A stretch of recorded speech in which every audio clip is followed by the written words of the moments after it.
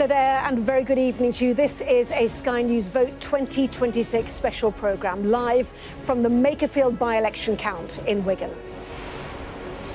It is a contest that could well decide the fate of an embattled Prime Minister facing tough questions about his leadership. Waiting in the wings is his chief rival, Andy Burnham, but he won't be able to take on the Prime Minister unless he wins here tonight. And on Mr Burnham's heels, a surging reform led by Nigel Farage, hoping to seize this constituency and the political momentum. Well, the polls have now closed and the ballot boxes will begin arriving here shortly so the votes can be counted. Whatever happens in Makerfield will be sure to reverberate in Westminster. We'll bring you all the twists and turns through the night.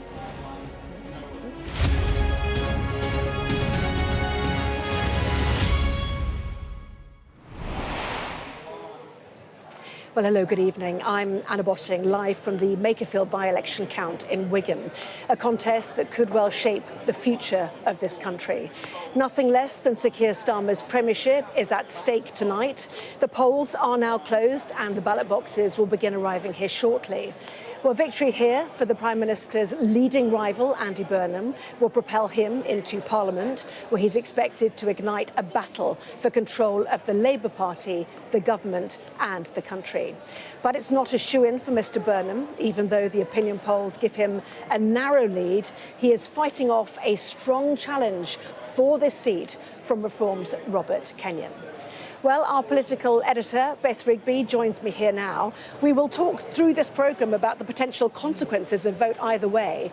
But on the streets, it's looking like a very high turnout. That's the mood music here. And how close could it be, do you think, for Andy Burnham?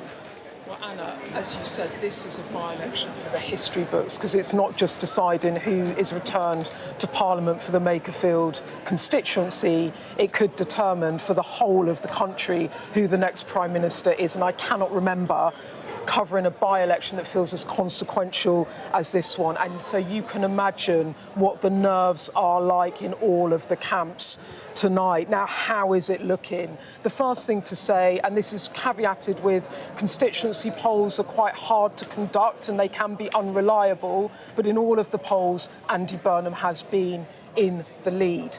The next thing to say is that in the local elections, in the May elections, Reform swept the board in Makerfield.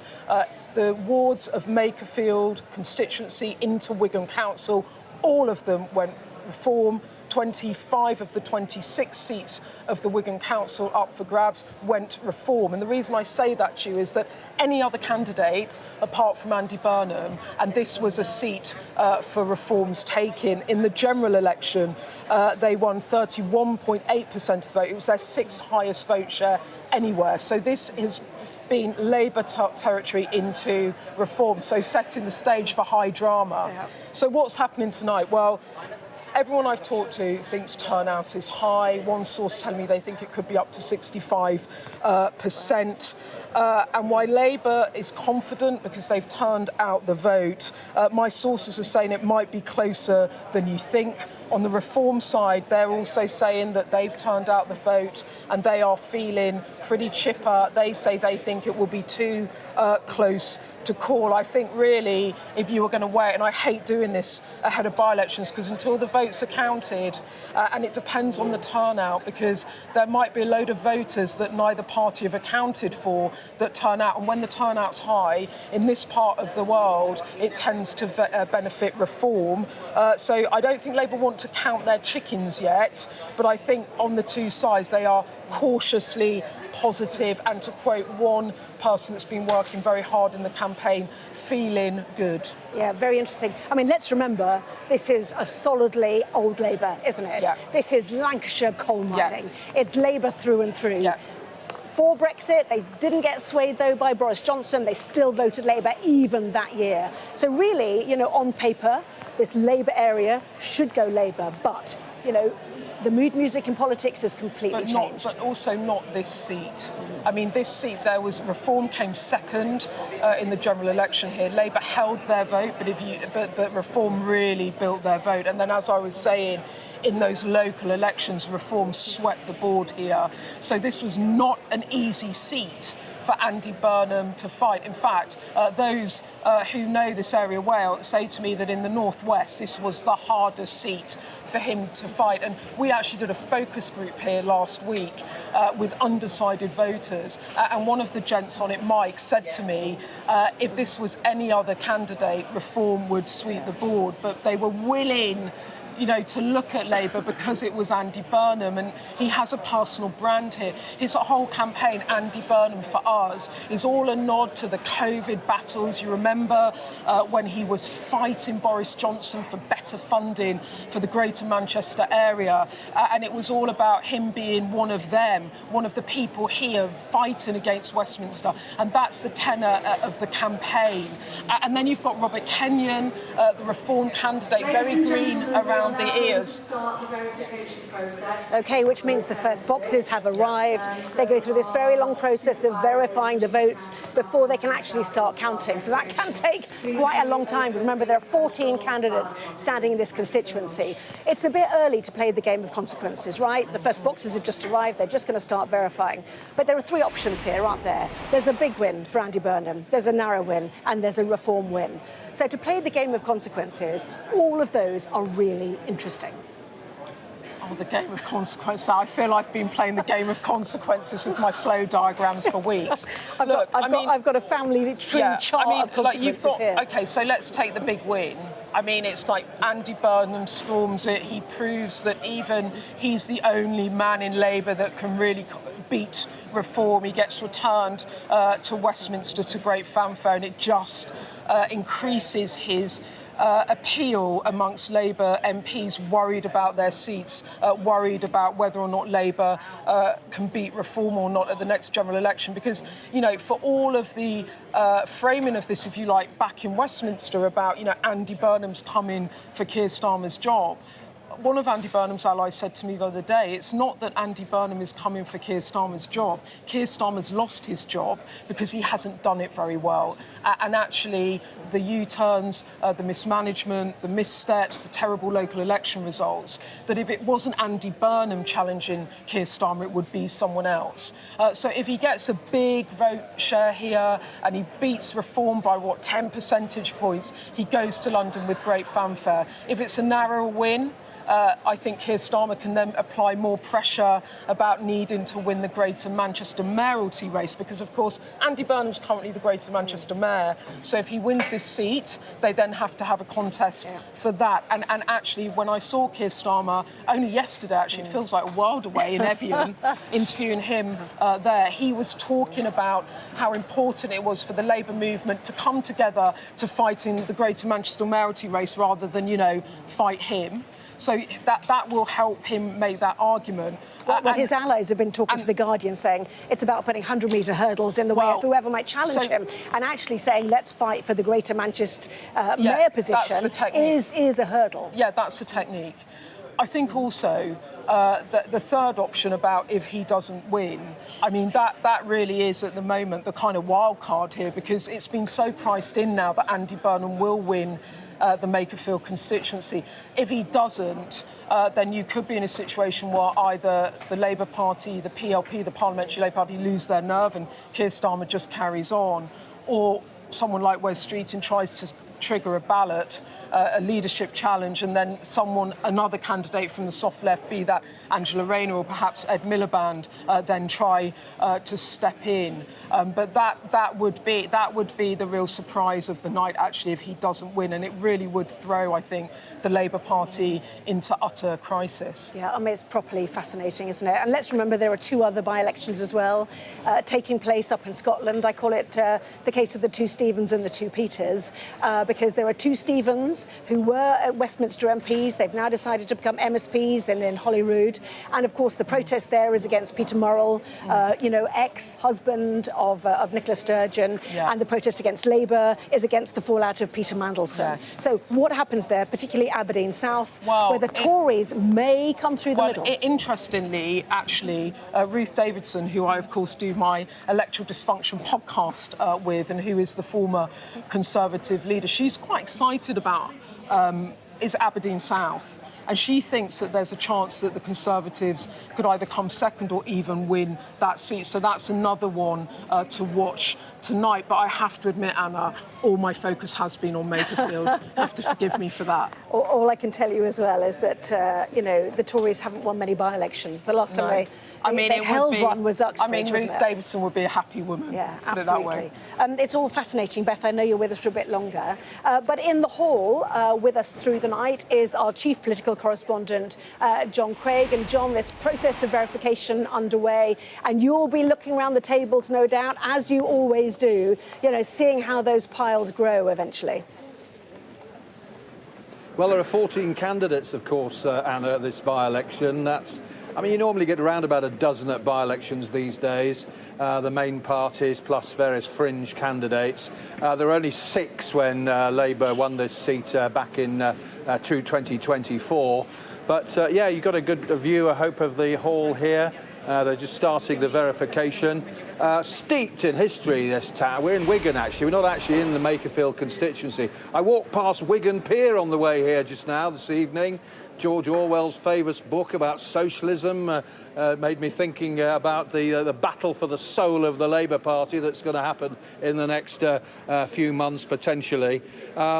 But this campaign, of course, because it's a high-profile, you might say, a celebrity candidate in Andy Burnham, has attracted some real A-list celebrities. Hugh Grant was here yesterday, campaigning for Mr. Burnham. He went to his headquarters. He also visited a pub where I thought, in the interests of painstaking political research, I ought to go there today. So he went to a pub in Wigan on his way back. Steve Coogan, actor and comedian, he appeared in a Burnham video and also went door-knocking for Mr. Burnham. An absolute parade of cabinet ministers today. I bumped into Ed Miliband getting off the train. There were suggestions in the Daily Mail this morning that he's going to lead a coup against Sir Keir Starmer in the next few days. Well, Mr. Miliband wasn't talking about that. Surprise, surprise. And then, surprisingly, John Bercow, the former Speaker of the House of Commons. Now, he, of course, started off in politics as a Tory. Then, of course, he later on became a Labour Party member, but he's suspended at the moment over those bullying allegations. So all sorts of big names here campaigning for Mr. Burnham. Of course, for Reform UK, Nigel Farage has been here a lot, as you might expect. And it really is a two-horse race between those two parties. The rest of the Conservatives, Lib Dems and Greens, quite frankly, are nowhere. But keep an eye on the Restore UK candidate. That's Rupert Lowe's party.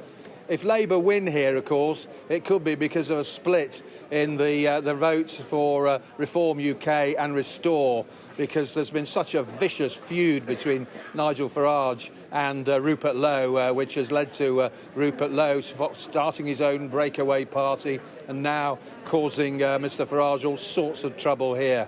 So it's the beginning of the night. I've just been talking to some of the Wigan Council officials. They reckon the result, I know you always ask me the result, Anna, between 3 and 5 a.m. is the latest estimate. So that's pretty broad window, isn't it, of a couple of hours. So we're in for a long night, the sort of dramatic nights that we enjoy. It's better than the World Cup, this, isn't it? More thrills and spills. And who knows if we're going to get a shock result at the end of the night, or if the bookies' favourite is going to win. Yeah, honestly, John, I think the people of Makerfield must be absolutely exhausted. Suggestion that Reform were leafleting people at 5:45 in the morning. Suggestion that some people have had their doors knocked 25 times. You get a real sense of why this is important for the parties involved. I think there's probably been more activists, certainly for the Labour Party, than we've ever seen in any recent by-election, because, as Beth was describing, there is so much at stake here, and all sorts of numbers of Labour activists up here over the last 24 hours or so. I mean, somebody told me 1,000, somebody told me 3,000, and yes, I mean, the voters have been bombarded with campaigners, mostly from Labour, mostly from Reform, but also the Restore UK as well. It is probably the most high-profile by-election. I mean, I know we often talk about high-profile by-elections, but there is so much at stake here because potentially it could bring about the downfall of the current Prime Minister and a new Prime Minister within weeks. Now, we know that Sir Keir Starmer is at the moment insisting he's not going to walk away. This week we have seen when he was interviewed by Beth in Evian, the Prime Minister promised to offer Andy Burnham a cabinet job if he did win this by-election. But that was swiftly and rather brutally rebuffed by Mr Burnham, who said he didn't want to, his supporters were saying he didn't want to be associated with the failings of the Starmer government. It's interesting, actually, I mentioned Steve Coogan. Steve Coogan has been a Labour supporter, but if you look at some of the things he's said in the past year or so, he's clearly become disillusioned with Sir Keir Starmer, and he's very much a Burnham supporter. And it just shows that the appeal, if you like, the allure of Andy Burnham, very much a sort of almost a showbiz personality in his own right. We see him mingling with showbiz stars, and I suppose he's the nearest thing the Labour Party at the moment's got to box office, and so he's attracted some of these big name A-listers, as well, of course, as thousands upon thousands of Labour foot soldiers. So it's all getting underway. It's quiet. There's a deathly hush at the moment, isn't there? Just shows how tense it all is. So much at stake. Anyway, Anna, look forward to talking to you throughout the night. Yeah, it's not so quiet where I am. John, thank you very much indeed. Yes, the verification process underway, those boxes coming in. But with us through this evening to help explain what is happening and what could happen, of course, next are the Reform MP Sarah Pochin and the Labour peer Baroness Debonair, and Beth Rigby's here with us still. Welcome to all of you. We were talking there about the exhaustion of the Makerfield voter. So I'm going to go to you first of all, Thangam, if I can, which is the massive get out the vote that Labour's done. I mean, today alone, John was speculating, he said 1,000 or 3,000. I've certainly heard 3,000. Talking about 120 knocks within a minute for Labour. I mean, why is this day so important? Well, Labour is always good at get out the vote. We've got a great ground operation, but also we pull together in elections. We really want to win the seat, obviously. I mean, it's a Labour seat, and we would like to get Andy elected. Labour volunteers, Labour MPs from all parts of the party and all parts of the country have come together to work really, really hard and promote that really positive message about what Labour can do for working people, for everybody in this community. And we've got a local lad here to promote. Andy is from round here. He's worked really hard as Greater Manchester Mayor. So, yes, we've got lots of volunteers out. And Labour volunteers love a get-out-the-vote operation. He's perhaps not quite as local as the Reform candidate, of course, Rob Kenyon. So you want to win it too, don't you? Absolutely. I think we would agree that it's certainly a historic by-election. It's only a year since my own by-election, so all this is bringing back all those memories of what a wonderful night that was. But yeah, we've got a very local candidate, and similarly, we've had also hundreds and probably thousands, I have no idea of how many volunteers have been on the streets today. And you're right, you do start to feel a bit sorry maybe for some of those poor residents that have been knocked on endlessly so many times over the last 4 weeks. But that's what a by-election's all about. It's so focused, so concentrated. We put our all into winning. We all do.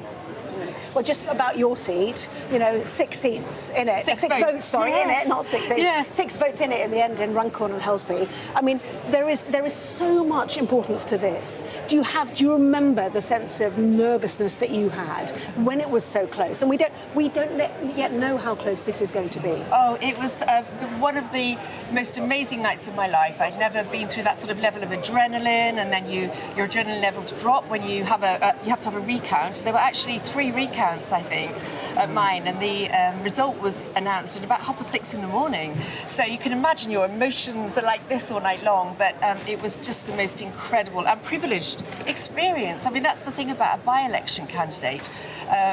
All the focus is on you and the other candidates. So it really is a very, very special and memorable occasion. Well, I mean, Beth can testify to that. The focus really is on the individuals involved here. Andy Burnham, with potentially the accusations, he's already started flip-flopping a bit, on WASPy women, for example. Rob Kenyon, perhaps we'll get on to as well, the accusations about his social media history too. I mean, they're right in the spotlight, aren't they?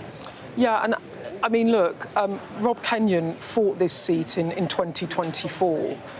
He has had the country's attention on him in this by-election, and there has been a number of past comments that he's made that have come up, that have drawn criticism, that have sparked controversy. And then also he is up against Andy Burnham, who has a big brand political name. And, Rob Kenyon's fought this campaign saying, I'm not a career politician. But Andy Burnham's fought this campaign saying, I am a seasoned politician, and I can better represent you here in Makerfield. And they have gone toe-to-toe. And I think what's really interesting about this by-election, I'd like to ask both of you, I think there is sort of an acceptance here that if it wasn't Andy Burnham, it is likely that Reform, given the record, as I said in the May elections, I think Reform took 50% of the vote in the wards in Makerfield, that actually this would have been a Reform seat. And actually it's Andy Burnham's personal brand that could save it for Labour. I mean, Thangan, what do you think about that? If Andy Burnham wasn't standing, there wouldn't be a by-election, because Josh, the previous MP, stood aside so that Andy could be the candidate. So in a way, that question doesn't arise. Certainly Andy's got a great brand, but the reason he's got a great brand is how hard he's worked for Manchester, and previously for the neighbouring constituency seat of Lee. I think part of that, his former seat, is in part of the new Makerfield seat. So his kids went to the local schools. He plays football at the local football place. He's a mayor of Greater Manchester. So I think, yes, he's got a great brand, great name recognition. I think what he also has, and I think the Labour volunteers have had a really good time selling this on the doorstep, is that he is a competent politician. And actually, there's that combination of being able to talk to people and really enjoy talking to people, really enjoy listening to people and connecting with people, but also being a seasoned enough politician to know how to get things done. He's been a Secretary of State. He's been in opposition. He's been in power in Manchester, and he was in power in the last Labour government. He will know how to get things done. And so how do you think Rob ran the campaign? Well, look, I think Rob has very much gone on the local ticket. I mean, he really is a genuine local man, a plumber here in the constituency, and knows an awful lot of people because of his work here.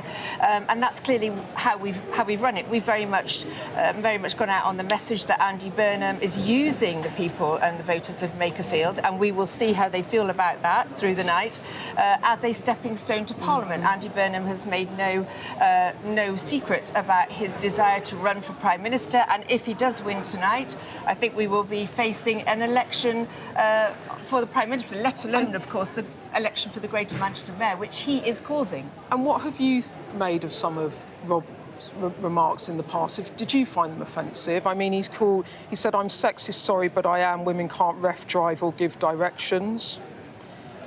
He said that women seek abortions for vanity purposes, and he reportedly argued women want reproductive rights so they can shag anyone they want and then use an abortion as a secondary or last chance form of contraception.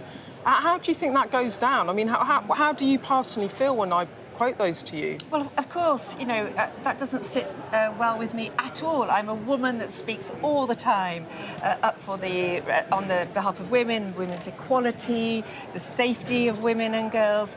And so, those remarks, of course, don't sit comfortably with me. But what I would say is he's shown remorse for it. He said he was sorry. He said he wouldn't say that now. Some of those remarks are quite old, and he regrets it. So, I think you've caused quite a furore, as you know, yourself today by suggesting that England's football team need to keep winning, to stop cases of domestic violence from going through the roof. I mean, people like Carol Vorderman, who actually wrote to the women of Makerfield about... As did I, actually. Did yes, you? I wrote back. That's very... So there we go, that's very... We'll talk about that in a moment. But, you know, what were you thinking by saying that? And why not... You know, you've put the onus on footballers to stop domestic violence against women and not the abusers themselves. I mean, there's been such a big reaction to this. I think that's a leap too far. My point was very clear, and that is that the statistics back up exactly what I say. And sadly, when something like England lose a football match, the reality is that women that are on the end of domestic violence suffer dreadfully. And let me just tell you that I was 20 years as a magistrate dealing with domestic violence. And I've been on endless training courses with the police, and they will show you the spikes in their call-outs when something like a big football match is on and, you know, something like the England team don't win. My point, of course, is not about, you know, of course we all want England to win, and it's wonderful that they won last night. But I am wanting to raise awareness, as I take every opportunity to do, of the poor women that do suffer such bad domestic violence. And can I say one more thing on it? You know, the Labour government, with their new changes to the Sentencing Act that have just come in, mean that often perpetrators of domestic violence won't go to prison. OK, do you mind if we hear what you said? England won the football last night, and thank goodness they did, because on the occasions that England lose their football matches, the incidences of domestic violence go through the roof. So, boys, keep winning. I hear you say you're a magistrate, but Thangham, I know you also worked in domestic violence against women. You were an internationally recognised expert for some 26 years. I don't mean to, you know, get fisticuffs at dawn at the start of our programme, but anyway. Well, anyway, so your thoughts on Sarah's correlation between those? The reason I'm not on the same page as you, Sarah, is because the people who are responsible for domestic violence are the men who do it. Of course. And you didn't say that. And you had an opportunity. As a politician, you have a platform. And you're absolutely right that at times of sporting events, domestic violence does spike. But the people who are responsible aren't the footballers. And you didn't talk about that. I mean, I'm glad you think it's funny, but it's really not. It's not funny. And you didn't put responsibility on the men who do it. That's so wrong to twist my words. I'm not twisting them. I'm being very clear about what I say. You're not.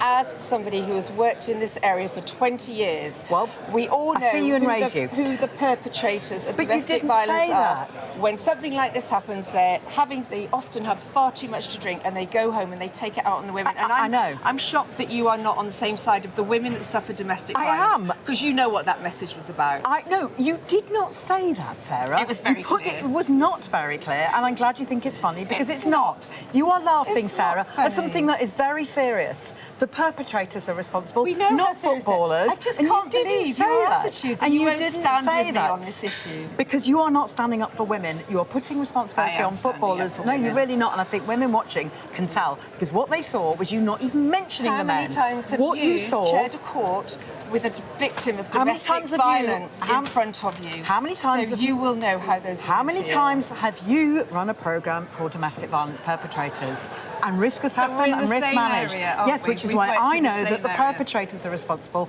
not the footballers. And I never what said you that. said, you did. You said, "Come on, England." You didn't say anything about the perpetrators. I'm shocked. You did not mention the perpetrators, and I think that's really clear. It's a long night ahead, and we've all got to get on as well. Beth, final thought from you for now.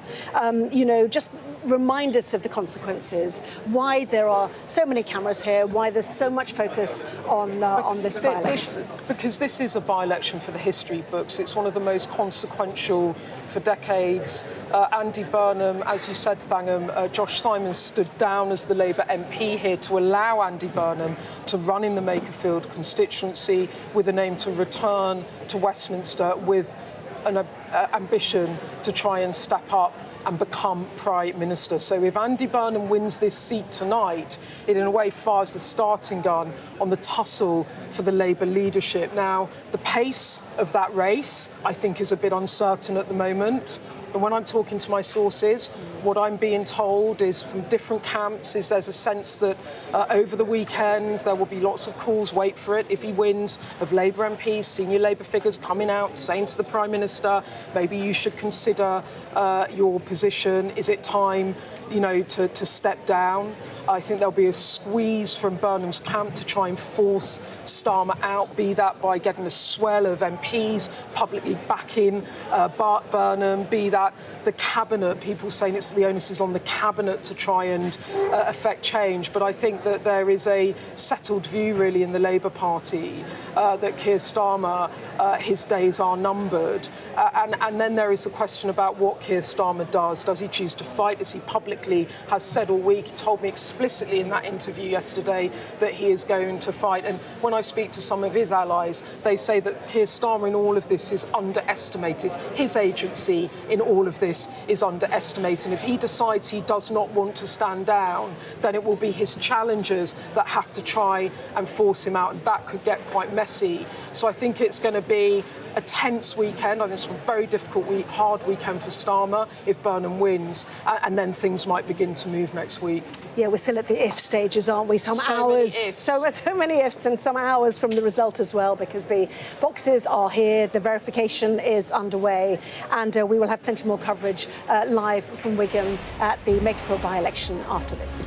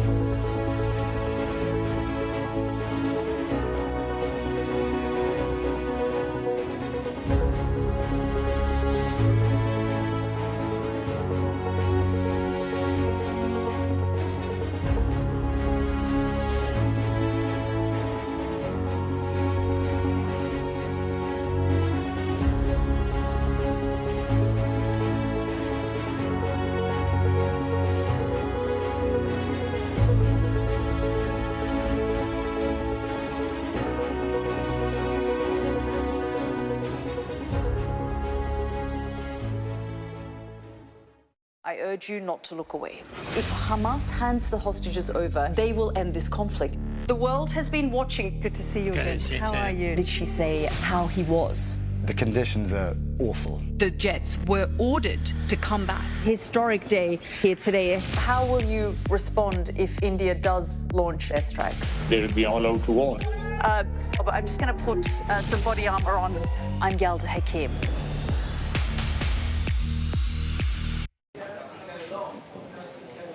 So the ballot boxes from the Makerfield by-election are arriving here. While we wait for the verification to happen and the count, obviously, to start continuing. You can see these boxes arriving with our live pictures from throughout the constituency. Let us see what is making the front pages of tomorrow's newspapers. So let's start with the Sun. It leads on the crocodile attack on a 3-year-old boy at a zoo in Huntingdonshire. That horrific incident is also the lead story for The Telegraph. The Daily Mail also leads on the same story. It says the boy is still critically ill in hospital. And it's also the front page lead too for the Daily Star. The Guardian has claims from ex-Brexit negotiator Michel Barnier that Britain could rejoin the European Union without giving up the pound or joining the Schengen zone. While the Express says the majority of Britons still support Brexit, according to its own survey. The Financial Times leads on the Bank of England, keeping the interest rate at 3.75%, despite a fall in the price of oil, thanks to the Iran peace deal. The Eye reports on hopes that the cost of living may now come down in the UK because of that fall in oil prices. The Daily Mirror leads on its water safety campaign, saying the Prime Minister has pledged to do whatever he can to help.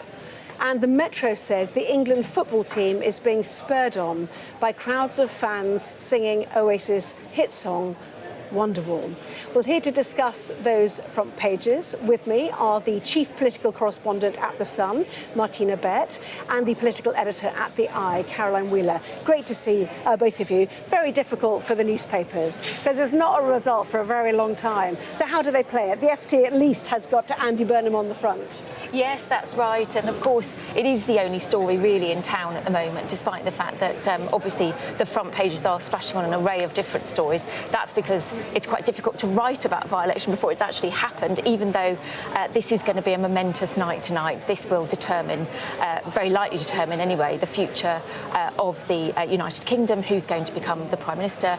Of course, if there were an upset here, it might be a completely different story for Sir Keir Starmer, who everybody is assuming is going to have a very difficult night tonight. But well, the papers were late last night because of the England World Cup game, but now you can't even put new front pages on later on, can you? Because, you know, the results coming between 3 and 4 or 3 and 5 was the latest I heard here, potentially partly because there are so many candidates. Yeah. So how do you play it? What do newspapers do? They do things like put pictures of Andy Burnham looking confident on the front pages, don't they? I mean, all the polls recently put him on a sort of comfortable win, right? But speaking to the people in his campaign, they're not taking anything for granted. I think there was a record breaking today because they, I think, contacted voters 10,000 times. So all hands were on deck. We've seen lots of candidates, obviously the Starmerites also coming to Makerfield for this unprecedented by-election. And I would say that the climate around Makerfield in the last few days has been one like people really did not want to talk about politics. Like the amount of people, the couples that would say, I might want to move away because speaking to journalists has just been so difficult in the last few weeks. So, you know, I think the stakes could not be higher, really. It's so funny you should say that, because I was talking to Andy Burnham, I did an interview with him last Saturday, and he himself was acknowledging just how fed up people are of politics here and saying that there's so many pictures of his own face now in the kind of recycling bins when he goes around it, and joking that he felt quite sorry for them, that they were having to put up with such a relentless number of leaflets going through the doors, number of calls being made. There were reports today that even up to 3,000 activists might have been on the streets, which is extraordinary, although I think some people were downgrading that towards the end of the day to around 1,000, and that some doors had been knocked up to, what, 6 times? I heard 8 times. Wow. So I heard 25 times. So well, yes, I think they're going to be absolutely delighted when it's over. Even Wigan Council, in their notes to us journalists, said this is absolutely unprecedented. It's fair to say we've seen nothing like it. But anyway, there we are. In the meantime, what does Starmer do? Now, does he sit quietly? Does he quietly congratulate Andy Burnham, should he win, overnight tonight, or does he just sit and do absolutely nothing? The Times is suggesting that Starmer is amassing a war chest to fight off a leadership challenge. Certainly I spoke to Tony Dyer, political editor of The Telegraph yesterday, suggesting he's got a campaign team together already. So he is digging in, isn't he? He certainly is. I've just literally yesterday came back from the G7 summit in Evian in France. I was with the Prime Minister. We got to see him a number of different times, including when he did those broadcast interviews. And he was pretty bullish, actually, both in private. How is he being so calm? I mean, people talk about him being, you know, calm and, well, not necessarily resolute, but just, I mean, it seems to be washing over his back. I mean, what is going on in his head? He's sort of unflappable, I think, at this point. And, you know, when I look at him, you know, I kind of wonder whether there's kind of sense of denial that this is happening, or potentially he is listening to some of those people that are telling him what he wants to hear. And he is thinking maybe he can tough it out. Maybe if there is a contest, if enough candidates enter the race, that maybe he can come up through the middle. That seems to be the kind of strategy they're talking about. And it's sort of like the bunker mentality, right? He's surrounded by people that are telling him he could do it. And, you know, there's been lots of reporting whether he actually means it, because right now he can't say anything different. His authority is already crumbling. So the only thing he could say is, I'm going to fight this, right? But he says, I'm going to fight it if there's a contest. If there is a contest, so, I mean, there is a subtle difference there. Yeah, there is a subtle difference. But actually, speaking to the people around him, and stories like this in the Times prove that he's not joking, he's not bluffing. He wants to fight, and actually wants to make it really difficult for Andy Burnham, because he believes he was the one with the mandate. He believes that a leadership contest will throw the country into chaos.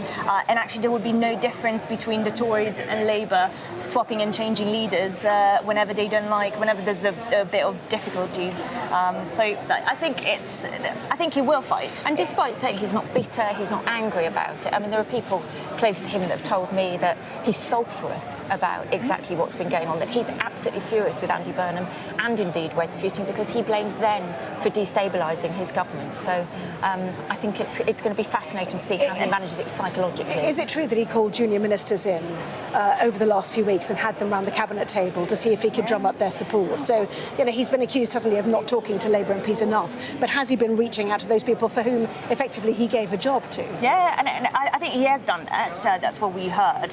At the same time, I think the risk next week, if Andy Burnham wins, because even Andy Burnham has said, I will join a contest if there is one, right? He doesn't want to be the one that actually triggers it. Same thing with West Streeting. So, I mean, just on that point, West Streeting came up here on Monday.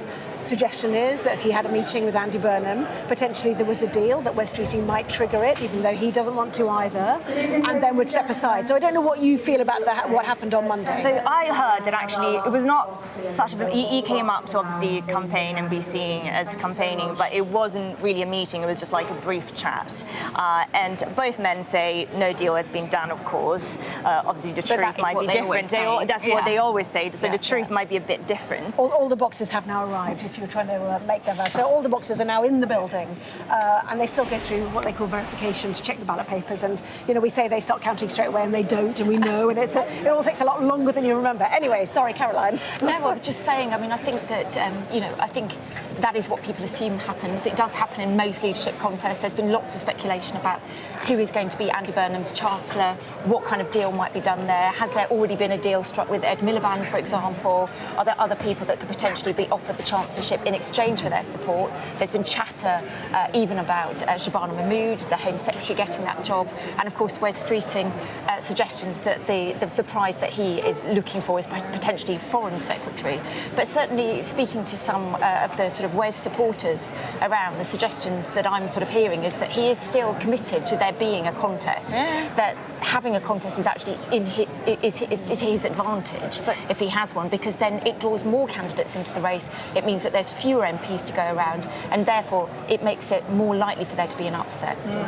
And I mean, I think what they're hoping, what Andy Burnham's team hopes that will happen, actually what West Streeting's team also think will happen, is something similar to what happened with Boris Johnson, that next week we're going to see junior ministers' resignations, going back to the point that Starmer tried to get them on board in the last few weeks. But what I'm hearing at least is that there could be those resignations to try to convince the Prime Minister to set a timetable, and that that's what I think Andy Burnham would like, because instead of, we talk to people and his campaign team and they say, oh, he's ready. But I think he would probably like to have some time to prepare for government and have an actual plan. Yeah, it's all a big if, isn't it? We know Reform have been fighting hard. Rob Kenyon's been knocking on doors 12 hours a day, we hear, trying to get around as many people as possible here.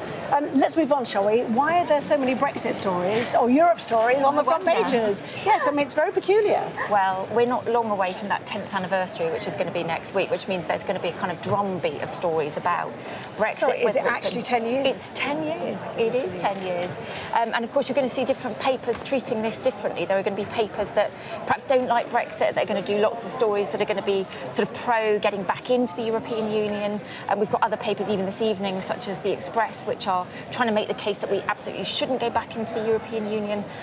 But I think it's also really interesting within the context. I know tonight we're here, we have to bring everything back to Andy Burnham, but it's very interesting in the context of this potential leadership situation, because of course Andy Burnham has previously said that he would like to see the UK rejoin the European Union within his lifetime. Now, he has rode back from some of that. I know that he's certainly told some of his supporters, particularly in this part of the world, that that's not his ambition at the moment, that he's simply interested in pursuing a closer relationship with the European Union as Keir Starmer is doing at the moment. But I think it is going to add to the pressure around this story about what a potential new Prime Minister could mean for those European Union negotiations. But he's got two constituencies at the moment, hasn't he? He's got Labour MPs and potentially Labour members, should there be a proper contest, and he's got the people of Makerfield who voted for Brexit. And that's why when he was asked about his views, as Caroline said previously at Labour conference, he said he would like to rejoin the EU in his lifetime, and then rode back on it and said it's not something I'm focused on right now.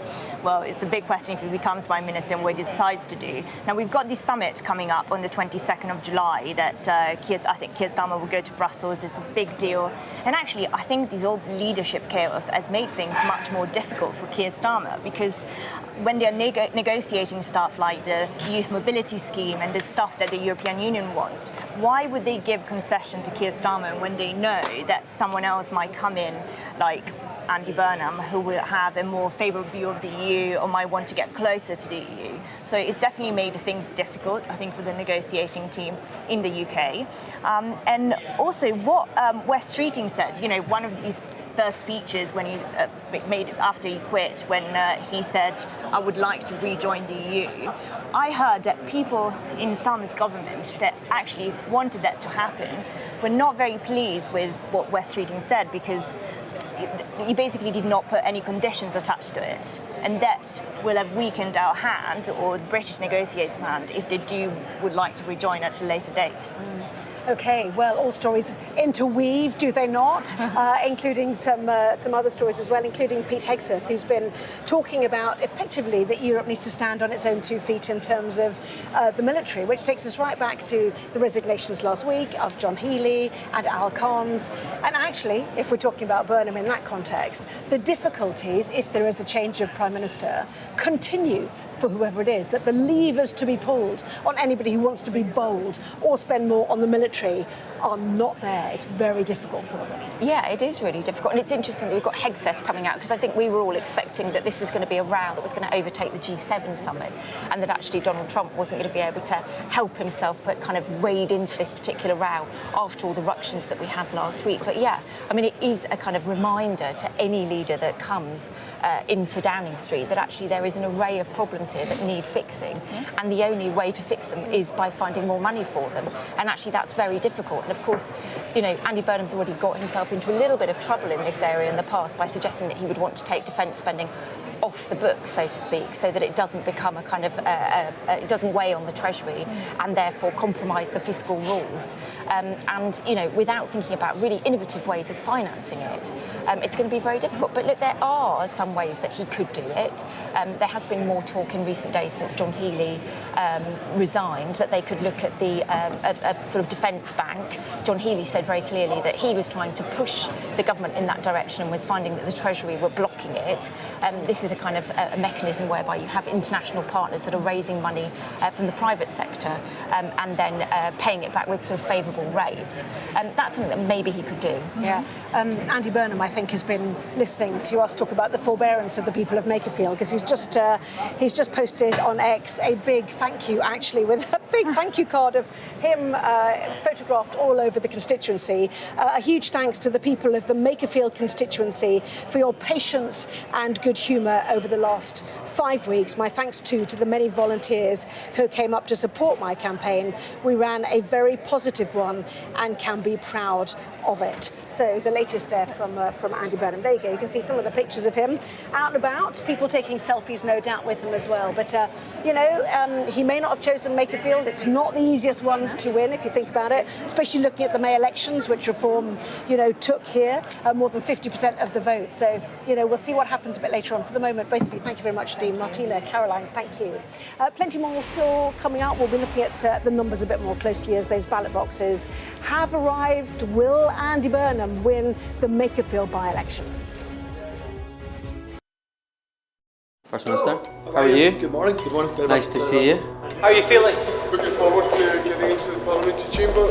Are you any further forward to making a decision? I'm not. No, it's an important day today. All of the claims were in line with my parliamentary duties, so I'm making that clear to you, Connor. He was a Scot through and through. He was a very good politician. Alex Salmond was controversial, he was a disruptor, but above all, he was respected. Will you resign if you lose this week? Again, I'm not planning to, of course, lose the vote of no confidence. I'm planning to win that vote of no confidence. His face said it all. My intention to stand down as party leader. This is now a storm with deadly consequences. How are they feeling? They're a bit scared at the minute. We've been told to evacuate. How are you feeling? Devastated. Hundreds of homes were wiped out by flooding. I'm Connor Gillis, Sky's Scotland correspondent. It was probably the darkest time in my life. Scott is 5 years sober after a cocaine addiction left him close to death. Scotland has a shameful record, worse than England, the worst in Europe. Why not just say you've failed? Because then you might get more respect from families who've lost loved ones. This is where one of the UK's most prolific rapists thought he'd got away with murder. Sky News can reveal that former sex workers had told police he was sexually violent. My Emma. Free wherever you get your news. It's over, isn't it? The Americans say he is Rossi, a fraudster. This has been one of the most bizarre cases ever heard in a courtroom in this country. A dangerous murderer. Do you think you'll ever be able to forgive Andrew Ennis after this? She said she can forgive him, but as long as he's behind bars. By doing the right thing, it's destroyed your life. They terrorised me, they intimidated me. I'm so grateful. Sky News, the full story first. I bet right now you often find yourself asking why. Why was a certain decision taken? Why did something happen? Why did they say or do that? I'm Neil Patterson, and it's my job as a journalist to find out why. Just explain why. It's a difficult one. Well, I mean, it's massive. It's a very, very severe situation. So if you want to make sense of this complicated world, Sky News' new podcast, This Is Why, is your daily fix. One story every day, and we can find out why together. Listen and follow wherever you get your podcasts. The best thing about being a Sky News journalist... Hi, darling. Beth Rigby, Sky News.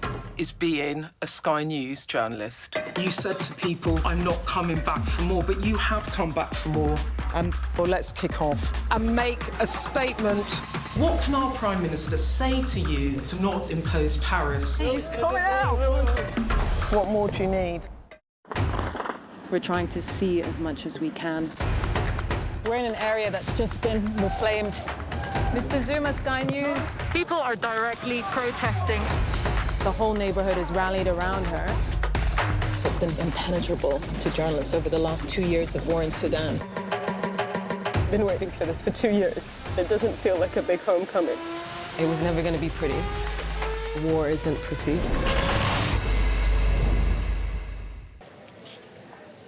So we are in Wigan at the count for the crucial I'm going to use that word, Makerfield by-election, and I'm pleased to say our election analyst, Rob Ford, joins me now. We're in the hiatus, aren't we? The boxes are in, and they've still got to get us a result come the small hours. Let's just remind ourselves where we are. This is a seat which has been solidly Labour since 1906. That's correct. This is a seat that's been Labour for longer than there's actually been a Labour Party. The first Labour MP elected here in 1906 was a Labour Representation Committee member, because the Labour Party wasn't officially founded and its constitution drawn up until a couple of years after that. It's been Labour MPs ever since, unbroken. This used to be a big part of the Lancashire mining field, so for 80-odd years it was basically kids who'd gone down the pit, joined the mining union, ended up in the Labour Party, ended up in the House of Commons. More recently, it's been a bit more of a diverse mix of people. The most recent one was the former head of Labour Together, but it's never been a seat Labour have had to worry about until tonight. Yes, indeed. Josh Simons, who stood down for Andy Burnham, partly because of accusations about him and Labour Together, to be fair, and the influence they were trying to import. In terms of the demographics here, I met some people on the train who were rushing back to vote in Makerfield, and they said, you have to understand about this, because it's Lancashire coal mining. This is not ethnically diverse, because they did not come and do mining. They did textiles elsewhere. So, what, 96% white, home owning, working class, probably? Well, it's a really interesting sort of layer cake, demographically speaking, because you've got that mining history going right back. That's why the seat is really a scattering of quite sort of self-contained communities that have been built around individual pits and so on. But all those mines have been gone for a while now, and the other thing that defines this seat is its geography in terms of where it's located in its transport infrastructure. It's right in between Merseyside and Greater Manchester. There's big motorways that run right through it, and as you say, an awful lot of the people living here, they're commuters who are coming back from offices in Manchester, from offices in Liverpool to vote this evening, because this is a very high home ownership seat, very high car ownership seat. Yes, quite a lot of working class voters, quite a lot of lower middle class voters too. It's basically a little bit of everything except for ethnic diversity. Very, very white seat, very, very British born seat. Yeah, well, we said it's solidly Labour. In about 40 seconds, the complicating factor, of course, is reform. And they absolutely, nailed it in the Makerfield constituency in the May elections. Well, yes, and this is the thing. The crucial question tonight is which Makerfield shows up. The Makerfield that showed up a month ago and delivered 50% of the vote for reform, delivered every single ward but one delivering a reform councillor, or the Makerfield that showed up 2 years ago and gave Andy Burnham 60% plus. Which is why it's so absolutely fascinating, isn't it? Are you going to call it quickly? You've got 10 seconds. Absolutely not at this point. We've a long way to go. Rob, you're no fun at all. Thank you very much indeed. Rob Ford, our election analyst. So plenty more then here from Wigan coming up throughout the night. We'll be back with our guests too at the top of the hour. See you in a moment.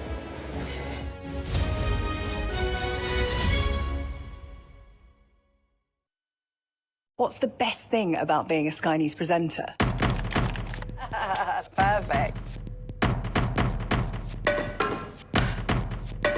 Let's bring you some breaking news. Being a Sky News presenter. I began by asking, thank you so much, trusting us to tell her story. The battle for number 10. Sky News has been given exclusive access. Let me give you a sneak peek. It was the day those present would never forget. Why did you decide to open up and tell your story?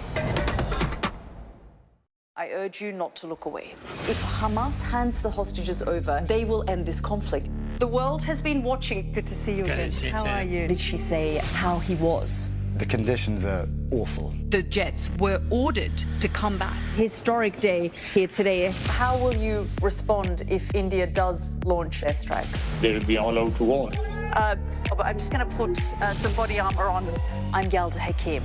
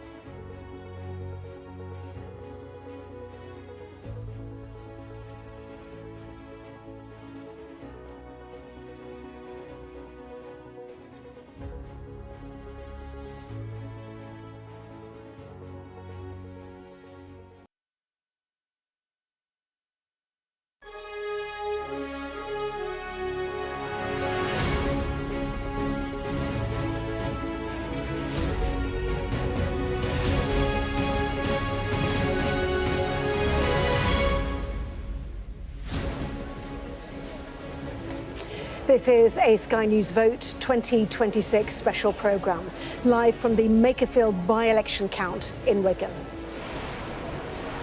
It is a contest that could well decide the fate of an embattled Prime Minister facing tough questions about his leadership. Waiting in the wings is his chief rival, Andy Burnham, but he won't be able to take on the Prime Minister unless he wins here tonight. And on Mr Burnham's heels, a surging reform led by Nigel Farage, hoping to seize this constituency and the political momentum. Well, the polls closed an hour ago and the ballot boxes have now all arrived. The votes now being verified before counting begins. Well, whatever happens in Makerfield will be sure to reverberate in Westminster. We'll bring you all the twists and turns through the night.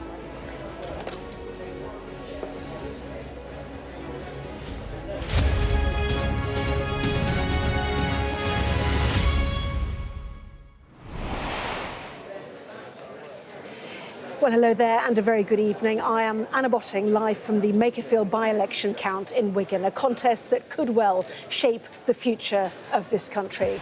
Nothing less than Sir Keir Starmer's premiership is at stake tonight. Well, the polls closed at 10 o'clock and all the ballot boxes have now arrived. Victory here for the Prime Minister's leading rival, Andy Burnham, will propel him into Parliament, where he is expected to ignite a battle for control of the Labour Party, the government and the country. But it's not a shoo-in for Mr Burnham, even though the opinion polls have given him a narrow lead. He is fighting off a strong challenge for this seat from Reform's Robert Kenyon. Well, with us through this evening to help explain what is happening and what could happen next are the Reform MP, Sarah Pochin, and the Labour peer, Baroness Debonair, and our chief political correspondent, John Haig, is here with us too. Well, welcome to all of you. It's a strong fight from Reform, certainly, but there was a sense earlier this week that Reform had given up and was going to focus on the Greater Manchester Mayor's role. Is that true? Gosh, I don't know where you've got that from. Not at all. We've been out every single day. We've had the most amazing number of canvassers out there on the streets. And of course, Reform are getting better and better every by-election we have, because this is now the third one, at running the machinery behind, such a professional campaign. And it's not just about the people out there on the streets knocking on doors, delivering leaflets. It's about the data collection and how we get to the point of today when we knock on certain doors, etc. So, parties like the Labour Party, 100 years old or whatever, Tories 200 years old, they've got a lot of history behind them. Reform have done this incredible job of creating a machine that can fight and put up a really good fight at a by-election in such a short amount of time. Do you still feel a bit green around the ears? Oh, I don't think so. I think that we've got some experience now. We've got some really good people on the inside running the show. The campaign director for this by-election is hugely experienced. So we're in good hands. But, it's a huge pace that we are having to expand by, and very quickly, because that's what the public is demanding. Well, the question is, of course, Thangham, are we in the death throes of Keir Starmer's leadership? That is the question. Can I ask, first of all, where do you stand? Do you want Starmer to stay? Do you want him to go? I want a Labour government that's strong, that's doing good Labour things, that's serving the country in all its diversity and all its glory. Did you answer the question? Well, because I think the most important thing that happens here is we've got to wait through the night for a result. We don't know what's going to happen even in 2 hours' time, really, do we? And what I really want to see is a really good Labour government. Who leads it? I have served the Labour Party under several leaders. And at the moment, all I want is to have a strong Labour government doing great Labour things. And what I love about this campaign and about all the campaigns that we ran in the general election and beforehand is how much we celebrate Britain and its diversity and its willingness to tolerate and respect differences and its willingness to stand up for people and to have those really difficult conversations. OK, let me ask you slightly differently. If Andy Burnham wins tonight, how do you want Keir Starmer to go, or do you want him to stay on? I think it will depend partly on if Andy wins. Looking at pictures of Lisa Nandy, you're talking about the people who are here, in support, clearly. You know, Lisa Nandy, what? She's nearby, clearly, isn't she? She's the Wigan she's MP. here. Exactly. She's next door MP. Next door MP to Makerfield. I mean, we are in Wigan. We're in her constituency. Exactly, we are outside. Do you know, I didn't know that. I mean, what I'd really like is for us to have a strong Prime Minister. And I think that's, obviously, it's been difficult to say that Keir's had a good few weeks. Obviously not. We lost here in May in the council elections. There's no getting away from that. We wouldn't be having this by-election if we hadn't done so badly. Some really fantastic Labour councillors who've been working really, really hard for years and years and years lost their seats, and what came up on the doorstep wasn't them, it was the government and it was Keir's name. And I think we've got to acknowledge that. There's no point hiding from it. By 2 a.m. I'm going to get an answer out of you. Everything Tanya has just said, you want a good, strong Labour government. I do. Suggests that Keir Starmer's not providing that. And you've said nothing to give a vote of confidence or vote of support for Keir Starmer. You clearly want him to go and a new leader, and presumably you support Mr Burnham. No, I don't think it's that straightforward. I serve the Labour Party. No, I serve the Labour Party. I've served the Labour Party under several leaders, some of whom I've really not liked that much, but I still serve the Labour Party, and it's because it's the Labour Party that I believe in, which whoever the Labour leader is. I mean, at the moment, I will observe, and it may seem like a petty thing to mention, but it's actually an all-white dude shortlist at the moment. And as the chair of Labour Women's Network, I would love for us to have a diverse range of leaders, of potential leaders, but that's not where we are. Where we are at the moment is we got absolute hammering in May, and we know that Keir's name came up. It will be ridiculous to pretend otherwise. Okay. And what voters have been telling us is that they want something different, and I think we've got to look at what that's going to be. Right, John, you've been walking the tables. How close is it? I know you can't tell now. Postal votes are crucial. Yeah. I mean, I can remember a few by-elections back when Sarah's friends, Richard Tice, and to a certain extent Nigel Farage, used to moan about postal votes and claim that Labour were exploiting them and so on. You used to call for proportional representation as well, all sorts of excuses. But there are 14 candidates here, which is a lot. And we hear, one of the things we've learned in the last few minutes is that it looks like the turnout is really, really high. Wow. Could be over 60% possibly, which is very high for a by-election. Very high. It's normally those by-elections in far-flung parts of Northern Ireland where Mine you get was 46, Yeah, well, 47. that's pretty high, isn't it? Yeah, it was Most by-elections are sort of in the 40, 45 mark. Yeah, and yours was incredibly close. I remember we got the result about 6 a.m, didn't we? Yeah, we did. And 6 votes in it. It's the record, I think, isn't it? It is. One of the things that struck me is that the statement from your party, I'm not sure if it was Nigel Farage or a party spokesperson, said, didn't say, we think we're going to win. The statement said, we think we're going to get the best share of the vote that we've had in any by-election, which suggests that you're confident of getting, I don't know, 40-something%, but not necessarily winning. Yeah. Well, we'll wait and see whether the Andy Burnham name, because clearly he does have name recognition, does play a big part here. In my by-election, the two front runners, me and the Labour candidate Karen Shaw, we were both unknowns, so nobody had an advantage on sort of brand or name recognition, where clearly that is happening here. So it'll be very interesting to see how that impacts the final vote, but we'll see as the night goes on. Let's talk about shall we restore Britain? You know, this battle on the right of politics, whether it might steal you this election, what feels like, you know, you would argue perhaps a vendetta of the split of this party. You know, how do you feel towards restore right now? And if it happens here, what's going to stop it happening in a general election? Interestingly, on the streets, knocking on doors, I mean, I've had 6 whole days during the campaign here in the last 4 weeks. The Restore, the people that might be minded or mention Restore, when you tell them that, you know, that will split the vote and allow Labour in, they understand that and they are prepared to give their vote to Reform. So, again, it'll be very interesting as the night progresses to see how well Restore actually do.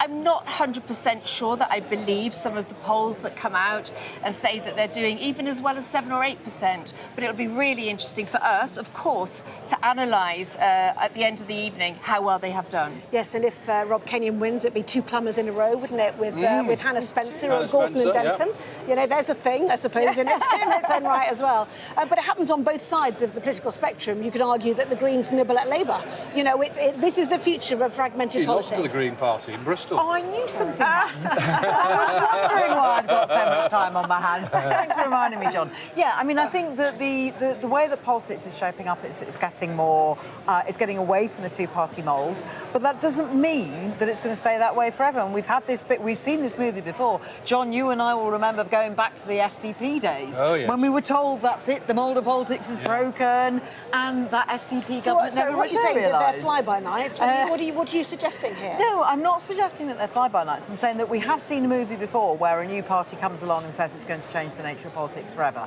However, the difference here is that we have two parties on the right who are spreading messages of division, and Restore, to be fair, is the more extreme version. But when they come out with things that allow people to feel that it's okay to say things like send them back about migrants, when it's okay to torch a hotel where there are asylum seekers inside, where it's okay to rampage through the streets of Southampton because people are angry about something that happened to Henry Novak after Henry Novak's family had said, please do not make a political message about it. There are people who are saying, and Nigel Farage is one of them, that it's important to act with cold, hard rage. And that makes other people who have much worse intentions feel justified and emboldened to take that message of hate out and amplify it. Now, it worries me.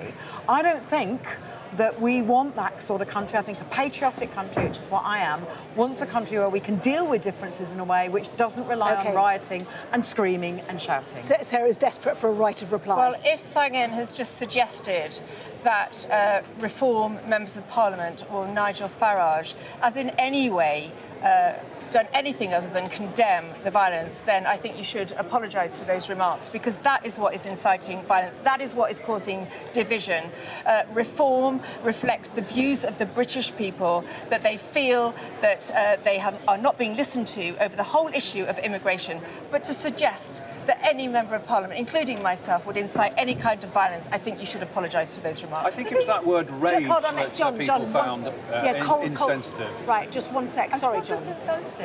It's when a horrendous crime is committed by someone. Are you going to apologise or not? Because when a horrendous crime is committed by a member of an ethnic minority and the entire ethnic minority group is blamed, and when people are encouraged, are you saying that's Reform's when people are encouraged to believe that it is the big problem of migration that caused the murder of Henry Novak, when that is not true. The murderer of Henry Novak was born in this country. We are talking about two-tier policing. We are talking about a police force that puts handcuffs on a white person instead of the person that actually stabbed that victim, and let him die. And Nigel is completely right to reflect the views of the British people and say that people felt really horrified about that. Everybody did. About the fact that our police force will automatically handcuff the white man and not the perpetrator who stabbed him. Black people, everyone was horrified about that murder. And black people are still 3 times as likely to be stopped and searched. Does that make it okay, what you've just said? Can I speak? If there are politicians who think that it's okay to say that this case translates across to all members of the same ethnic group or all migration. Yes. Reform has not said that. Reform is saying that migration is the problem. And that there is a problem in the police force. There is no data for that. The teaching of the police force, that they would suddenly handcuff a white person. They're saying that without any evidence. Do you not think that is reverse racism? They're saying that without any evidence. That is racism against the white boy. They're saying it without any evidence. The judge in the case did say that Digwear had been persistently lying. He'd even lied to his brother, and that it was dark and the police could not see blood. So there were some extenuating circumstances to that, and there are investigations underway, as we know. We've all seen the videos. John, I interrupted you. I forgot what I said now. I was engrossed by what I heard, that argument. Yes, Nigel Farage used that phrase, what was it? Cold, hard rage. Cold, hard rage.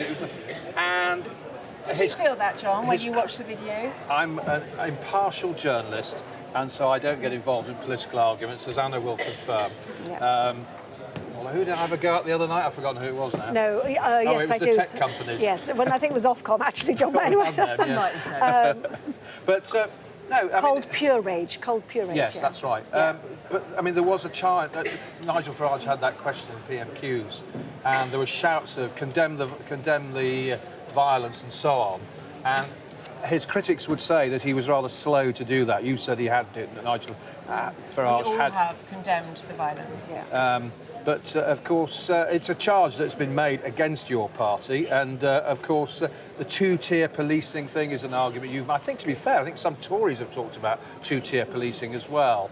The Tories always adopt what Reform says eventually. Well, they say the same about you. I was going to... you talking about how you're more professional now, or a new party and so on. But you have got quite a lot of ex-Tories in your party now, so you're not all complete novices, are you? I mean, you're a former Conservative councillor, I think I'm right in saying. Yeah, 5 years ago I left the Conservatives. In fact, 6 years ago I left the Conservatives. And you've now got a former Home Secretary and a former Immigration Minister. And Robert Jenrick is busy condemning the policies that he literally brought in himself when he was Immigration Minister. He resigned as Immigration Minister because he could not get done what he wanted to get done. He carry out the policies. It's a fact. He carried out the policies which he is now criticising. Yeah, he did actually. We found actually some words he used in the Commons, welcoming people from Sudan, and he did sounding quite liberal with a small L at times. He once was soft centre right once.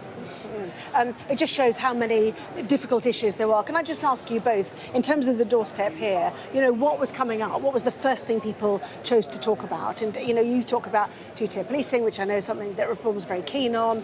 Immigration, we've been talking about as well. So what was the number one thing on the streets here? People are so fed up about the immigration levels. That came up virtually every doorstep. It is immigration, because people feel that it's unfair in constituencies like mine, that very close to here, that local people, veterans, families are on a housing list and getting bumped down the housing list in favour of illegal immigrants. So people are fed up about that. People are fed up about their hard-earned money going to pay for housing and food and clothing and cinema tickets and whatever else it might be for illegal migrants. That comes up time and time again on the doorstep. Yes. But all the polls suggest it's the cost of living that people care about more than any other issue. And Andy Burnham, of course, has talked in his campaign about, for example, he said it in his final speech yesterday, bringing down people's water bills, bringing down their energy bills and tackling the cost of living. So if he does win here, his argument presumably will have prevailed by talking about the cost of living. And certainly that's what my colleagues, volunteers from up and down the country and MPs and peers who've been door knocking here have been telling me, is that what comes up most is they want things to get better, they're struggling to make ends meet, and they want to feel that there is a plan in place that can help change things. Yes, and Rob Kenyon himself just posting on X, I am confident of a big vote for Reform tonight. Thank you to everyone who placed their faith in me. From changing boilers to changing politics, this is something I will never forget. So confident, Sarah, of a big vote for Reform tonight. That does not mean he's confident of a win.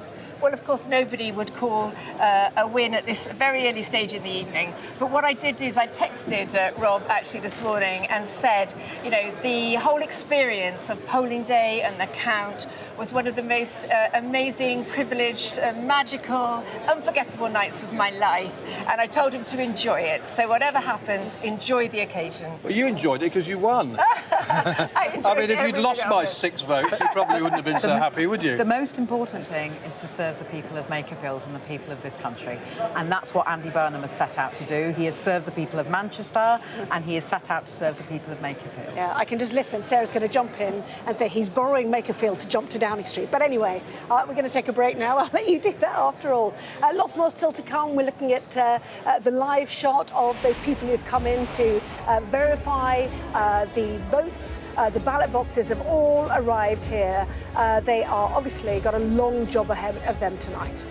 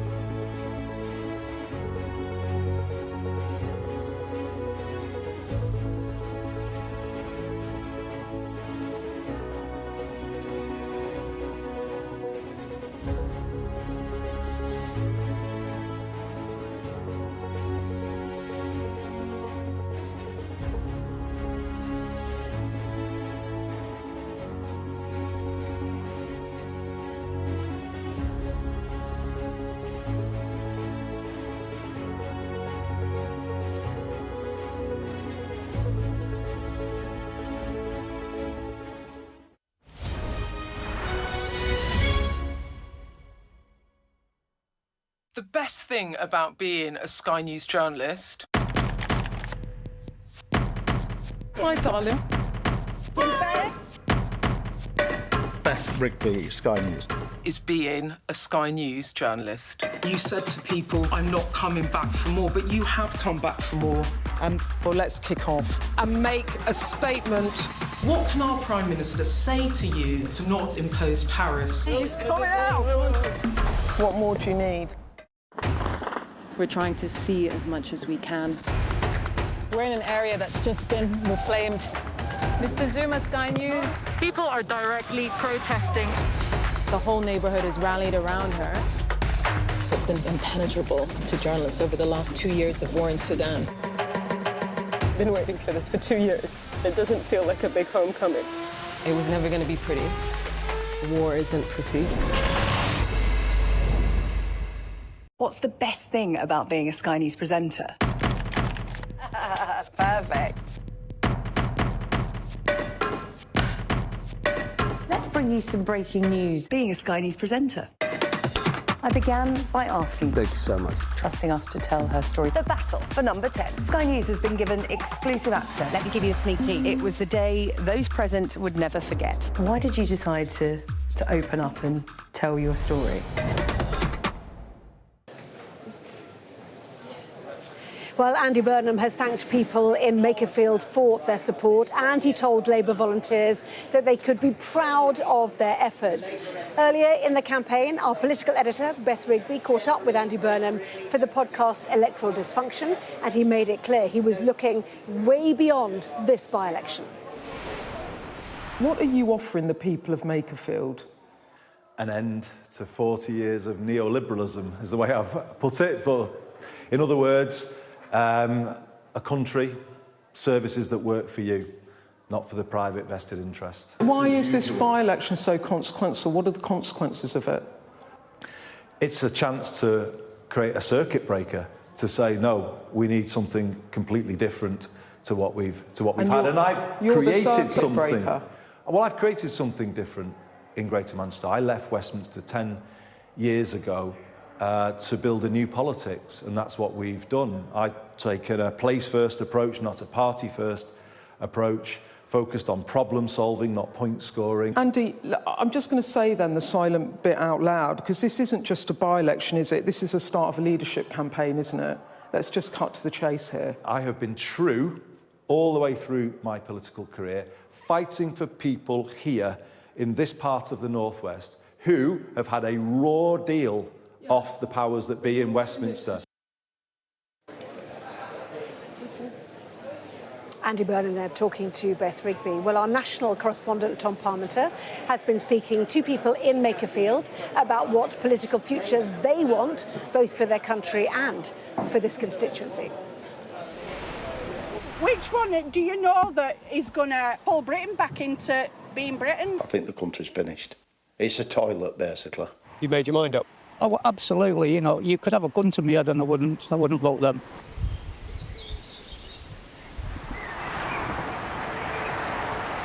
You've got the skyscrapers of Manchester in the distance, the M6 motorway beneath us, and this constituency straddles the M6. It's always been Labour here, but the people of this constituency now are in one of the biggest political battles of the decade. That's because the Mayor of Greater Manchester, Andy Burnham, is running to secure a seat in Westminster. He believes Labour and the United Kingdom needs a new path, but Reform UK and local plumber Rob Kenyon stand in his way. Then there's Restore Britain taking votes on the right, the Conservatives, the Lib Dems, the Greens and others. So we don't really speak to politics in the salon? No. No, not often. Could we break the rule Of just course, for 2 minutes? We're going to break the rule. Have you had politicians knocking on the door and leaflets? Yeah, I've seen people knocking on the door, but I never answer the door. No. That people are having to take an interest because this is their life at the end of the day. But the whole town, everywhere, is in the same situation. We've got gas bills, electric bills that we can't afford to pay, council tax, that is a farce. So someone needs to change that, they need to sort that out so that we're in a better financial position. Do any of the candidates who you've taken any notice of tell you that they're going to do that? No, not one. I mean, they're saying that they're going to, but they're not going to deliver that. Pemberton Road in Winstanley was a model of community cooperation during lockdown. Still friendly now? Yeah, still friendly now. I think a guy up the road's got a Labour sign out. I saw him putting out the other day. Yeah. Sure, it's all Labour, he's up to him. How many leaflets have you had? Enough to make a small bonfire, that's for sure. Good line. This is a tactical vote. I'll definitely vote Burnham. If I thought Green had a chance, I'd be voting Green, but as we are, it's a straight fight. Here they're now fighting against 400 homes planned for the Green Belt. Do you think the things that really matter in this by-election to the people here are getting the attention, the focus that they need? I don't think anybody's getting focus and attention that they need all over the country. I just think the whole system's broken. It's the worst it's ever been. That pessimism is something I wanted to ask more about from this builder turned businessman who is backing Reform UK. If you just hang on here, okay. Just go and put the dog away. All right. Kenny is really angry about what's going on. He's now going to take us to show us his dog cleaning machine, which I wasn't expecting. I sent it to China just before I went this time so that they could evaluate it. Yeah. So this is it here, actually, in this room, with the dog in it being washed. This business could be enormous, like, but if Labour stay in with these crazy policies and nothing changes, then I wouldn't have it in the UK. I'd move it out to the country. Entrepreneurs, people in industries, they want to make money. They're in, OK, of course, they want to employ people, but they're in business to make money. And so giving all the money away to people on welfare, not being able to have control of the borders, it just puts everybody off. If we don't make change this time, then I think it's over. I think the country's finished. It's a toilet, basically. I'd love to ask you what you think. There are a lot of problems. Describing it all as a toilet seems pretty extreme. Well, it is extreme, but of course, when you are looking around and you're seeing the things that's happening, that's how people feel. That's how I feel. The people of Bickershaw have every right to feel angry too, with this, one of Britain's worst illegal waste sites, on their doorstep. It's a grotesque dump that Sky News has investigated over the past year. It was March, almost 3 months ago, when it was announced that the funding was in place to clear this up, but it still hasn't happened. Getting trusted, reliable contractors in place to remove it is taking time. It needs shifting, doesn't it? Oh, it definitely needs shifting. It's got to, because it could catch fire again. Joanne respects what the previous Labour MP has done to fight their corner.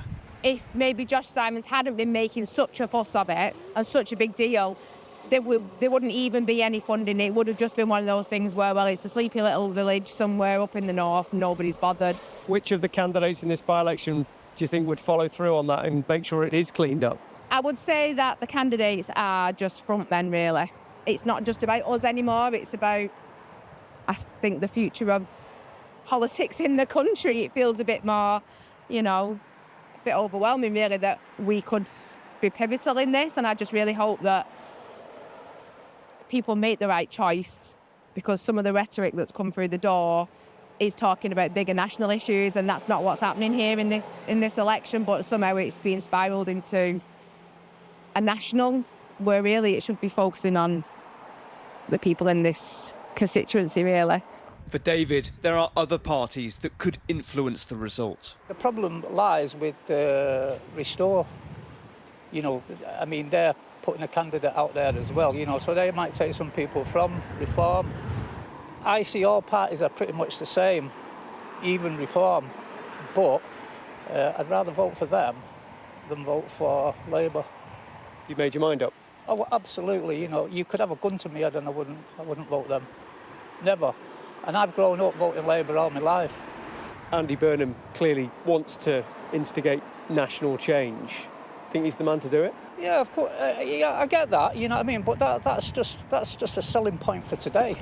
We've met so many people here who are fed up with political manoeuvres and missteps. and those who feel no connection at all. Have you had politicians on your door trying to get your vote? Nope. Not a one, not a phone call, not a knock, nothing. The bottom line is nobody cares anymore. That's quite a sad thing to say, isn't it? It's very sad, but our country is in the state that it's in today because there's no need for it, there's no equality. Can anyone sort that out?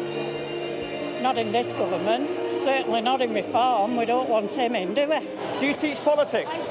You must be quite enthused and excited by all this. Yeah, I mean, it's a mixture of, it's obviously really exciting and the students are buzzing, but I don't like the divisive nature of a lot of the language that's been used. And it's that polarisation that worries me, both as an individual and as a teacher. I always say to the students, like, absolutely disagree with me when whatever I'm teaching, and we'll have a debate, but we listen to each other and we try and respond with evidence. And that's definitely something that still happens in the classroom, but not on the streets. Not on the streets, no.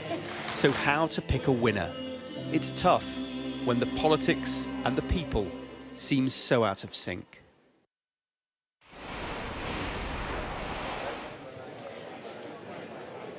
Well, next up, we will be taking a look at the newspapers. Clearly, they want to react to this story, but we'll also be talking about which top cabinet ministers say they will stand by Keir Starmer. But are they playing both sides? Back in a moment.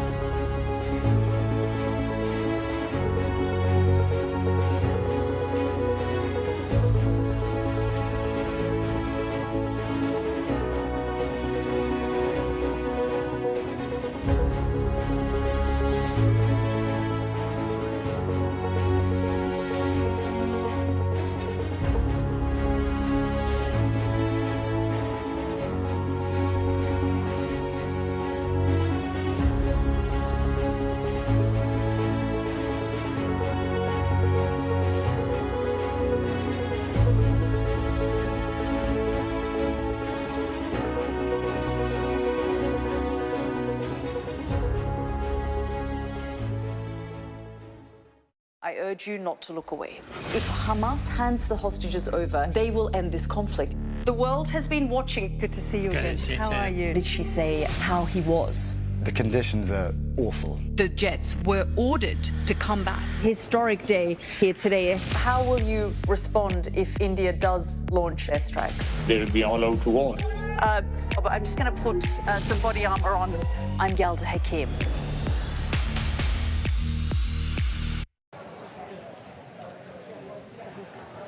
Well, welcome back to our special programme. We are live in Wigan at the count for the Makerfield by-election, in which Andy Burnham is standing against 13 other candidates, but including Rob Kenyon of Reform. A spokesperson for them has told the Press Association it is way too early and too close to call. They will have a better idea of how it looks once the verification process is complete. That is where they sift through the ballot papers that have come in.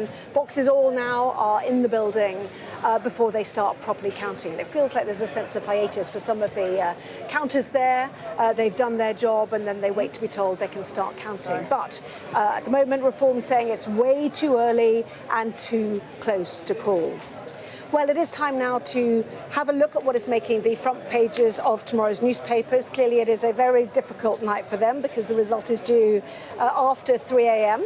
But let's start with The Sun. It leads on the crocodile attack on a 3-year-old boy at a zoo. Well, that horrific incident is also the lead story for the Daily Telegraph. The Daily Mail also leads on the same story. It says the boy is still critically ill in hospital. And it's also the front page lead for the Daily Star. Well, The Guardian has claims from ex-Brexit negotiator Michel Barnier that Britain could rejoin the European Union without giving up the pound or joining the Schengen zone. Well, the Daily Express says the majority of Britons still support Brexit, according to its own survey. The Financial Times is leading on the Bank of England, keeping the interest rate at 3.75%. That despite a fall in the price of oil, thanks to the Iran peace deal. And the Eye reports on hopes that the cost of living may now come down in the UK because of that fall in oil prices. The Times says the UK is wasting £8 billion a year, overpaying on large energy and transport infrastructure projects. The Daily Mirror is leading on its water safety campaign, saying the Prime Minister has pledged to do whatever he can to help. And the Metro says the England football team is being spurred on by crowds of fans singing Oasis's hit song, Wonderwall. Well, here to discuss those front pages with me are the chief political correspondent at The Sun, Martina Bett, and the political editor of The Eye, Caroline Wheeler. Welcome to see you both. Clearly here for the big night ahead. In the meantime, shall we delve into the newspapers, including The Eye, in fact, which is, you know, we're jumping the gun here, you know, where the Cabinet stand on whether they back Starmer or they back Burnham. What are you learning? Well, I think it's really difficult to kind of predict what's going to happen at this point because we don't know what's happened in Makerfield. And if there was a surprise result here this evening and Reform did win, it would change the optics completely. And all of those cabinet ministers that have privately perhaps gone and spoken to Keir Starmer and asked him to set out a timetable for his departure would be in a completely different position because it would actually really strengthen the Prime Minister's hand if Andy Burnham did not win tonight. So the story that we have in the Eye today is to say that actually the 3 cabinet ministers they've spoken to, including Shabana Mahmood and also, of course, Ed Miliband, there's been lots of speculation that he could be on resignation watch. I think that was a front page in the Daily Mail today. We've actually spoken to people saying that they're not ready to jump just yet. Now, of course, as we all know in politics, stories are true at the time. Once we've had this by-election, I think there will be all sorts of different calculations going on for all sorts of different people. But at the moment, when we don't know what the result is, I think people are just being a little bit cautious about what's going to happen next week.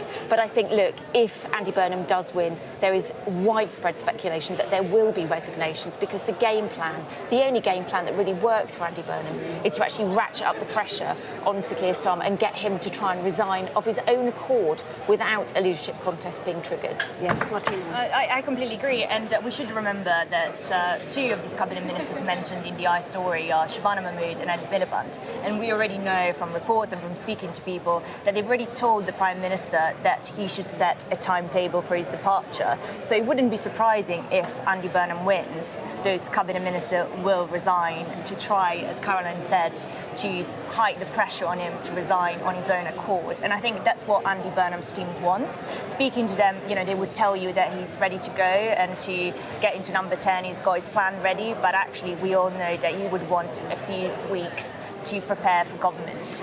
Well, I had read that at least 3 are vying to keep their jobs should there be a change of leadership. One is Yvette Cooper, even getting nations around the world to message in on her behalf. The other is Rachel Reeves, which might be surprising because she's very closely aligned in policy terms, one would imagine, with Keir Starmer. And the other one is Shabana Mahmood. I've also heard her being talked about in terms of Chancellor. Now, why is Ed Miliband so crucial to this? First of all, he was one of the first ones to say to Starmer, it's time to go, or to have a dignified exit or a timetable. But also, isn't he also vying to be Chancellor? And whoever's picked as Chancellor tells us a lot about any future Andy Burnham government. I think that's absolutely right. And I think, you know, it's been fascinating to watch sort of people scrambling for jobs. Almost as soon as it became evident that there was going to be a by-election in Makerfield, you could kind of see people making pitches for their job, including, of course, Rachel Reeves, who would like to remain Chancellor. Now, what's interesting about Rachel Reeves is actually she certainly was quite close to Andy Burnham and was part of Andy Burnham's leadership team, certainly in 2015. And had, I'm told reliably, had Andy Burnham have won that contest, she would have been his shadow chancellor. So there is some history there to suggest that she might have a route into his camp. And of course, you know, he is very nervous about doing anything that upsets the bond markets, which is the big thing that concerns some of those people on that side of the party, that this could have a kind of, you know, really detrimental effect on the economy. So she has certainly made her pitch. But you're absolutely right, as we've heard, both Yvette Cooper has made a pitch to stay as Foreign Secretary, and also Shabana Mahmood to stay on as Home Secretary. I think the last one is actually quite likely in actual fact. There's been lots of briefing that Shabana Mahmood could get that Chancellor's job, or certainly that her people around her have been pushing her in that direction. But actually, if you listen to a lot of what Andy Burnham says about the immigration policies that he's interested in, he's not rowing back from what she's saying. He seems to be quite interested in the kind of role that she's been taking on this. And I think it would make sense to actually leave her in the role that he does. But I think the Chancellor's job is the one that's interesting us all. Will it be Ed Miliband? That would certainly send a particular message. Would it be Wes Streeting? Is that the prize that's being dangled for his support, so that they doesn't trigger a contest and therefore there could be a coronation? Or will it be somebody that perhaps we haven't even talked about? There's people talking about John Healey, for example, the former Defence Secretary, going into a role like that, and even perhaps Pat McFadden, who's been talked about in the past as a kind of really safe pair of hands. Yes, indeed. So Andy Burnham's got to win it first. You saw me say that that Reform is saying it's way too close to call, it's way too early as well. They'll know once they've sorted out the ballots before they start properly counting them. You might say they would say that, but it does look like turnout's high. You would think that might help Reform. Might it be closer than the polling, which is unpredictable in a by-election, would have led us to believe? Yeah. And we also know that Restore has been a big factor and it's eating into that Reform vote.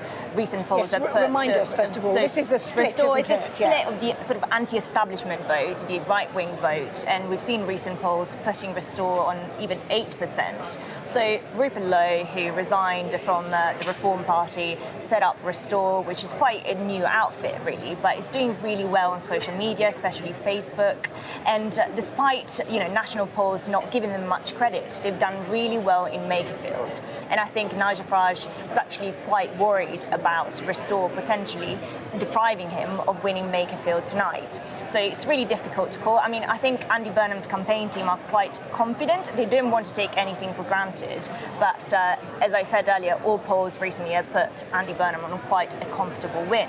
Having said that, it depends how much you will win by, because he's saying that he's going to be the man that is going to be able to take that fight to reform. But if he wins just by a handful of votes, that argument becomes much more difficult. We also have, if he does win, the Greater Manchester mayoralty by-election, and we know that reform could do really well there. Because here, you know, the sort of message they're trying to get across is vote for Andy Burnham because you could get rid of Keir Starmer, who was quite unpopular with the electorate. But in Greater Manchester, they might not have that same message across, so it'll be very difficult. And what does Andy Burnham do if he ends up causing the loss of the Greater Manchester mayoralty? Yeah, and that triggers immediately should he win. Just staying with the eye, actually, and we were talking about this already, the Chancellor Rachel Reeves warning Labour not to deviate from her fiscal rules. Well, the latest I heard was that Andy Burnham said he would not oversee a sharp rise in public borrowing, that he has committed to following Rachel Reeves' fiscal rules, including net debt falling by 2029-2030. You remember he was pushed on what the fiscal rules were, and he says, I'm not going to, join in on this, etc. And then the accusation was that he didn't know what they were, and so on. The cry from the Starmer camp was. But if he has to stick to the fiscal rules, and potentially electorally doesn't necessarily want to put up taxes, what is left of his bold vision? What can he possibly do when he's talking effectively about renationalising utilities like water companies, or at least having a stronger public presence in them? Well, that is the kind of big question for Andy Burnham. In fact, it's the big question for anybody that's going to be Prime Minister, is how you're going to pay for your bold pledges. And let's not forget that, Andy Burnham has a big social justice agenda as well. He's talked in the past about WASPy women, for example. He's a big, big supporter of the nuclear test veterans. All of these big causes and campaigns come with a big price tag. But look, if you think back to what, for example, Tony Blair did in a similar situation, he chose a kind of third way, looking at sort of private finance to get him out of some of those difficulties. Now, that was a disaster in one sort of respect, in that he turned to things like PFI to raise some of that money. But, Andy Burnham is clearly looking at some innovative ways to raise funds. He's talked in the past about trying to take, for example, defence spending off the books, which was what got him into trouble in the first place in terms of whether or not he was going to abandon those fiscal rules. And so I think, those are the kind of things he'll be looking at. Again, in terms of defence spending, he could, as I was saying last time, look at maybe a multilateral defence bank to try and raise some of those funds in a way that takes it off the ledger. But it is going to be a real problem for him because, you can't do big innovative things without the money. And that has been one of the things that has caused Keir Starmer the biggest problems to his premiership. And I would say that as you say, he's got some really difficult questions to make. And right now, his team, we're seeing people from all sort of factions of the Labour Party. We've got blue Labour types, we've got the soft left of the party, but now they've got a common purpose. They've got to win this by-election.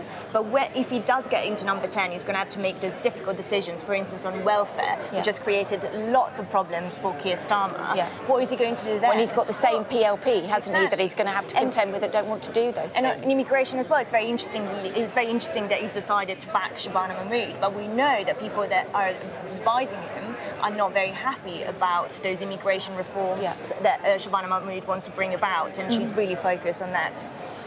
14 candidates here. There is one of them, the man in the Stetson, howling Lord Hope for the monster raving Loony party. Waiting to see Count Binface, of course, who I've met a number of times at these events. There is also the Libertarian Party, Rejoin EU. You've mentioned Restore Britain, obviously, as well, which may well eat into the vote on the right and affect Reform UK's result. The Climate Party, a number of independents too, so we'll keep an eye on that. We've also got live pictures now of another by-election which is underway, which is Aberdeen South. If you think about this, is Andy Burnham, who is in devolved government, trying to get to Westminster. What's happening in Scotland is it's happening the other way round, that two Westminster MPs, Stephen Flynn and Stephen Gethins, are trying to, or have now got seats in Holyrood, so they've become MSPs. So in Aberdeen, while in Makerfield the Tories risk losing their deposit, in Aberdeen South there is a potential for a win here. Kemi Badenoch said that she's been there a number of times, that this is a referendum on our energy policy, energy security here. We'll see what happens there, but this is really interesting because there's a potential, isn't there, to do a double protest vote, one against the SNP for voters there who have been given, you know, a lot of information about Peter Murrell, whose sentencing is next Tuesday, I think, isn't it? And also the Labour Party with the fallout of Peter Mandelson and how it's affected Keir Starmer. So they could punish the SNP, they could punish Labour, and the Tories could come through the middle, which would be, I mean, would be amazing. It would be amazing. That's what Kemi Badenoch is hoping, that trying to like seize on their unpopularity of those both parties. I think it does present also an issue for Andy Burnham, because lots of Scottish Labour MPs are not very happy with Ed Miliband and what he's decided to do about the North Sea, and would like to see more drilling into the North Sea, to see more tax revenue, more jobs. So it would be really interesting to see whether Labour does so badly because Scotland wants more drilling in the North Sea. Very interesting.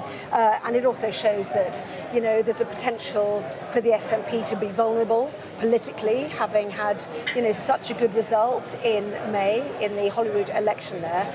What's your betting for the Tories? Do you think they might come second? I mean, I don't know how close it is for them ultimately. Well, it's very hard to tell, I think, a bit like these kind of elections here. I mean, it does show you the volatility, really, of voters these days. I mean, in bygone days, you know, you'd go into a by-election result and you pretty much know, or think you'd know, what the result is going to be. Now, I've lost count of the number of by-elections that I've been to where it's been absolutely too close to call. And I think that is because people do vote differently now. It's not a situation where people vote how their mothers voted, or their fathers, or their grandparents. You know, Brexit very much sort of changed the way in which the kind of voters were doing their votes historically, and I think that we've seen that all across the country, and not more so than here in Makerfield itself, where we saw the election of a Labour MP just 2 years ago, and yet if Andy Burnham were not standing in this seat, most of the pollsters say it would have been Reform's seat to lose. Yes. So I think it's just a reminder of just how volatile our political system is at this moment. Yes, I mean, those pictures of Wigan, just finally on Aberdeen South, back in 2024. There you go. The monster raving Loony party cheering for itself in the background, I think, actually, getting some attention as they do so well. Yes, back on Aberdeen South just quickly, the SNP won that seat on 32.8%. That was down 12.4%, but at the time Labour was up nearly 16%. I mean, that has really changed, hasn't it? And it just reminds us, you know, while we're here and questioning whether we are witnessing the death throes of Keir Starmer, that he won so resoundingly in 2024. And yet the problem for him is he won, about a third of the vote, and yet he won 2/3 of the MPs. And that puts into focus once again the first past the post voting system, the unfairness that are built into it, the fact that we're now fragmented into other parties, some of them smaller, who will push once again to see the voting system changed. And Andy Burnham, they might be pushing at an open door. Is that you know, he seems to be in favour of a change. It does seem in favour of a change. We'll have to see if he does change his mind again. I mean, he's already made quite a few U-turns. For instance, on the fiscal rules, as we were saying, he said we shouldn't be so close to the bond markets, and then reverse that position. I think Richard Hughes of the OBR is now advising him to make sure there's not an upset of the markets, just like we've seen with Liz Truss. So, you know, we've seen Andy Burnham really changing his mind a few times, which kind of remind us of Keir Starmer, right? So he's definitely popular now, but as I say, you know, as soon as someone gets into Downing Street, their power starts ascending immediately. Well, and we're already seeing that, aren't we? You know, there's been some polling done quite recently to suggest that already his popularity amongst voters per se, not just Labour voters, is already slipping. And it does also remind ourselves of that kind of that cycle of populism, which is that people have quite a short attention span these days. They like something one day, then they don't like something the other day. And that's one of the things that Keir Starmer's also been grappling with, which has been, you know, actually delivering change takes time, it takes energy, it takes effort. It takes, you know, a kind of longer period of time than people are prepared to wait for, particularly in the kind of post-COVID era where everything was kind of instantaneous for people. And on the other hand, you've got a kind of a group of populist parties that are promising everything today, so not the kind of jam tomorrow message. Yeah. And I think that's going to be a really difficult problem for whoever inherits Downing Street after this by-election, because they are going to have to start delivering some of those things that people want to see today, or the march of Nigel Farage, even if he loses tonight, is just going to continue. Yes, and as political journalists as you are, you're sensing, as the Times is talking about here as well, up the top of their front page, that Starmer is genuinely entrenched and genuinely feels aggrieved and genuinely feels this is undemocratic to be challenged mid-term like this, and he has a duty to stay. Absolutely, he does. And, you know, there's been lots of talk of whether he's bluffing because he cannot say anything else right now. We don't know whether Andy Burnham will win, so he's got to say, his authority is already crumbling, so he's got to say that he will stay in power and he will fight if there is a contest. Having said that, I do think that he is serious when he says that. We found Keir Starmer to be quite resolute and quite stubborn as well, and he does feel that the country will enter chaos, and voters are just going to turn to reform because they're going to look at Labour, they're going to look at the Tories, and they'll be like, there's no difference between them. Well, Martina Vett, Chief Political Correspondent from The Sun, and Caroline Weiner, Political Editor of The Eye, thank you so much for joining us. It's a difficult night for the newspapers because the result is some hours off, but our coverage from here in Wigan and the Makerfield by-election continues. I urge you not to look away. If Hamas hands the hostages over, they will end this conflict. The world has been watching. Good to see you again. How are you? Did she say how he was? The conditions are awful. The jets were ordered to come back. Historic day here today. How will you respond if India does launch airstrikes? They will be allowed to warn. I'm just going to put some body armour on. I'm Yalda Hakim. The best thing about being a Sky News journalist... Hi, darling. Beth Rigby, Sky News. ...is being a Sky News journalist. You said to people, I'm not coming back for more, but you have come back for more. Well, let's kick off and make a statement. What can our Prime Minister say to you to not impose tariffs? He's coming out! What more do you need?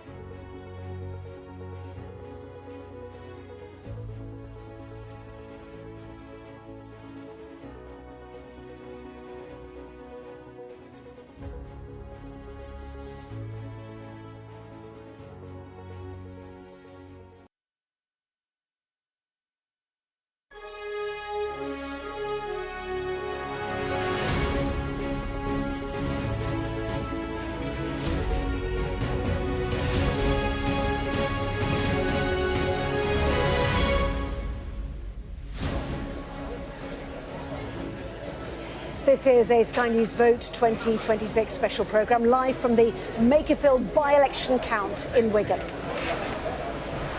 It is a contest that could well decide the fate of an embattled Prime Minister facing tough questions about his leadership.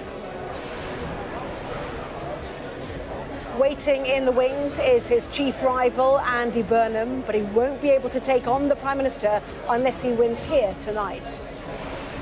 And on Mr Burnham's heels, a surging reform led by Nigel Farage, hoping to seize this constituency and the political momentum. Well, the polls closed at 10 p.m. The ballot boxes have all arrived. The votes are now being verified before counting begins. And north of the border, 2 more by-elections, sparked by members of the SNP giving up the seats after being elected to the Scottish Parliament. Well, a night sure to reverberate in Westminster will bring you all the twists and turns.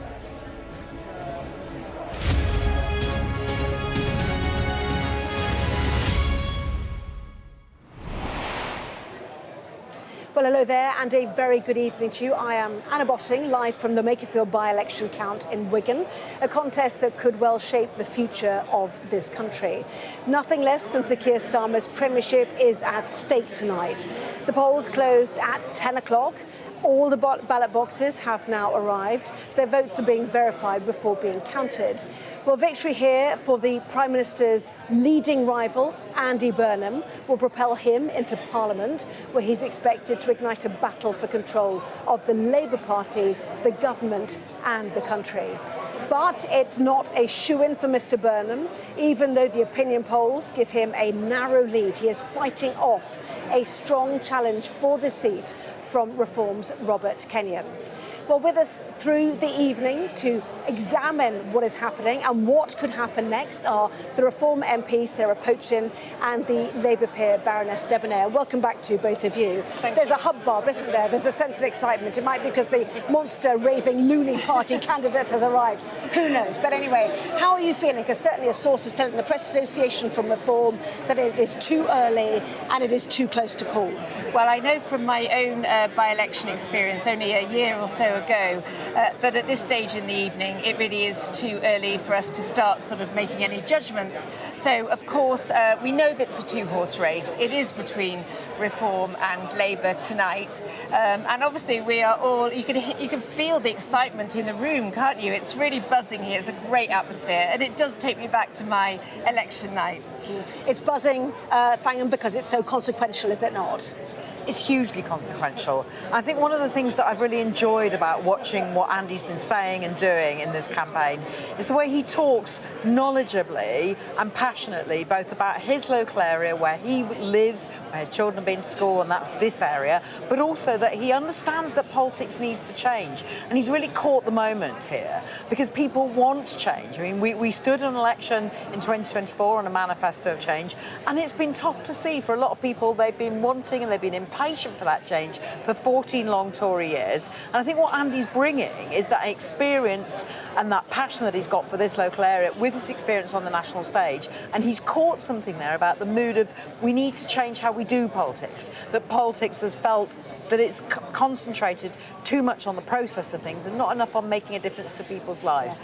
It's tough for candidates, there's no doubt about it. It's really, really hard work. I think Rob Kenyon's talking about 12 hours on the doorsteps. I know there's thousands of people out for Labour today.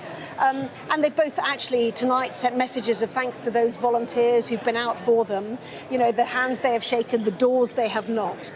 But there's also critiques of both of them. Andy Burnham, for example, has flip-flopped on policy that he's tried to discuss. There's an argument that he's borrowing a constituency, really only to propel him into number 10 Downing Street. And from Rob Kenyon's point of view, was he the wrong candidate? You know, his social media history was deleted. deleted. Elsewhere, rugby league posting was sucked out. Even Carol Vorderman sending a letter to every woman in this constituency, where somebody on a train showed me today as I was coming up here. What did you say? What did you say to her then? Well, no, what I said to the women of Makerfield was that this Labour government has never put the safety of women and girls first. They have not stopped an invasion of illegal immigrants coming into this country, often from a medieval culture, who view women and girls as easy prey when it comes to sexual attack. Labour have not stopped that. Why does everything have to be through the prism of immigration? The other thing, if you just let me say, my other point is that this Labour government has gone so soft on justice that now domestic violence perpetrators, some, when found guilty, do not even go to prison. Do you know, I mean, the early release now of prisoners in order to free up prison spaces by this Labour government is an absolute disgrace, because terrified women are out there on the streets knowing that men that have attacked them will be let out early. So the safety of women and girls has not been made a priority of this government. Well, we did see Jess Phillips, for example, resigning in her role, trying to protect women against violence, women and girls against violence. But, it's something you've worked at for a very long time as well, isn't it? This idea, the misogyny that, the allegation against Rob Kenyon. Why? Well, maybe I should ask you and not thank him. Why does that allow him? Why does that make him still an acceptable candidate? Not just now, but also back in 2024. I mean, he's a councillor as well, isn't he? Let's remember as well. So, he stood for you multiple times. Why is that acceptable? Or did you just not know about it? You don't verify candidates properly? What is the problem? Well, I think that Rob has said things in the past that he now regrets. He's been remorseful and very sorry about what he said, and he made it quite clear he wouldn't make those comments again. And of course, as a woman, I'm always standing up for the equality and the safety of women and girls in this country. But the fact is that, when you're in a by-election, you are, as a candidate, you're under such scrutiny, whereas in a general election, Rob stood in this seat in 2024. In a general election, obviously there's 600-odd candidates, What does that mean? You want to slip some under the net that nobody's going to look into properly? No, I just don't. Is that what you're thinking? I don't think. No, not at all. I think my point is that the level of scrutiny in a by-election is absolutely enormous, and any candidate that is going to stand in a by-election needs to be ready for that level of scrutiny. So yes, things have transpired and have come out. People dig very deep. He's sorry about what he said, but he's got some great qualities. He's a good local candidate. He's been, he's lived here. He was born here. He works here. His children go to school here. He understands the people of Makerfield. Okay, so on to Andy Burnham then. This idea that he's already done his own U-turns, which is something that everybody's been so hypercritical of Keir Starmer of. For example, on WASPy women, those women for whom they say they did not know the retirement age was going to go up. Love to find the money for them, he said, and changed his mind the next day. I mean, that's one example.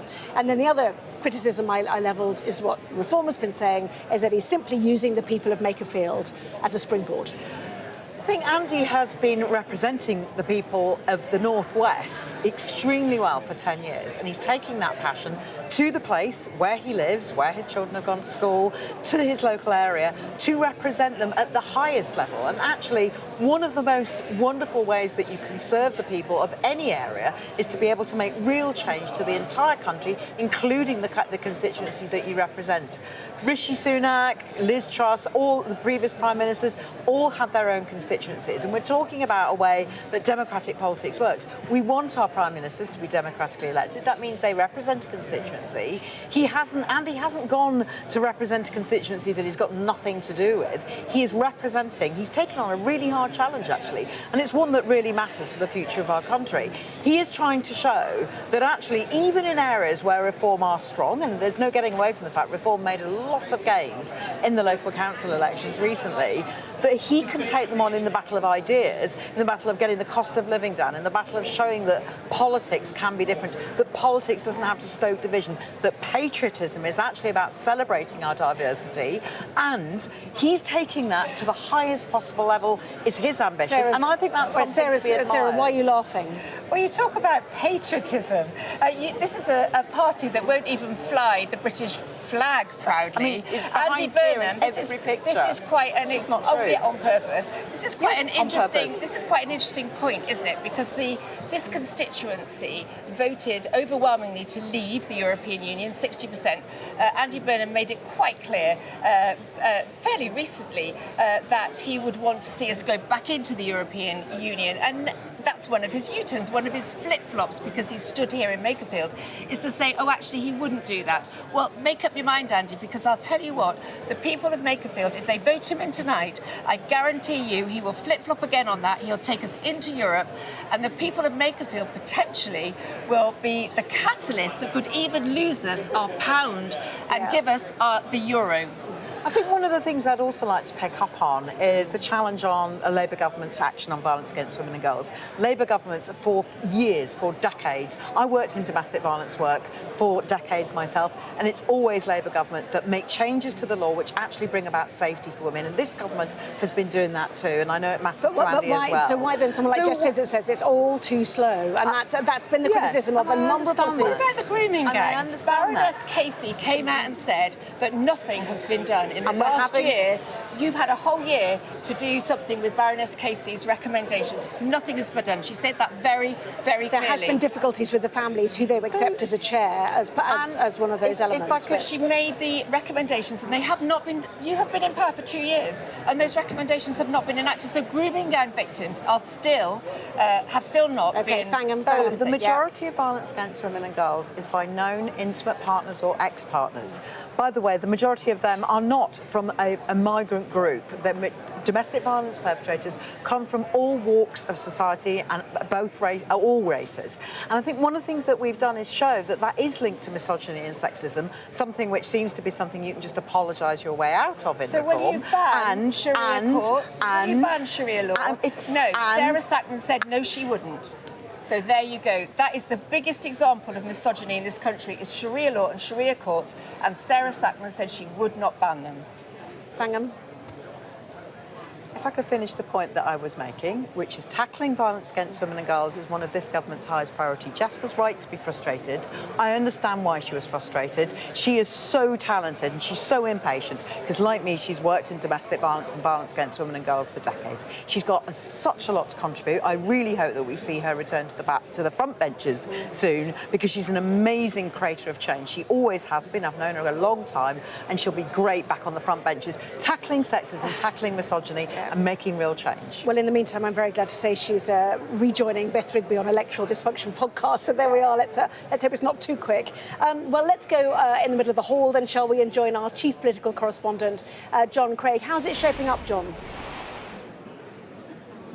Well, we haven't heard from the returning officer yet that the verification process is complete. We did hear her say that the postal votes had all been brought in. It's that stage of the evening where it's quite a slow process. Behind me there are various piles with little bright yellow post-it notes on some of them. I'm told that Rupert Lowe has arrived here. I'm just looking around to see where he is. I don't know if a colleague can advise me. Advised me. I think Rupert Lowe is on his way in. Might just see if we can grab him, perhaps. So yes, he looks as. Oh yes, I see him now, and he's. Yes, I see him. Well, obviously we'll try and talk to him and see what he's got to say. I mean, he could have he's got a smile on his face. I see. He's obviously. Well, I mean, he's had this dreadful feud with Nigel Farage over the past, year or so. And, of course, him standing here could well have robbed Reform of a famous victory here. Been various estimates how many percentage share of the vote, how many percent Restore UK have polled. But he's certainly had an influence here. And probably almost certainly has helped Mr Burnham, possibly helped Mr Burnham to victory. Now, Reform UK have been saying that they've done very well in terms of their percentage share of the vote, but they've stopped short of saying they believe they've won. Now then, I'm just wondering to see where Mr Lowe is heading. Is he coming our way? No. He's on the move. I can't see him, actually. No, we're looking for him. He's by the entrance, I'm told. We obviously will try and talk to him if we can. But he's the first party leader, if you can call him a party leader. He's a party of one MP himself, MP for Great Yarmouth in East Anglia. And he clearly has had a major impact on this. So there he is. He looks pretty happy, doesn't he? I don't know, where's he heading now? Oh, he's moving into the room. There he is. Mr. Lowe, sir. It's Sky News. Come and talk to Sky News, sir. Good man. Right, all being well, we're going to talk to Mr. Rupert Lowe. Mr. Lowe, sir, you are live on Sky News. How's your candidate doing? Should I be worried about that? No, certainly not. Certainly not. Well, I think she's done extremely well. I don't know what the result is yet, but, you know, we're here. We're, less than 4 months old. We were told we'd get about 2%. I think we're going to comfortably outdo that. And I think it's time we were on the national polls as a proper party. And, of course, what you could be doing here, of course, is helping Mr. Burnham defeat his Reform opponent. Well, we'll see what happens. We don't know the outcome yet. But if it does, in a democratic election, you put yourself up as a candidate and you say what you're going to do and you let people vote for you. That's democracy. But, are you saying that's the wrong way of carrying out democracy? No, I'm not expressing a view, but well, it sounded like you might. No, I'm putting the questions to you. How would you feel though if by damaging Reform UK you help a Labour candidate and Mr. Burnham win here? Well, as you're aware, I drove a lot of Reform support until Nigel politically assassinated me, so I think you should ask him why he did that. That's probably the question, isn't it? A lot of people are confused. You just used the phrase he politically assassinated you. We tried to, he didn't. What happened? Why did you two fall out? I don't know. I didn't fall out. He basically booted me out of the party and false witness statements were made and police took my guns away and the whole thing was a mess. And then subsequently he's admitted the reason he got rid of me. He didn't like my views on mass deportation. So he tried to edit a couple of my speeches. I honestly don't know why he did what he did. You'll have to ask him that. But the fact I didn't fall out with him. It was his decision. It was a one-way deal. But the fact is, it looks to all of us out on the outside like a feud between you, and here you are standing against him. There's no feud. There's no feud. I've just got on and set up my own structure, a movement to start with. We set the party up in end of February, so we're less than 4 months old. We swept the board in Norfolk with the county council elections where we were told we'd get 1%. Well, you could have halved all our votes and we'd still have won. And I think there's a vast movement of people who want to see change in the country and they think that we offer that opportunity. So, look, all I do is sit on the Public Accounts Committee, I speak the truth in Parliament, and I am what I am. I'm not anything that you don't see. So I am what you see, and I'm just getting on with doing what I was elected to do by my wonderful constituency, Great Yarmouth. You say you sit on the Public Accounts Committee. I'm told that was a deal between you and Geoffrey Clifton-Brown, the Tory chairman, who is the MP for where you live in the Cotswolds. No, there was no deal. I was asked to sit on it because, as you probably know, I've got 20 years' experience in the City of London. I'm probably, compared with most people in Parliament, qualified both financially and in running businesses, which I've set up and run for many years now, and I still have them. So, unlike most people in Parliament, I've actually had real-life experience. And I think if you watch what I do on the Public Accounts Committee, I'm able to draw on that experience to hold a very deficient civil service to account, which is wasting vast amounts of of taxpayers' money, which they shouldn't be doing. If it turns out that you taking votes away from Reform UK hands victory to Mr. Burnham... Well, Reform might be taking votes from me. You know, who knows? So, all right. Do votes belong to Reform? A split on the... Do you think votes belong to Reform? Are you saying they own them? I'm not saying that at all. A split on the right. No, a split on the right helps Mr. Burnham win, and he takes over he ousts Sir Keir Starmer. Is that something you'd like to see? I don't know. It's too early to say what the result is. Maybe you've got a crystal ball and you know what the result's going to be. I don't. All right, but I'm not worried about this vote-splitting narrative, which may or may not have had some effect at the end of the campaign. I'm not interested in that. What I'm interested in is democracy, and in a democracy, people vote for what they believe in. If you don't vote for what you believe in, you get the wrong outcome. And I'm not interested really. Labour, in my opinion, are not going to have a general election because they'll lose it, whoever's in charge. The Ghostbuster Burnham, and good luck to him if he's won. I have to give him credit if he's won. This is a democratic election, and you have to pay credit to people who win. If they put themselves up and they stand in a democratic election and they win, credit to them.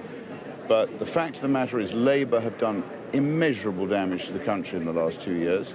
They are not popular with the people. They will not win the next election, whoever's running it, whether it's Starmer, whether it's Streeting, whether it's Al Khan's, or indeed whether it's the Ghostbuster Burnham. So it doesn't make any difference. Labour are going to be there for the foreseeable future, doing more damage to the country, and the British public can see it. I don't think your rather sort of recidivist narrative holds any water whatsoever. No, I'm asking questions here. Why do you sound as if you're making judgments. No. I'm just asking you questions. Why do you call Mr. Burnham the Ghostbuster? Well, because he's been built up into this Ghostbuster. In my view, he's not been a particularly successful politician. I don't think he's been a particularly successful mayor of Manchester, but he is an attempt, I think, by a failing party. And if you read my rape gang inquiry, which came out, crowd-funded by 20,000 people on Tuesday. I don't know whether Sky have covered it. I haven't seen you cover it, but everyone should read it. It's absolutely vile what's been happening, and the Labour Party are right at the centre of it all. Mr. Lowe, thank you very much for talking to Sky News. My pleasure. Thank you very much for coming over to talk to us. I'm not often on Sky News. No, well, you're very welcome any time. Thank you very much for talking to us. Pleasure. So there you have a rare interview indeed, as he was acknowledging there, Mr. Rupert Lowe, the leader of the new Restore UK. Anna, back to you. Yes, John, absolutely fascinating, I have to say. Accusing Nigel Farage of trying to politically assassinate him, said he's just not bothered about the vote-splitting analysis that we've heard so much about. But it does have an impact whether Andy Burnham, should he wins, whether he manages to beat Reform plus Restore, that would have more impact. Well, certainly, let me bring in Lisa Nandy, whose manor we're in. You've literally been saying to everyone, you're in my manor, I've been hearing you. Welcome. You're the Wigan MP. The Makerfield by-election count is in your constituency, weirdly. Anyway, how are you feeling? How nervous are you feeling? How close do you think it is? Well, we've got a long way to go yet, but we're cautiously optimistic. We always knew this would be a hard fight, but we are definitely seeing that Andy Burnham is able to pull some of our voters back from Reform in a way that just 7 weeks ago at the local elections we wouldn't have thought was possible. We lost every ward in Makerfield to Reform at the local elections just 7 short weeks ago, and not by a small amount either, by thousands of votes. But the real sentiment in those local elections was anger, actually. People understood that that it would take the Labour government time to turn things around, but they needed to see more from us. They needed us to be bolder, they needed us to wear our heart on our sleeve and to show that we were going out and fighting for them. And I think whatever the result here tonight, the lesson is that we can actually change people's minds, we can win people back to us, we can defeat some of the division and anger that's been on display in this constituency and Makerfield in recent weeks. And there are lessons that we must learn from this, and whatever the result tonight, Andy Burnham has earned the right to be heard loud and clear in the corridors of power to help us turn that around. Yeah, do you ask yourself why it's close tonight? This is a solidly Labour area historically since 1906, Lancashire coal mining heritage. You know, what's gone wrong in 2 years? If there was one thing that went wrong under the Starmer government for you, what was it? Yeah, this hasn't been 2 years in the making. This has been a very long time coming. From what though? What's the basis of it? We have been at the sharp end here in Wigan of almost all of the political earthquakes in recent years, and for good reason.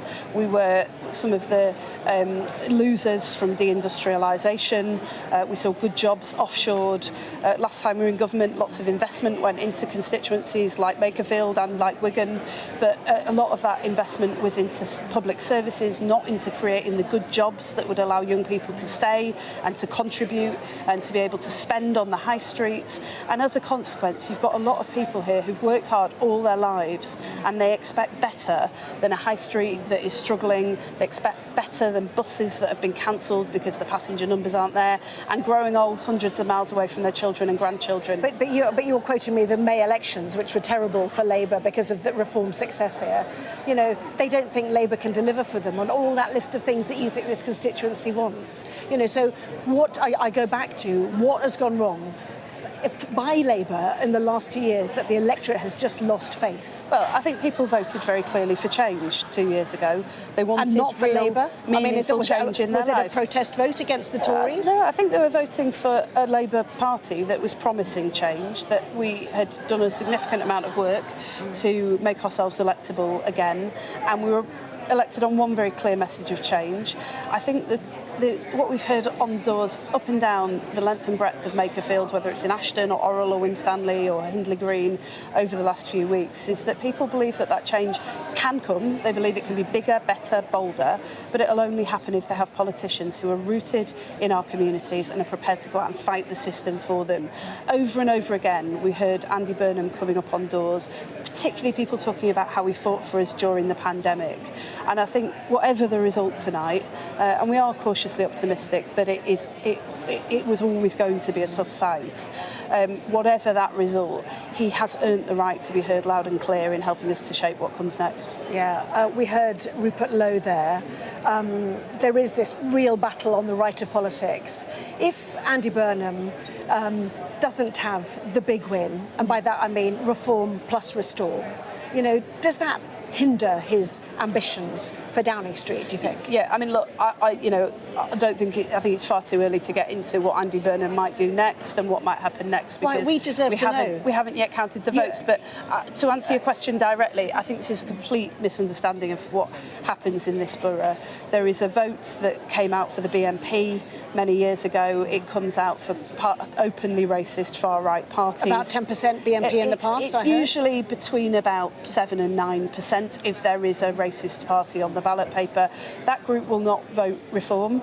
They don't like Nigel Farage. The sort of things that you just heard from Rupert Lowe very much do play out here locally and nationally in terms of the fight between them, and their voters feel the same way. So there is just no question. The people who came out to vote Restore tonight, and I don't know how many of them there were, but they would not have voted reform in this election. So if Andy Burnham can beat reform in this by-election, he will have done something that frankly no other Labour politician in the country could have done. 7 weeks ago, I can't tell you what it was like knocking on doors around here.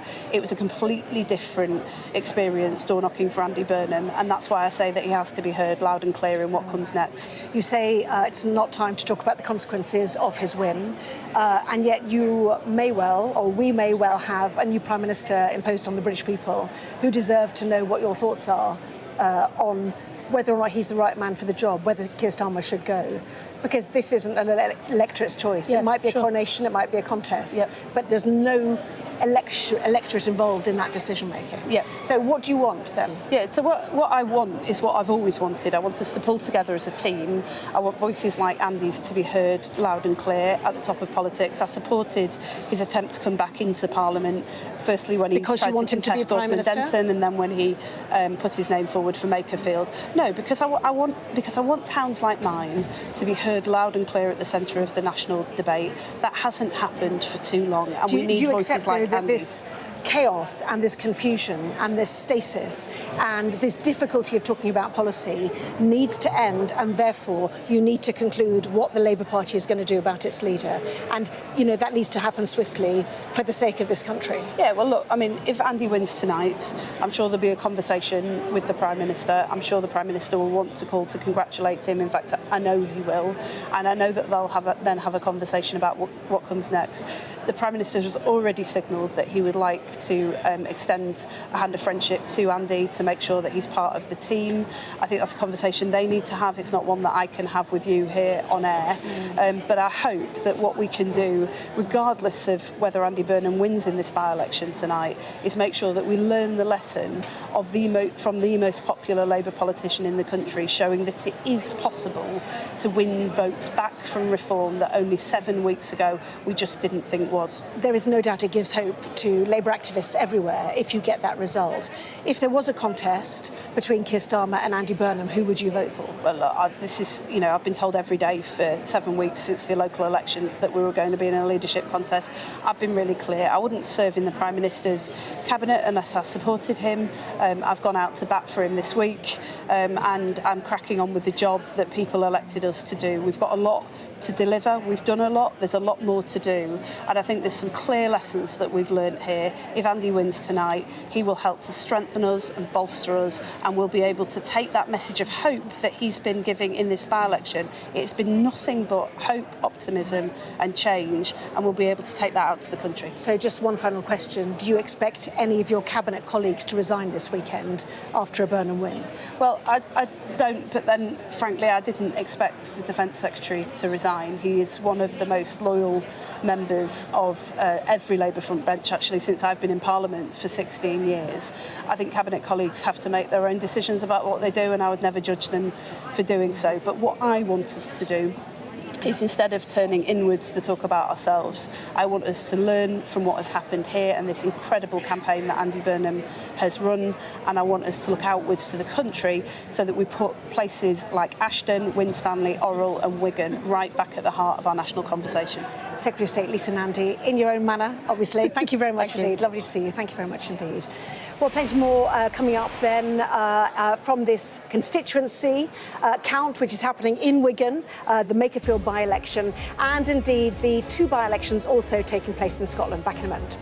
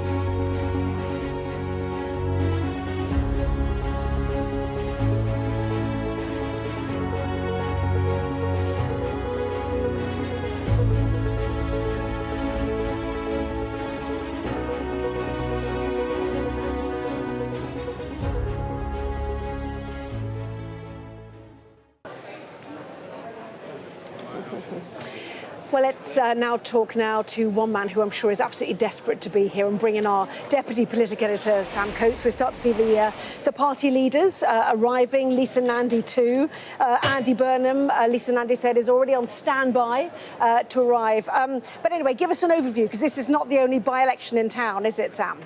That's right. Tonight is a moment where we could see politics in Britain change, and change in a big way. Hello, Anna. It's lovely to be with you. I'll be with you here from Westminster with all of the data and analysis all the way through the night. We're going to give you the big picture. There are 3 by-elections going on at the moment because politics is in turmoil. Why is it in turmoil? Well, look at this. This is the current voting intention across the whole of the country, and you can see Reform out in top. And that is the thing that is pushing nerves inside the Labour Party. That is the challenger party tonight in Makerfield in that by-election. And the question is this going to be the order of politics going into the next general election, or could something stop it? And could that person be Andy Burnham in a few hours, starting in Makerfield and then going down to Downing Street? So let's look at the background, what the position is at the moment. This is the Makerfield election result from 2024. You can see it was held by Josh Simons by a majority of 5,399 votes back in the 2024 general election. Reform came second, the Tories third, Lib Dems and Greens not really figuring much on the scores on the doors. You can see the trend last time. You could see that Reform were picking up a lot of that vote from the Tories. So this is a Labour versus Reform battle. We'll do more on Makerfield in a second, but let's just talk about the other 2 by-elections, because they are important and interesting too. They're both Scottish by-elections. They're both triggered by figures leaving Westminster for the Scottish Parliament, and the 2 departing MPs are both called Stephen. The first one, Stephen Flynn. He has left Aberdeen South, tipped as the future leader of the SNP. He won his seat there by 3,758 seats back in 2024. But we are getting the first indications, Anna, that maybe this might be the seat of the 3 where there could be an upset tonight, because it looks on paper to be a sort of 3-way split. And you can see at the last election that the SNP lost a bit, Labour gained a bit, Tories were down a bit. But what we are hearing is that actually it's the Tories who are showing increasing signs of confidence this evening. Aberdeen South, look, for years, for decades, in fact, it was a Tory area around that part of the world, rich from oil and gas. They've been running an oil and gas campaigning against Labour, particularly in that seat. Could they have edged it? There are some indications tonight that that might be a big upset going from 3rd to 1st. We'll see whether Kevin Badenoch, who went to that seat lots of times, has achieved that. There's also Arbroath and Bruton Ferry. There you've got SNP in the lead. So the Labour Party, the challengers there, bluntly, given Labour's positions in the polls at the moment, it feels unlikely that Labour are going to overtake the SNP to come into first place. We will keep tabs on that through the evening, but we're slightly, at the moment, expecting that seat to be held. So those are the 3 by-elections. But, Anna, as you know, because you're there in Makerfield, one matters more than anywhere else, and it's the one in Greater Manchester in the Makerfield seat. You can see this is a whole map of the 10 councils for Greater Manchester, and this is what happened just a few weeks ago in the local elections. You can kind of see why some in Labour are so worried, because these are the parties that won those wards, and you can see the turquoise blue of Reform did incredibly well across the whole of Greater Manchester. For so long, this was an area where Labour had a stronghold. And look at this. If you go deeper into Makerfield itself, you can see the Reform vote outstripping the vote in the rest of the country. Every single ward in Makerfield actually was won by Reform in those local elections. So it's very, very tough. So if Labour wins, those detractors of Andy Burnham will say, well, he's just holding on to what was already a Labour seat. But I think those on the Burnham campaign would point to this, the fact that Andy Burnham has, in effect, overcome the trend in British politics that we saw with the voting intention at the start. If you were to put numbers onto what you just saw, at the local elections, in Makerfield, actually Reform won 50% of the vote to Labour's 27%. So if Andy Burnham wins in a few hours' time, and I have to say my Labour sources are pretty confident at the moment, but if they win, actually that will have meant a lot of people who voted Reform either staying at home or transferring to Labour. And we'll see a bit of a squeeze, I expect, of these other parties as it becomes a two-horse race. This is a massive moment. If that happens, then Andy Burnham will claim that he can defeat Reform, the opponent that many in Labour are extremely worried about. And if that happened, he will argue that that, quite possibly, should put him on the course for Downing Street. Anna. Yes, your sources feeling confident, and we can now say that Labour sources on the ground now here in Wigan at that Makerfield by-election count, Sam, are also feeling confident. Also, while you were talking, we had the turnout figures. Let me bring them to you. Just short of 60% of the electorate has voted, 58.75%. A total of 45,510 people came out to vote. Nearly 11,000 of those were postal votes. Stam said there, I want to ask you about that, but Rob Ford, our election analyst, is here with us. There was a lot of hype about the turnout. Does that match what we were expecting, very nearly 60%, or was it slightly off what you were thinking? Well, there were figures even higher than that floating around. Certainly, the talk that we were getting was this was going to be an exceptionally high turnout.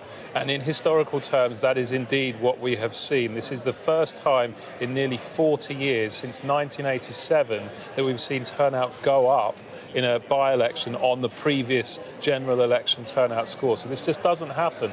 By-elections just aren't as engaging for voters as a general election, as 5 or 6 weeks of campaigning beforehand. And what that suggests to me is that the voters of Makerfield, they're not fools. They can see what's at stake here, and they've responded by engaging with this process in larger numbers, something we very rarely see in by-elections. Yeah, well, Sam, as far as Rob Ford is suggesting, you know, it is a big deal that it's gone up. 58.75% is the turnout. Who do you think that would help? So we were, as Rob was saying, hearing figures of maybe even upwards of 65%, so slightly below what I thought that maybe some of the Labour figures were hoping for. But look, I think this is a moment where Makerfield has been flooded by campaigners. I think there were thousands of figures from the Labour Party up there in basically in the seat campaigning today. Labour will hope that the higher turnout does actually help for them. They see the vote from Reform and Restore UK as being smaller and vulnerable. So you'll have been lots of evidence if you drive around the constituency, and I was around the constituency just last week, lots of evidence of Reform and Restore, but not necessarily the volume. They're hoping that that will help them. Sam Coates, Rob Ford, for the moment, thank you both very much indeed. Well, let us bring in now the Home Office Minister, Mike Tapp. Very good to see you. I mean, it's nervous times, isn't it, because this is such a big by-election. But are you feeling confident? What are you understanding in terms of what the result might be? I wish I was there with the buzz of the count, and you can get sight of the ballots being counted, start to get an idea, but I'm not. So unfortunately, I have no idea where this is going, but I am, of course, quietly confident. We've had a fantastic campaign over the last 6-7 weeks, with thousands of activists out knocking doors. Makerfield certainly know they've had a by-election if you don't like politics, and it's probably been a little bit tedious, but it's been fantastic to see just now that turnout figure, and it's great to have people engaged and voting. I'd like to see that grow at every election. What does Andy Burnham bring to the Westminster Labour Party? Well, Andy Burnham's been a fantastic MP, he's been a fantastic minister, fantastic mayor for Manchester, and I'm really excited to hopefully see him on Monday in the Commons. He brings a vibrant personality. We also know that he can deliver across the board. We saw that as minister within the NHS and with Manchester. So it's a really exciting time for the party, and we love winning, so hopefully we'll get that tonight. A win, as you know, comes with consequences, potentially seismic consequences for the man who effectively gave you your job as a Home Office Minister, Keir Starmer. Who are you backing? Oh, well, I'm really clear on this, and I have been for some time, that, well, firstly, there's not any sort of leadership contest. If there were to be, then I would be fully behind the Prime Minister. He won a landslide victory just 2 years ago, overturning a deficit of 18% since from the 2021 election. We are 6 points down in the polls at the moment, but we've seen governments recover from that, and in just 2 years we've already started to deliver. By the way, it does take time with our parliamentary system to get bills through and for the people to start feeling it. But the economy is stable, and we've seen the highest growth in the G7. NHS waiting lists are coming down. In my brief, migration, we're down by 82%. We've got more police out on the streets. There's so much positivity to start talking about, and that's just in 2 years.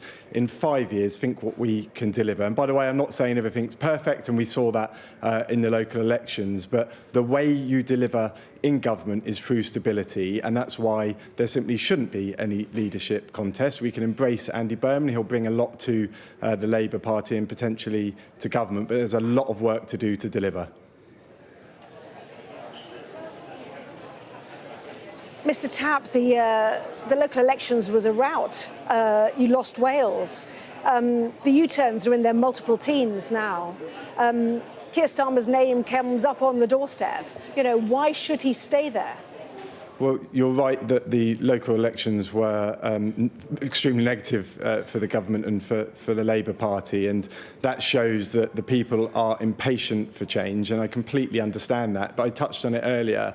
In Parliament, it does take time to deliver. Look, putting bills through the process within the Commons, then the Lords, often then back to the Commons, does take time, and that's why it takes, you know, between 12 and 18 months often to get a bill through. So those bills are starting to come through now since the election, and the people, the public, residents will start to feel that.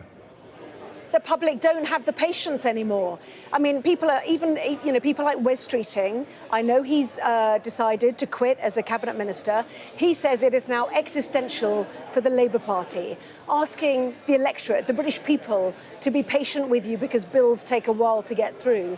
It's just not cutting it anymore, is it? What's Keir Starmer going to end up doing to the Labour Party if he decides to fight on, to stay on, if Andy Burnham doesn't win here, to lead the Labour Party into the next election? He told our political editor, Beth Rigby, that's still what he would like to do. I mean, how small will the vote be for Labour by the end of that period?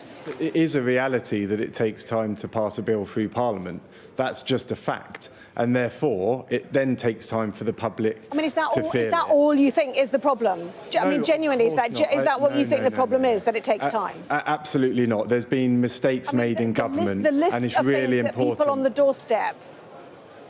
Sorry, down the line, sometimes there's the delay. Yeah, carry on. I mean, mistakes made in... There have been mistakes made in Parliament, and that's fully acknowledged. But what we've seen, I've just listed off a number of successes that we're starting to feel now.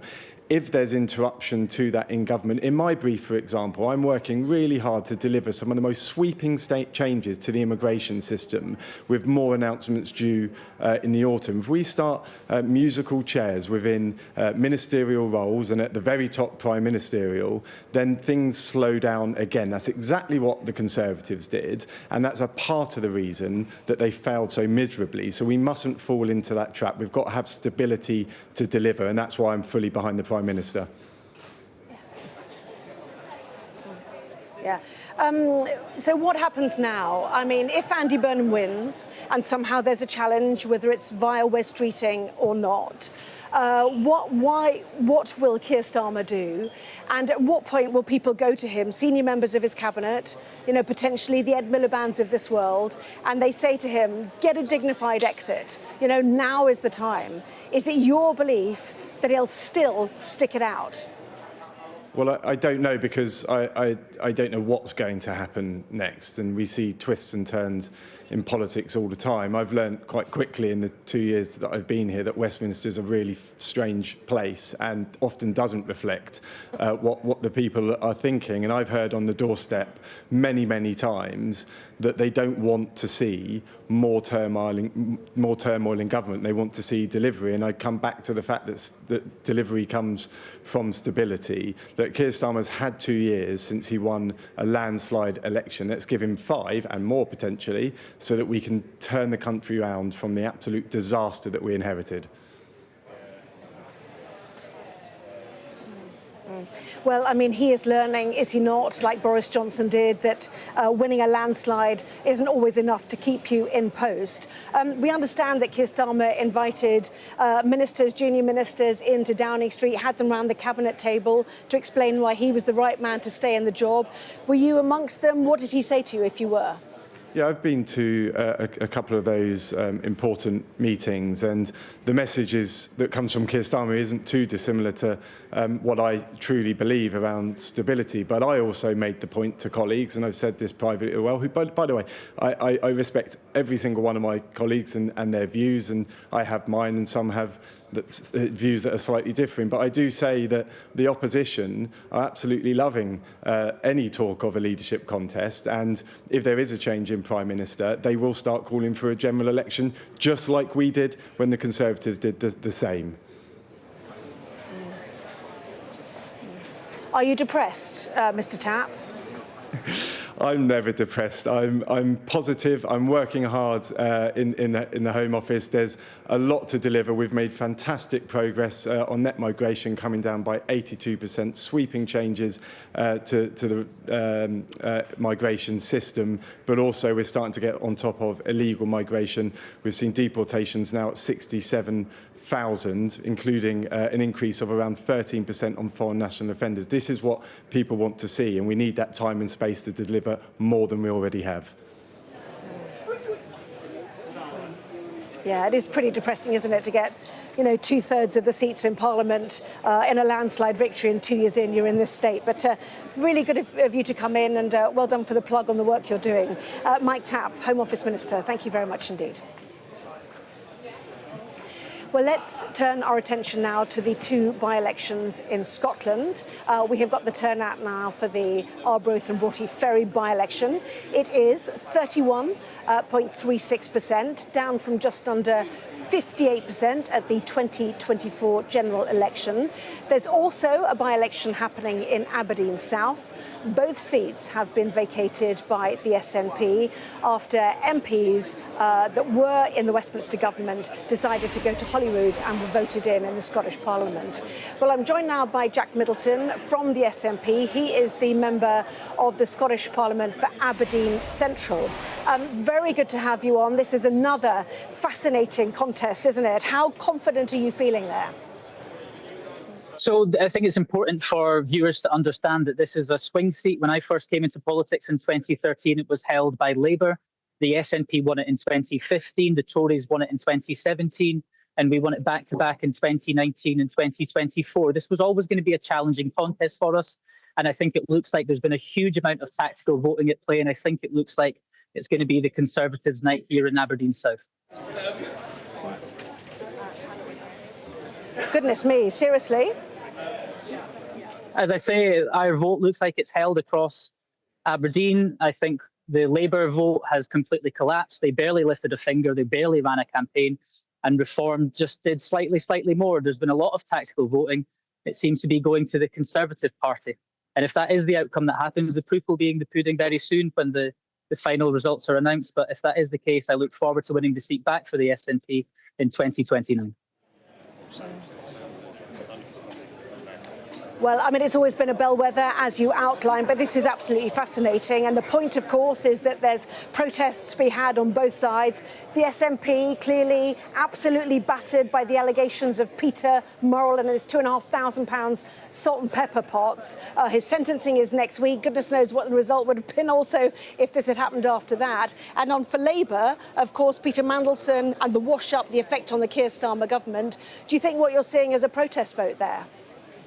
Well, look, as I say, Labour barely lifted a finger. They didn't run a campaign. And here in the northeast of Scotland, the biggest issue is oil and gas. The Labour Party are responsible for 1,000 job losses every single month because of what's called the Energy Profits Levy. That is a huge issue here in the northeast of Scotland. And of course, the Tory parties, who now claim to be these heroes of oil and gas, they introduced the Energy Profits Levy, and they've been taking the northeast and Aberdeen specifically for granted for decades now, fleecing the northeast industry of hundreds of billions of pounds. A leopard can't change its spots, so we'll see how they get on here.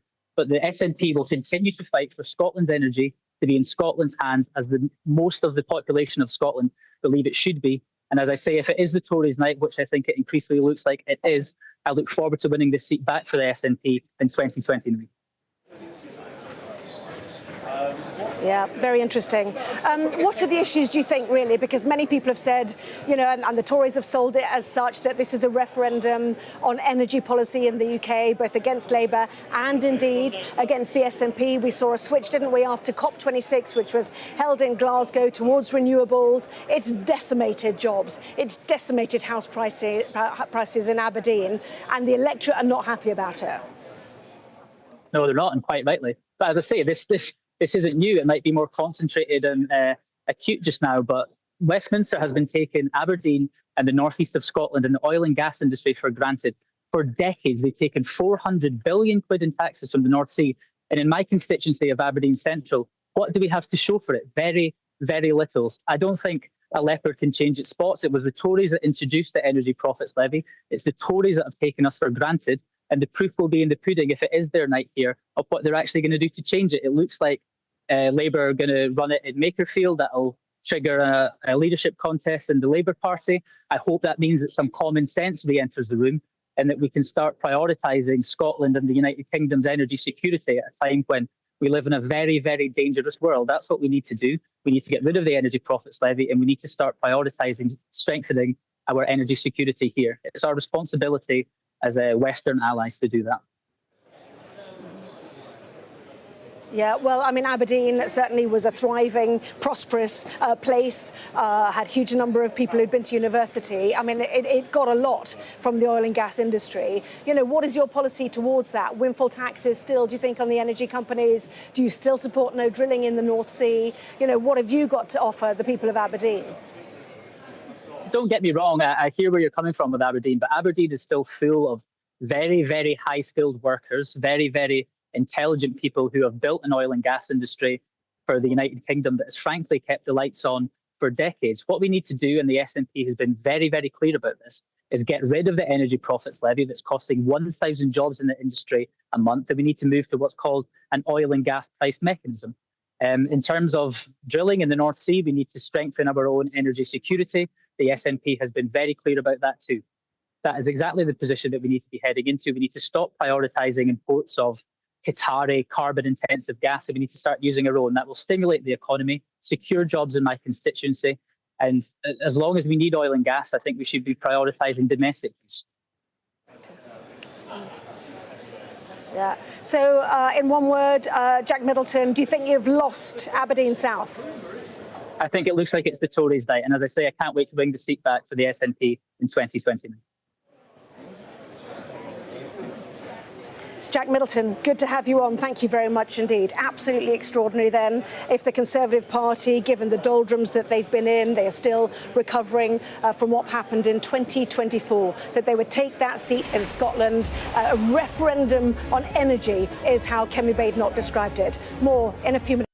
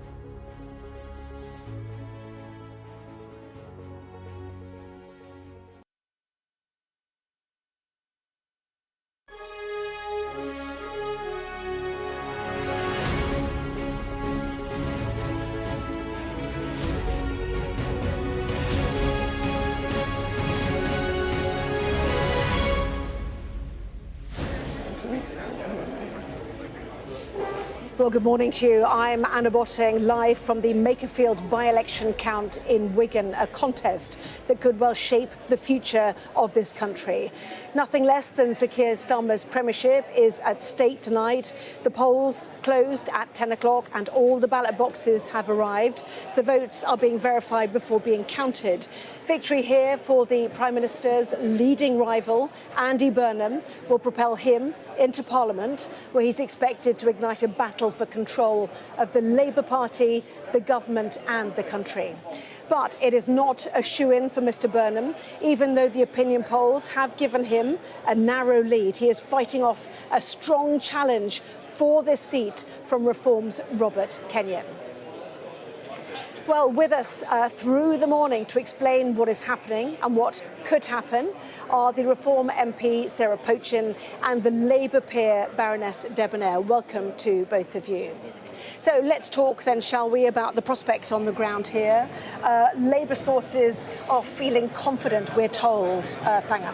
Well, yes, but I think we heard from Lisa Nandy in your interview with her a little while ago that, you know, she reminded us the count isn't done yet. They are counting. We've got a way to go. But it's good to know that people are feeling quietly confident, but nobody's taking anything for granted at this stage. I mean, we have knocked on thousands of doors, and I gather that there were 120 door knocks per minute during the day. So I think our data should be really, really solid and secure. I hope that what we see is the result that we're all hoping for. But, you know, way to go yet. Yeah, well, it's a two-horse race, let's put it that way. Yes. I suppose the problem for you is, has your horse been, you know, kicked in the shins by another right-of-centre party, which is Restore Britain. Now, Rupert Lowe is here. You may have seen, I don't know if you've seen him yourself. Perhaps you've had a few words with him. He has said, I don't care about the splitting of the right. I don't care about that narrative at all. I want honesty for the British public. Has he ruined it for you tonight, do you think? Well, let's wait and see how much of the vote share Restore have actually won tonight.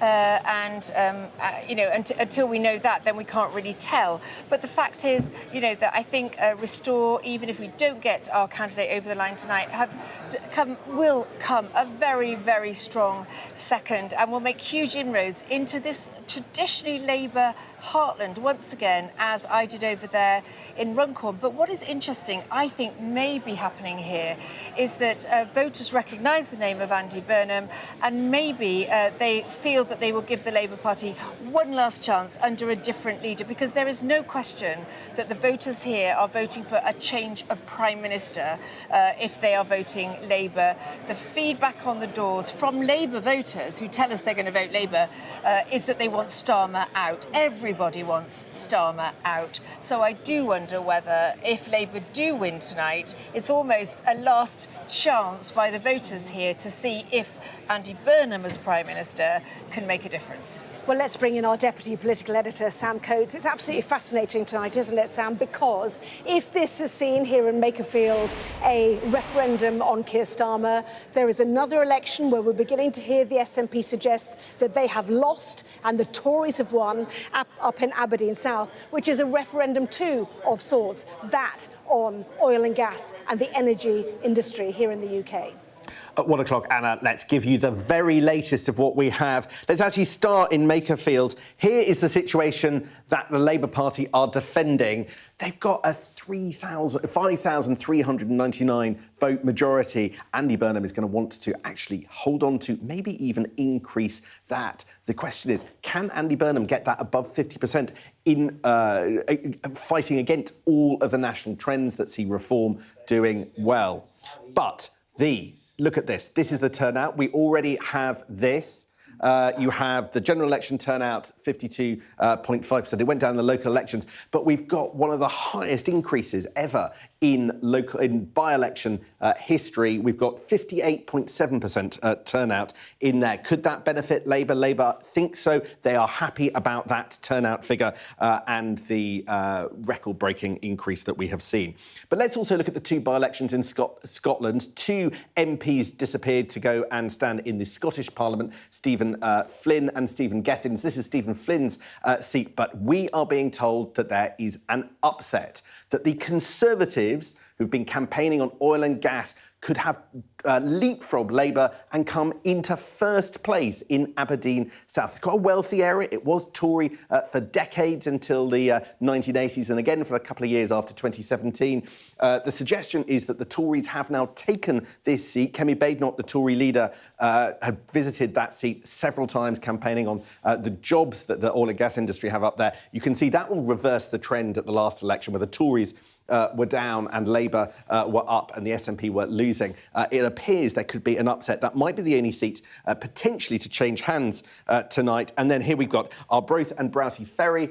That is a narrower SNP hold, but as far as we know at the moment, the SNP are likely to hold on to that at the moment. And we've actually got the turnout figure for that already. And that actually is a record low in terms of by-elections, 31.4%. You can see just about half the number of people voted in the by-election in this seat compared to the general election. So that is the situation there. But we are expecting that to be held by the SNP. So that's the update at 1 a.m. Anna, we'll bring you more as we've got it. Yeah, absolutely fascinating. Just hearing as well that Labour thinks possibly they could finish 5th in Aberdeen. And this is the strange world we're in. You know, suggestion that potentially the Tories could lose their deposit at the Makerfield by-election and then look like they might be winning in Aberdeen South. So votes are being lent. Votes are very specific to different areas. Votes are for different reasons. It's part of this fragmented political world we're now in. Yeah, one of the big things that we're going to find out over the next few hours, Anna, is whether or not essentially what we're seeing is a smart electorate now using multi-party politics to deliver the result that they want. So in Makerfield, I think what you're going to see is quite a lot of people who voted for other parties coming behind the Labour Party. What you're going to see in Scotland is unionist parties going behind the Tories to defeat the SNP. Voters know what they want, but more importantly, I think what you're going to see from tonight's suite of elections is them expressing a view on what they don't want and voting to ensure that happens. Is that the lesson from Scotland? It certainly seems to be from the early indications from Aberdeen South. Yes, you begin to wonder if anybody is actually voting positively these days. But anyway, Thangham's looking at me and saying, surely the Burnham one is. But anyway, anyway, look, Count Binface, there we go. No election, no by-election is complete until he arrives. Absolutely, so British. And no doubt we'll grab a word with him. He'll no doubt do the rounds as well. And obviously we saw the monster Raving Loony candidate also arrive a little earlier. That is Howling Laud Hope. There you go. It's a selfie kind of night, isn't it? Yeah, he's always up for that. Anyway, welcome to Count Binface, to the Makerfield count. John Craig's in the midst of it. Not sure he's quite next to you, John, but first of all, you know, how's it looking? I know the postal votes get counted first. Have they actually started properly counting in this Makerfield by-election? Yes, they have, yes, and the returning officer announced that a short time ago. The counting is well and truly underway now. Senior Labour people are looking pretty relaxed. They think they're on course for quite a decent victory here. But at the same time, they believe, as I think you've just reported, Anna, that they've had a dismal result up in Scotland and possibly come 5th in Aberdeen South. That's a good... the Tories here are confident that they've won Aberdeen South. Of course, Kemi Badenoch, as we've been discussing, has been there several times, and she has tackled the Prime Minister on energy policy in the North Sea at Prime Minister's questions several times in recent weeks, and it looks as though that has paid off. But here, well, you were just discussing people voting against people they don't want. What looks as though has happened here is perhaps that some Conservative Lib Dem supporters may have backed Mr Burnham to keep out reform. We've seen anti-reform tactical voting before, notably in the Caerphilly by-election from the Senedd a few months back, and it looks as though Mr Burnham is on course here. We're not quite sure how soon he's going to arrive here, but excuse me, there is a mood really of anticipation here and I think we are moving to the sort of business end of the evening. There's talk of Mr. Burnham arriving here fairly soon. We'll obviously let you know when we know when that's going to happen. At the moment, I'm just looking at some Labour Party people, and they've got broad smiles on their faces. So the bookies always had Mr. Burnham odds-on favourite to win here. That looks as though it's going to happen. And with so that Mr. Burnham first, and then the Reform UK candidate, that's Rob Kenyon second. Now, Rebecca Shepherd, the Restore Britain candidate, I was talking to Rupert Lowe, the leader of that party, a short time ago. He thinks they might do better than some opinion polls suggest. They will. It looks as though Mr. Lowe's party's taken votes off Reform UK, so it looks as though it might be a rather disappointing evening for Reform UK. Even though they did say earlier that they were going to get a good percentage share of the vote, and Sarah Pochin's been saying that a few times. Oh my goodness. A man with a bin on his head. And it's not the Tory candidate. Looks like something out of Star Wars. Yeah. Okay. Anyway, I better to talk to him. No, I'm going to hand you back to. Oh, right, okay. You want to talk to me? Yeah, go on then. Go on then. Right, Back to the nation. Who are you? My name. What kind of journalist is this? You don't know? Have a look. I've got my list here. It's not Burnham. No, I realise that. Oh, you're Count Binface, yeah? There you go. You did go to journalism school. Excellent. Yes, I. A long time ago. I beg your pardon? I said a long time ago. Yeah. Oh well, I wouldn't have known. Why are you standing in this election? Just a stunt? It's A, because it's happening. B, I was at a loose end. C, because I believe elected mayors should serve out their terms before they're eligible to stand for Parliament. Oh, you've made a sensible serious political point there. Well, no, you're supposed to be impartial, mate. So let me carry on. I'm going to rephrase the traffic lights on Liverpool Road. I'll price cap Wigan kebabs at £2. I'll make cyclists who disobey the highway code have to ride unicycles instead. And I will turn HS2 into FFS1 and reroute it. Not going to swear, are you? No, I'm perfect. Although we are past the watershed, but don't worry. No, we don't want you swearing, please. I promise I won't. I'm a good boy. And no, but I'm going to reroute it through rail executives' homes. I'm going to build at least one affordable house. I mean, I could go on. What's Andy said he's going to do? Oh, he said lots he's going to do, and he changes his mind from time to time. But anyway, are you going to save your deposit? Probably not. No, in a word. But if I could beat the Tories or the Lib Dems, that would be quite funny. Yeah, I suppose they wouldn't find it very funny, though, would they? How many votes do you think you're going to get? Well, I'd be happy with one. Do you live in the constituency? I do tonight. Well, it sounds as though you don't. What, do you? No, of course not. I don't live here, no. So why should I? Well, a lot of candidates like to boast that they're local. You're obviously not too concerned about that. Well, I'm looking at the putative Prime Minister, Nigel Farage. He spends more time in America than in Clacton. So why should... You don't think Mr. Burnham's the putative Prime Minister, then? Well, they both putatas, that they will be the next PM. But I think at least Andy feels like he's slightly local to the area. But that's something. If I was to win... He used to be the MP for Lead, just not very far from here. Exactly. If I win, I swear... That's not going to happen. Well, exactly. So I'm going to say, I swear I'll move to Makerfield if I win. Okay, all right. I'm sure they'll all be delighted. Well, I'm sure there's other people who want to interview you. Thank you for talking to Sky News. It's my pleasure. Well interviewed. Well done. Hello. It's the Manchester Evening News. That's a proper journalist. Well, Anna, I think I got the short straw there. Got a crowd of people watching that. I mean, people were filming you interviewing Count Binface, and I'm afraid for me, you've lost your by-election king crown because you didn't know who he was, and everybody knows who Count Binface is.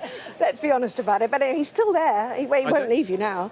Of course, I don't live in the area. Was the mantle? Go on, John. Yeah.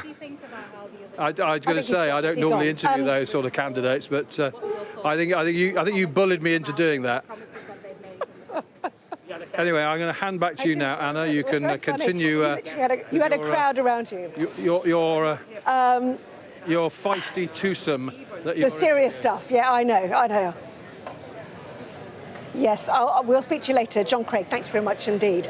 So the news from both the SNP and indeed the Conservative Party is it looks like they have taken Aberdeen South. It was held by the SNP.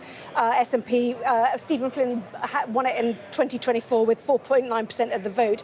The Tories, I'm hearing, also have gained 2 seats in local council by-elections from Reform tonight, she said, looking at Sarah Pochin, one in Rochford and one in Essex County Council. They also held one in Hillingdon. Are we starting to see a resurgence, albeit small, by the Conservative Party? Let's bring in, though, our Deputy Political Editor, Sam Coates, to get the mood music from this constituency, Makerfield. Sam. That's right. I've got an update for you, Anna. Labour sources are now telling me that they've looked at the voting. You can do sampling in the count, and they've done early sampling, and I'm now told that they are officially encouraged by what they are seeing in early days. Normally, if there was any chance of this election being blown off course, you would know by this point. I just want to take you back to what we're looking at with the numbers, just a few benchmarks. This is the 2024 result. Now, if you remember, just a few weeks ago in the local elections, actually, Reform came out on top. But I think the argument that you'll get eventually from the Burnham campaign, that you were hearing earlier in this race, is that if Andy Burnham is able to even just replicate what we saw from Josh Simons in the 2024 election, then that would be a stunning result, because it shows that he can do something that Keir Starmer cannot and win at a point where actually Reform have been rising for most of the Parliament. So if you get a result in the region of 45% or even more, I had an MP, Labour MP, message me a couple of hours ago saying that you could see Andy Burnham get above 50%, which really would be a mandate that I think Keir Starmer would struggle to say that he could replicate. Then that would be a key argument in the armoury. I think this percentage. What's come out of number 10 is they're going to argue that unless Andy Burnham's victory, the margin of Andy Burnham's victory, shows that he can defeat both Reform and restore Britain, if we get, say, 5-10% there, that Andy Burnham needs to show that he's got some kind of mandate that's unusual, that would really challenge the march of right-wing parties in this country. That would be a key milestone. But I think the stats later this evening could be absolutely critical. And then one other update for you, Anna. We are being told that the SNP have conceded defeat, and that's in the Scottish seat of Aberdeen South. And other than by-election results, only so there you have it. You have the first concession of the evening. That's in this seat, Aberdeen South. It will have been quite a job for the Tories to leapfrog Labour and get into first place in Scotland. It'd be quite the win for Kemi Badenoch. She threw quite a lot of her own personal weight behind that seat, going herself to Aberdeen, campaigning on oil and gas, and upending the trend that we've seen more generally in Scotland. So that will be a big moment for the Tory party as well. So something this night will tell us about all the different political parties. So we will see. But I think data analysis tonight particularly key, because it can tell us a lot about where we are in the middle of this Parliament. Yeah, absolutely fascinating. And there's so much to be drawn from the results. Certainly, Aberdeen South, Arbroath, this seat here in Makerfield. I mean, Sarah Pochin, Labour sources beginning to feel confident on the ground here. If you didn't win, first of all, why do you think that would be? And secondly, how disappointing would it be? What would it do to your momentum as a party, which obviously, thrived so well in the local elections?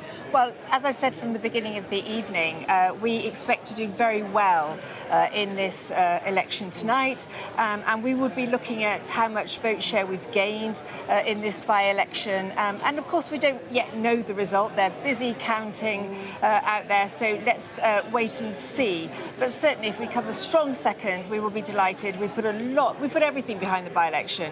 But as I said from the start, it'll be interesting to see whether the Labour voters are willing in Andy Burnham to give the Labour Party one last chance with a Prime Minister. What a shame it's not a female Prime Minister, I should add. This Labour Party who's never had a female Prime Minister. I think that's one thing that Thangham agrees with you on, actually. It's about time we found something.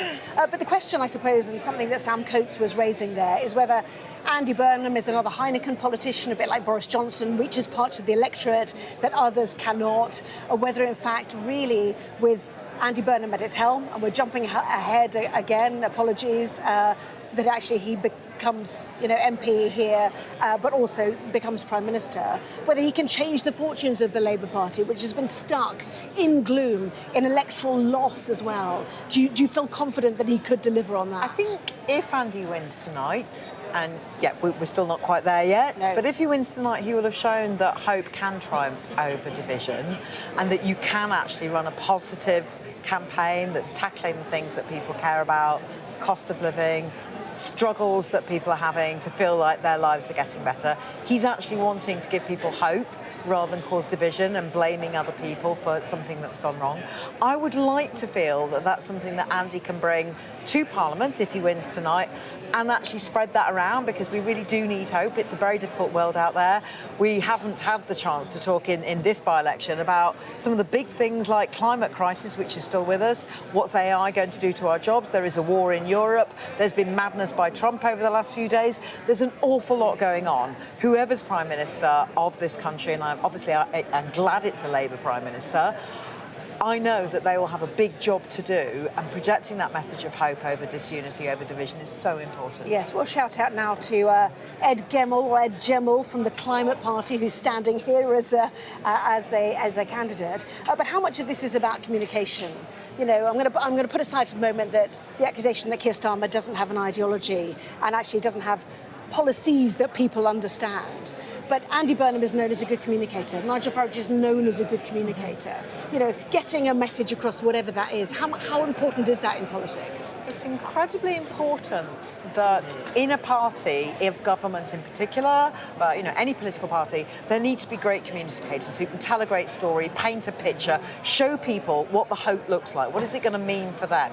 And it doesn't always have to be the leader of the party. Sometimes it can be different people. I mean, in Australia, in different countries around the world where we've got left parties in government, it isn't always the Prime Minister who's the big communicator, but they can still be a great Prime Minister. Now, that's why Andy, if he wins tonight, is going to be a great asset no matter what happens, because he is undeniably a terrific communicator and a great painter of stories of hope and visions of unity over division. And the problem for Reform is that Nigel Farage is such a good communicator, he seemed like a one-man band. So, how important is it to remind people that that is not the case while embracing his ability to communicate to people? Well, I'd pick up on the point about Nigel being such a good communicator, and the big thing about Nigel, I would say, is he's never changed his story. Nigel has always stuck to his guns on what he believes in, unlike Andy Burnham, who, if he wins this seat tonight, if he becomes the Prime Minister of this country, will U-turn once again on some of the things he said. He will take us back into Europe.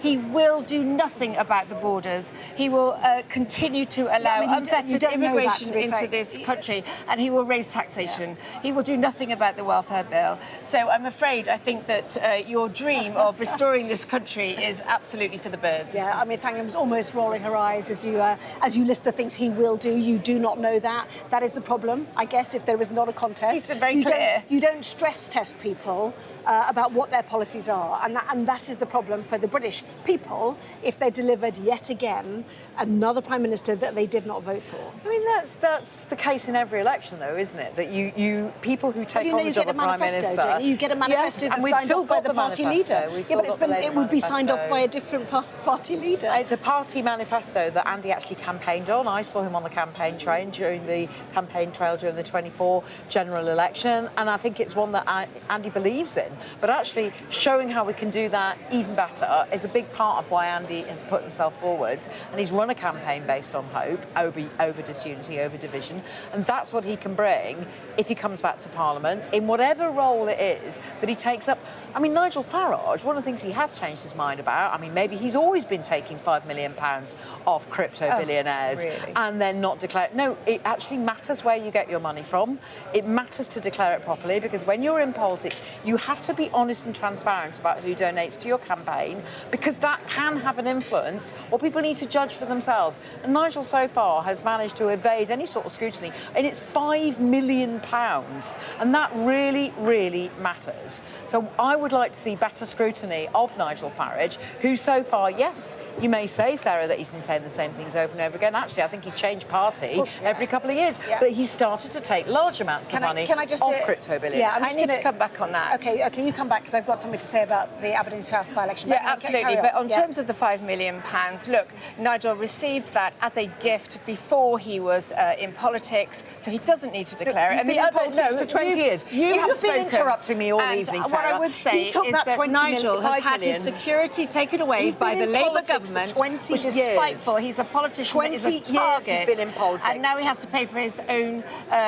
security, and that is what that money... Parliament provides security, and that as you very well know. They do not Parliament provide it yes, to they do. Nigel Farage. Yes, they do. And instead of the taxpayer having to pay for Nigel's security, this gift of £5 million all night, Sarah, pays now for you're that just security. talking rubbish. Nigel took that £5 million in the run-up to the general election. You He is know nothing supposed about to that. prepare it. Yes, I do. I've been in MP, as you may know. You have to declare. And you lost your yes, you seat to do. the Green yes, Party. Oh, Wow. here we go. Whoopie-doo.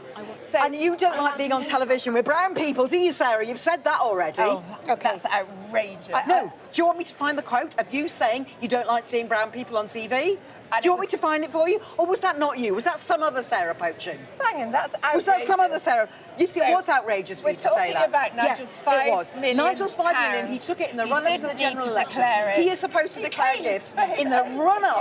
And the taxpayer does not have to pay for Nigel's security. Can I do Stephen Flynn's tweet now? That's all right. Well, you can agree to disagree on that one. Again, every hour there's something different has to be said. Anyway, Stephen Flynn, you'll remember he was the Westminster SNP leader who decided to go to Holyrood, thereby triggering a by-election in Aberdeen South. This is him conceding a tough night in Aberdeen that some will need to reflect on quite heavily. Commiserations to my good friend Thompson Richard, a great man and colleague, and congratulations to the Tory who stood there. I know he loves this city as much as I do and look forward to working with him. We lost Aberdeen South to the Tories in 2017 and we won it back 2 years later. And the Conservative they're talking about, he is known to ask a lot of questions, it has to be said. He is also an MSP. He's asked more questions, I think, than any MSP put together at great cost. So there's been some questions genuinely about his questions that he puts to the Holyrood Parliament. But we'll unpick all of that a bit later on. Taking a break now, back with more from here very shortly.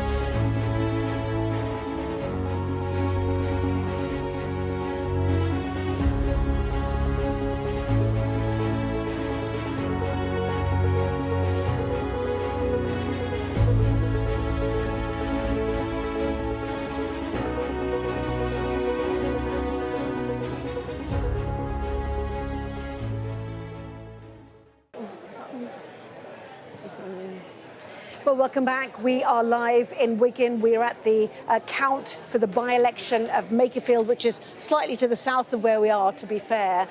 Obviously, counting is in full swing. We've seen a number of the candidates turning up, including the leader of Restore Britain as well, Rupert Lowe, who's hit out at Nigel Farage in what seems like a real vendetta between the two, suggesting that Nigel Farage had tried to politically assassinate him. How all of that battle plays into the election here will be truly fascinating to see. So let's welcome back the Reform MP, Sarah Pochin, who won her own by-election just a year or so ago, and the Labour peer, Baroness Thangham Debonair. Welcome back to both of you. What is it with Rupert Lowe and Nigel Farage? What went wrong between them? Well, look, all of that was way before my time. So when I came into the party, Rupert wasn't in the party. But let's wait and see tonight what the Restore vote share is. It'll be interesting to see. I didn't come across a lot of it on the doorstep at all. We've seen some pretty grim tactics, I have to say, by supporters of Rupert, particularly at our office, being really rude, really aggressive. In fact, almost a little bit, you'd think they were going to be physical. So really not very nice people that we've witnessed here on the streets of Makerfield during this campaign. Well, Rupert Lowe, speaking to our chief political correspondent John Craig, suggested that Nigel Farage didn't like his plans for mass deportations, which is something I'm presuming that you do not support either. I most definitely do not. No, exactly. And I think that language is extremely dangerous. When you talk about mass deportation, what does that mean exactly? Because people, if they don't know what that means, and I really don't know what it means, but it encourages the language of whoever doesn't look like you has to be deported. And that's where it's going at the moment. Racism is a real thing. And it's not gone away, and it gets worse when people use language like that. It really matters when you use your platform to sow division. Last week in North Belfast, a place that is known for strong community and caring community, had people committing what looked effectively like a pogrom, going around and setting fire to the houses of people because they were from an ethnic minority, because they had arrived from a foreign country to seek sanctuary, which is something that the people of Belfast North were giving them willingly and welcomingly. Now, I find that really troubling that people can have gone there, and that's the language Rupert Lowe is using when he talks of mass deportation. The problem is for the British people, they see ineffectiveness from both the Conservatives before and now from Labour about tackling illegal immigration, for example, on the small boats, which has become such a focus. And there is a sort of a despair that nothing can be done about it, which brings in parties like Reform and Restore Britain. But it's interesting that the migration statistics which came out last week show dramatic drops in immigration to this country. And I think that is something which now has to start getting through. And I think when people like Rupert Lowe start talking about mass deportation, he is not only making divisive and hateful language, but he's also ignoring the fact that under this Labour government, immigration has gone down and down and down. So do you think people have watched what's happened in America under Donald Trump, who's taken an extremely tough line? We've seen the pictures from the jail in El Salvador. And British people watch that and go, see, it can be done. Do you think that's do you think they want to follow America in this? What I would say is no British person, whatever their sex or colour, but no British citizen is happy to see an illegal immigrant from Sudan on the streets of North Belfast attempting to behead a local man. That is not acceptable. Now, in Sudan... That is a matter of investigation, clearly, Sudan, obviously, and someone deserves a defence, just as you know. Yeah. We saw video footage, which was horrific, of a man attempting to be beheaded. Now, in Sudan, that's legal. They are lawless in Sudan. But we cannot accept that if they come over here, that lawlessness they're displaced, exists. And they've been murdered, and there is conflict. It is the problem. So where does your... But that does not mean that it's okay to behead somebody. Please don't make that allegation again. You will get us into trouble. That is part of a police investigation now. Okay, but we saw the footage that has got to come to court. Attempted. That has got to come to court. But the fact is, we did see horrific footage, and we surely, no matter who you are, that man is a do you want fortress? Do you want Fortress Britain? Is that what you want? What we want is safe Britain.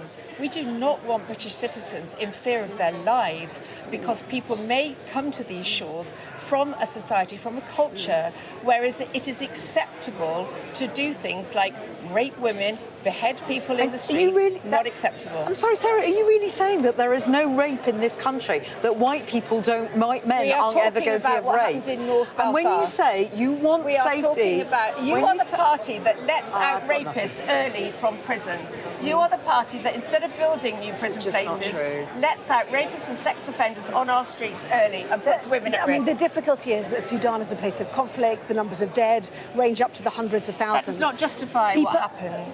It doesn't justify labelling an entire country of people. That case. It's got to come to court. So, but the point is that people seek safe sanctuary. Are you saying that any asylum seeker is not welcome here in the UK if should you win the next general election under a reform government? The British people have always been so generous in the way they give sanctuary to true people that need asylum. So, for example, take the Afghan interpreters that so bravely helped our British forces. Of course, we should be giving them sanctuary. Their lives are genuinely at risk. But the boatloads coming over into this country, their lives are not at risk. Those are illegal immigrants who have no place. And if they arrive on their shores without going through the proper mechanisms, then under a reform government, they will never ever be given British citizenship again. OK, well, I think 4/5 of them roughly are normally given asylum. And they're not given British citizenship now. If people apply for asylum, that is to have refugee status. They're allowed that is not the same. Are you ever going to let me finish a sentence? They're allowed to stay for 10 years. Plus, and they are just let her talk. They There's are no lost point. in our society. The Home Office don't know where they are. Right, so none of these things are true, and you know it, Sarah. Just repeatedly saying that the only danger. If you're saying that the only danger, are you really saying the only danger to women is from people who come from other countries? Are you really saying that there are no white people, white men who rape? And you keep cutting in. We're talking about domestic and you violence keep smiling when we're talking about violence against women and girls. I can't understand why you really. stand Oh with me my on the God! issue of Oh violence my God! I against have women and 26 girls. years of experience in violence against women and I have girls. 20 years. Oh well, I see you and raised you 6 years, Sarah. There are women being raped by white men, and you don't want to talk about that. You only want to talk about when there's an incident of violence against women and girls by someone who is brown. That is your thing, and you want to blame all brown people. You want to blame all brown people, and you are causing harm to actual people. So we are joined now by, I don't know, am I doing this a guest or am I going to do Beth Rigby? I'm not sure. OK, right, let's bring in Labour MP Conor Naismith. Welcome to you. No doubt you joined us mid-debate about immigration. It's certainly a key issue, is it not, for people in this country? Certainly a very important issue, absolutely. You know, we hear this come up on the doorstep all the time. I didn't hear the full debate that happened there, but, you know, it's absolutely the case that immigration is an important issue that people want to talk about, alongside all of the other issues, including the cost of living, the state of public services, and the many other things that are affecting people after 14 years of Conservative government.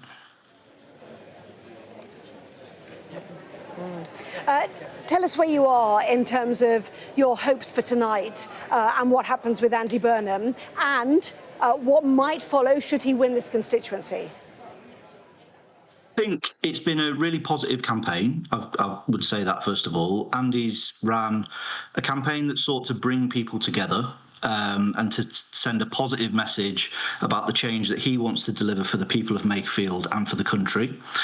I'm obviously hopeful that he's going to win. It's too early to say at this moment in time, but I'm really pleased about the campaign that we've run. It was in Crewe. Apologies, just being distracted there, Conor. Yes, so what do you think should happen next then? Well, look, I think obviously we've got to see what happens tonight. The focus tonight has to be on what happens in by-election in Wakefield. But obviously, if Andy is successful in winning the election tonight, then I'm sure there will be a period of reflection, you know, for everybody across the Labour Party about, you know, it's important to remember the context within which this by-election is happening. At the local elections just a few weeks ago, Reform UK won every single ward across the Makerfield constituency. So if Andy has been successful tonight, that means that, you know, it's impossible to deny the impact that Andy Burnham's candidacy has had in a seat like Makerfield, and that should cause us all to reflect across the Labour Party, I think. So which way are you reflecting? Well, I think it would be impossible to deny that under any other candidate, Labour would not have been in the race in this by-election. And that means that we have to listen to what Andy is saying about the way that Westminster politics up to now has failed people across the country, that we need to see a changed politics, that we need a Labour Party that can re-energise people and excite people again about politics. That's exactly what Andy's done in this by-election, and that's exactly what I want to see the Labour Party do going forward. Yeah, well, I'm sure you do. So does that mean you think there should be a dignified timetable set by Keir Starmer under his own steam? Because at the moment it looks like he wants to fight on. Do you want him not to? I've been very clear since the Friday after the local elections that I think the Prime Minister should set out a timetable. I think if Andy is successful in this by-election, that will only add to the case for that to happen. I think that if Andy wins this by-election, there will need to be a period of reflection over the weekend for the Prime Minister. He should think about what this result means and should consider his position.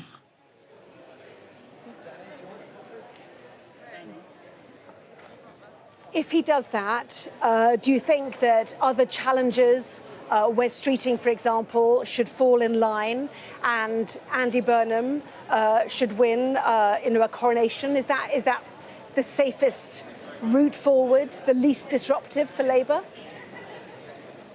I think we've got to be thinking about the country in all of this. That's what I've sought to do throughout. You know, it's a difficult thing to do, to try and hand over leadership when in government.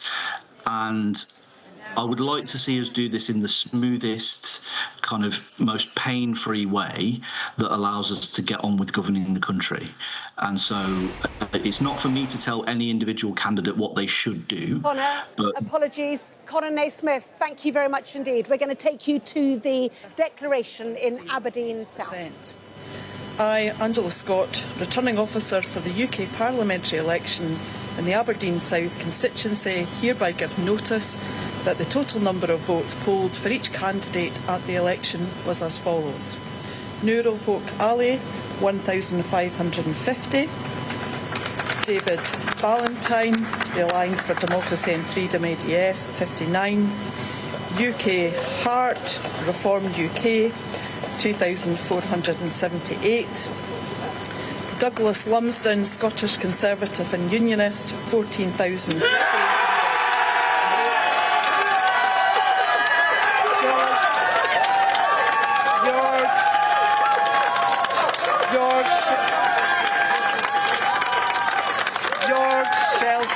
Extreme votes Scottish Greens, Let's Demand Better, 974. Mel Sullivan, Scottish Liberal Democrats, 1,270. Richard Gordon Thompson, Scottish National Party, 8,258. Ballot papers rejected, 53. And total votes, 28,950. And I declare that Douglas Lumsden is elected to serve in the United Kingdom Parliament as the member for the Aberdeen South constituency.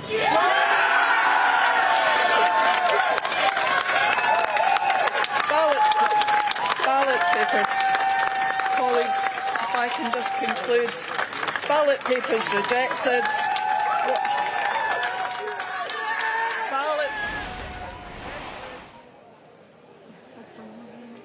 So, amazing result then for the Conservative Party up in Aberdeen South. It's somewhere that Kemi Badenoch, the Conservative leader, had visited.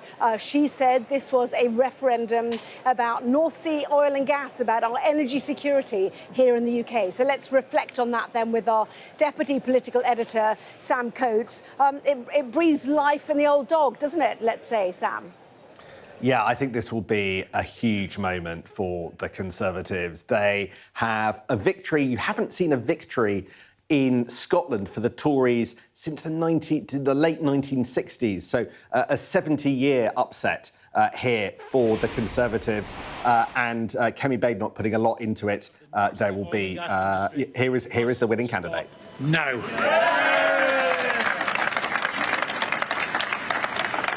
And to everyone in Aberdeen that put their trust in me, thank you. I share your anger, I share your frustration, and I share your fears for the future. And I promise that I will be a strong voice for this city, standing up for you, your families and your livelihoods against short-sighted policies. Now, we said at the start of this campaign that it is a referendum on the oil and gas industry, and the people of Aberdeen have gave a resounding answer that we back the oil and gas industry.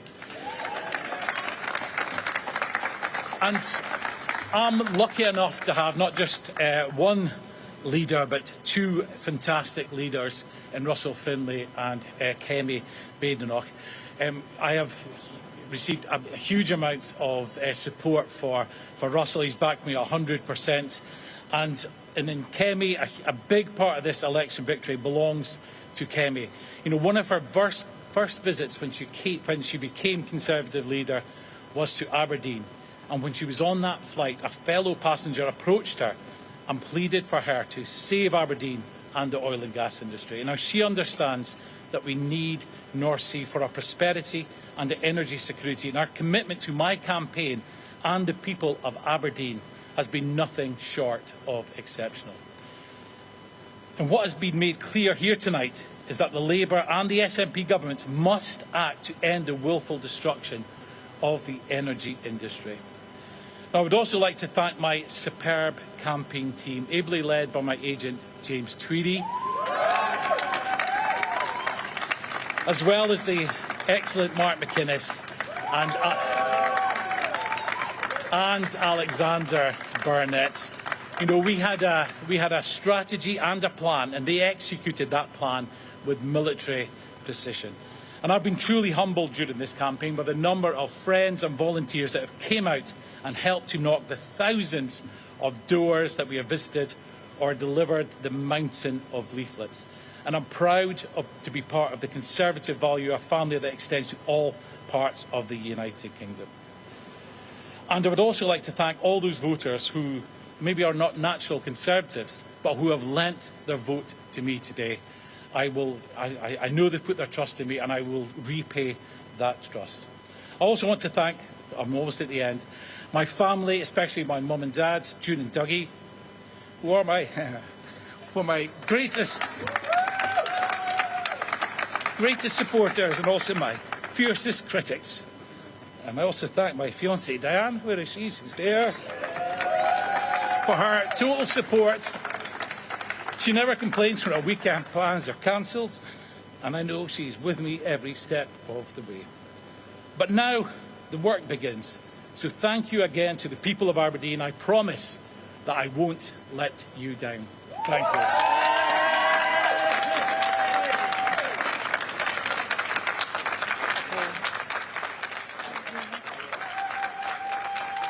So the winning candidate, Douglas Lumsden, the winning candidate in Aberdeen South. This is a man who's well used to elections, it has to be said. He was first elected in 2017 to a ward of Aberdeen City. In 2019, he won the nomination for the Aberdeen South parliamentary constituency, where he was placed second behind Stephen Flynn, who won the seat with an 8.4% majority. Stephen Flynn then won it again in 2024 with a reduced majority. So Douglas Lumsden coming back for more for that seat, and again reiterating the Conservatives' belief that this is a referendum on energy security, a referendum on British oil and gas as well, amidst, of course, the cost of living crisis, the difficulties since the Ukraine war, something that has definitely gone up the agenda. So a Conservative gain for Douglas Lumsden in Aberdeen South. Well, joining me now is the former Transport Secretary and close ally of Andy Burnham, Louise Haigh. Welcome to you. First of all, we're being told that we might get a result here in about an hour. How are you feeling?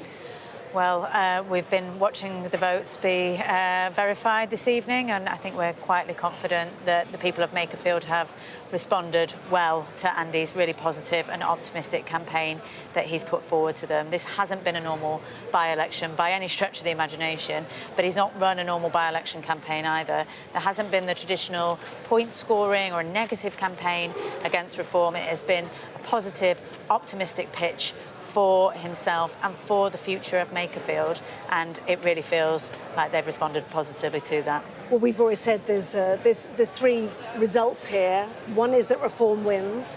One is that Andy Burnham wins big. Another one that he wins narrowly. In your view, has he won big? By which we mean you add reform and restore together, and he's still beaten them. Well, it doesn't actually look like Restore have actually performed anywhere near as well as we perhaps thought we might on the day today. So I think without prejudicing anything today, we can be pretty confident that it's a good win for Andy. OK, a good win for Andy Burnham, according to Louise Haigh, which is interesting because it's a risky strategy. But this is now all about next steps, isn't it? If he wins here, he goes to Parliament, on Monday? When does he talk to the Prime Minister? Well, look, just firstly on that point, it was a really risky strategy. He could barely have challenged a more difficult seat. This was the 6th highest vote share for reform in the country just 6 weeks ago. Half of people here voted for the Reform Party, and we were on just 24%. So the fact that we are even in contention shows what an extraordinary candidate Andy has been, but also that people don't necessarily want reform. They want Labour, but they want a changed Labour. They want a different type of politics than the one that's been on offer to them for the last couple of years. And that's what Andy's put on offer to the people of Makerfield, and that's what he's going to take down to Westminster on Monday with him. Well, this is very much then about step 2. If you think you've won here, as you are suggesting, and won big, step 2 is how you get rid of Keir Starmer. How do you want to get rid of him? Well, look, I really hope that the Prime Minister considers what we hope will be the result tonight and takes away that result, compares it to the one that was just 6 weeks ago, and considers what's in the best interests of the country and of the party. And I really hope that he will take that time to reflect that it is time to set out the steps for an orderly transition and for his resignation. How quickly? Well, that's very much in the hands of the Prime Minister.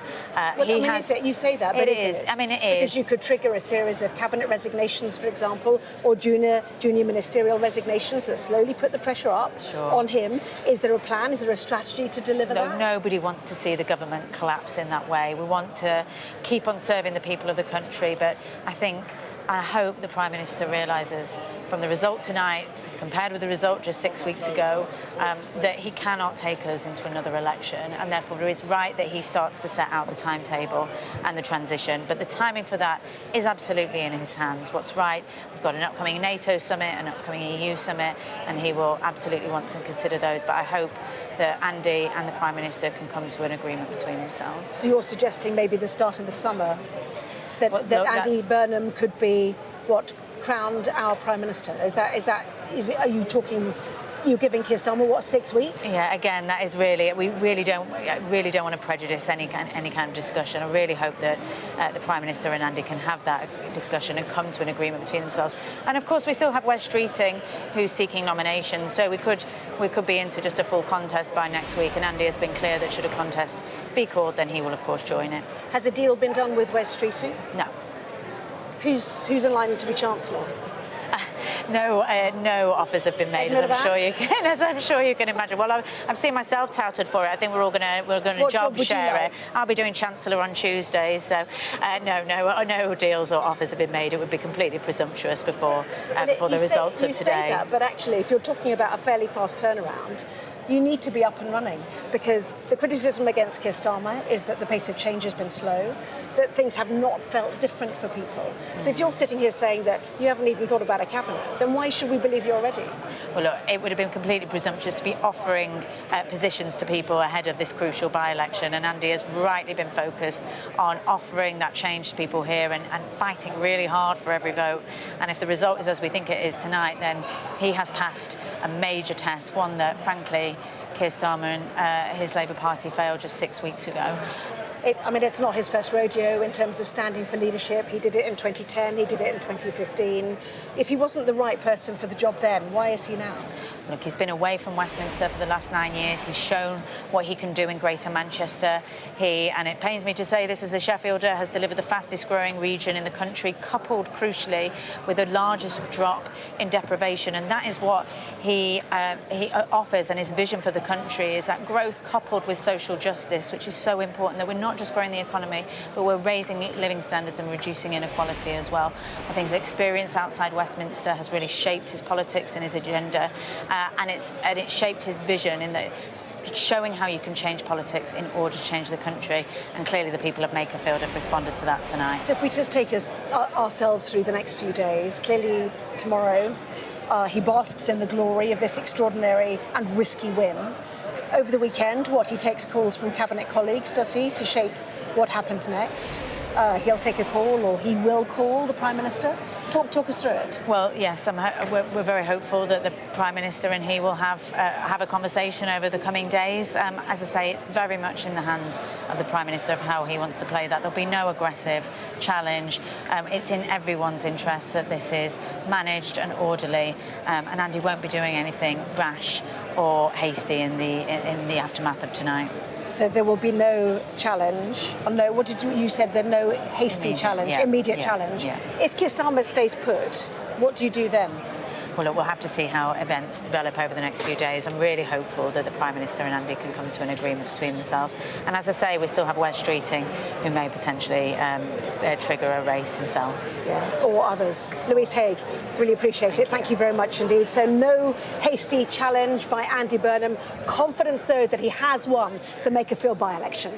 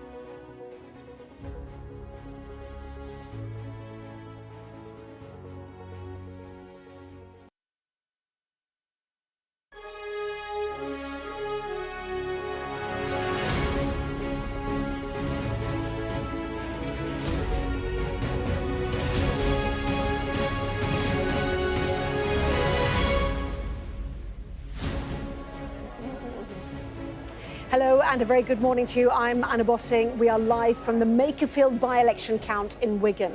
So Labour figures are telling us this morning that they are quietly confident of a good win for Andy Burnham here. Victory, of course, will propel Mr Burnham into Parliament, where he's expected to ignite a battle with Sir Keir Starmer for control of the Labour Party, the government and the country. Well, let's take you straight to our deputy political editor, Sam Coates, who joins us now. So we just spoke to Louise Haigh, close to Andy Burnham, former Transport Secretary, Sam. She is confident that Andy Burnham has done well here. Labour look on course to win the Makerfield by-election. That's the headline result. Here we are at 2 o'clock in the morning. That will mean that Andy Burnham hangs on to a seat that already had a Labour majority of 5,399. This is the old result, not the one that we expect in the next hour or so.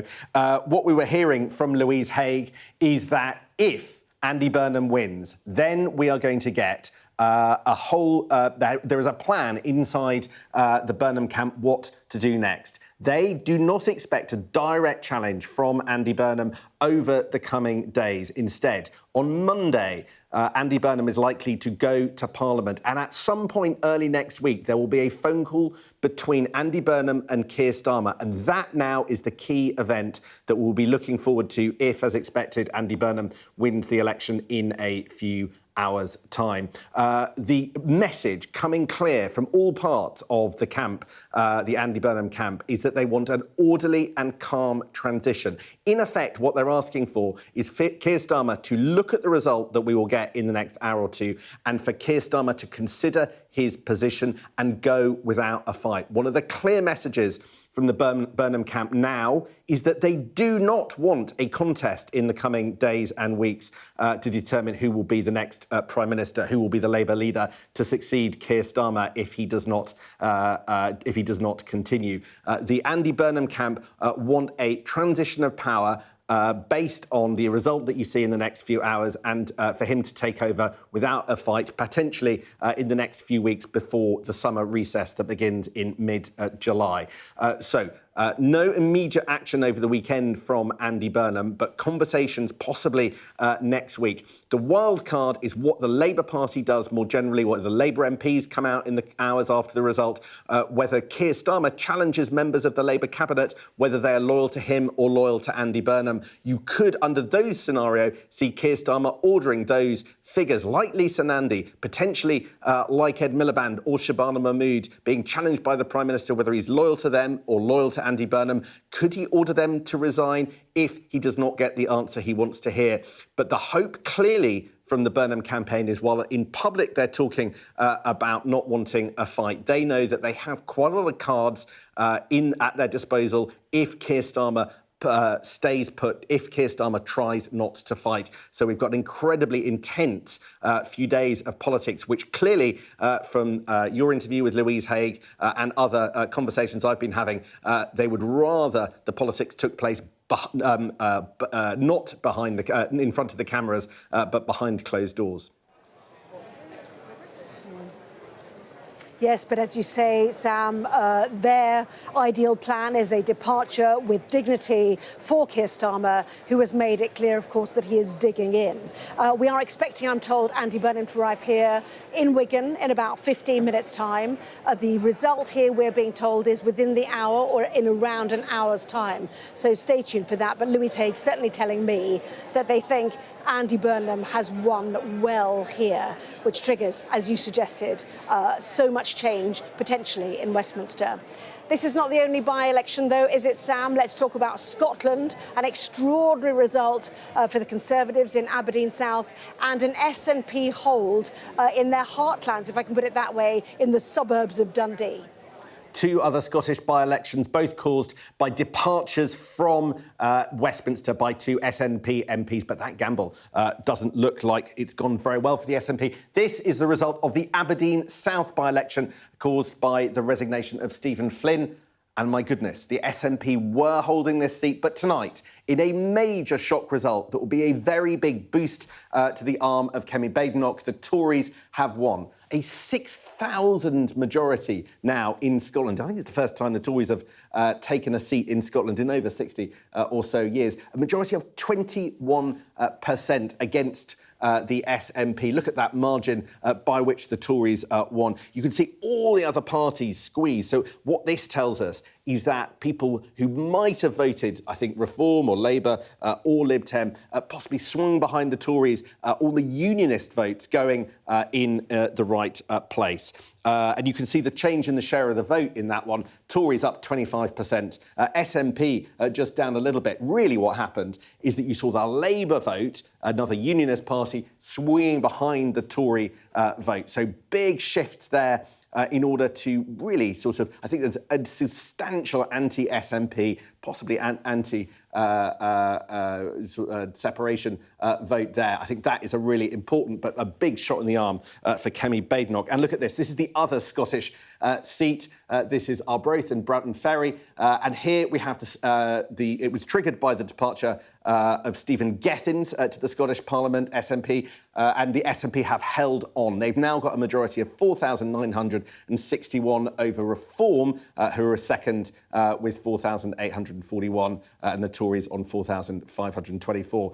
So an SNP held. Worth saying, Anna, at the general election, Labour were just a tiny bit behind the SNP. So they've now dropped into fourth place. So that will be another sign of Labour's waning influence in Scotland. But I think all of that suggests that voters there were pretty much keyed in these suburbs of Dundee of hanging on to the SNP. So a massive night, a shot in the arm for the Tories, a big boost for Andy Burnham's Labour Party, and a dramatic few days in Westminster. It's quite the night. Absolutely. Sam Coates, thank you very much indeed. So let's chew over some of that, including that extraordinary win for the Conservative Party in Aberdeen South with our election analyst, Rob Ford. Welcome to you. Right, explain what happened in Aberdeen South then, because it's been a bellwether seat. It has changed hands. The SNP already talking about winning it back in 3 years' time. But what look at that result and tell us what you saw. Well, I think there's several possible candidate explanations here. I mean, first of all, it's important to emphasise just how extraordinary this is. The Conservatives haven't gained a seat in Scotland since 1967. So this is the first time in nearly 60 years that they've gained a seat in a by-election like this. And there's several candidate explanations on the table. We know that the SNP government have been going through a major scandal involving embezzlement from the former chief executive. That's been rumbling in the news in Scotland for a while, really tarnishing the incumbent government.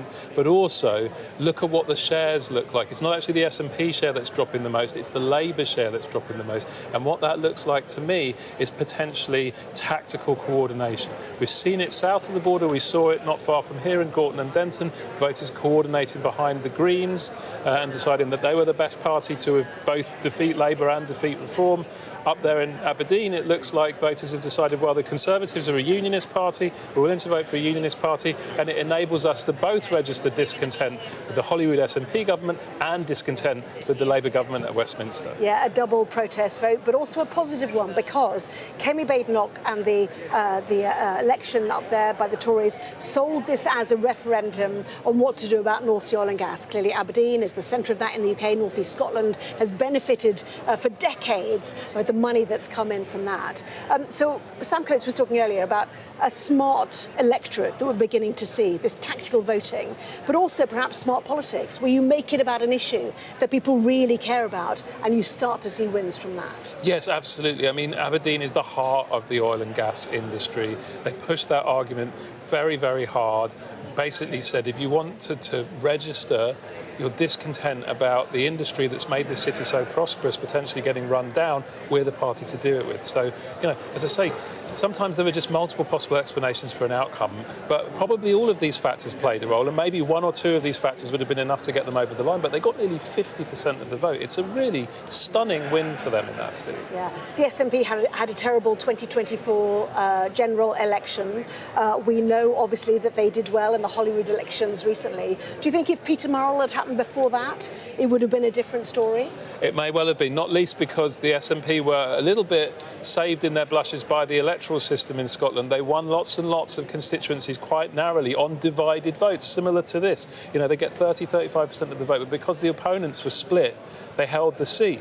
So maybe in a situation where voters were sufficiently angry that they start to coordinate behind an anti-SNP alternative, it might well have been a worse result for them at Holyrood as well. They got away with it okay there, but now we're starting to see potentially some real trouble for them in Westminster contest. Let's talk about Makerfield, shall we? Because if we look back in May again, the Makerfield constituency, Reform did very well. If we look at where the Greater Manchester Mayor election will be, should Andy Burnham win, Reform did very well. So why is Andy Burnham able to buck the trend here?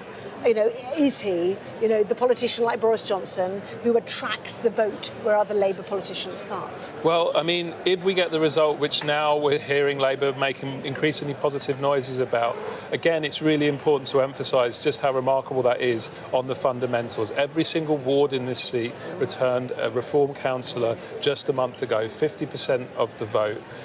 Any other Labour candidate, I think, would be struggling, really struggling to win a seat like this, because it wasn't a big bar for Reform to clear. They were quite close in the general election. Normally we would think unpopular government, straightforward pickup for the largest opposition party. But Burnham looks like he's bucking that trend. What is that? It's probably a combination of factors again. He's got strong communications talents. He's got deep roots in the area. He's also got a record to run on in terms of being Greater Manchester Mayor. And of course, the other factor is the guy who's not on the ballot, Keir Starmer. Everybody in this seat knows that this election is not just about Makerfield. It's about potentially changing the person at the very top of government. Yeah, but it does mean that the election, which looks like it may be forthcoming, for the position of Mayor of Greater Manchester will be a hard fight for Labour. We'll have to wait and see, certainly, about that. In the meantime, let us take you to our chief political correspondent, John Craig, who's in the melee. John. Anna, thank you. Now let's examine what happens after the declaration of this result. We expect Mr Burnham to be elected MP for Makerfield, probably take his seat in the House of Commons on Monday. But what happens then? What happens in the battle for the Labour leadership? Well, I'm joined by somebody who watches these things very closely. Patrick Maguire, chief political commentator of The Times. You've written a lot about Starmer's battle to try and survive and the whole leadership struggle and, of course, whether Mr Sir Keir can survive against Mr Burnham. How do you think the Prime Minister will respond to a Burnham victory here? Well, the Prime Minister, John, has a habit of arriving in the reality that everybody else inhabits, obstreperously and about a week late. And I suspect, given what I was hearing from allies of the Prime Minister over the course of this week, that might be what he is thinking about doing. And what do I mean by that? I mean putting up a fight. But on the evidence of this evening, it is not a fight he is going to find a big supportive audience for, because Andy Burnham is just about to explode the pretense of the Labour Party here. You have nevertheless, I think, written about how Sir Keir is amassing a war chest of £100,000, a fighting fund, whatever you like to call it. And obviously he's been talking to lots of MPs this week. He dashed back from Evian to miss the Versailles dinner, I think. Is it over for Sir Keir, or does he have a chance of fighting back? Well, he has the constitutional right to fight back. He's automatically on the ballot as Labour leader if he wants to stand. He certainly doesn't want a contest, is willing to fight one properly. As you say, on the front page of tomorrow's Times, today's Times now, it's Friday, I have that story about 6 figures in donations he's got pledged. His team is sounding out staff to work on that campaign. Will it ever get off the ground, though? I just think the entire Labour Party, bar about 10 people in the Parliamentary Labour Party, whether they like Andy Burnham or not, whether they really believe in him or not, will see the way he is about to win tonight and think, that's a train I want to be on, even if I'm a little late to the station. What do you think might happen over the weekend? Ministers being sacked, ministers calling for the PM to go, ministers resigning. What do you think might happen over the weekend? Well, I suspect the one thing Team Burnham, the people I've been speaking to tonight, don't want to happen, which is a messy tit-for-tat escalation, will happen. Not because of any of the Burnham confidants and spinners and allies who are here, because there's going to be a lot of pumped-up people in the Labour Party tomorrow who want a fight, who want this to be over on both sides.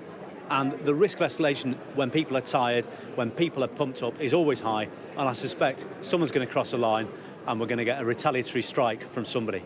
Do you think there'll be other candidates, Wes Streeting or Al Carnes, or have they not got the numbers? No, to both. Look, that's the short answer. Wes Streeting's best hope now is to row in behind Andy Burnham.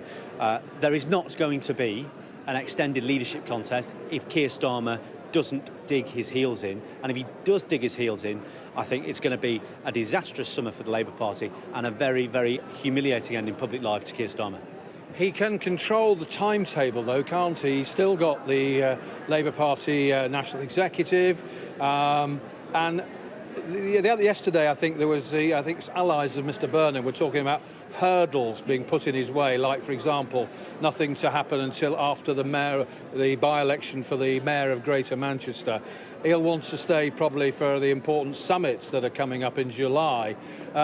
Can he hold on for a few more weeks, or is it over very, very quickly? Well, look, if he plays this with a degree of humility and uncharacteristically doesn't make this about how difficult it is to be Keir Starmer, there is a chance, I think, speaking to people, of a dignified and orderly exit. The only person who's proposing that not to be the case is Keir Starmer.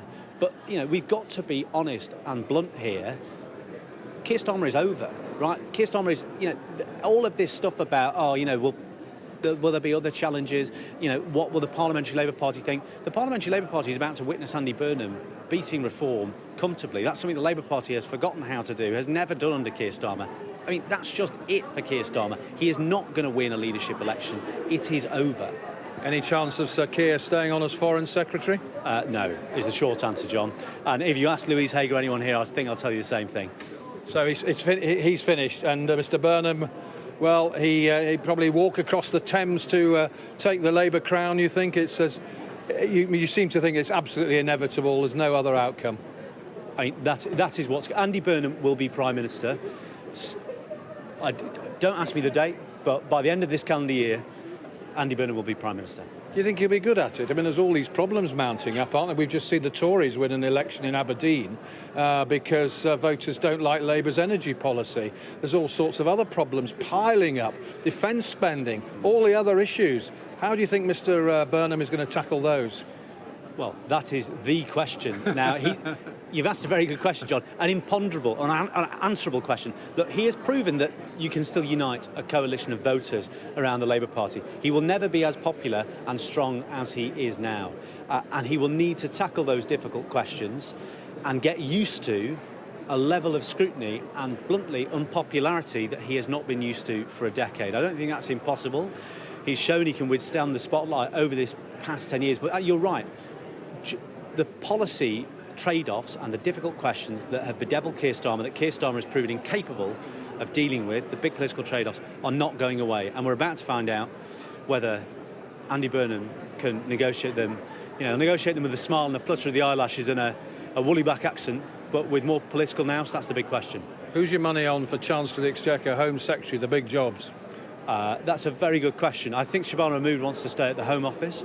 I suspect the Chancellor, if it's not Ed Miliband, will be... who knows? But Ed Miliband came up here today. He was on the 12:30 train from Euston. Yeah, he was. Look, if it's not Ed Miliband, I suspect it'll be someone like Yvette Cooper. I see. So who becomes Foreign Secretary then? Who becomes Foreign Secretary? Oh, John, you're really keeping me on my toes. Certainly not Keir Starmer, Dan Jarvis, Ed Miliband. The possibilities are endless. OK. I'm going to have to leave it there because we think Mr. Burnham's about to arrive. Back to you, Anna. To doorstep him.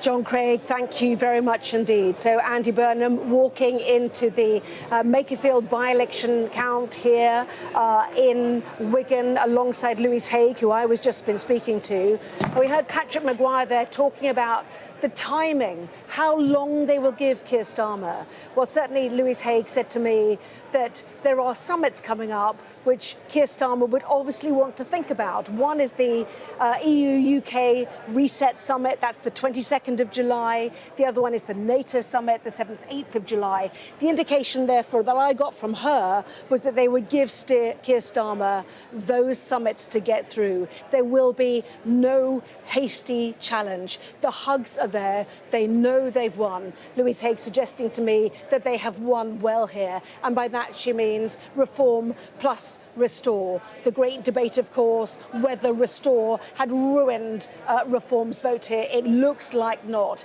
It means that Andy Burnham has gone against the tide. Makerfield, of course, all of the wards here in the local elections back in May went strongly for reform. This is a man who knows the path is not just Makerfield. He knows the path is Downing Street. He's been wanting to challenge for some time. We know he was stopped from doing so in Gorton and Denton. He is welcoming people. He is a man on a mission. Sam Coates, let's bring you in, our deputy political editor. There is so much now to play for this man who's made it clear that the keys to number 10 is where he wants to go.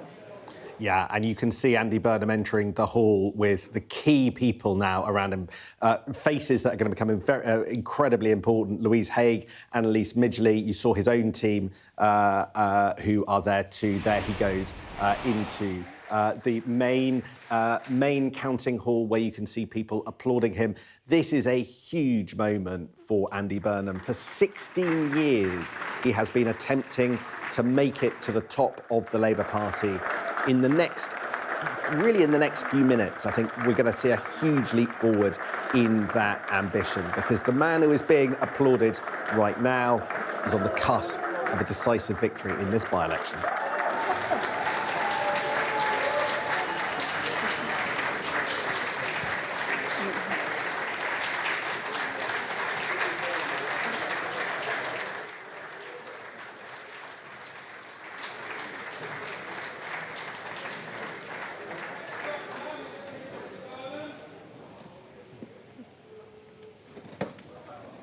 John Craig was just shouting a question to Andy Burnham. A huge round of applause for him as he arrived in the hall.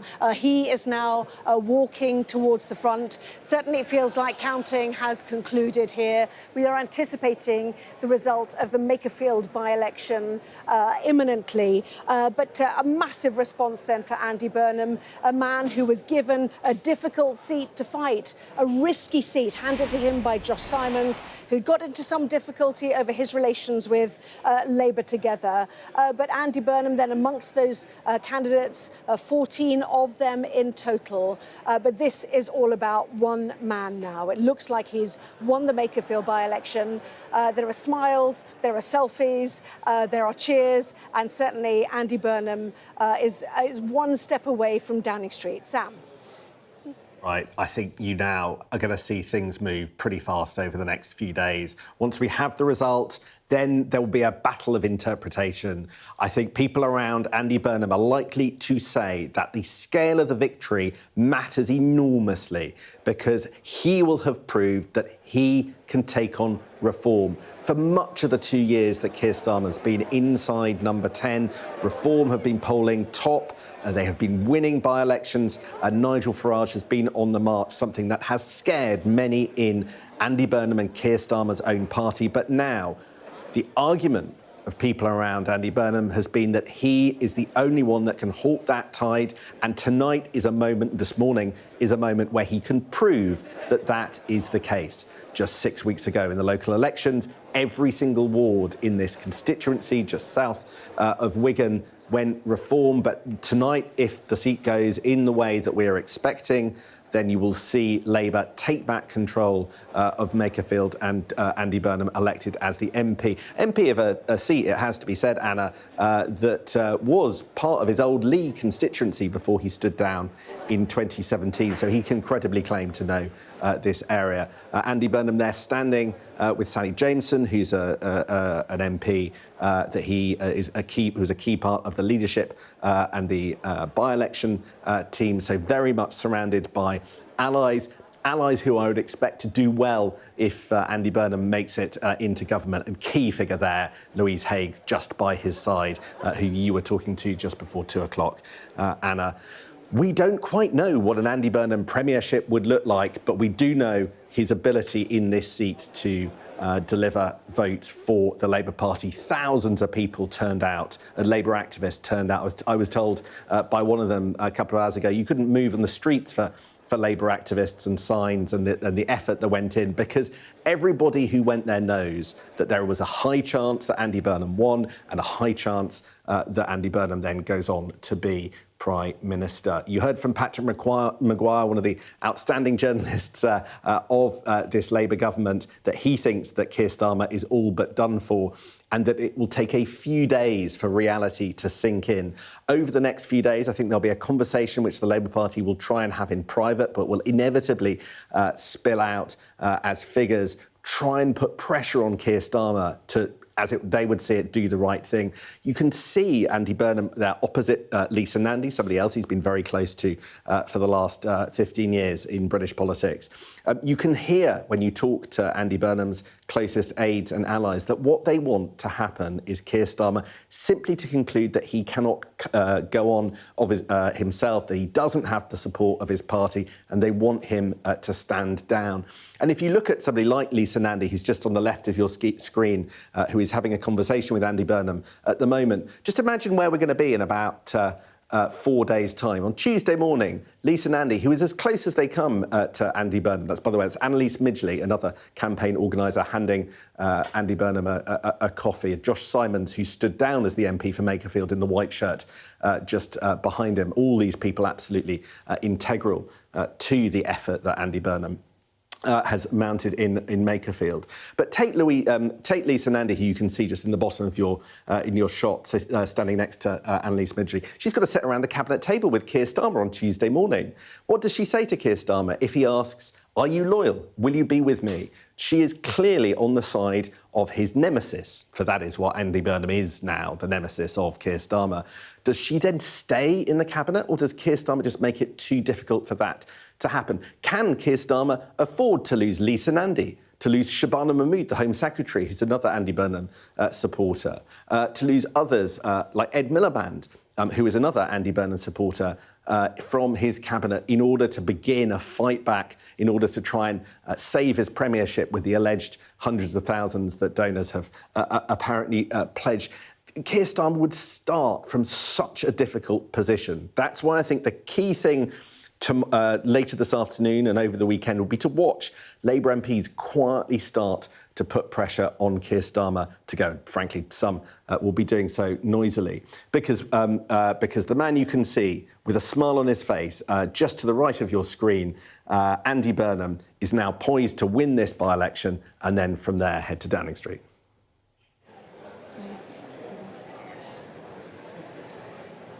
We'll keep those pictures going, Sam, but let me now bring in Preet Kaur Gill, MP, Health Minister. I have you down as a Starmer loyalist. This must be, you know, bittersweet for you, this what looks like a Burnham win. Well, this is absolutely fantastic. We haven't seen the final result being announced as yet, but I'm delighted. I was in Makerfield today. The Prime Minister expected all of the Cabinet backbenchers and ministers to go up. This is wonderful to see all of the Labour Party coming together. And there was a great atmosphere there today.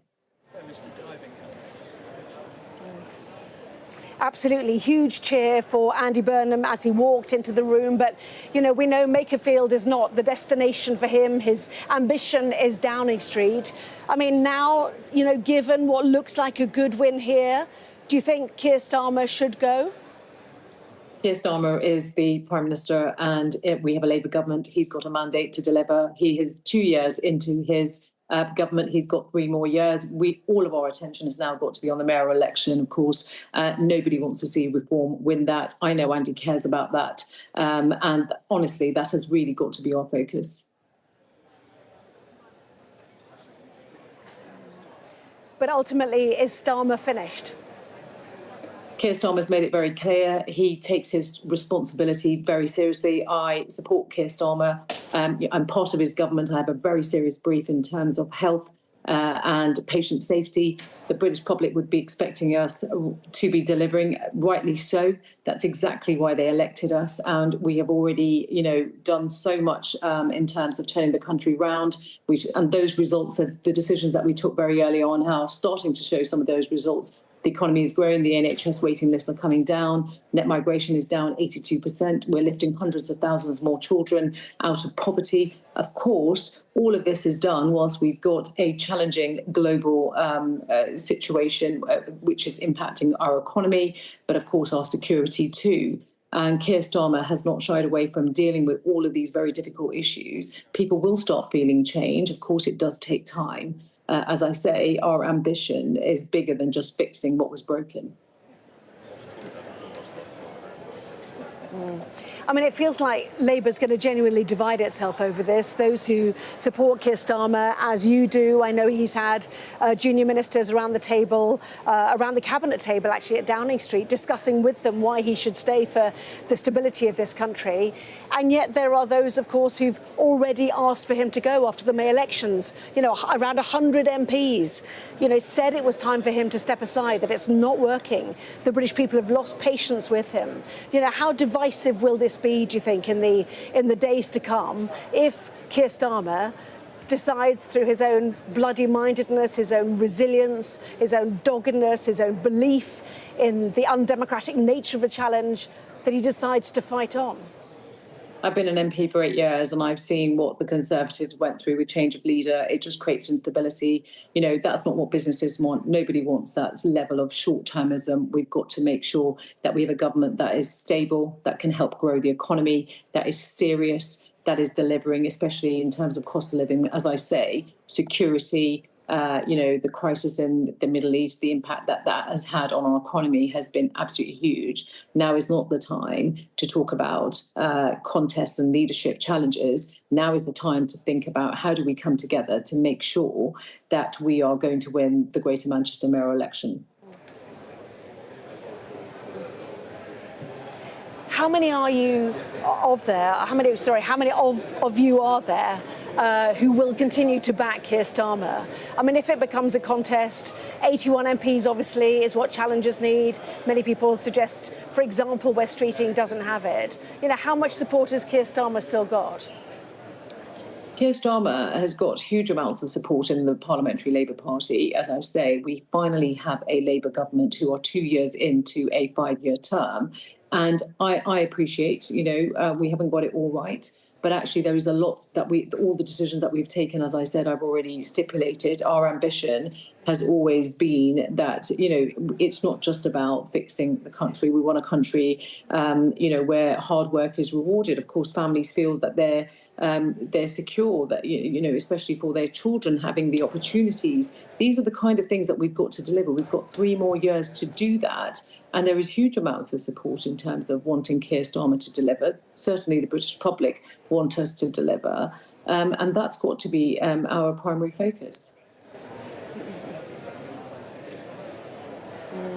So what happens over the weekend if we get any ministerial resignations, for example? The suggestion was this week that the Burnham campaign team have asked cabinet ministers not to resign so that the government is not thrown into chaos should this take weeks. But if there are resignations and the pressure still begins to drip, the authority drips away from Keir Starmer, eventually he will have to realise that he cannot keep his job. Why do you believe that moment won't come? Well, look, there's a lot of speculation about what will come and what will happen next. And, I think sometimes I hear on the doors, people are really fed up with us just sort of speculating and having engagement in the Westminster gossip. They just want us to get on and deliver and stop being inward looking and outward facing, talking to the British public. People want us to do better in our communication. There are lots of really positive things that we are doing. Somehow we just seem to just think, actually, it's not a bigger deal. It is a bigger deal when you've got free breakfast clubs. It is a big deal when you've got free nursery provision, helping working families with £8,000 a year for nursery costs that they could not afford. So the government has been making lots of, delivering so much that maybe people just do not feel feel at the moment, because of, we're only in the second year, as I say. And I think all this kind of speculation about what comes next doesn't actually help. I mean, look, we are, 6 percentage points behind reform. Governments can come back from this. I think, look, we've seen Keir Starmer being very tough and very clear that he's not going to walk away from the country. He takes his responsibility of service very, very seriously. So I'm not going to get into what comes next, actually. I'm focused on delivering in my brief for my constituents, because that's exactly what they expect from me.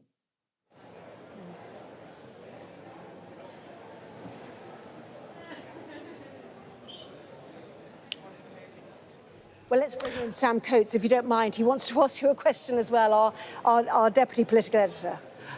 Hi there. In the middle of the screen, you can see Lisa Nandy. She is quite clearly on Team Burnham. She is quite clearly not on the side of Keir Starmer.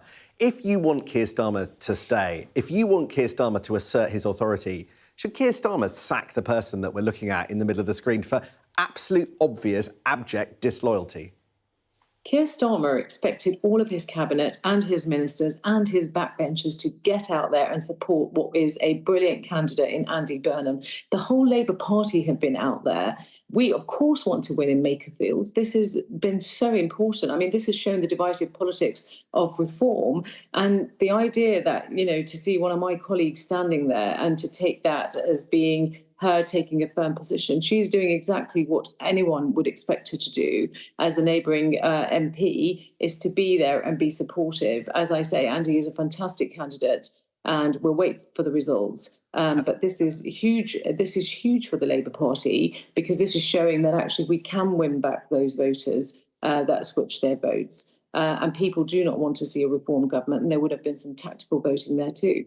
Oh, I saw your name as well on the campaigning board in Makerfield in Big Black Pen. But aren't you in danger of just doing hear no evil, see no evil here? It's almost denying that there is a plot against Keir Starmer that we frankly all know is true and all know is real. So I repeat, Ed Miliband, Shabana Mahmood, Lisa Nandy, they are people that think Keir Starmer should be replaced by the man you can see in the middle of your screen, Andy Burnham. Shouldn't he just get rid of him from his cabinet?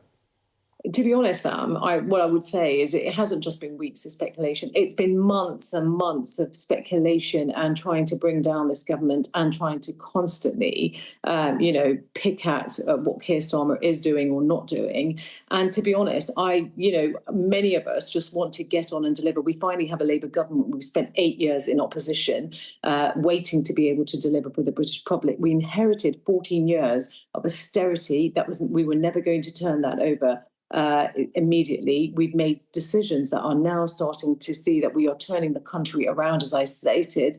It is, the fact that inflation has stayed stable, the economy is growing. These are all things that really matter. The decisions that we are taking matter to the British public. I go out door knocking and I speak to people, and they are just fed up. They saw it during the Conservative years, and they don't think that changing prime ministers is the answer. What they say is get on and be serious and actually deliver and communicate what it is that you are delivering.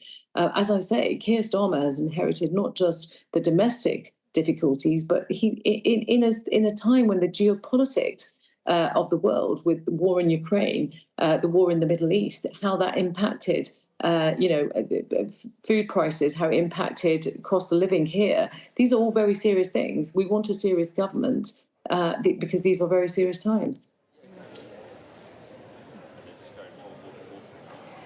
Well, Preet, your health minister, you've already lost your boss, the health secretary, Wes Streeting. The defence secretary has also resigned. The armed forces minister has resigned. It is already disintegrating, whatever you say. Are you genuinely of the belief that Keir Starmer will still be in power come Christmas, come conference season, for example? Because that is not how other people are viewing this. I'm genuinely of the belief that we've got to have collective responsibility. I am a Labour MP, and I absolutely take the collective responsibility bit. Now, what happens next is for all of, we'll have to wait and see, as I say. And the colleagues that you say left left because of their own positions, and they made that clear. But there is a sense of collective responsibility. The focus on Keir Starmer seems to somehow suggest that the cabinet don't have any responsibility, or they shouldn't have been raising concerns. I'm not saying that we've got everything right. Of course, we've got to listen and and learn from those mistakes and take the Parliamentary Labour Party. But there are tough decisions you have to take, because if you say you pay for one thing, then you have to cut for something else. And, the Chancellor has been very, very clear about the fiscal rules and maintaining that, because stability matters, economic growth matters, investment matters, creating jobs matters.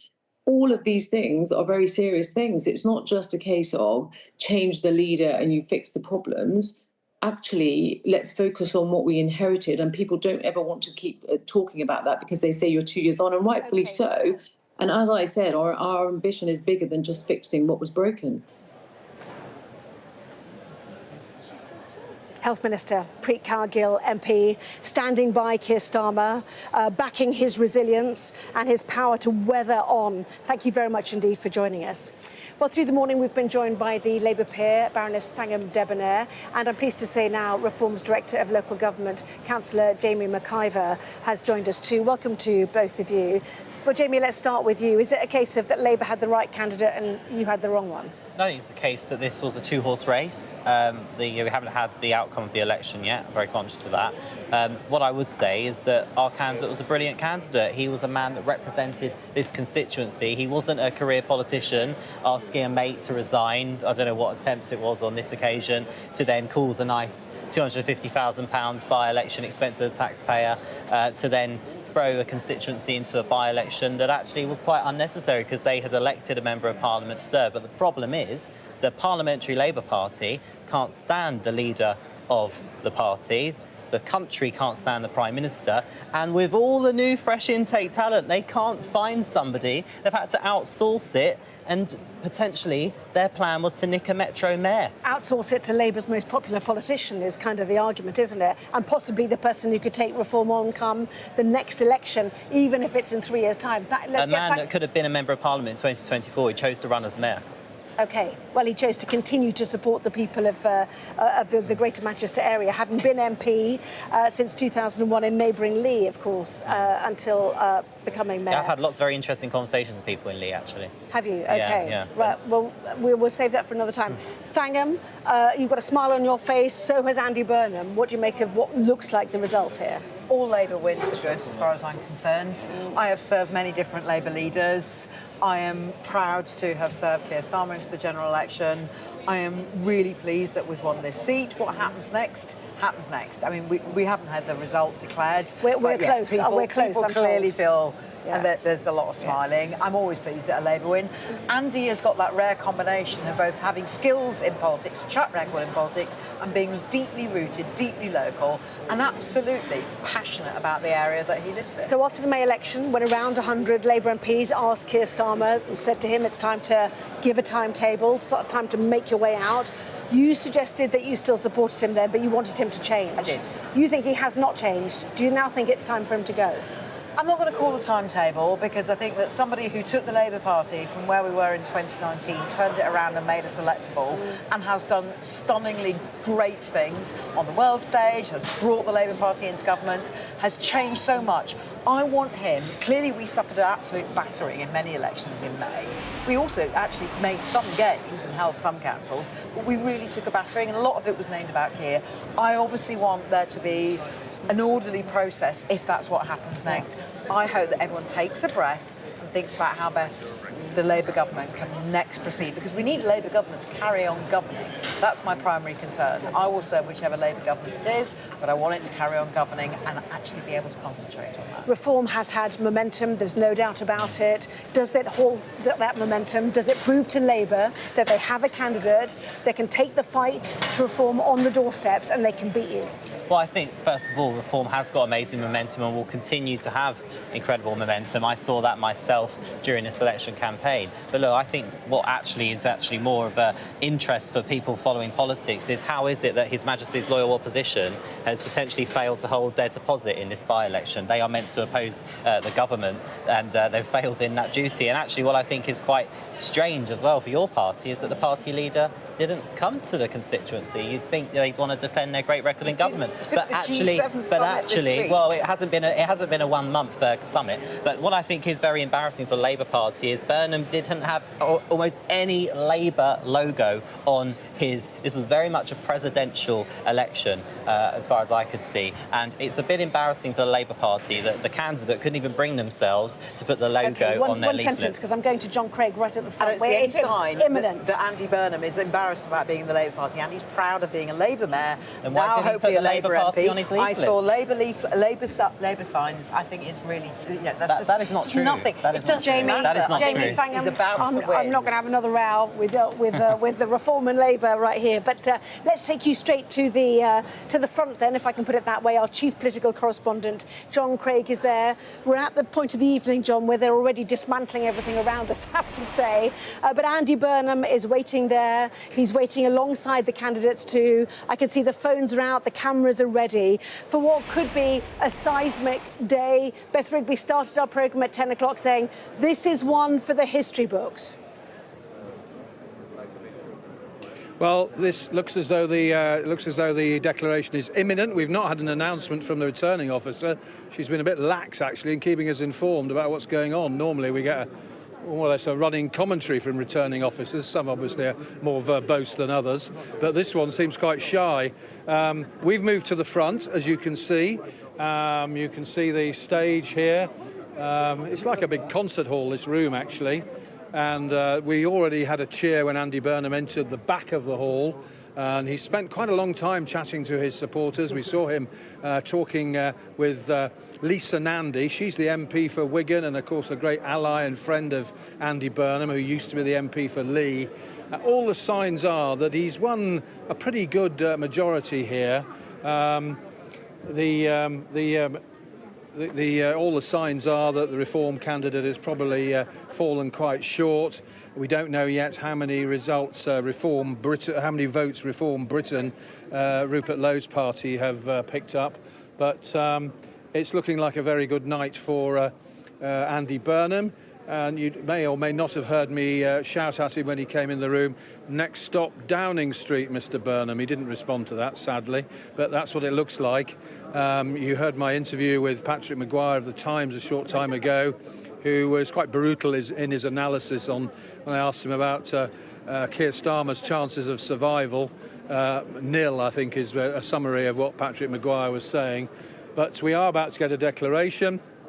We don't think Mr. Burnham is going to give interviews, but he obviously will make a victory speech here.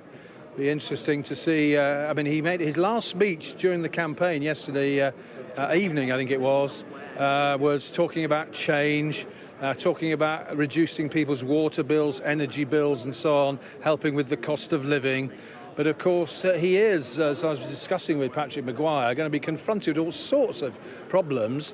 The tensions over some of the recent crimes that have taken place and disorder, defence spending and so on. And of course, relations with President Trump. And of course, the support for Ukraine. All these sort of issues which suddenly a Prime Minister gets thrust upon them. I mean, I'm going back to when Gordon Brown succeeded Tony Blair. Gordon Brown found there's a world of a difference between being Chancellor of the Exchequer and Prime Minister, because you've got so many problems to cope with. But Mr. Burnham, of course, hasn't been a cabinet minister since 2010. He was on the front bench as Shadow Home Secretary was his last post in Parliament. And one of his junior team, actually, then, was Sir Keir Starmer, who got elected in 2015. Mr. Burnham's been Mayor of Greater Manchester since 2017, I think it was. And so we understand, though, he has built quite a team around him. There's been a suggestion that he's hired the former boss of the OBR, who quit. That's the Office of Budget Responsibility, who had to quit over a security lapse. He's hired Bank of England officials like Andy Haldane, I think is one, and Richard Hughes from the OBR. And so he will have been obviously assembling a team to advise him. And of course he has got, as Sam Coates has been discussing, his loyal supporters amongst members of Parliament and indeed some senior cabinet ministers. We've seen Louise Haigh here this evening with Mr Burnham. She of course was in the cabinet, quit over a mobile phone theft, as I recall. She has been on the back benches since then. Lisa Nandy still very much in the cabinet, Secretary of State for Culture, Media and Sport. As Sam was saying, what will the Prime Minister say to her on Tuesday at the cabinet meeting, if she's still in the cabinet then? We saw Ed Miliband up here today, talked of as a potential Chancellor. There was a story in yesterday's Daily Mail talking about him being on resignation watch and possibly going to launch a cabinet coup against Sir Keir Starmer. So we are in for some days of real drama over the next few days. The Prime Minister, in his interview with Beth Rigby in Evian during the week at the summit, and here, in fact, here's the returning officer. Please can the candidates and agents stack to the side here so we can go through the adjudication of doubtful ballot papers. Thank you.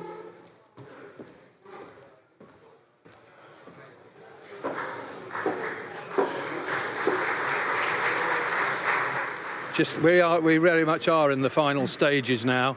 This is the bit I always call VAR when we get to close to the result, and there's a few checks being made.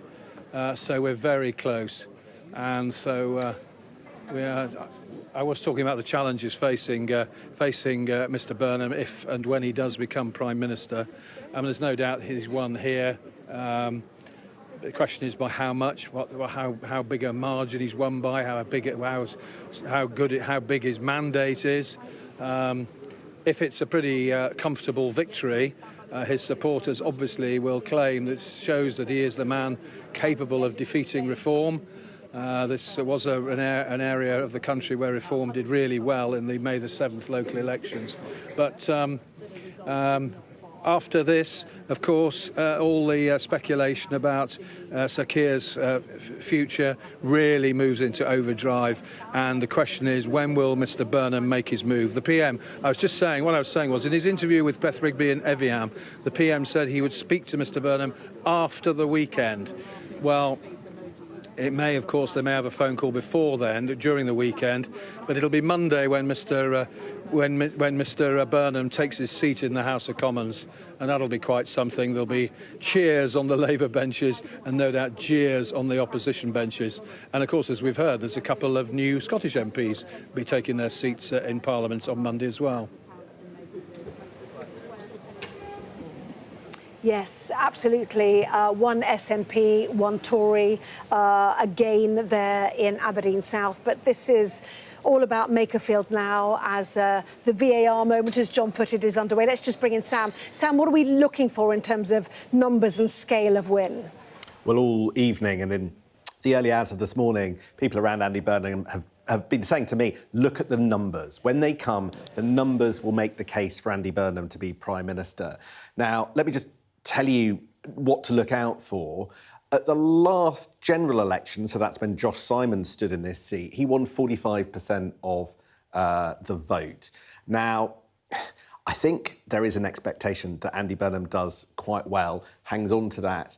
But it's worth pointing out that in the local elections in Makerfield, Labour got just 27%. So I think what Andy Burnham's campaign will do will say, look, it's not about how many votes compared to 2024. It's about how many votes he's won compared to just a few weeks ago when Greater Manchester went to the polls and Labour got just 27%.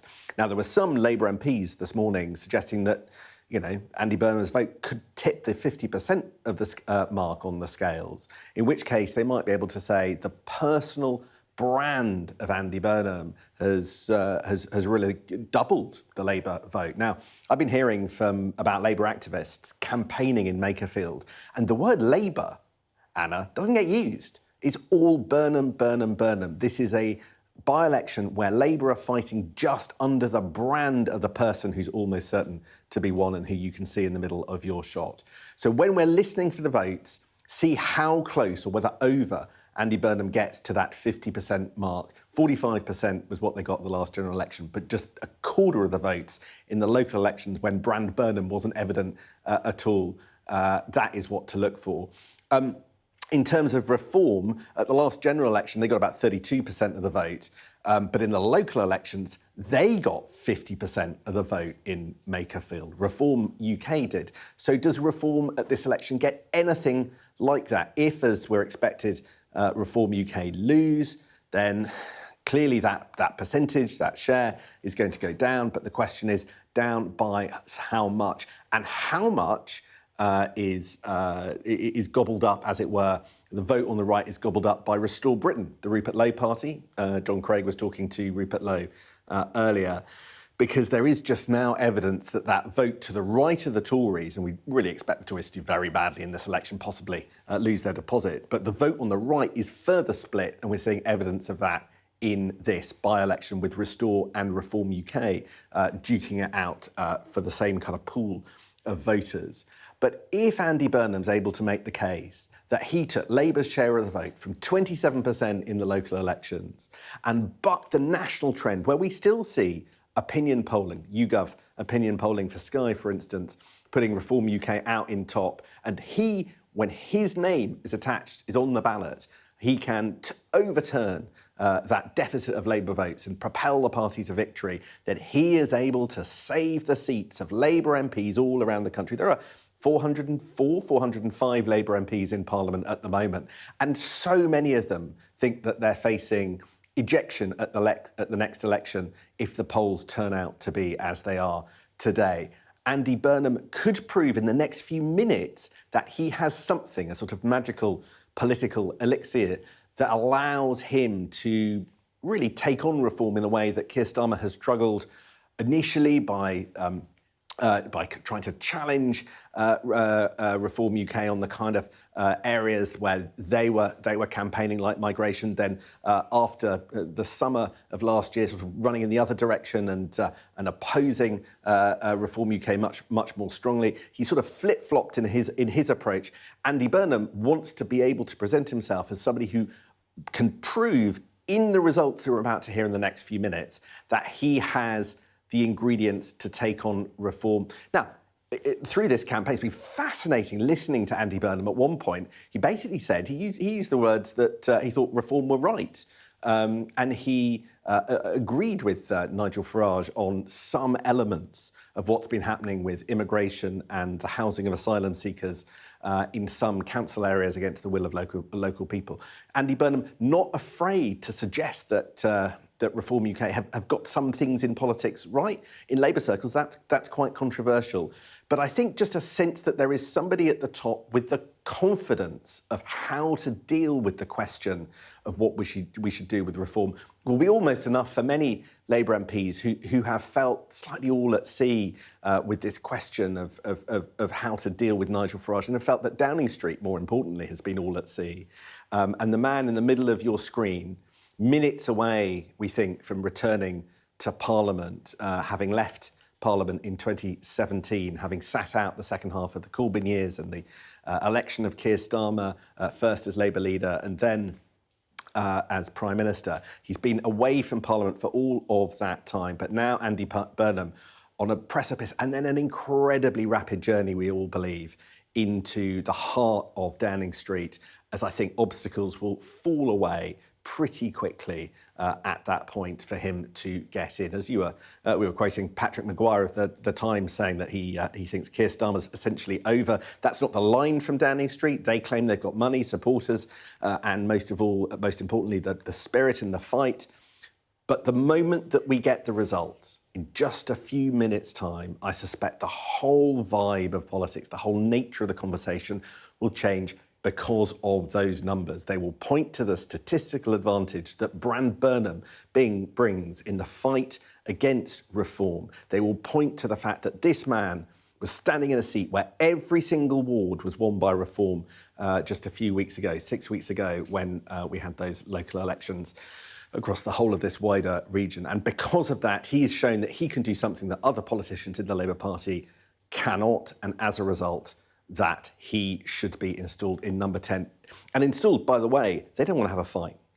At this point, Andy Burnham wants to enter number 10 without there being a formal contest, without being a big scrap with Keir Starmer. They hope, their sincere hope is that in the next few days, the Prime Minister essentially gets the message from colleagues that his time is up. And they want to frame it as a choice for Keir Starmer.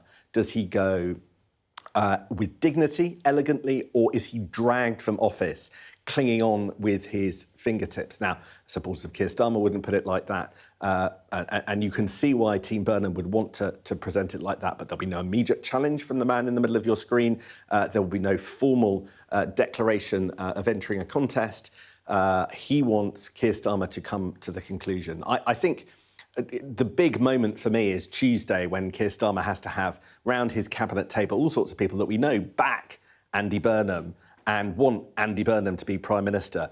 Are they all still there by Tuesday, sitting around backing the collective agreement that Keir Starmer should be the United Kingdom's Prime Minister? You know, Tuesday, and the decision point that I think that cabinet ministers have feels a long way away tonight. But I think that's another reason why I think things could move pretty quickly. But I think there you have the face of Andy Burnham waiting for this result, waiting for a moment that he's been preparing for since 2010 to be the Labour leader.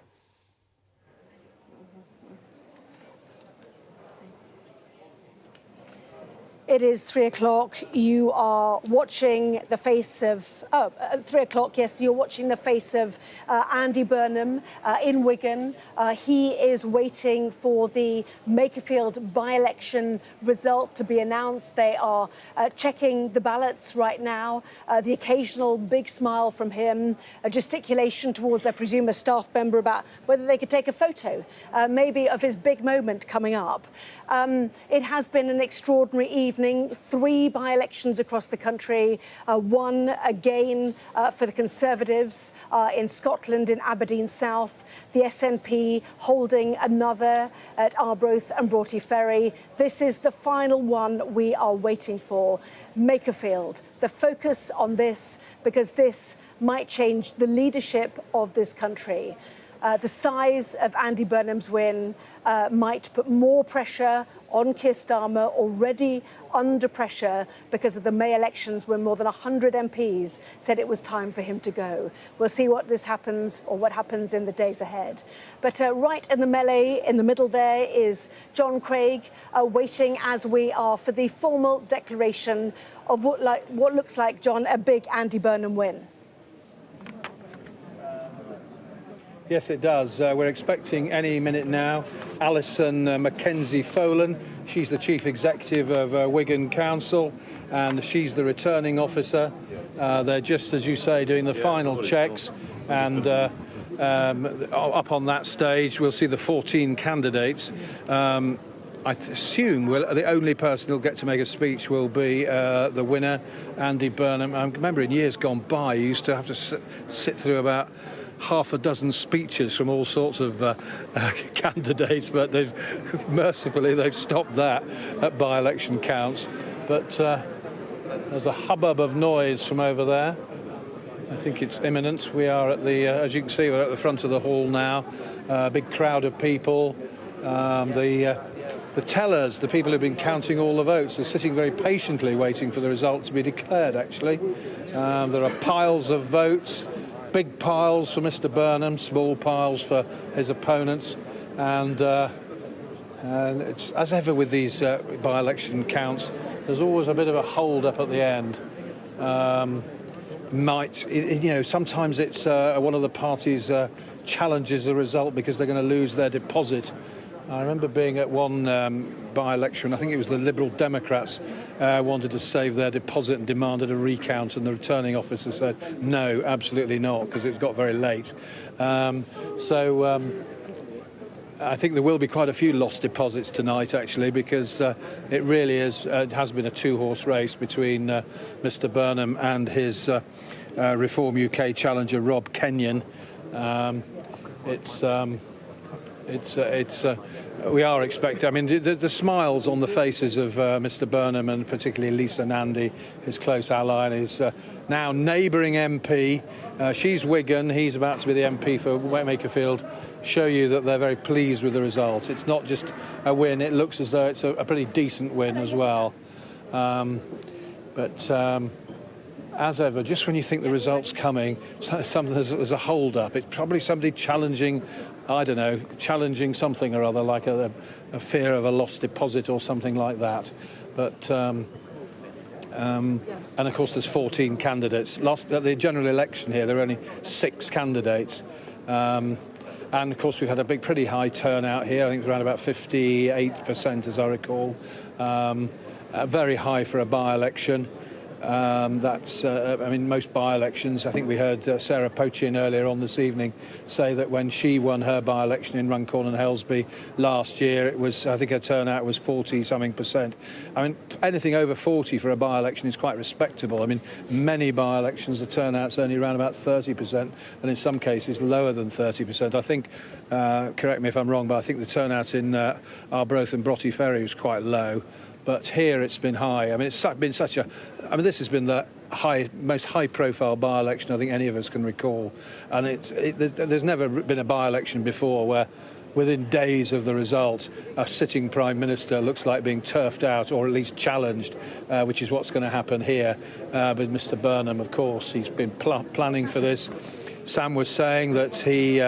been working towards this since 2010. In 2010, he stood for the first time. That was when Gordon Brown stood down, and that was when Ed Miliband, and here I think here's the returning officer, I think.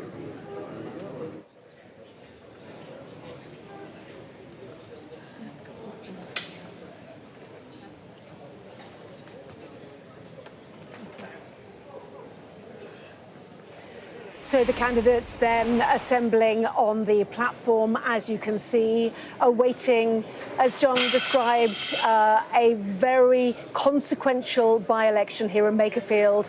Huge smiles there for Andy Burnham. He has already been congratulated by the other candidates and finds himself in between a fox and Count Binface, would you believe? We'll see, what that says for the future. But let's listen then to the returning officer and get the results. I declare the result. It is really, really important that I say a massive thank you. Thank you to all of you for your patience this evening, and a massive thank you to our elections team, to all of the counting staff, to the staff from across Wigan Council, to Greater Manchester Police, to all our partners and to all of the staff at the Edge. You've been absolutely fantastic and you've done an amazing job. So thank you so much.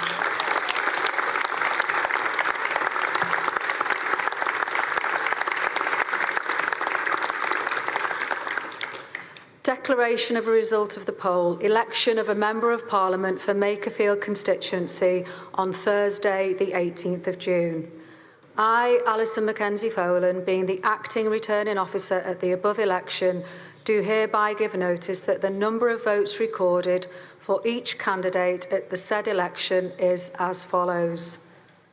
Austin Jake, Liberal Democrats, 163.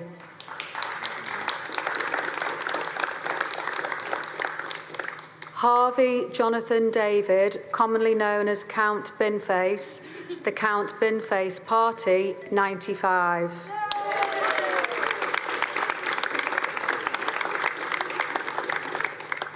Burnham Andrew Murray, commonly known as Andy Burnham, the Labour and Cooperative Party, 24,927.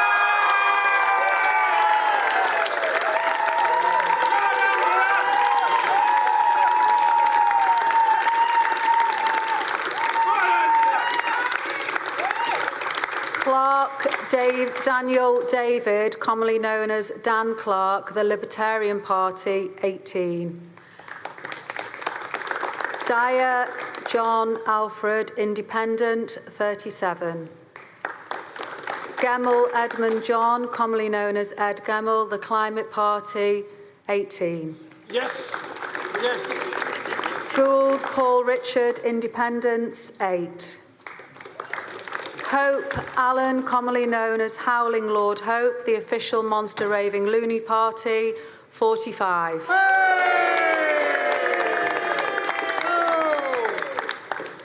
Kenyon, Robert, commonly known as Rob Kenyon, Reform UK, 15,696. Pownall, Robert Neal, Independent, 18.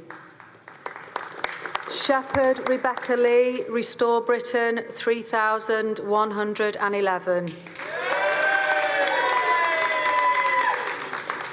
Wakefield, Sarah Elizabeth, the Green Party, 308. Ward, Peter Mark, Rejoin EU, Bring in PR, 35. Winstanley, Michael William, the Conservative Party candidate, 997. The number of ballot papers rejected was as follows: want of official mark, 0. Voting for more candidates than the voter was entitled to, 9. Writing or mark by which voter could be identified, 0. Being unmarked or wholly void for uncertainty, 39. Taking the total number of ballot papers rejected at 48. The electorate was 77,462. The ballot papers issued were 45,510, and the turnout was 58.75%.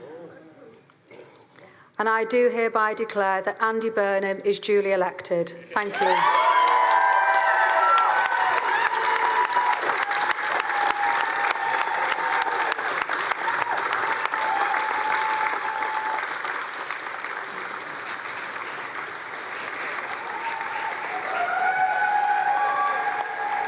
Well, amid applause from the crowds, Andy Burnham shakes the hands of those who stood against him. A resounding victory for him. And now the winner is about to make a speech. You did not dump a nuclear reactor. For 27 years, you've been legally threatening me. This is not a nonsense.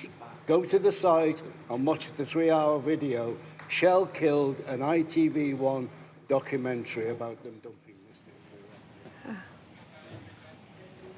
OK, interesting. It seems someone has stood forward, a political speech being made from the stage there. It has triggered others to do the same by the look of it.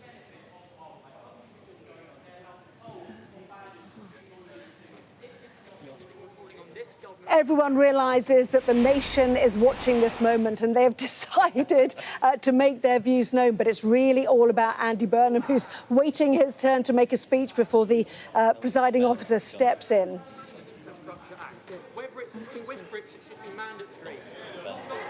Well, it looks like Andy Burnham is gone. I mean, very interestingly, very interesting, he's decided to go. We did agree with all candidates that there'd just be one speech this evening for the successful candidate. That is what we are trying to do, and that is what we will do. Thank you.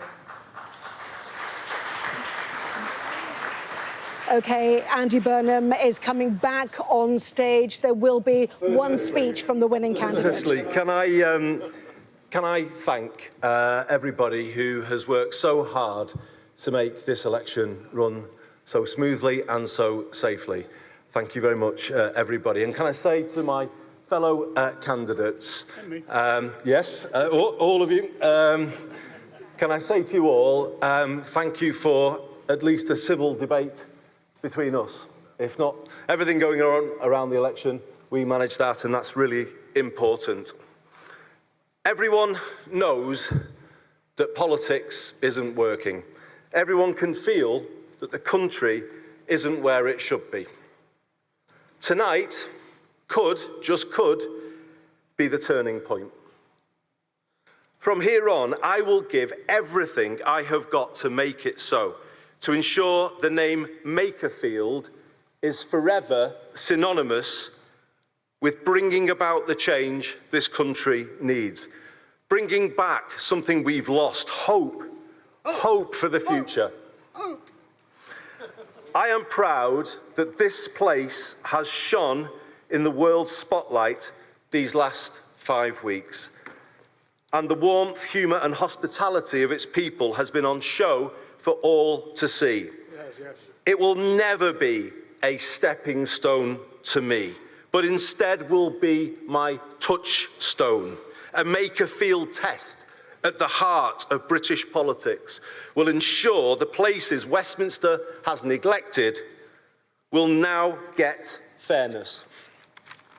I spoke in the campaign about the need to change politics. I promised to lead by example from the front as your Member of Parliament. I know people who traditionally vote for the Conservatives, the Liberal Democrats, the Greens, and perhaps more recently, in May, for Reform UK, have given me their support in this election. I will always have respect to them for that, and out of respect for them, I will always take a place first rather than a party first approach, and I will focus on problem solving rather than point scoring, and I will work hard after this by-election to heal the divisions of this campaign, and let it be really understood that I will be your MP however you voted. When this borough went to the polls in May, it made a loud cry for change. In this campaign, we have begun to answer that. But I do say to my own party, this is a final chance to change. This is what people said directly to me on the hundreds of doorsteps that I stood on. We must hear it, we must act upon it, and we must get it right. There will be no second chance. But it is a chance now, from this result tonight, to build a new politics based on unity and hope, turning away from the path that takes us to a divided, dark politics of the kind we see in the United States.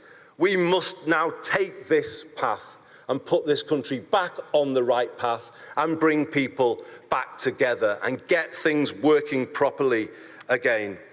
It is with some sadness that this result brings an end to my wonderful 9 years as Mayor of Greater Manchester.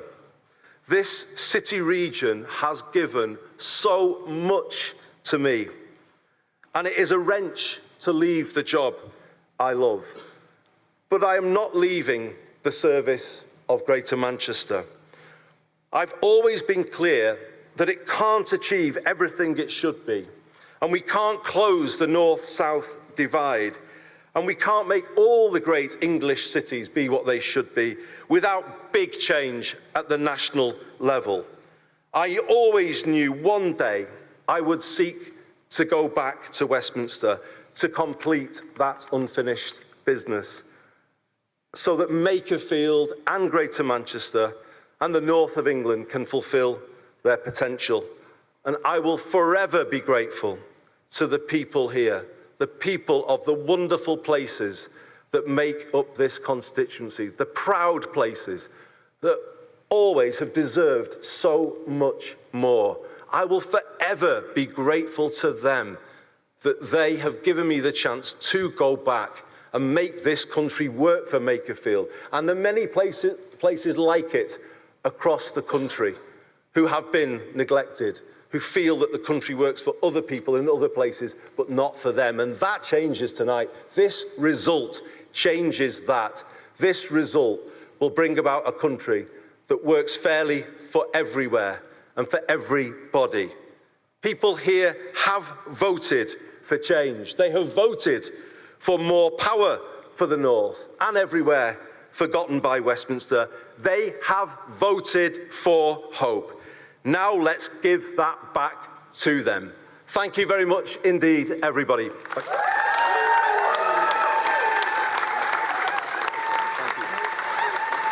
Thanks so much.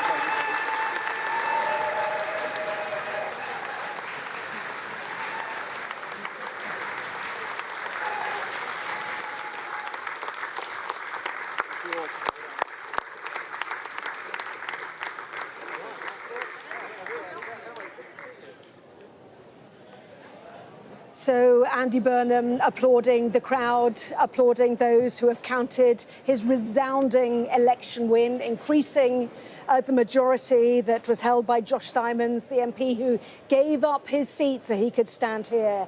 And a speech from Andy Burnham in which he said, everyone knows that politics isn't working. Everyone can feel that the country isn't where it should be. Tonight could be the turning point, he suggested. He also talked about going back to Westminster. I always knew I would want to return to Westminster, calling it unfinished business there, and reminding us about the May elections. It was a loud cry for change. He said, everyone knows that change is needed. He leaves the count here in Wigan, Louise Haigh by his side, the former Transport Secretary, who has stood with him on this campaign and what is to come. The days ahead may prove just as difficult. How to unseat a resilient Keir Starmer, a Prime Minister for less than 2 years who firmly believes he should stay in post, believes that the battle to come is undemocratic, believes he has the mandate to win. And there, Lisa Nandy, the MP for Wigan, currently in the cabinet of Keir Starmer, a cabinet that will meet on Tuesday. Lisa Nandy has been by Andy Burnham's side for this historic win in the Makerfield by-election. What does Keir Starmer say to his cabinet now? What do they say to him over the weekend that is coming? A very difficult few days ahead for Keir Starmer, who has said, if there is a contest, I will be in it. He automatically gets a place as an incumbent in any contest to come. Can those around him persuade him to step aside? But he knows that resilience. He says it's because of his mother, Jo, who was told she would not walk again, and she walked. She was told she would never have children, and she had 4. And he has said, when I'm faced with a problem or a challenge, I think of her, his mother, and I walk towards it, because compared to what she went through, some of the tougher things I have to do just pale into insignificance. Well, it's just got tough for Keir Starmer. Can he hold on? As I said, with less than 2 years on the clock as the Prime Minister of this nation. Andy Burnham leaving the count in Makerfield, having won a resounding victory. Let me in my guests here then. Thangham Debonair, Baroness, has been with me as well. Jamie McIver, who's with Reform. Thangham, first of all, your reaction. Well, obviously, I'm really, really pleased. It's a tribute to Andy, but also to the amazing volunteers who've worked so hard, the activists, the staff, the MPs. But also, I was quickly adding up during Andy's speech there, and I make it an overall majority in that if you add up all the other votes all together, all of those parties, Andy still has a majority. If I got my arithmetic right, that is really quite something. It shows that a message of hope can triumph over division, and in such a short time to have turned around a lot of Reform votes in May to a Labour vote in June. Jamie. Oh, well, first of all, I obviously congratulate the winner, but more importantly, I'm very proud of our candidate, Robert Kenyon, who just 5 weeks ago was a plumber changing people's boilers and then found himself into this national election. And I'm exceptionally proud of the progress he's made for our party here in the constituency. He's an amazing local candidate. And more broadly speaking, I think there's a very clear message. In order to save this country and really give it some hope, the only contender to the Labour Party and to this awful Labour government at the general election is Reform UK. The next general election, which I think may come sooner than we realise from Burnham's ambitions on that podium, I think it's very clear to me that the next general election to save this country is going to be between Labour and Reform UK. OK, let's go into our Deputy Political Editor, Sam Coates. There are so many consequences of this. Does it halt the momentum of Reform and its tracks? Does it mean now Labour can have the confidence to take on Reform on the doorsteps in which they had begun to lose? And what does it mean now for the British Prime Minister, Keir Starmer? Andy Burnham is the 403rd Labour MP. But most important of all, he is Keir Starmer's nemesis. He said that we were on the precipice of a change for Britain in that speech just now. And if you look at the results, you can see why he is so bullish. He didn't make a direct challenge to Keir Starmer, but you're going to see from these results, they're quite something, and they upend the drift away from Labour in one by-election overnight. And this could be the reason why Andy Burnham finds his path to number 10 is easier than some predicted. Look at this. These are the votes. Andy Burnham won by 9,231. If you remember, Josh Simons in 2024 won by just over 5,000. Just numerical terms, a big gap over Reform.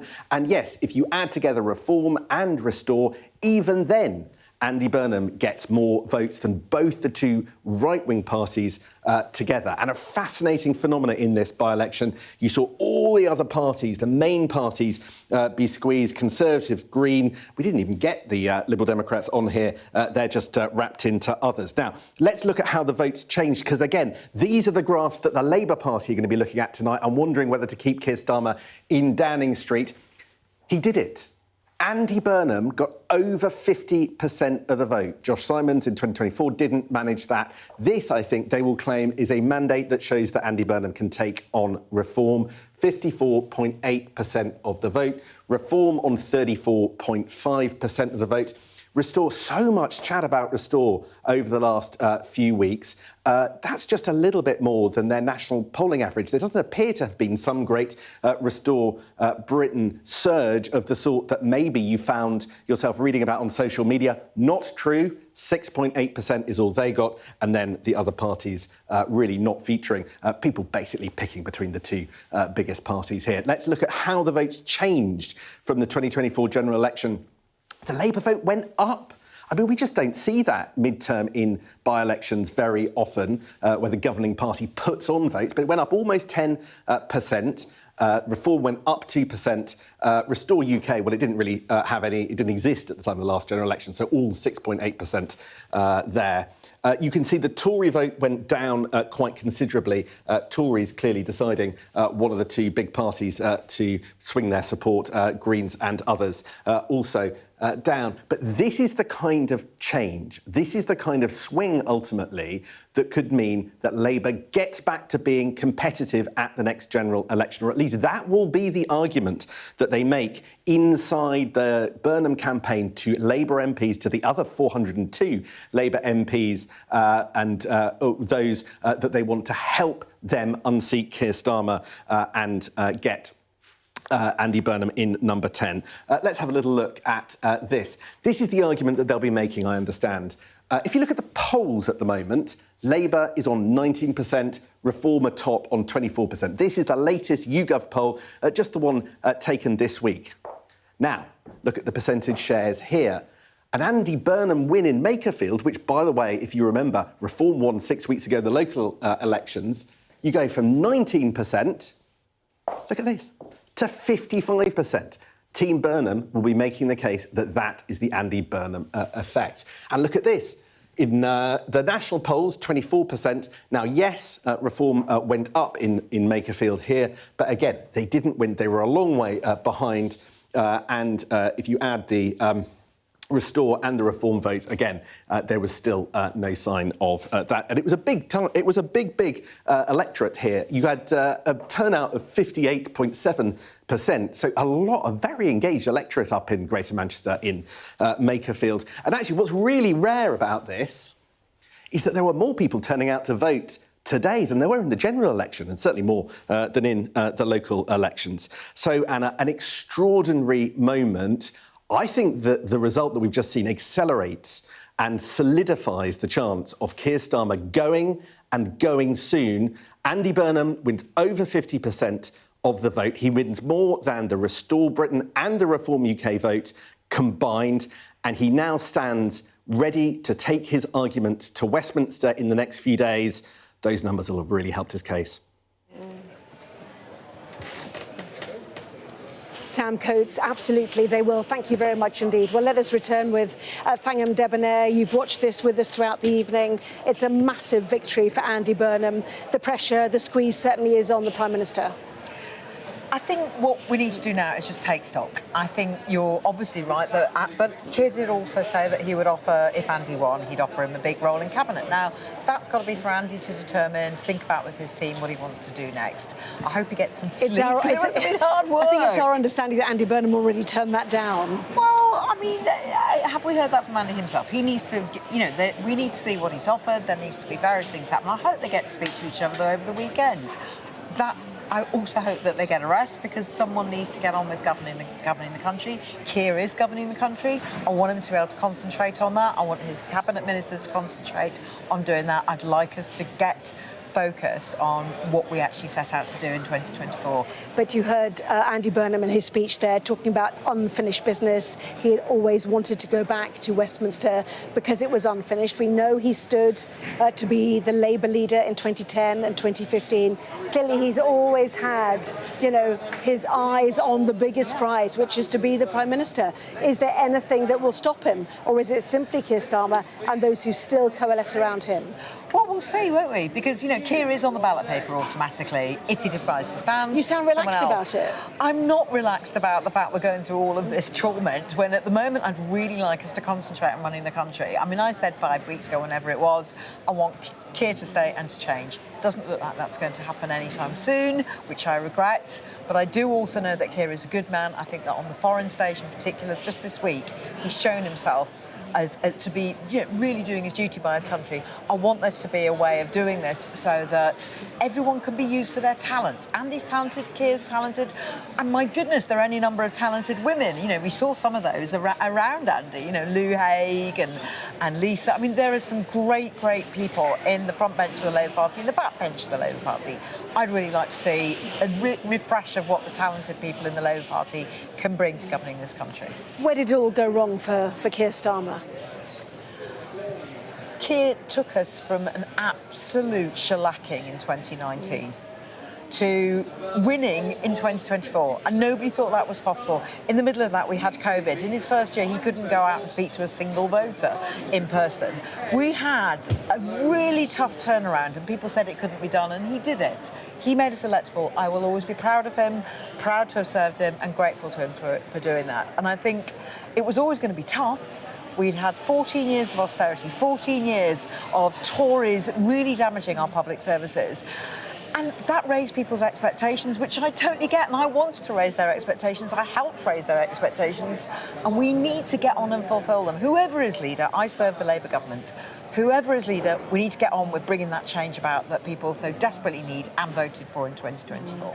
Well, in the end, it was not close. A resounding victory for Andy Burnham, who has beaten Reform and Restore put together easily, as it turns out, massively increasing the majority of the person, Josh Simons, who had given up his seat to allow Andy Burnham to stand. What happens next, we wait to see. But for now, Andy Burnham's message is the country is crying out for change. Here he is.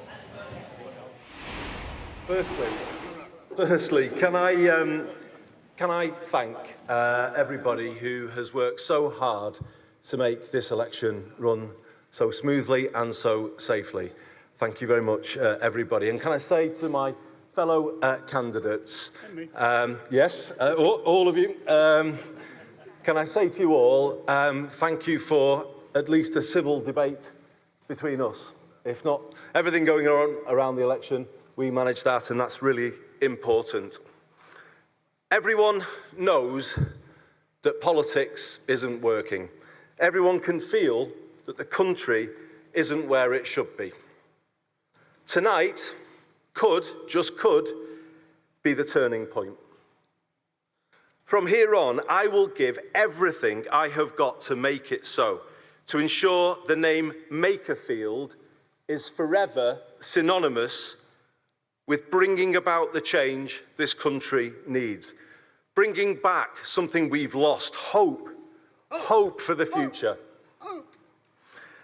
I am proud that this place has shone in the world's spotlight these last 5 weeks. And the warmth, humour and hospitality of its people has been on show for all to see. It will never be a stepping stone to me, but instead will be my touchstone. A Makerfield test at the heart of British politics will ensure the places Westminster has neglected will now get fairness. I spoke in the campaign about the need to change politics. I promise to lead by example from the front as your Member of Parliament. I know people who traditionally vote for the Conservatives, the Liberal Democrats, the Greens, and perhaps more recently, in May, for Reform UK, have given me their support in this election. I will always have respect to them for that, and out of respect for them, I will always take a place first rather than a party first approach, and I will focus on problem solving rather than point scoring, and I will work hard after this by-election to heal the divisions of this campaign. And let it be really understood that I will be your MP, however you voted. When this borough went to the polls in May, it made a loud cry for change. In this campaign, we have begun to answer that. But I do say to my own party, this is a final chance to change. This is what people said directly to me on the hundreds of doorsteps that I stood on. We must hear it, we must act upon it, and we must get it right. There will be no second chance. But it is a chance now, from this result tonight, to build a new politics based on unity and hope, turning away from the path that takes us to a divided, dark politics of the kind we see in the United States. We must now take this path and put this country back on the right path and bring people back together and get things working properly again. It is with some sadness that this result brings an end to my wonderful 9 years as Mayor of Greater Manchester. This city region has given so much to me, and it is a wrench to leave the job I love. But I am not leaving the service of Greater Manchester. I've always been clear that it can't achieve everything it should be, and we can't close the north-south divide, and we can't make all the great English cities be what they should be without big change at the national level. I always knew one day I would seek to go back to Westminster to complete that unfinished business, so that Makerfield and Greater Manchester and the north of England can fulfil their potential. And I will forever be grateful to the people here, the people of the wonderful places that make up this constituency, the proud places that always have deserved so much more. I will forever be grateful to them that they have given me the chance to go back and make this country work for Makerfield, and the many places like it across the country who have been neglected, who feel that the country works for other people in other places, but not for them. And that changes tonight. This result changes that. This result will bring about a country that works fairly for everywhere and for everybody. People here have voted for change. They have voted for more power for the North and everywhere forgotten by Westminster. They have voted for hope. Now let's give that back to them. Thank you very much indeed, everybody.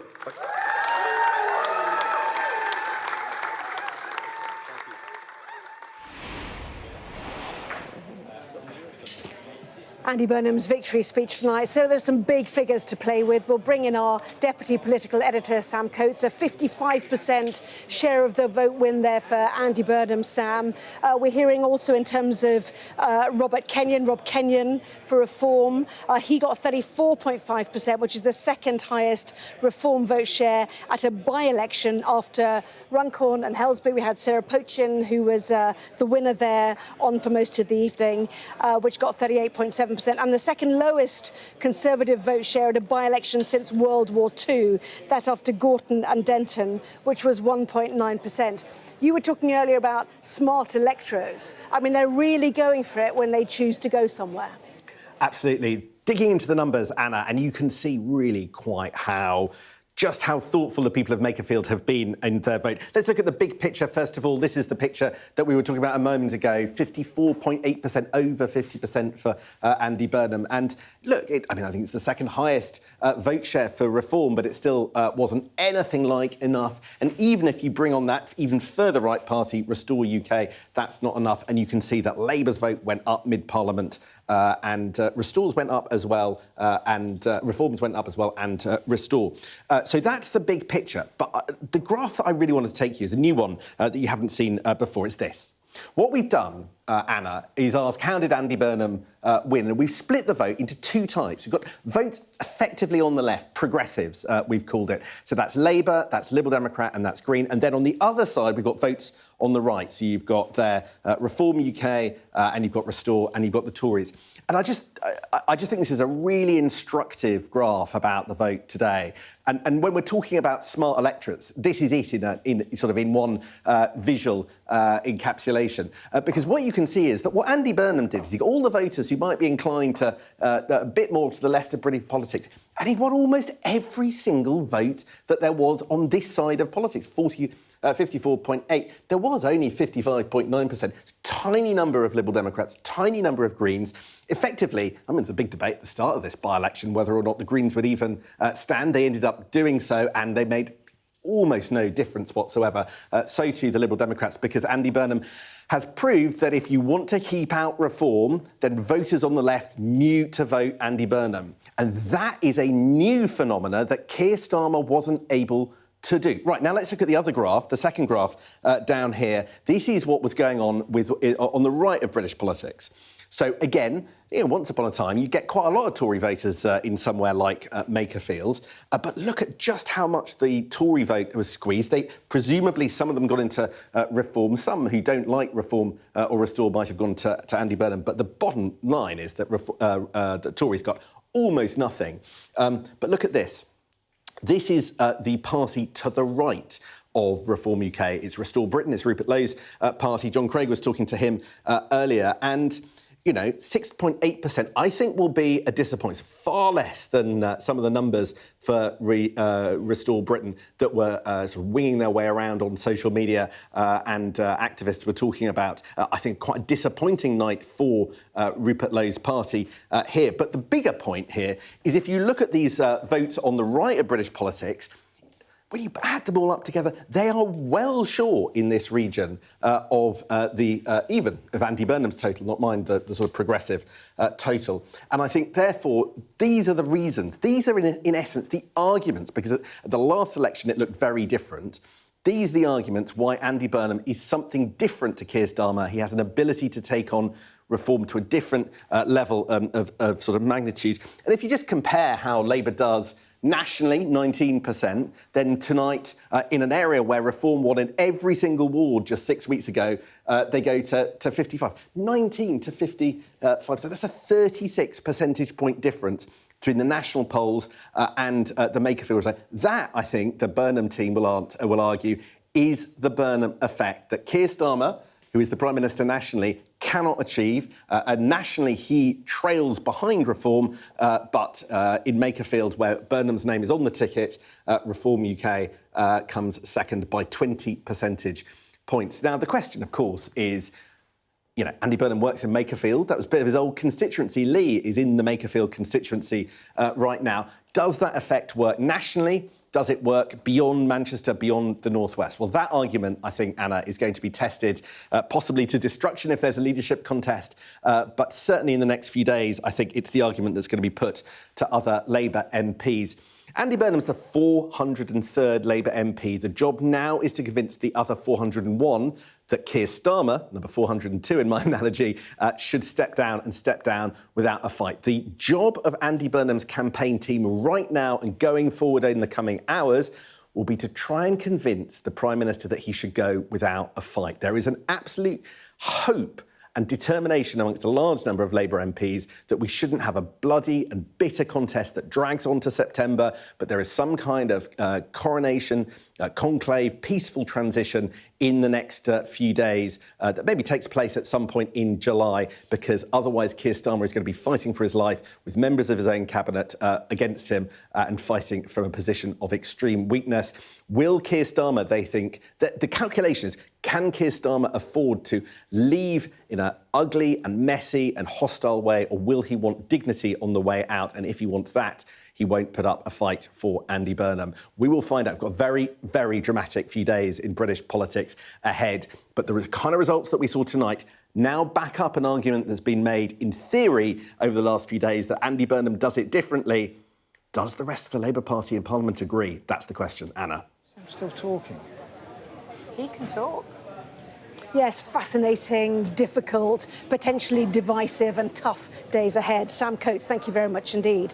Well, Thangam Debbonair is still with me. Rob Ford, our election analyst, has joined us, and John Craig, our chief political correspondent, is here too, having been right at the front to listen to Andy Burnham's speech. Can I just pick up, John, on one bit that happened, which is once we heard that Andy Burnham had a brilliant victory here, other candidates started speaking, and what looked like he flounced off. He flounced off and went out of the building. Now, I think flounced is a bit harsh. Well, it looked a bit like that. This is a man who has ambitions to be Prime Minister within a few weeks. So he don't doesn't walk particularly off, keep want your to cool. be. Doesn't really want to be fooling around with Count Binface or whatever his name is. And yeah, Thangam. A guy dressed up as a fox or whatever it was. I'd have preferred him to stay on stage.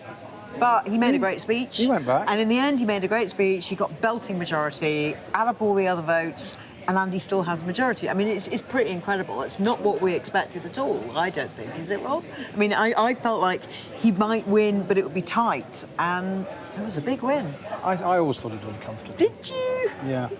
The polling had it tight, and electoral history would suggest it would be tight. The demographics of the seat suggested it would be tight.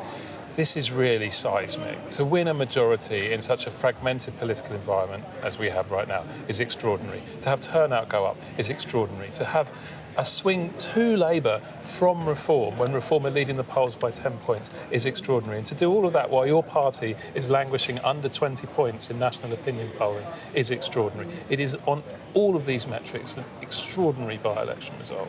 Absolutely. So, yeah, apologies. Well, no, I'm just delighted for Andy that he's demonstrated the working hypothesis, which is that you can actually defeat those who would sow division and hatred between us. You can actually come up with a positive way of approaching politics, show your experience, and actually go against all of those assumptions that I think most of us have made. He won stonkingly, and congratulations to him and his team. But he was standing on a manifesto of vote for me and I'll get rid of Keir Starmer. And what the bit in his speech that really leapt out at me was when he said towards the end, I always knew one day I'd seek to go back to Westminster. Yeah. I mean, this is the third time, it will be the third time he stood. He stood in 2010 when he came 4th out of 5. That was when Ed Miliband won. And in 2015, he was second to Jeremy Corbyn.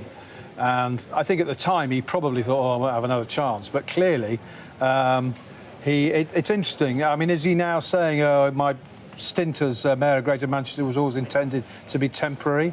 I mean, he could have done, well, what a lot of people thought he might do is just wait for a general election and then return to Westminster. But no, he's created a by-election for the Mayor of Greater Manchester. And, of course, he's stood in such a provocative way, really, to unseat the current Prime Minister. Yes, he called his ambition to return to Westminster unfinished business. That presumably is to take the ultimate prize, which is that of the Prime Minister. Let's just show you the moment where Andy Burnham decided he did not want to stand alongside Count Binface and other candidates, and walked off stage just ahead of him giving his victory speech. A moment you can then judge for yourself whether he was right or wrong to stay on stage. As you can see, people knowing that the cameras were on them, choosing this moment to make their mark, and off Andy Burnham goes, walking out of the room. It meant when he came back to give his speech, he was breathless. He sounded breathless because he'd walked so far so quickly. I mean, Rob, all of this is extraordinary moments because, what we've seen here is that, yet again, a little bit like Boris Johnson, he can touch parts of the electorate that other people can't. He said, I know other parties have lent sent their votes to me, for which I am grateful. I will represent all of you. Is that what we're seeing now? Do you think people coalescing around certain candidates, which gives them, a near 55% majority there? Well, yeah, I believe Sam Coates has talked about, voters voting smart, and we do see that here. You get the vote coalescing. We've seen the Green vote go to almost nothing, the Lib Dem vote go to almost nothing, of course the Conservative vote going to almost nothing as well. But, you have to make that happen sometimes. And Andy Burnham's case for running in this was, I've got an electoral X factor that most people don't have. Boris Johnson used to make the same case to his party.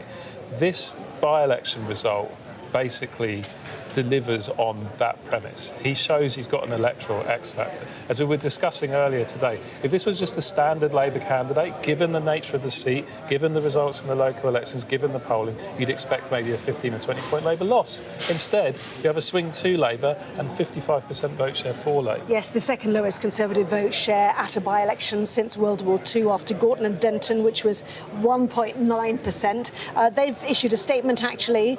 Makerfield has long been considered a safe Labour seat. The fact that it was even at risk shows just how unpopular Labour has become. But there is no disguising the fact that this is a disastrous result for reform.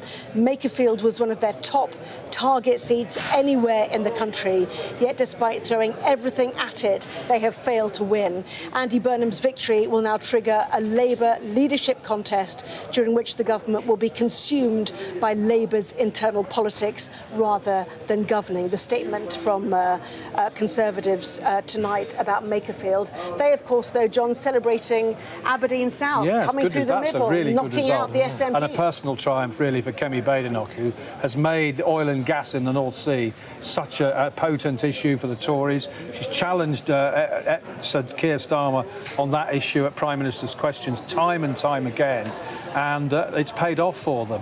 I mean, just on that Tory comment about here, they're right. It has been a safe Labour seat. It was represented by a Labour stalwart, Ian McCartney, for many years, who was party chairman and had various ministerial posts. And it's been a fairly safe Labour seat, even though the majority was down last time. And, of course, the Tories are gloating that Reform have done badly. I mean, I think clearly what's happened is, we were talking just now, tactical voting, smart voting, and I think Sam was talking earlier in the evening about people voting against certain candidates rather than in favour of certain candidates. Clearly, some Greens, some Tories, some Lib Dems gave their votes to Andy Burnham to keep Reform out. It was very much an anti-Reform vote, but it is a great personal triumph for Andy Burnham. An absolutely stonking victory, majority of more than 9,000, and as you were saying, 55% of the vote. Not many MPs get more than 55% of the vote in their constituency. Yes, but it's not all good news for Labour. Let's just look at their vote in Aberdeen South. And Arbroath made it into the top 10 biggest falls, 8th worst in Aberdeen South and 10th worst in Arbroath. So once again, coalescing, around a specific candidate in order to get a win. What would that mean going forward for a general election? And let's face it, Reform's hopes of winning. Well, I mean, for Reform's hopes of winning, this is, unambiguously a bad result and a bad night, because what we're seeing here continues a trend we've now seen a few times. In Caerphilly, Reform looked like they might win and the vote coalesced behind Clyde. In Gorton and Denton, Reform looked like they might win and the vote coalesced behind the Greens. Here, Reform looked like they might win and the vote coalesced behind Labour. Each time, voters who don't want Reform have found a candidate who can successfully keep out Reform, and that would suggest that although there is a big Reform vote in all of these seats, there's a bigger and perhaps more tactically motivated anti-Reform vote, and that's a huge challenge for Reform, because to convert 25-30% vote shares into lots of seats, they need their opponents to be fragmented. But that isn't what we're seeing in seat after seat after seat. One of Mr Burnham's challenges will be to see if he can build a Labour revival in Scotland, because they're on the floor now. Earlier this year, of course, Anna Sarwar was one of the first to call for Keir Starmer to go. He's probably saying tonight, I told you so. So Andy Burnham, I think one of his first tasks probably get up north of the border and try and rebuild support for Labour up there, because the SNP are wobbly at the moment with the moral scandal, and that's a big task for Labour to try and rebuild in Scotland, because Labour usually only really wins general elections comfortably if they do well in Scotland. And Wales. And Wales, yeah. I mean, I hate to bring Wales up because it's really, really painful for the Labour Party as a whole. I live in Wales now. More parliamentary constituencies in Scotland, though. Well, this is true, but Wales is Wales and Scotland are existential for the Labour Party. So many of our big names, you know, the people who put their entire lives from the early 20th century into the Labour Party and built it up. Yeah, but they're Welsh. They were Welsh. So was the Red Wall, and this is Red Wall, like Lee, where Andy Burnham used to sit, 2001 to 2017. Yeah. It is Red Wall. If he can win in the Red Wall, you know, Rob, what does that mean? Well, it doesn't necessarily transfer to Scotland and Wales. This is the challenge that Burnham has to face, because here, in the Red Wall and in seats like this, it's basically Labour or reform. That's the message. That's the message received and delivered. You know, people buy into that. If you're talking about Scottish seats, the SNP is available if you don't like reform, and reform aren't really a threat. In Wales, Plaid are available if you don't like reform. So you actually need to win back votes on your left flank, not just, you know, basically consolidate smaller parties. You're the smaller party in these places. Yes, and as we saw, nationalists now, you know, in charge in Northern Ireland, in Scotland and in Wales, which is fascinating in itself. Let's conclude, shall we, our coverage here, because we're about to get booted out, with what happens next. First of all, do you feel sorry for Keir Starmer? I don't think Keir needs to have someone feeling sorry for him. He led our party from absolutely ignominious defeat to actually winning a general election. He's still Prime Minister. He was representing us at the G7 this week. What I want is for Keir and Andy to talk. I think that would be a good idea, and then let's see what happens next. How quickly will we see something happen? Well, I suspect this may well speed the process up, because this result is such unambiguous evidence of the potential for a turnaround that it isn't just an imaginary idea. It isn't just, oh, Burnham polls better. He's delivered in this case. And I think for lots of MPs who've been really nervous about their seats, watching the party go down and down and down in their polls, this is going to look like an exit option. I think they're going to want to reach for it quite quickly. Andy Burnham sworn in Monday, Cabinet Tuesday. Goodness me, I mean, it's already looking interesting, John. This has been a crushing week for Sir Keir Starmer, because he was already in trouble, but the shock resignation of John Healey, seen as a loyalist, the defence investment plan in tatters. One of his great claims was, of course, that he was had influence on the world stage, but that's shredded now, that claim. And now this. I think Sir Keir will be alarmed, quite frankly, at the scale of Mr Burnham's victory here. It shows how popular he is, and there will be the calls for Sir Keir to do what they regard as the decent thing, go with dignity, will really increase over this weekend. Yeah. And I think the talking between Mr Burnham and Sir Keir probably will be Monday, when Mr Burnham takes his seat in Parliament. And if Andy Burnham becomes Prime Minister, does Labour go to the left? Will taxes go up? What will we see? There's a whole load of ifs there, and at 4 o'clock in the morning, I am not going to write Andy Burnham's policy prescription. I doubt very much that he's going to rip up the King's Speech. I don't think there's anything in the manifesto that we ran on in 2024 that Andy disagrees with, but I do think there will be changes of emphasis. It is a changed world, even from the one that we came to power in 2024. So he's got new challenges to face. He's going to have to face, what do we do about AI and the effect on our jobs? We've still got a climate crisis. Yeah. There's a lot to do. Well, one of the biggest problems that Keir Starmer had was actually saying he wouldn't put up the 3 main pillars of taxation. Anyway, Rob, we've got less than a minute. Your thoughts? Well, I think what we've got to remember is that in many respects this was the easy part. It doesn't feel like an easy part. It didn't feel like an easy part a couple of weeks ago, but this is just winning a by-election on the promise of change. Labour won a general election on the promise of change. Look how quickly voters soured on that when the delivery didn't happen. And as you say, they're just as boxed in under a new leader as they were before. Still got to deliver. John? Well, he's got a massive in tray if he becomes Prime Minister. I mean, we've been discussing defence spending, all the other issues, the unrest and all the crime and so on. Big in tray. Okay, not going to be John, easy. We need more hours. They just need to leave us here, don't they? Rob, John, thank them very much indeed. A big Andy Burnham win. Murray has the details next.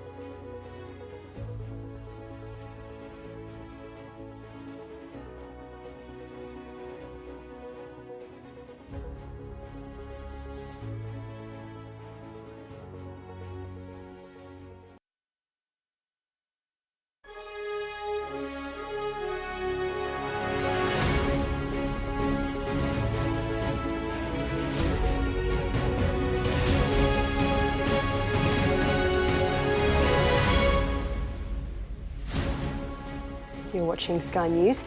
It's 4 o'clock. Good morning. Andy Burnham has won the Makerfield by-election with a majority of more than 9,000 votes. I do hereby declare that Andy Burnham is duly elected. Thank you. Well, it marks his return to Westminster and opens the door for a challenge to the Prime Minister. There was a high turnout, just under 59%. And here's what Mr Burnham had to say after his victory was announced. Everyone knows that politics isn't working.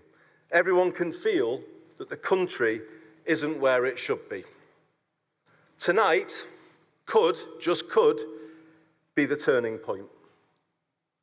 From here on, I will give everything I have got to make it so, to ensure the name Makerfield is forever synonymous with bringing about the change this country needs, bringing back something we've lost, hope for the future. I am proud that this place has shone in the world's spotlight these last 5 weeks. And the warmth, humour and hospitality of its people has been on show for all to see. It will never be a stepping stone to me, but instead will be my touchstone.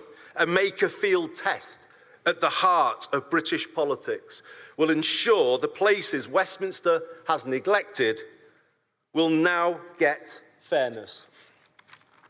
I spoke in the campaign about the need to change politics. I promised to lead by example from the front as your Member of Parliament.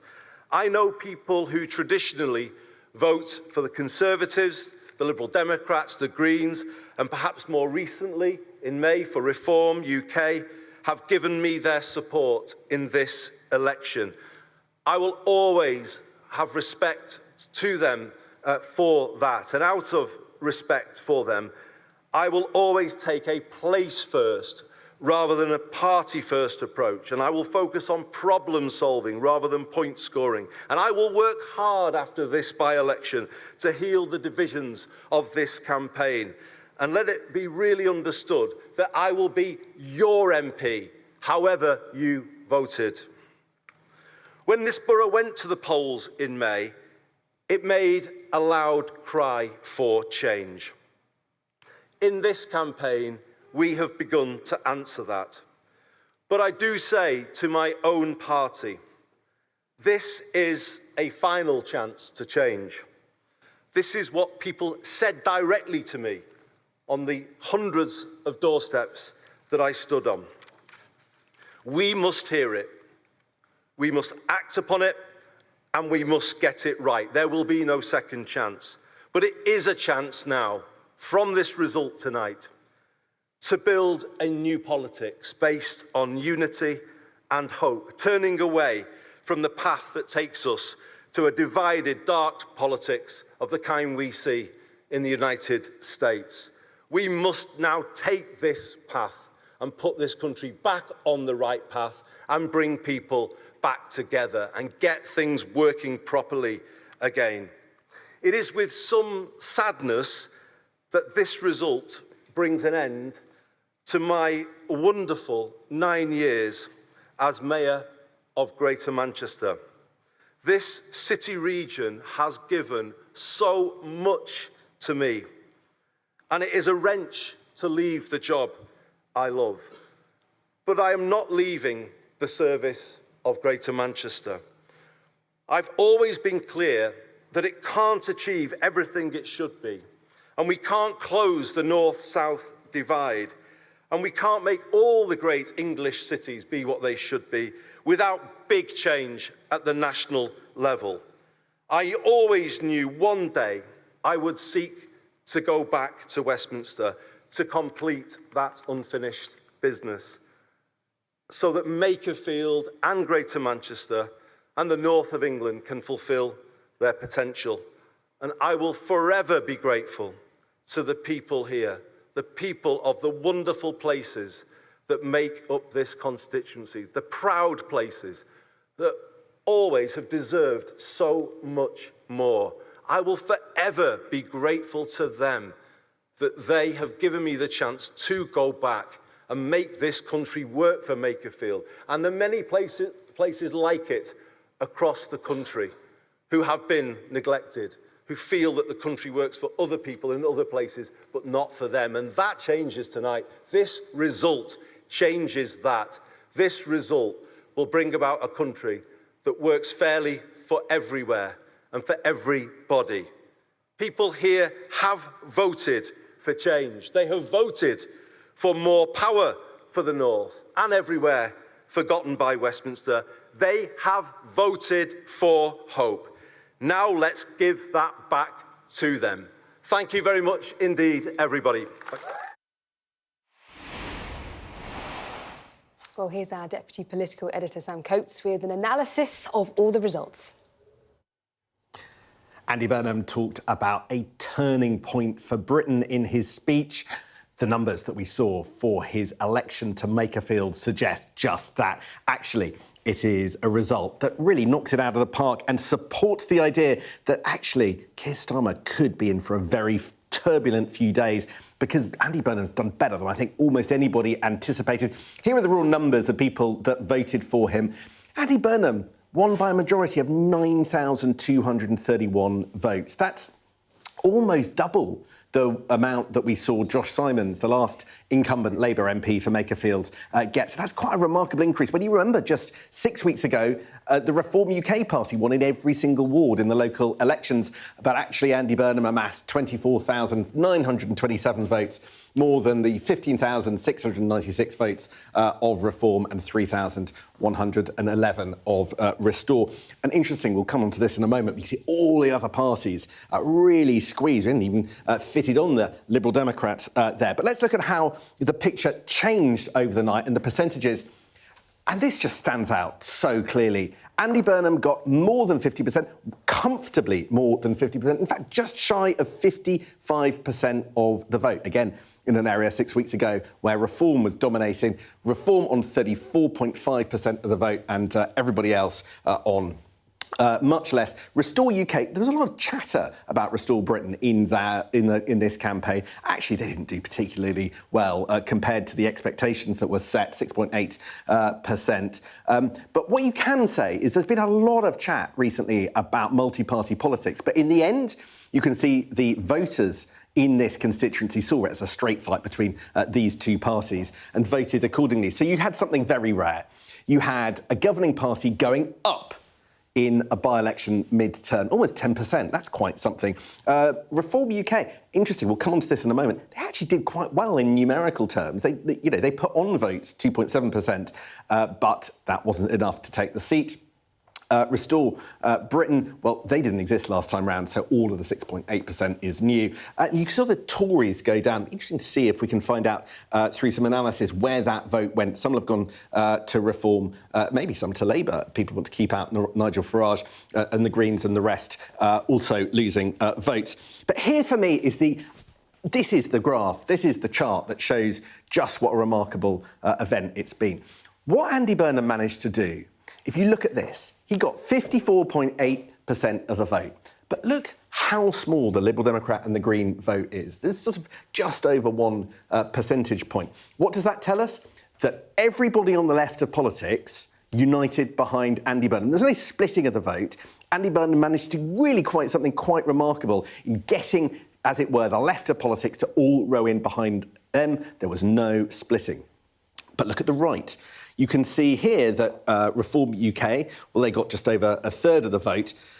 But even that plus Restore Britain wasn't enough to come close to Andy Burnham. And I think what will be going on right now is that Andy Burnham's team will be making the argument that you could win a pretty good majority across the whole of the country if this kind of result is replicated.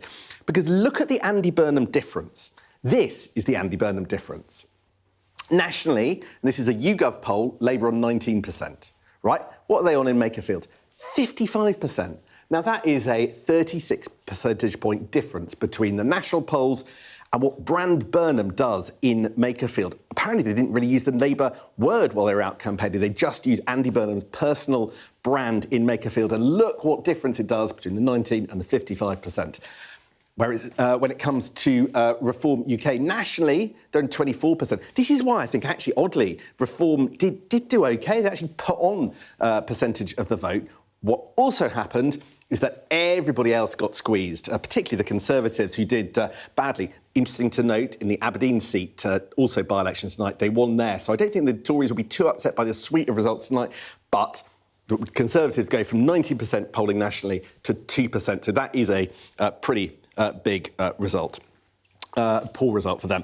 Makerfield is actually, I was saying, did pretty well. Well, actually, it's their second best Reform by-election result. You can see here that 34.5% is just below Runcorn and Helsby. That one, Runcorn and Helsby, is the only seat that they actually won in a by-election. All of these, the Reform Party lost despite getting pretty decent shares of the vote. They won one, but that's their second best ever by-election performance, and yet they didn't win. All of this in a very, very engaged electorate. This is turnout. This is the figure for turnout today in the by-election, 58.7%. Now, what's really remarkable about that is if you go back to just 2024, that's a higher turnout than at the general election. You almost never see that, a higher turnout at a by-election than at the general. That was 52.5, and the other was today was 58.7, and way more than you got in the local election 6 weeks ago, where just 38% turned out.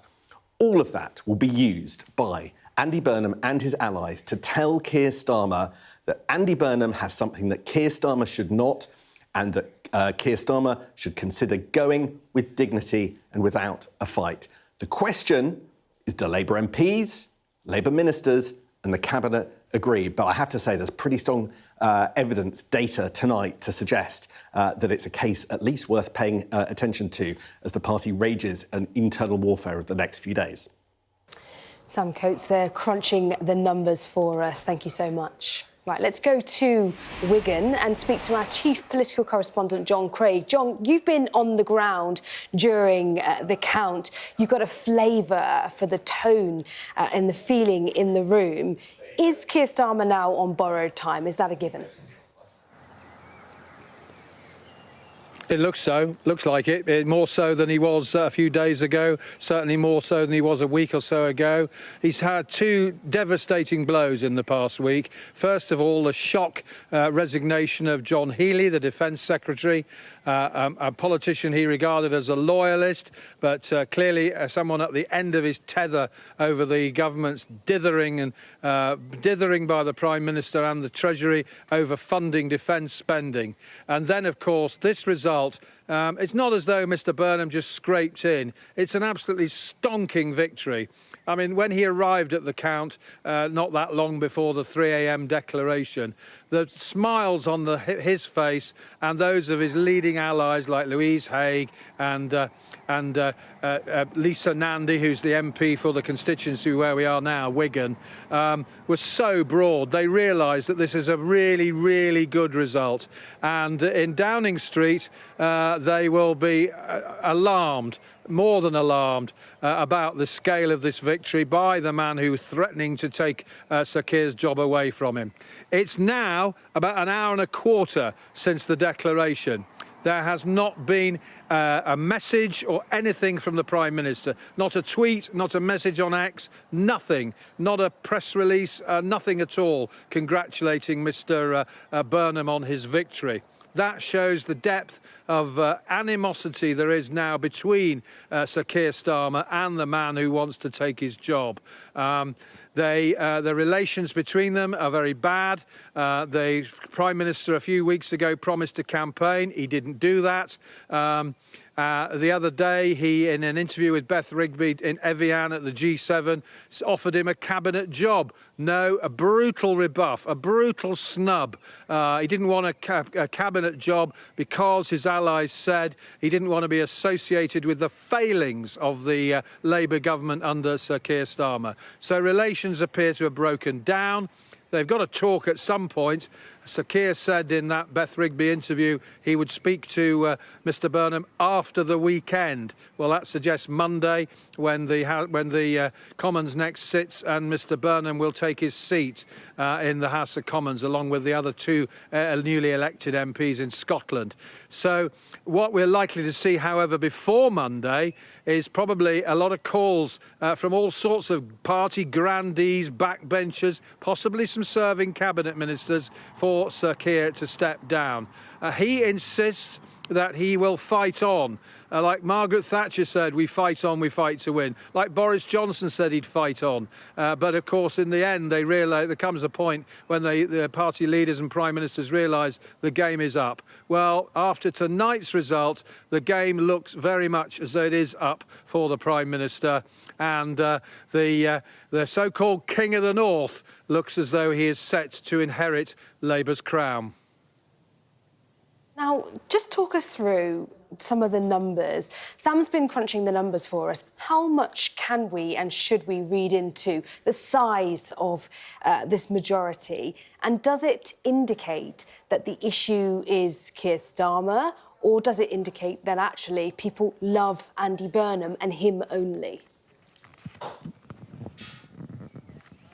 Well, you have to contrast this result with results under Sir Keir Starmer in the local elections and other by-elections. For example, last year, Sarah Pochin, who's been on Sky News this evening, won a by-election, albeit by only 6 votes. She took a Labour seat for Reform UK. Now, in recent elections, I mean, the local elections in England were terrible. The results of the Senate elections in Wales were dreadful as well. Labour lost control of the Senate for the first time ever since devolution. And in Scotland, the Labour Party was not wiped out, but did very, very badly. Now, if you look at tonight's results in Scotland, Labour were 4th in Aberdeen South, a seat won by the Tories. Great personal triumph of Kemi Badenoch there, who made a big issue of North Sea oil and gas, regularly taunting the Prime Minister on that issue at Prime Minister's questions. And in Arbroath and Broughty Ferry, a new seat close to Dundee, the SNP held on. Labour 4th in both of those. Remember earlier this year, it was Anas Sarwar, the leader of the Labour Party in Scotland, who was one of the first to call for Sir Keir Starmer to go. He's probably saying this morning, I told you so. And the result here, well, let's have a look. I mean, if you just analyse them, I won't go into all the details because Sam's already done that. But a vote of nearly 25,000 for Mr Burnham. Normally, anything over 20,000 is a win in a parliamentary constituency. Reform, 15,500, and Restore Britain, only just over 3,000. So he has seen off the party seen as the biggest threat to Labour currently. Now, what clearly happened, the fact that the Liberal, Conservative and Green Party votes collapsed suggests that they have backed Mr Burnham to keep Reform UK out. He acknowledged that in his victory speech. He's got, though, a massive in-tray, all sorts of formidable problems, not least the defence spending row, which forced the resignation of not only John Healey but also Al Carnes, the social unrest problems caused by various recent horrible crimes, and also the economy, of course, cost of living crisis, although the inflation figure was pretty respectable this week, but all sorts of problems, welfare spending, all that as well. And of course, he's got to try and rebuild Labour support in Scotland and Wales as well. So just because he is about to inherit the Labour Party crown doesn't mean everything's going to be all right in a few weeks' time. He's got big problems, economic problems, social unrest threats, and also international concerns. Relations with President Trump. What is President Trump going to make of Mr Burnham? His relations with Sir Keir Starmer started pretty well, but rapidly declined. And on the spending issue, on social media curbs, all those sorts of issues, Mr Burnham could find himself on a collision course with President Trump. It's a tough tough gig being Prime Minister. Gordon Brown found that out when he succeeded Tony Blair. And so Mr Burnham has got a massive task on his hands if and when he becomes Prime Minister. All the signs are that he will. And Sir Keir Starmer, well, he can look back and say, look, I delivered a brilliant victory in 2024. No one can take that away from him. But what many will say is that he squandered that huge majority over the past couple of years. And that has led to what most people believe is, especially after tonight, is his inevitable demise. John Craig, thank you so much. Well, this is Sky News. Coming up, we'll have much more on Andy Burnham's victory in Makerfield.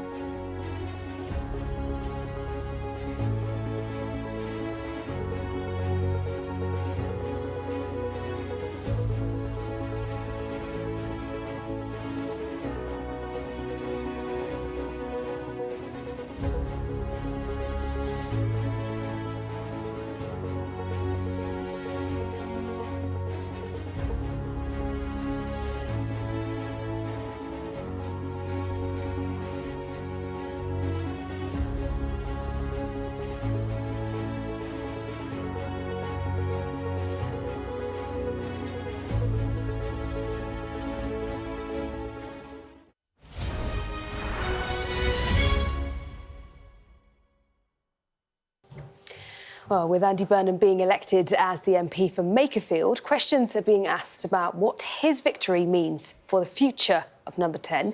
Our political correspondent Lucy McDade explains the possible paths to power if he wants to take over as Prime Minister. Is the UK about to get another Prime Minister? Well, with a win in the constituency of Makerfield, Andy Burnham has made his first move. And we've mapped out what could come next. The paths, the hurdles that Andy Burnham will need to jump if he wants to become Prime Minister. So Andy Burnham has been elected the MP for Makerfield. It marks his return to Westminster politics, but crucially means he can now challenge Keir Starmer for the Labour leadership. Now, if he chooses to do that, he would need the backing of at least 81 Labour MPs. But there are a number of things that could happen here, so let's just take each one in turn. The likes of Wes Streeting, Ed Miliband, Angela Rayner, Al Carnes, they could choose to stand against him in any contest, or any of these politicians could choose to trigger a leadership challenge themselves that would then go to a vote of Labour members and affiliated trade unions. And the most popular, the one who gets at least 50% of the vote, would win. But aside from Andy Burnham for a second, a lot of what happens next actually depends on Keir Starmer and what he decides to do. Let's look at some of the options. First, he could choose to fight on if there's a leadership challenge. He would automatically be on the ballot paper. He wouldn't need the backing of 81 Labour MPs. Second, the Prime Minister could quit with immediate effect. There would be a leadership contest without him, and we'd have a caretaker Prime Minister in the meantime. It's worth pointing out at this point that in this scenario, any candidate standing wouldn't just need the 81 Labour MPs. They'd also need the support of some local Labour parties or affiliated trade unions. Third, Keir Starmer could just decide to set out a timetable for his departure from Number 10, say until September this year. That could put off a leadership contest for the time being. Of course, there is also a world in which Keir Starmer decides to run in a leadership race and wins and stays on as Prime Minister. There is also a possibility that nobody decides to move against him, not Andy Burnham, Wes Streeting or somebody like Angela Rayner. But that does feel increasingly unlikely. Now, back to Mr Burnham. Possibly the easiest way for him to become Prime Minister would be for a leadership contest with nobody else standing in it. He'd get an immediate coronation and straight away get the keys to number 10. It's messy and all a bit overwhelming, but how the next few days play out is basically in the hands of just a few people. And it matters because we could be on course for our 6th Prime Minister in 10 years. Well, I'm joined now by former Director of Policy for the Labour Party, Andrew Fisher. Andrew, thank you for joining us this morning. Start us off with your reaction to this by-election result. Were you surprised?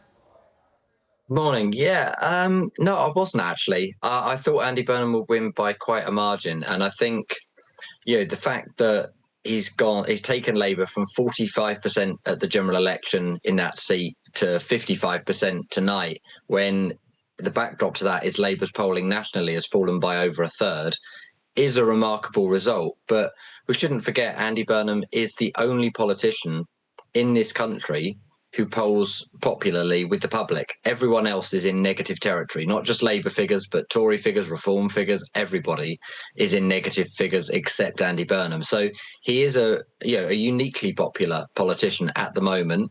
It's also a seat in Greater Manchester where he's largely been seen as a success as Greater Manchester Mayor. And so I think there are a lot of factors in his favour there. He's known locally, he lives just down the road. He's been the MP for the neighbouring constituency previously. So I think there are a lot of factors that contribute to this. But what's, I think, welcome for a lot of Labour MPs looking at this result tonight is how he's reunited the progressive vote. If you look at the Lib Dem vote and the Green vote, it's collapsed in behind him. And also, he's defeated the right emphatically. Reform, Restore, the Conservatives, if you add all three of their votes together, they still don't get close to what he got. So it's a tremendous result for Andy Burnham. And I think Labour MPs will look at that and think this is the leader we need. Now, Andrew, you talk about how he is incredibly popular, which is why he's done so well. Patrick Maguire was on Sky News earlier today saying, actually, this is the most popular Andy Burnham is ever going to be. This is the most powerful Andy Burnham is ever going to be. Surely it's not as easy to be popular as soon as you become the Prime Minister. No, recent history has told us that being Prime Minister in these times is incredibly tough. But I think he's got that, he starts from a higher base than anyone else has done recently. And I think, ultimately what will decide his fate is delivery. Look, we're assuming he'll become Prime Minister. I think that is very, very likely. But if he does, he's got to do things differently from Keir Starmer. Otherwise, he will end up in the same position. Look, Keir Starmer won a landslide election, albeit on a very low turnout and on a fairly low share of the vote, relatively. But he did. And he became deeply unpopular very quickly because he didn't change things around and made a number of policy mistakes. Andy Burnham could easily go the same way. Rishi Sunak was deeply unpopular. Liz Truss was deeply unpopular. Boris Johnson ended up being deeply unpopular because people's living standards haven't improved in this country. Andy Burnham has talked about that relentlessly in this campaign. He understands it's the key issue. He's now got to deliver policies that improve that. And if he doesn't, you're quite right, his popularity will sink like a stone. Now, when we're talking about popularity for a moment, Andy Burnham, he's got this huge win. He's going to be riding high. In terms of the timeline, what do you think is going to happen next? Do you think the Prime Minister might see the size of that win and think to himself, maybe I'm not going to do this fight after all, maybe I will just let it happen? Or do you think he's going to fight to the death? I think his instinct has been fight to the death, but I suspect a lot of Labour MPs and even some of those who have previously been quite close to Keir Starmer will be saying to him quietly, look, now's the time to go. We've seen how Labour has performed at the local elections just last month. We've seen how they've performed. Look at Labour's share of the vote in the other two by-elections tonight up in Scotland. Labour's vote has collapsed there. We saw what happened in Gorton and Denton, in Runcorn, in Caerphilly, where there have been by-elections in recent months as well. So, Keir Starmer and Labour are not doing well at the moment, and therefore this result, which has shown Labour can win under a different leader, and I suspect if any other candidate had been standing other than Andy Burnham, they wouldn't have done tonight. Keir Starmer's got to look at that, and his MPs certainly are looking at it, and I think he will resign ultimately. It may take a few days, even weeks, but I think he will see the writing on the wall and go, and I suspect Andy Burnham will become Prime Minister shortly thereafter, because I don't think there is the appetite for any other candidate other than Andy Burnham amongst Labour MPs, not in significant numbers anyway. So what went wrong for Keir Starmer here? Is this win indicative of the fact that the problem is Starmer and not Labour? Or is this indicative of the fact that actually Burnham has a kind of X factor that is really special and potentially could improve Labour's chances electorally? Well, I think both of those things are true, but I think what went wrong for Keir Starmer is that he got in on a mandate for change. The Labour manifesto was called Change, and yet when you looked at that manifesto, there was very little change promised in it. £7 billion worth of tax rises. It was clearly not honest with the British public, and I think that's the problem. He came in and started doing things that he didn't have a mandate for, like cutting the winter fuel allowance, like attacking disability benefits. That not only kind of upset people on a, you didn't say you were going to do this kind of basis, a sort of honesty basis. It also kind of went against Labour's core values. These were Labour policies that he was undermining, and part of Labour's coalition. And, I think that has been the thing that's undermined him the most. There have been other factors. Gaza as well has been a factor. Also, I think we shouldn't forget the context we're in. People are still struggling with the cost of living, and that's what made the Tories so unpopular. That hasn't changed, or at least hasn't changed enough under Labour, and therefore all that kind of frustration with the Tories has transferred onto Keir Starmer, added to a lot of his U-turns and trying to do things that he didn't have a mandate for as well. So I think it's that combination of factors as well as the freebie stuff at the beginning as well. I think people expected him to be, to have higher levels of integrity than the Tories had, where there've been all these sort of sleaze and scandals, and actually, you then had this thing of millionaires buying his glasses and sending him on holiday, and all these other sort of dodgy sort of donations to, give him free tickets to things as well. It just looked a bit grasping at a time when people are struggling. So there were a lot of things that undermined him, self-inflicted, but undermined him quite quickly, and he's never recovered from that. And clearly, looking at the polling, he's the most unpopular Prime Minister in British history, or at least in British polling history, so for the last 30 years or so. So, he's only got himself to blame, and I think, MPs, as you say, will look at Andy Burnham, how popular he is in polling, how popular he's proven on the doorstep in Makerfield, and think this is our best chance of survival.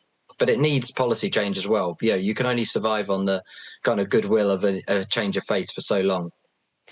How much do you think that the Starmer loyalist camp are living in reality now that this result has dropped? Do you think they're still being delusional? I mean, just a few hours ago, when it looked like Labour were potentially going to win, but we didn't have the result, we had Preet Kaur Gill on Sky News, and she was saying things like, Lisa Nandy being right there with Andy Burnham, very, very pleased, very, very pally with him, was because the PM had asked all of the Labour MPs to support Burnham, and that's all there was to it. I mean, do you think the Labour loyalists for the PM are perhaps a bit delusional? Look, I think it's very difficult, isn't it, for Labour ministers to come on air and say, look, Keir Starmer's going to go fairly shortly after. Look, I think there are some Starmer loyalists. There always are people who are absolutely wedded to one person. But I think it's probably a dwindling band tonight, and it has been for months, as you've seen with the scale of parliamentary rebellions, the resignations from cabinet and the front bench. The Labour Party ultimately does reflect the public. They can see, they know from their own constituents telling them that Keir Starmer's not popular. They don't want him as Prime Minister. They can see from the local election results all over the country just last month. So, I think there will be a very small and dwindling band of people that will be saying to Keir Starmer, no, stay, fight on, because most MPs want to keep their seat. They want their government to succeed. They want their government to do positive things that are popular with the country. And I think the best chance of that happening now is under Andy Burnham as the new leader. Andrew Fisher, thank you so much for joining us. Well, coming up next on Sky News, we'll have much more on Andy Burnham's victory in Makerfield.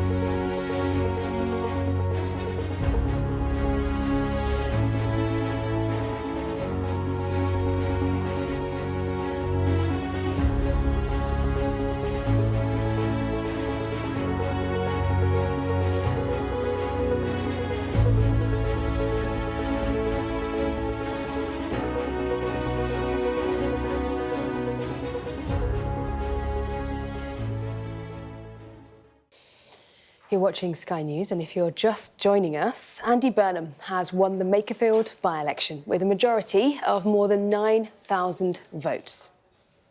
I do hereby declare that Andy Burnham is duly elected. Thank you. Well, it marks his return to Westminster and opens the door for a challenge to the Prime Minister. And there was a high turnout, just under 59%. Well, here's what Mr Burnham had to say after his victory was announced. Everyone knows that politics isn't working. Everyone can feel that the country isn't where it should be. Tonight could, just could, be the turning point. From here on, I will give everything I have got to make it so, to ensure the name Makerfield is forever synonymous with bringing about the change this country needs, bringing back something we've lost, hope, hope for the future. I am proud that this place has shone in the world's spotlight these last 5 weeks. And the warmth, humour and hospitality of its people has been on show for all to see. It will never be a stepping stone to me, but instead will be my touchstone, a Makerfield test at the heart of British politics, will ensure the places Westminster has neglected will now get fairness. I spoke in the campaign about the need to change politics. I promised to lead by example from the front as your Member of Parliament. I know people who traditionally vote for the Conservatives, the Liberal Democrats, the Greens, and perhaps more recently, in May, for Reform UK, have given me their support in this election. I will always have respect to them for that, and out of respect for them, I will always take a place first rather than a party first approach, and I will focus on problem solving rather than point scoring, and I will work hard after this by-election to heal the divisions of this campaign. And let it be really understood that I will be your MP, however you voted. When this borough went to the polls in May, it made a loud cry for change. In this campaign, we have begun to answer that. But I do say to my own party, this is a final chance to change. This is what people said directly to me on the hundreds of doorsteps that I stood on. We must hear it, we must act upon it, and we must get it right. There will be no second chance. But it is a chance now, from this result tonight, to build a new politics based on unity and hope, turning away from the path that takes us to a divided, dark politics of the kind we see in the United States. We must now take this path and put this country back on the right path and bring people back together and get things working properly again.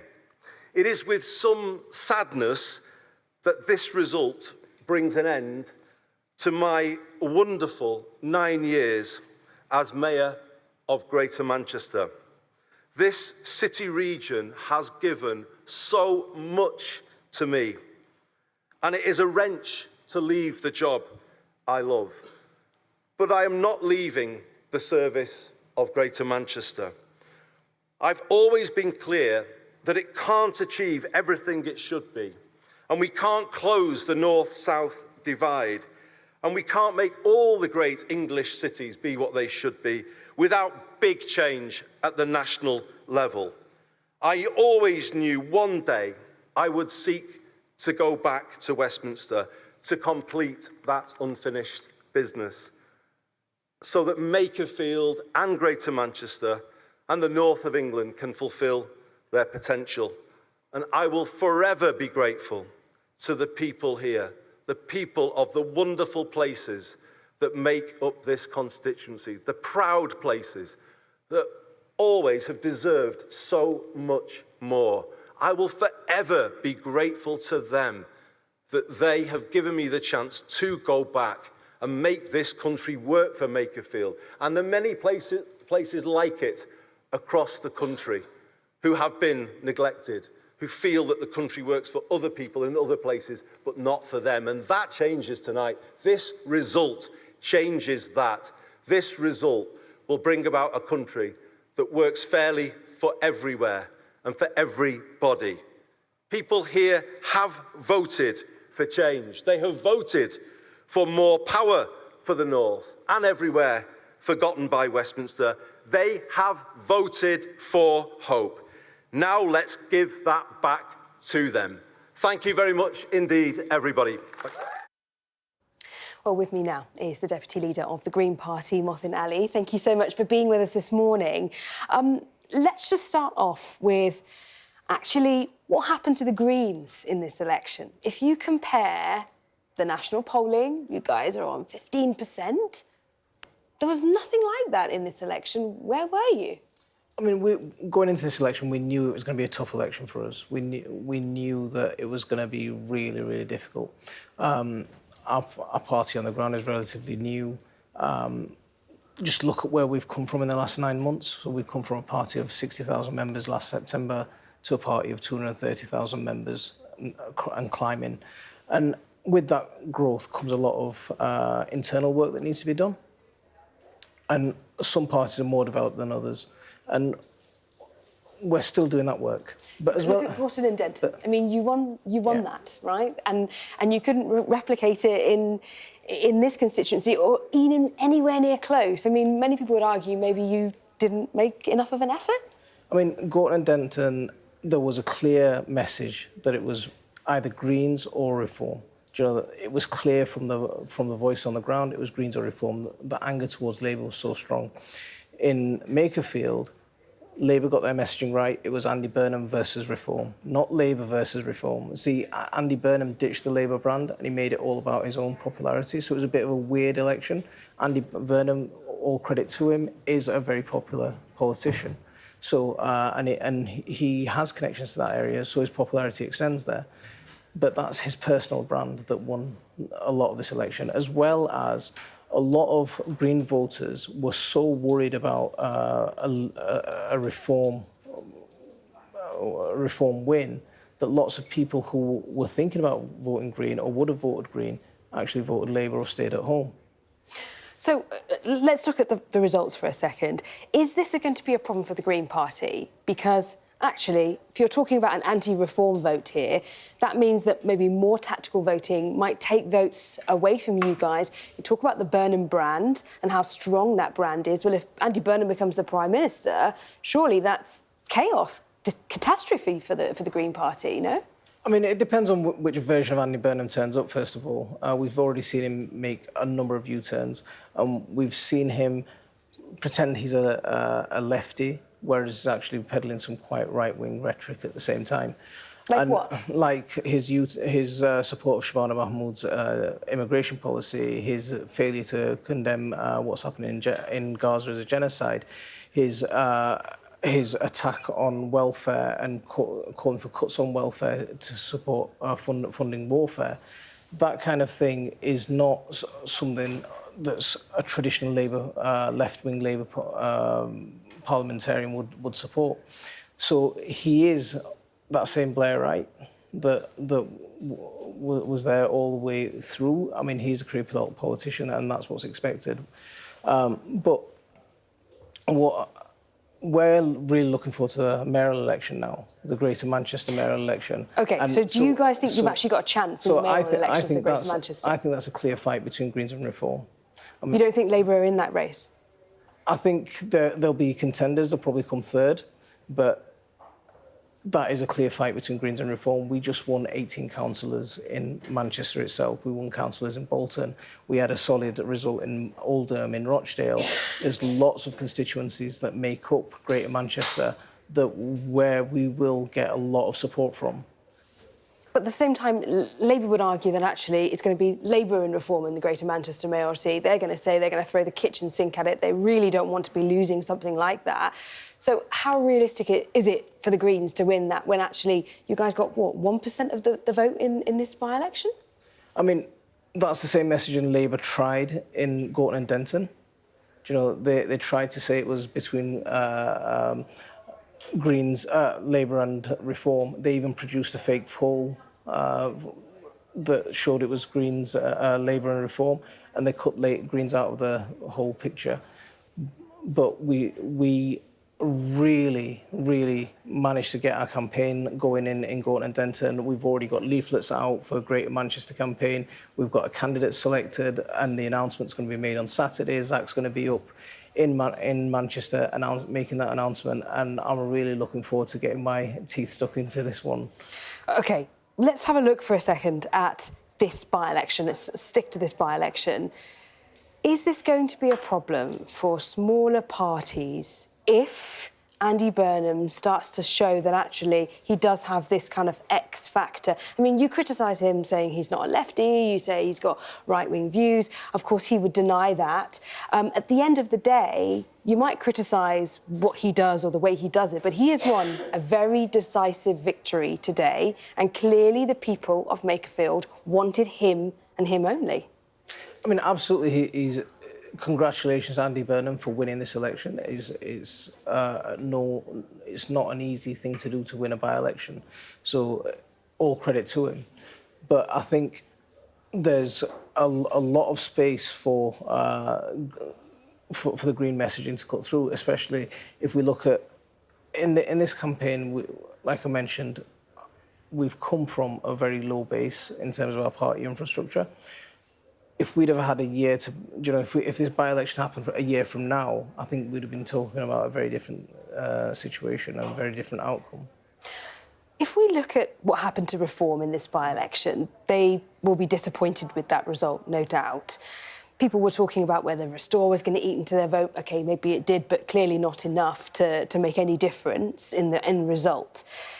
What lessons can your party potentially take from what's happened in this by-election with Reform and the fact that actually some smaller parties, they might be polling very well, but when it comes to electoral success, hardcore votes in Westminster seats, it doesn't necessarily always translate?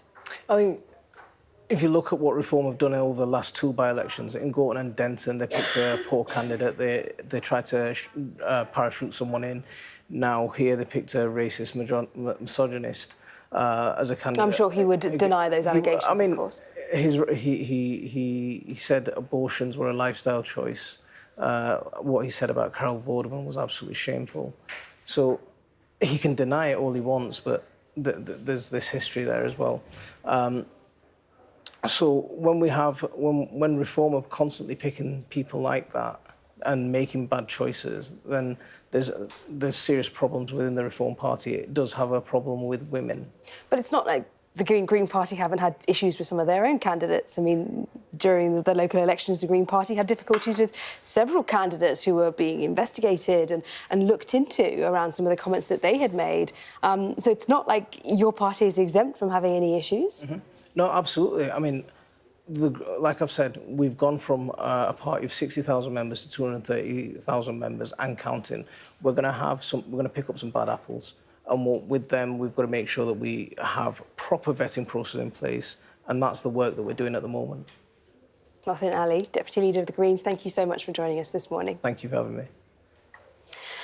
Well, two by-elections also took place in Scotland, of course, with the Conservatives comfortably winning Aberdeen South from the Scottish National Party, Douglas Lumsden, taking a majority of more than 6,000 votes. To my friends, supporters and volunteers, we did it. And the people of Aberdeen have spoken loud and clear. We stopped the SNP and we sent Labour the message that the destruction of the North Sea oil and gas industry must stop now.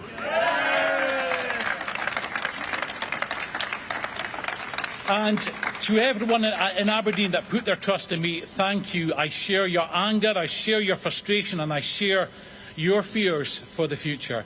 And I promise that I will be a strong voice for this city, standing up for you, your families and your livelihoods against short-sighted policies. Now, we said at the start of this campaign that it is a referendum on the oil and gas industry, and the people of Aberdeen have gave a resounding answer that we back the oil and gas industry. And I'm lucky enough to have not just one leader, but two fantastic leaders in Russell Finlay and Kemi Badenoch. I have received a huge amount of support for Russell. He's backed me 100%. And in Kemi, a big part of this election victory belongs to Kemi. You know, one of her first visits when she became Conservative leader was to Aberdeen. And when she was on that flight, a fellow passenger approached her and pleaded for her to save Aberdeen and the oil and gas industry. And now she understands that we need North Sea for our prosperity and the energy security. And our commitment to my campaign and the people of Aberdeen has been nothing short of exceptional. And what has been made clear here tonight is that the Labour and the SNP governments must act to end the willful destruction of the energy industry.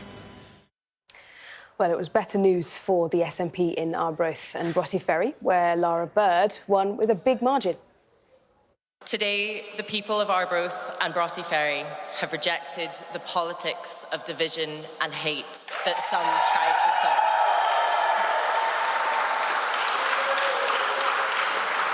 We have demonstrated that our community is inclusive, hopeful, and proud, and that while there are challenges that we must face, we will face them together and not allow others to turn us against each other.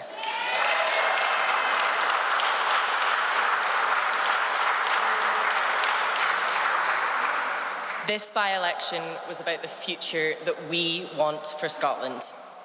And the people of Arbroath and Broughty Ferry have once again made it clear that our future lies with independence.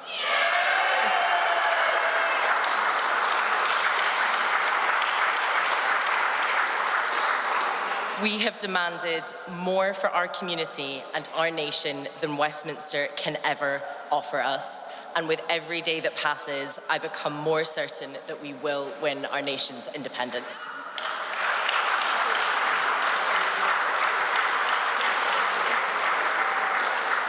To be elected to represent this area, my home and my community, is a privilege, but more importantly, it is a responsibility. And it is a responsibility that I will take seriously for you all, for those who voted for me and for those who did not. I am ready to get to work, to fight for a better deal for the people who live here and to always listen. Let me finish by saying this, that this constituency might be called Arbroath and Broughty Ferry, but this community is so much more than that. It's Wakefield, Carnoustie, Fintry, Monifieth, Douglas, Freakham, Letham, and everywhere in between. It is my home. I am proud to be here taking on the fight for you all. Thank you. Well, as you saw from those results in Scotland, the contrast of Labour votes collapsing north of the border in comparison to that decisive vote for Andy Burnham in Makerfield just shows you the complicated picture that we are seeing in the UK electoral votes at the moment. And it's important to say we are accepting and expecting Andy Burnham to be challenging the Prime Minister to become the new inhabitant of number 10. The question is, what does that timeline look like? How long does it take for the Prime Minister potentially to stand down? If he stands down, will he fight? All more on Sky News coming up next.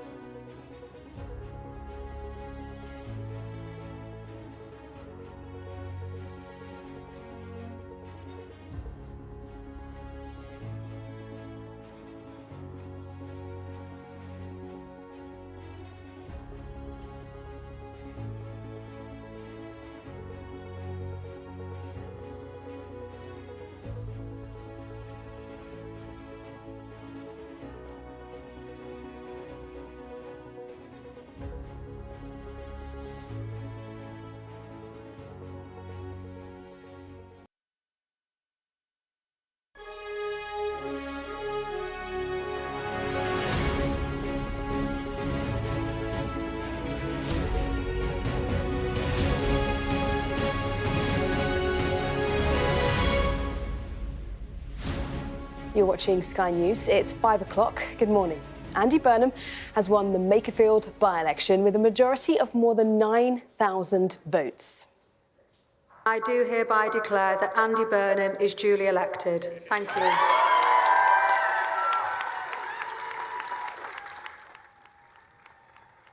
It marks his return to Westminster and opens the door for a challenge to the Prime Minister.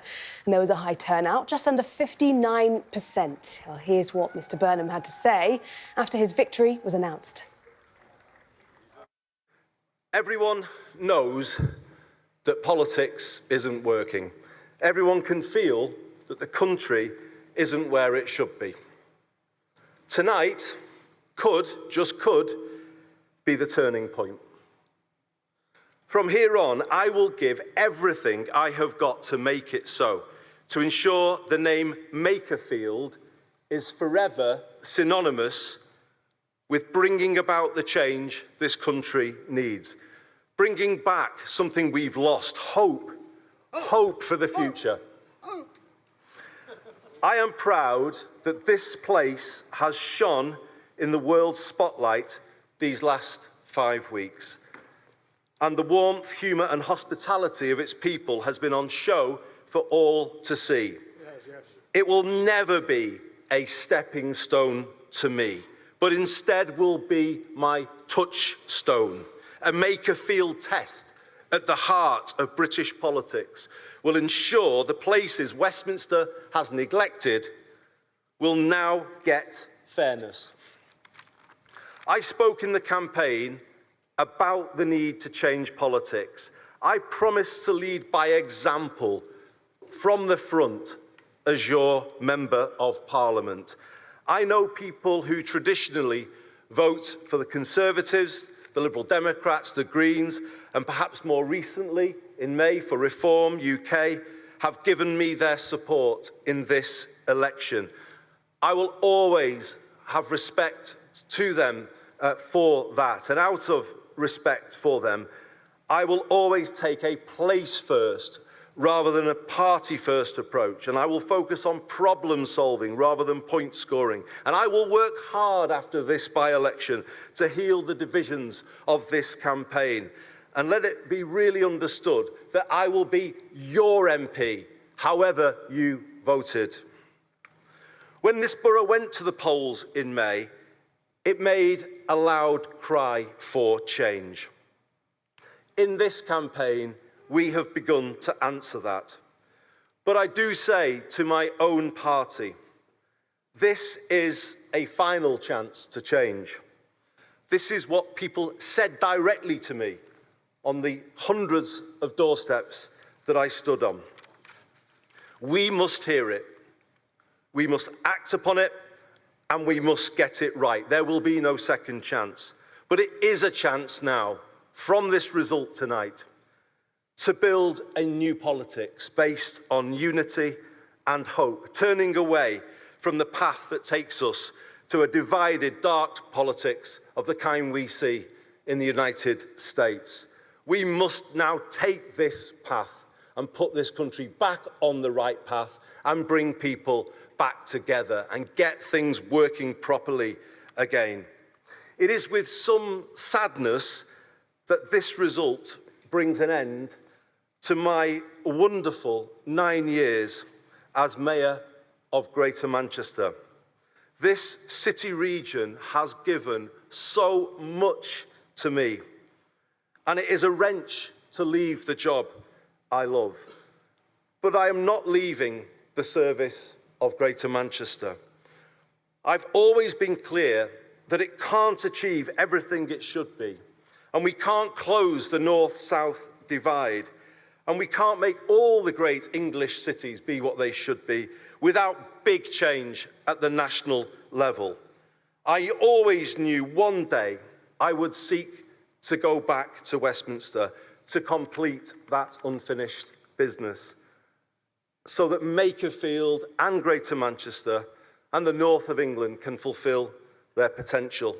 And I will forever be grateful to the people here, the people of the wonderful places that make up this constituency, the proud places that always have deserved so much more. I will forever be grateful to them that they have given me the chance to go back and make this country work for Makerfield, and the many places like it across the country who have been neglected, who feel that the country works for other people in other places, but not for them. And that changes tonight. This result changes that. This result will bring about a country that works fairly for everywhere and for everybody. People here have voted for change. They have voted for more power for the North and everywhere forgotten by Westminster. They have voted for hope. Now let's give that back to them. Thank you very much indeed. Well, you're in for a treat because our Deputy Political Editor, Sam Coates, is going to be crunching the numbers for us. Sam.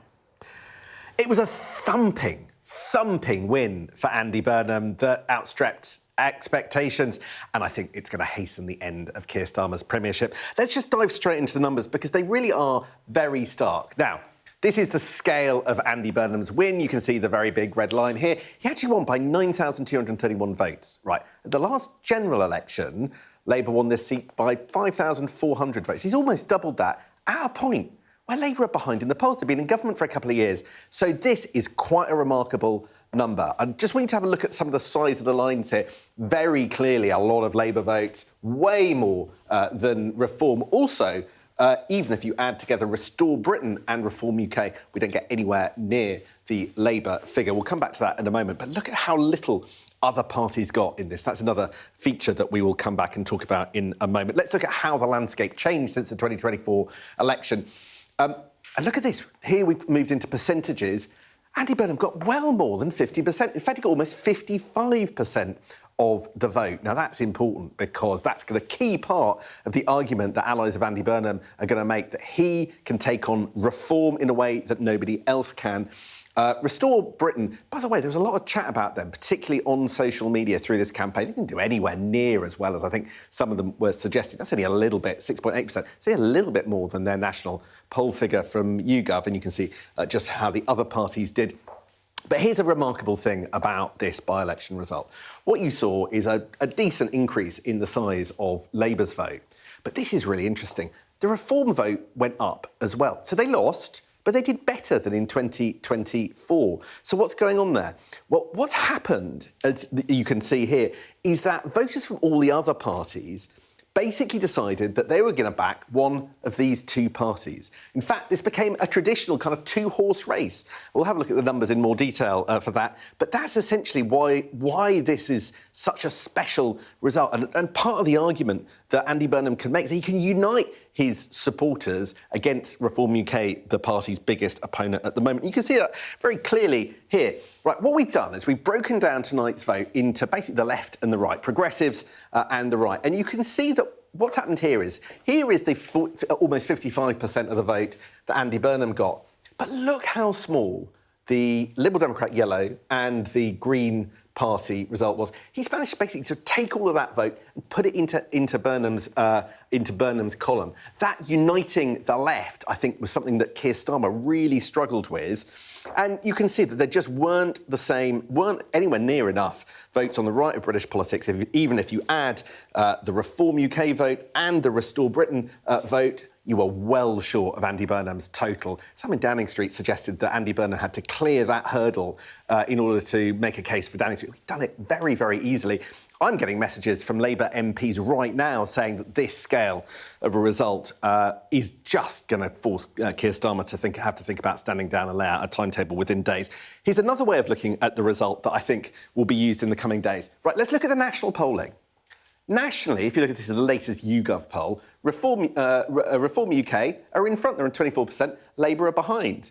Now look, Labour on 19% in the national polls, but got 55% when Andy Burnham's name is attached to the result. It's a huge difference, 36 percentage point difference. That's the Andy Burnham effect right there. And look at this. Again, you've got this curiosity that Reform UK lost, but they did put on 11 percentage points and did a bit better. It's all the other parties that did badly. The Tories tanking and the Green Party down as well. And in fact, Liberal Democrats basically irrelevant in this race. You can see actually that Reform UK, it's their second best ever by-election result, even though they lost. The Runcorn and Helsby one last year, they did win. All the others, they didn't win. And this is their best performance apart from that. It was a very engaged electorate, it has to be said, because you had a turnout of 58.7%, which is pretty high by anybody's standards. But look at this. This is really interesting. At the general election in 2024, it was 52.5%. It's not often that you get a by-election where the turnout is higher than it was for in a by-election than it is for the general election. So that's the picture.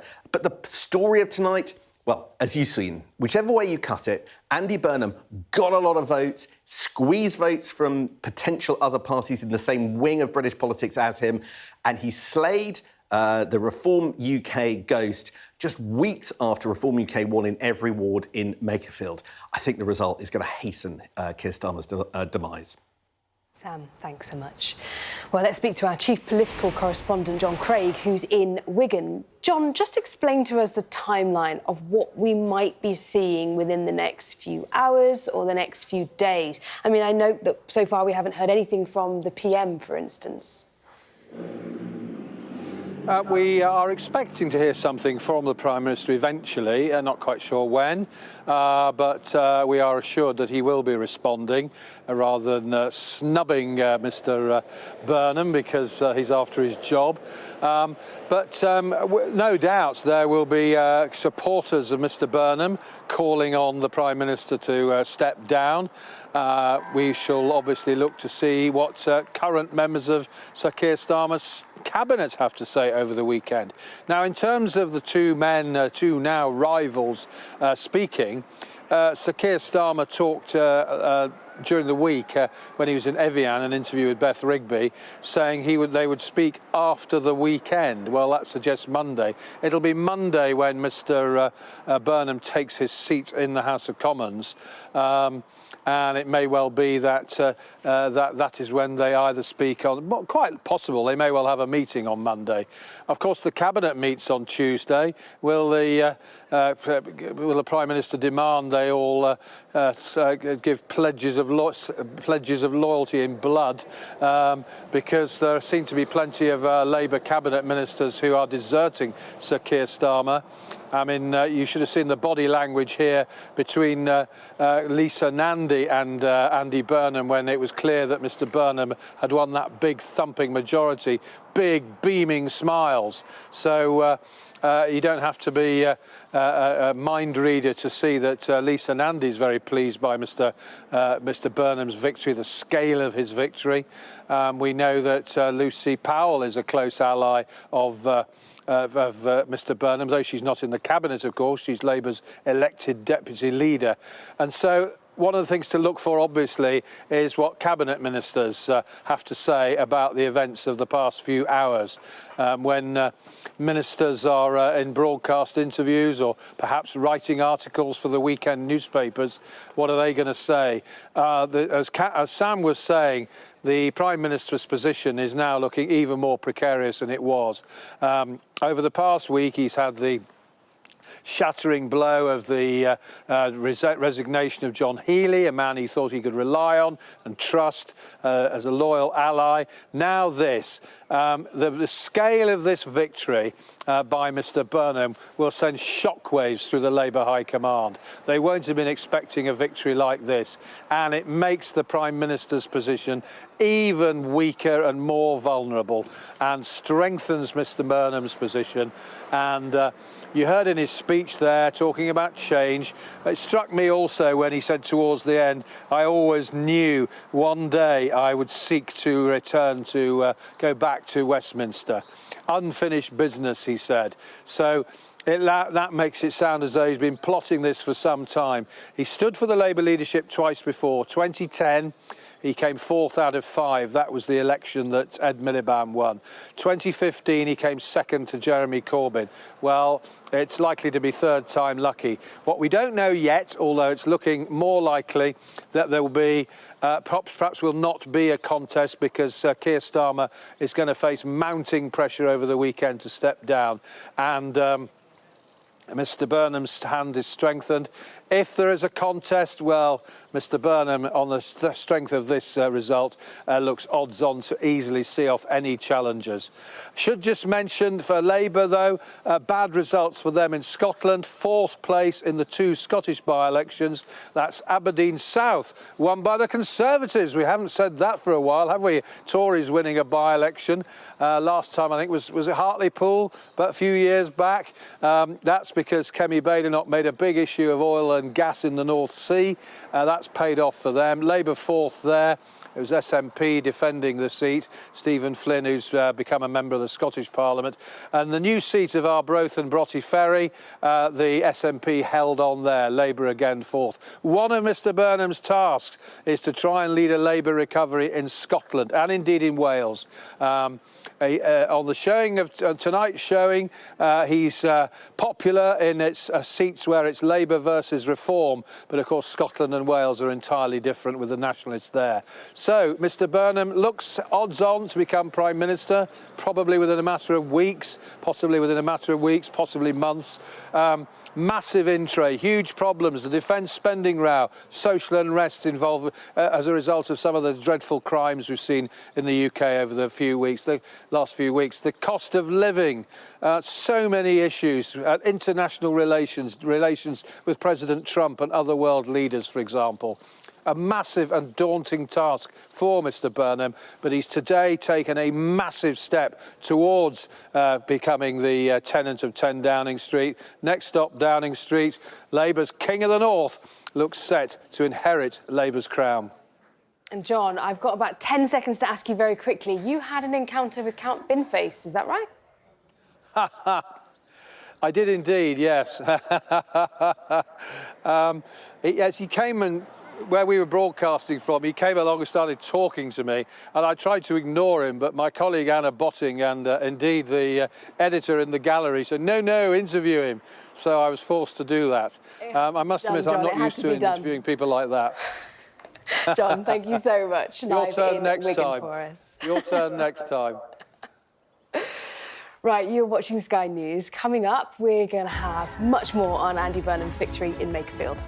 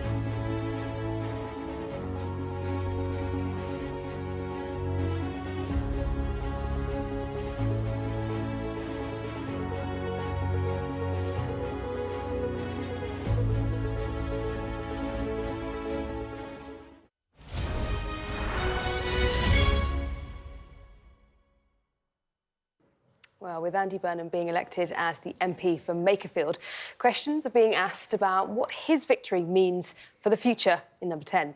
But our political correspondent, Lucy McDade, explains the possible paths to power if he wants to take over as Prime Minister. Is the UK about to get another Prime Minister? Well, with a win in the constituency of Makerfield, Andy Burnham has made his first move. And we've mapped out what could come next. The paths, the hurdles that Andy Burnham will need to jump if he wants to become Prime Minister.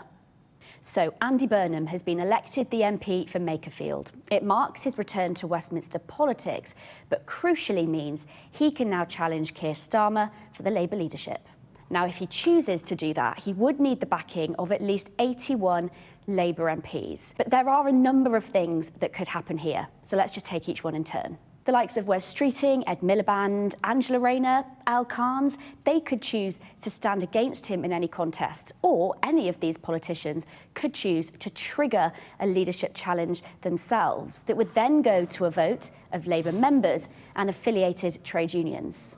And the most popular, the one who gets at least 50% of the vote, would win. But aside from Andy Burnham for a second, a lot of what happens next actually depends on Keir Starmer and what he decides to do. Let's look at some of the options. First, he could choose to fight on if there's a leadership challenge. He would automatically be on the ballot paper. He wouldn't need the backing of 81 Labour MPs. Second, the Prime Minister could quit with immediate effect. There would be a leadership contest without him, and we'd have a caretaker Prime Minister in the meantime.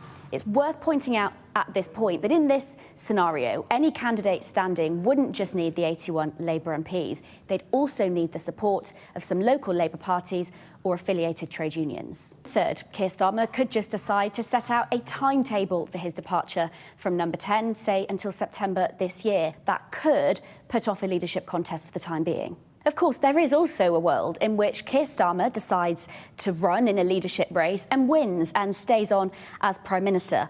There is also a possibility that nobody decides to move against him, not Andy Burnham, Wes Streeting or somebody like Angela Rayner. But that does feel increasingly unlikely. Now, back to Mr Burnham. Possibly the easiest way for him to become Prime Minister would be for a leadership contest with nobody else standing in it. He'd get an immediate coronation and straight away get the keys to number 10. It's messy and all a bit overwhelming, but how the next few days play out is basically in the hands of just a few people. And it matters because we could be on course for our 6th Prime Minister in 10 years. Well, Reform's Robert Kenyon was the closest challenger to Andy Burnham, but he faced backlash in the run-up to the by-election because of comments he made online. He refused to answer our political editor, Beth Rigby, when she tried to speak to him before the results were announced. Rob, it's Beth here from Sky News. Can I ask you a couple of quick questions, Rob, for the constituency piece? Why should women in Makerfield vote for you, Rob? If you speak to the press office. Why should women in Makerfield vote for you, Rob, when you said you're a sexist? Can you not... No, but why should women vote for you? Oh, sorry, thank you. When you said that you were a sexist and that they can't drive?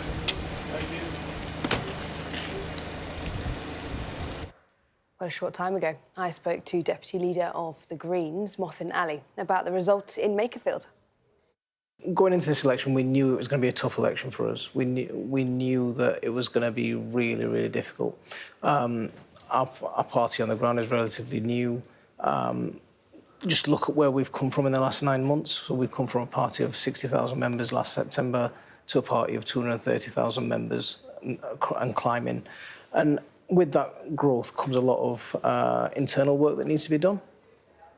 And some parties are more developed than others. And we're still doing that work. But as well, look at Gorton and Denton. I mean, you won that, right? And you couldn't replicate it in this constituency or even anywhere near close. I mean, many people would argue maybe you didn't make enough of an effort. I mean, Gorton and Denton, there was a clear message that it was either Greens or Reform. Do you know, it was clear from the voice on the ground, it was Greens or Reform. The anger towards Labour was so strong. In Makerfield, Labour got their messaging right. It was Andy Burnham versus Reform, not Labour versus Reform. See, Andy Burnham ditched the Labour brand and he made it all about his own popularity, so it was a bit of a weird election. Andy Burnham, all credit to him, is a very popular politician. So, and he has connections to that area, so his popularity extends there. But that's his personal brand that won a lot of this election, as well as a lot of Green voters were so worried about a reform win that lots of people who were thinking about voting Green or would have voted Green actually voted Labour or stayed at home. So let's look at the results for a second. Is this going to be a problem for the Green Party? Because actually, if you're talking about an anti-reform vote here, that means that maybe more tactical voting might take votes away from you guys. You talk about the Burnham brand and how strong that brand is. Well, if Andy Burnham becomes the Prime Minister, surely that's chaos, catastrophe for the Green Party, no? I mean, it depends on which version of Andy Burnham turns up, first of all. We've already seen him make a number of U-turns. We've seen him pretend he's a lefty, whereas he's actually peddling some quite right-wing rhetoric at the same time. Like what? Like his support of Shabana Mahmood's immigration policy, his failure to condemn what's happening in Gaza as a genocide, his attack on welfare and calling for cuts on welfare to support funding warfare. That kind of thing is not something that's a traditional Labour, left-wing Labour parliamentarian would support. So he is that same Blairite that was there all the way through. I mean, he's a career politician, and that's what's expected. But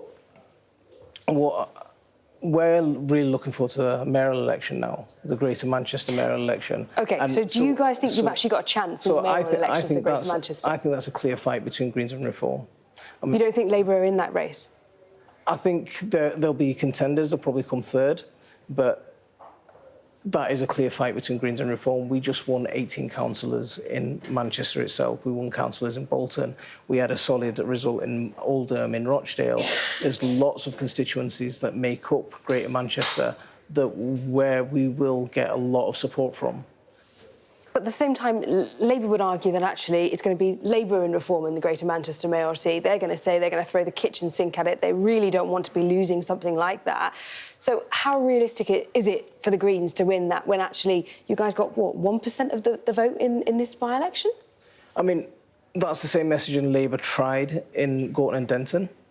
Do you know, they tried to say it was between Greens, Labour and Reform. They even produced a fake poll that showed it was Greens, Labour and Reform, and they cut Greens out of the whole picture. But we really managed to get our campaign going in Gorton and Denton. We've already got leaflets out for Greater Manchester campaign. We've got a candidate selected, and the announcement's going to be made on Saturday. Zach's going to be up in Manchester making that announcement, and I'm really looking forward to getting my teeth stuck into this one. OK, let's have a look for a second at this by-election. Let's stick to this by-election. Is this going to be a problem for smaller parties if Andy Burnham starts to show that actually he does have this kind of X factor? I mean, you criticise him saying he's not a lefty, you say he's got right-wing views. Of course, he would deny that. At the end of the day, you might criticise what he does or the way he does it, but he has won a very decisive victory today, and clearly the people of Makerfield wanted him and him only. I mean, absolutely, congratulations, Andy Burnham, for winning this election. It's not an easy thing to do to win a by-election, so all credit to him. But I think there's a lot of space for the Green messaging to cut through, especially if we look at in this campaign. Like I mentioned, we've come from a very low base in terms of our party infrastructure. If we'd ever had a year to, you know, if this by-election happened for a year from now, I think we'd have been talking about a very different situation and a very different outcome. If we look at what happened to Reform in this by-election, they will be disappointed with that result, no doubt. People were talking about whether Restore was going to eat into their vote. OK, maybe it did, but clearly not enough to make any difference in the end result. What lessons can your party potentially take from what's happened in this by-election with Reform and the fact that actually some smaller parties, they might be polling very well, But when it comes to electoral success, hardcore votes in Westminster seats, it doesn't necessarily always translate. I think if you look at what Reform have done over the last 2 by-elections, in Gorton and Denton, they picked a poor candidate. They tried to parachute someone in. Now here they picked a racist, misogynist as a candidate. I'm sure he would deny those allegations, I mean, of course. He said abortions were a lifestyle choice. What he said about Carol Vorderman was absolutely shameful. So he can deny it all he wants, but there's this history there as well. So when Reform are constantly picking people like that and making bad choices, then there's serious problems within the Reform Party. It does have a problem with women. But it's not like the Green Party haven't had issues with some of their own candidates. I mean, during the local elections, the Green Party had difficulties with several candidates who were being investigated and looked into around some of the comments that they had made. So it's not like your party is exempt from having any issues. Mm-hmm. No, absolutely. I mean, like I've said, we've gone from a party of 60,000 members to 230,000 members and counting. We're going to pick up some bad apples. And with them, we've got to make sure that we have proper vetting process in place, and that's the work that we're doing at the moment. Well, coming up next on Sky News, we'll have much more on Andy Burnham's victory in Makerfield.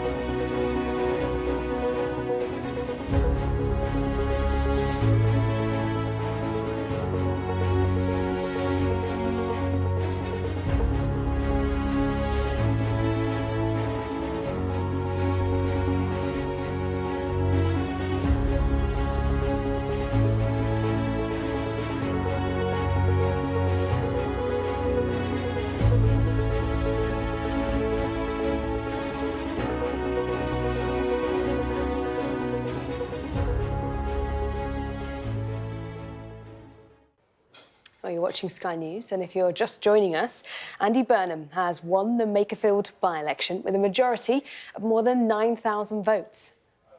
I do hereby declare that Andy Burnham is duly elected. Thank you. Well, it marks his return to Westminster and opens the door for a challenge to the Prime Minister. There was a high turnout, just under 59%. And here's what Mr Burnham had to say after his victory was announced. Everyone knows that politics isn't working. Everyone can feel that the country isn't where it should be. Tonight just could, be the turning point. From here on, I will give everything I have got to make it so, to ensure the name Makerfield is forever synonymous with bringing about the change this country needs, bringing back something we've lost, hope for the future.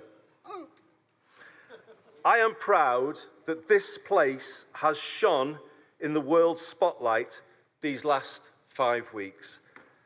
And the warmth, humour and hospitality of its people has been on show for all to see. It will never be a stepping stone to me, but instead will be my touchstone. A Makerfield test at the heart of British politics will ensure the places Westminster has neglected will now get fairness. I spoke in the campaign about the need to change politics. I promised to lead by example from the front as your Member of Parliament. I know people who traditionally vote for the Conservatives, the Liberal Democrats, the Greens, and perhaps more recently, in May, for Reform UK, have given me their support in this election. I will always have respect to them for that, and out of respect for them, I will always take a place first rather than a party first approach, and I will focus on problem solving rather than point scoring, and I will work hard after this by-election to heal the divisions of this campaign, and let it be really understood that I will be your MP, however you voted. When this borough went to the polls in May, it made a loud cry for change. In this campaign, we have begun to answer that. But I do say to my own party, this is a final chance to change. This is what people said directly to me on the hundreds of doorsteps that I stood on. We must hear it. We must act upon it. And we must get it right. There will be no second chance.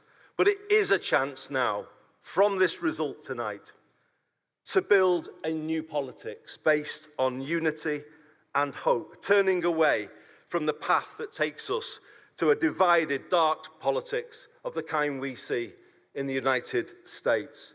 We must now take this path and put this country back on the right path and bring people back together and get things working properly again. It is with some sadness that this result brings an end to my wonderful 9 years as Mayor of Greater Manchester. This city region has given so much to me, and it is a wrench to leave the job I love. But I am not leaving the service of Greater Manchester. I've always been clear that it can't achieve everything it should be, and we can't close the north-south divide, and we can't make all the great English cities be what they should be without big change at the national level. I always knew one day I would seek to go back to Westminster to complete that unfinished business, so that Makerfield and Greater Manchester and the north of England can fulfil their potential. And I will forever be grateful to the people here, the people of the wonderful places that make up this constituency, the proud places that always have deserved so much more.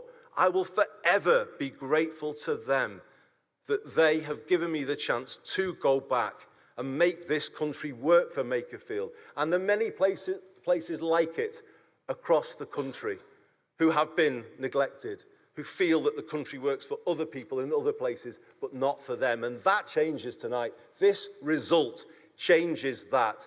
This result will bring about a country that works fairly for everywhere and for everybody.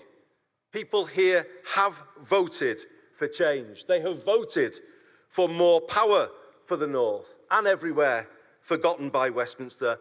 They have voted for hope. Now let's give that back to them. Thank you very much indeed, everybody. Well, a little earlier, I spoke to the former Director of Policy for the Labour Party, Andrew Fisher. I thought Andy Burnham would win by quite a margin, and I think, you know, the fact that he's taken Labour from 45% at the general election in that seat to 55% tonight, when the backdrop to that is Labour's polling nationally has fallen by over a third, is a remarkable result. But we shouldn't forget Andy Burnham is the only politician in this country who polls popularly with the public. Everyone else is in negative territory, not just Labour figures, but Tory figures, Reform figures. Everybody is in negative figures except Andy Burnham. So he is a uniquely popular politician at the moment. It's also a seat in Greater Manchester where he's largely been seen as a success as Greater Manchester Mayor. And so I think there are a lot of factors in his favour there. He's known locally, he lives just down the road. He's been the MP for the neighbouring constituency previously. So I think there are a lot of factors that contribute to this. But what's, I think, welcome for a lot of Labour MPs looking at this result tonight is how he's reunited the progressive vote. If you look at the Lib Dem vote and the Green vote, it's collapsed in behind him. And also, he's defeated the right emphatically. Reform, Restore, the Conservatives, if you add all three of their votes together, they still don't get close to what he got. So it's a tremendous result for Andy Burnham, and I think Labour MPs will look at that and think this is the leader we need. Now, Andrew, you talk about how he is incredibly popular, which is why he's done so well. Patrick Maguire was on Sky News earlier today saying, actually, this is the most popular Andy Burnham is ever going to be. This is the most powerful Andy Burnham is ever going to be. Surely it's not as easy to be popular as soon as you become the Prime Minister. No, recent history has told us that being Prime Minister in these times is incredibly tough. But I think he's got that, he starts from a higher base than anyone else has done recently. And I think, ultimately what will decide his fate is delivery. Look, we're assuming he'll become Prime Minister. I think that is very, very likely. But if he does, he's got to do things differently from Keir Starmer. Otherwise, he will end up in the same position. Look, Keir Starmer won a landslide election, albeit on a very low turnout and on a fairly low share of the vote, relatively. But he did. And he became deeply unpopular very quickly because he didn't change things around and made a number of policy mistakes. Andy Burnham could easily go the same way. Rishi Sunak was deeply unpopular. Liz Truss was deeply unpopular. Boris Johnson ended up being deeply unpopular because people's living standards haven't improved in this country. Andy Burnham has talked about that relentlessly in this campaign. He understands it's the key issue. He's now got to deliver policies that improve that. And if he doesn't, you're quite right, his popularity will sink like a stone. Now, when we're talking about popularity for a moment, Andy Burnham, he's got this huge win. He's going to be riding high. In terms of the timeline, what do you think is going to happen next? Do you think the Prime Minister might see the size of that win and think to himself, maybe I'm not going to do this fight after all, maybe I will just let it happen? Or do you think he's going to fight to the death? I think his instinct has been fight to the death, but I suspect a lot of Labour MPs and even some of those who have previously been quite close to Keir Starmer will be saying to him quietly, look, now's the time to go. We've seen how Labour has performed at the local elections just last month. We've seen how they've performed. Look at Labour's share of the vote in the other two by-elections tonight up in Scotland. Labour's vote has collapsed there. We saw what happened in Gorton and Denton, in Runcorn, in Caerphilly, where there have been by-elections in recent months as well. So, Keir Starmer and Labour are not doing well at the moment, and therefore this result, which has shown Labour can win under a different leader, and I suspect if any other candidate had been standing other than Andy Burnham, they wouldn't have done tonight. Keir Starmer's got to look at that, and his MPs certainly are looking at it, and I think he will.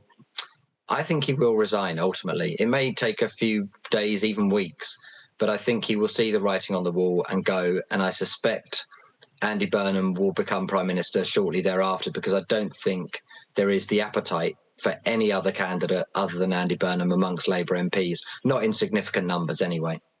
So what went wrong for Keir Starmer here? Is this win indicative of the fact that the problem is Starmer and not Labour? Or is this indicative of the fact that actually Burnham has a kind of X factor that is really special and potentially could improve Labour's chances electorally? Well, I think both of those things are true, but I think what went wrong for Keir Starmer is that he got in on a mandate for change. You know, the Labour manifesto was called Change, and yet when you looked at that manifesto, there was very little change promised in it.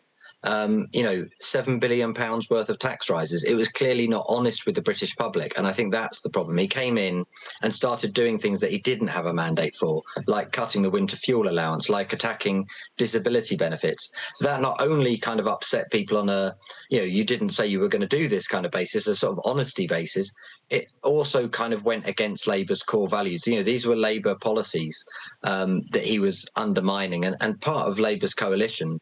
And, you know, I think that has been the thing that's undermined him the most. There have been other factors. Gaza as well has been a factor. Also, I think we shouldn't forget the context we're in. You know, people are still struggling with the cost of living, and that's what made the Tories so unpopular. That hasn't changed, or at least hasn't changed enough under Labour, and therefore all that kind of frustration with the Tories has transferred onto Keir Starmer, added to a lot of his U-turns and, you know, trying to do things that he didn't have a mandate for as well. So I think it's that combination of factors, as well as the freebies stuff at the beginning as well. I think people expected him to be, you know, to have higher levels of integrity than the Tories had, where there've been all these sort of sleaze and scandals, and actually, you know, you then had this thing of, you know, millionaires buying his glasses and sending him on holiday, and all these other sort of dodgy sort of donations to, you know, to give him free tickets to things as well. It just looked a bit grasping at a time when people are struggling. So there were a lot of things that undermined him, you know, self-inflicted, but undermined him quite quickly, and he's never recovered from that. And you know, clearly looking at the polling, he's the most unpopular Prime Minister in British history, or at least in British polling history, so for the last 30 years or so. So, you know, he's only got himself to blame, and I think, you know, MPs, as you say, will look at Andy Burnham, how popular he is in polling, how popular he's proven on the doorstep in Makerfield, and think this is our best chance of survival. But it needs policy change as well. You know, you can only survive on the kind of goodwill of a change of face for so long. How much do you think that the Starmer loyalist camp are living in reality now that this result has dropped? Do you think they're still being delusional? I mean, just a few hours ago, when it looked like Labour were potentially going to win, but we didn't have the result, we had Preet Kaur Gill on Sky News, and she was saying things like, you know, Lisa Nandy being right there with Andy Burnham, very, very pleased, very, very pally with him, was because the PM had asked all of the Labour MPs to support Burnham, and that's all there was to it. I mean, do you think the Labour loyalists for the PM are perhaps a bit delusional? Look, I think it's very difficult, isn't it, for Labour ministers to come on air and say, look, Keir Starmer's going to go fairly shortly after. And, yeah, look, I think there are some Starmer loyalists. There always are people who are absolutely wedded to one person. But I think it's probably a dwindling band tonight, and it has been for months, as you've seen with the scale of parliamentary rebellions, the resignations from cabinet and the front bench. You know, the Labour Party ultimately does reflect the public. You know, they can see, they know from their own constituents telling them that Keir Starmer's not popular, they don't want him as Prime Minister. They can see from the local election results all over the country just last month. So, you know, I think there will be a very small and dwindling band of people that will be saying to Keir Starmer, no, stay, fight on, because, you know, most MPs want to keep their seat. They want their government to succeed. They want their government to do positive things that are popular with the country. And I think the best chance of that happening now is under Andy Burnham as the new leader. Coming up next on Sky News, there were mixed fortunes in Scotland, with the Conservatives taking a seat from the SNP. First Minister, how are you? Good morning. Good morning. Nice to see you. How are you feeling? Looking forward to getting into the parliamentary chamber. Are you any further forward to making a decision? No, it's an important day today. All of the claims were in line with my parliamentary duties, so I'm making that clear to you, Conor. He was a Scot through and through. He was a very good politician. Alex Salmond was controversial, he was a disruptor, but above all, he was respected. Will you resign if you lose this week? Again, I'm not planning to, of course, lose the vote of no confidence. I'm planning to win that vote of no confidence. His face said it all. My intention to stand down as party leader. This is now a storm with deadly consequences. How are they feeling? They're a bit scared at the minute. We've been told to evacuate. How are you feeling? Devastated. Hundreds of homes were wiped out by flooding. I'm Conor Gillis, Sky's Scotland correspondent. It was probably the darkest time in my life. Scott is 5 years sober after a cocaine addiction left him close to death. Scotland has a shameful record, worse than England, the worst in Europe. So why not just say you've failed? Because then you might get more respect from families who've lost loved ones. This is where one of the UK's most prolific rapists thought he'd got away with murder. Sky News can reveal that former sex workers had told police he was sexually violent. My Emma. Free wherever you get your news. It's over, isn't it? The Americans say he is Rossi, a fraudster. This has been one of the most bizarre cases ever heard in a courtroom in this country. A dangerous murderer. Do you think you'll ever be able to forgive Andrew Innes after this? She said she can forgive him, but as long as he's behind bars. By doing the right thing, it's destroyed your life. They terrorised me. They intimidated me. I'm so grateful. Sky News. The full story first. I bet right now you often find yourself asking why. Why was a certain decision taken? Why did something happen? Why did they say or do that? I'm Neil Patterson, and it's my job as a journalist to find out why. Just explain why. It's a difficult one. Well, I mean, it's massive. It's a very, very severe situation. So if you want to make sense of this complicated world, Sky News' new podcast, This Is Why, is your daily fix. One story every day, and we can find out why together. Listen and follow wherever you get your podcasts.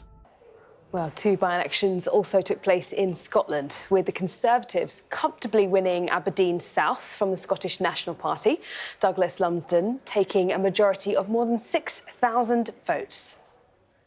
To my friends, supporters and volunteers, we did it. And the people of Aberdeen have spoken loud and clear.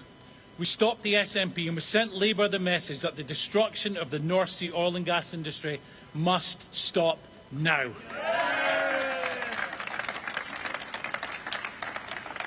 And to everyone in Aberdeen that put their trust in me, thank you. I share your anger, I share your frustration, and I share your fears for the future.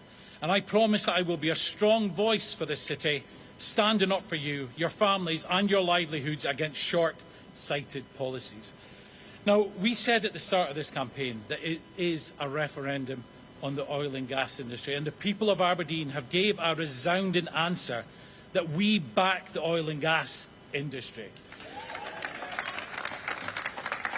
And I'm lucky enough to have not just one leader, but 2 fantastic leaders in Russell Finlay and Kemi Badenoch. I have received a huge amount of support for Russell. He's backed me 100%. And in Kemi, a big part of this election victory belongs to Kemi. You know, one of her first visits when she became Conservative leader was to Aberdeen.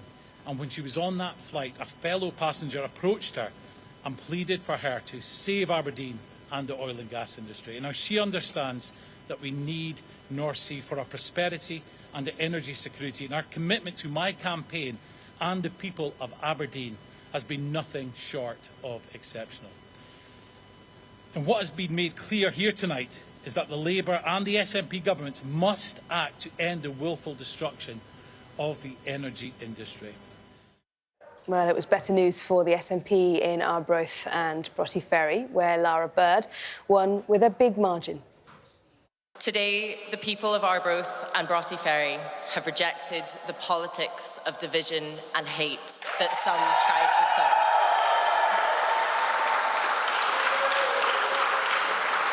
sow. We have demonstrated that our community is inclusive, hopeful, and proud. This by-election was about the future that we want for Scotland.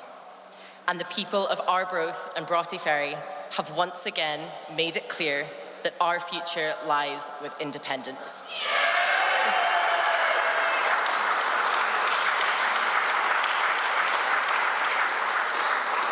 We have demanded more for our community and our nation than Westminster can ever offer us. And with every day that passes, I become more certain that we will win our nation's independence.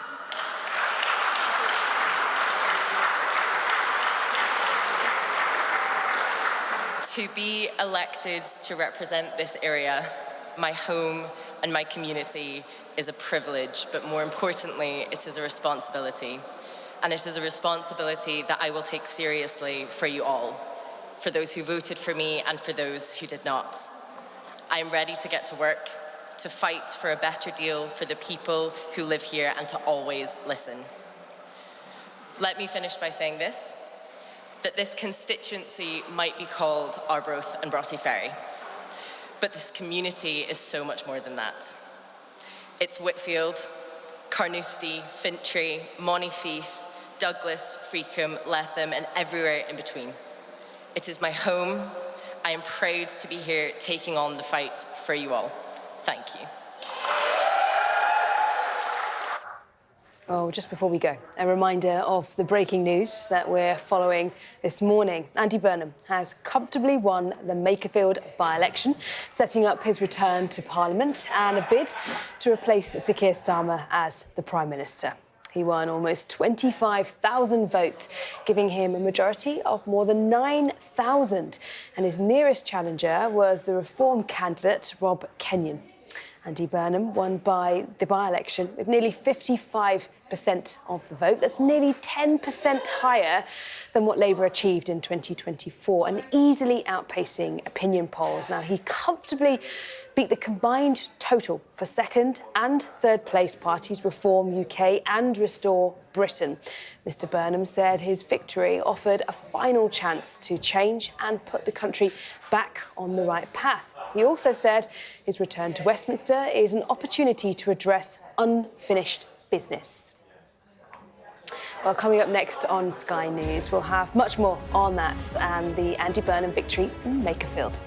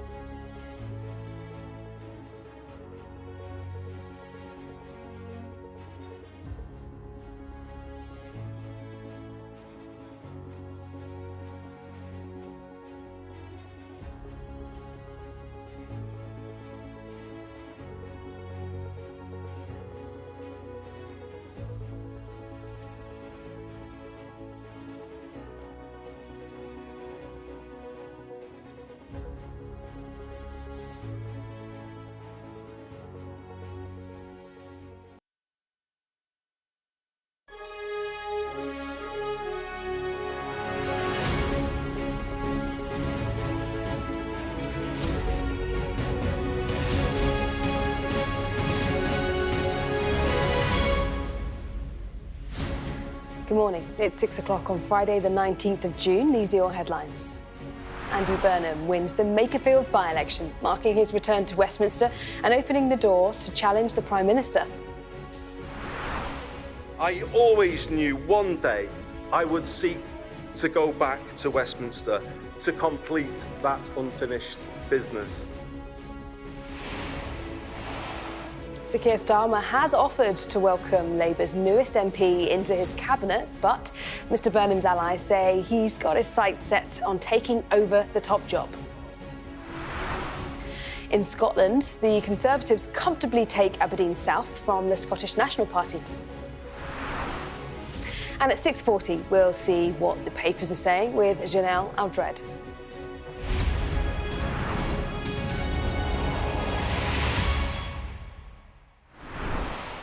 Good morning. Well, Andy Burnham has comfortably won the Makerfield by-election, setting up his return to Parliament and a bid to replace Sir Keir Starmer as the Prime Minister.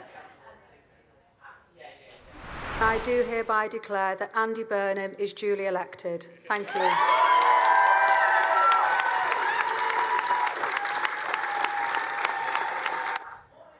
He won 24,927 votes, giving him a majority of 9,231. His nearest challenger was the Reform candidate Rob Kenyon.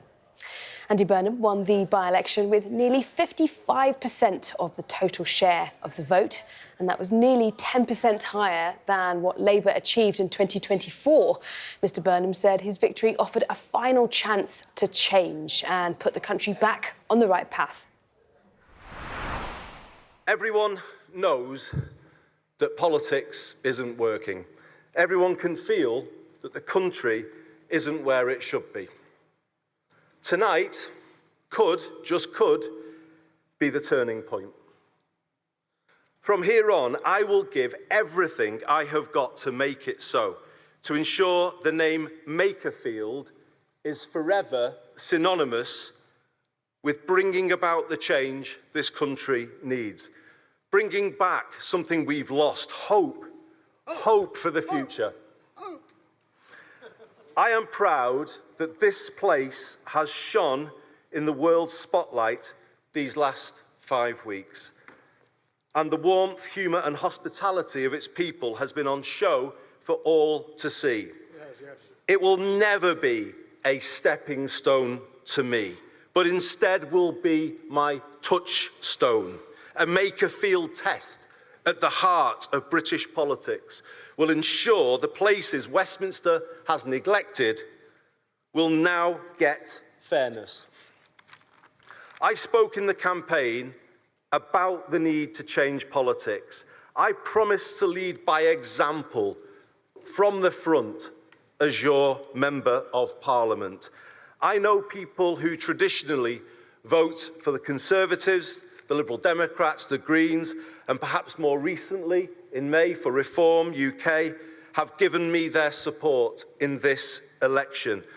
I will always have respect to them for that, and out of respect for them, I will always take a place first rather than a party first approach, and I will focus on problem solving rather than point scoring, and I will work hard after this by-election to heal the divisions of this campaign, and let it be really understood that I will be your MP however you voted. When this borough went to the polls in May, it made a loud cry for change. In this campaign, we have begun to answer that. But I do say to my own party, this is a final chance to change. This is what people said directly to me on the hundreds of doorsteps that I stood on. We must hear it. We must act upon it, and we must get it right. There will be no second chance. But it is a chance now, from this result tonight, to build a new politics based on unity and hope, turning away from the path that takes us to a divided, dark politics of the kind we see in the United States. We must now take this path and put this country back on the right path and bring people back together and get things working properly again. It is with some sadness that this result brings an end to my wonderful 9 years as Mayor of Greater Manchester. This city region has given so much to me, and it is a wrench to leave the job I love. But I am not leaving the service of Greater Manchester. I've always been clear that it can't achieve everything it should be, and we can't close the north-south divide, and we can't make all the great English cities be what they should be without big change at the national level. I always knew one day I would seek to go back to Westminster to complete that unfinished business, so that Makerfield and Greater Manchester and the north of England can fulfil their potential.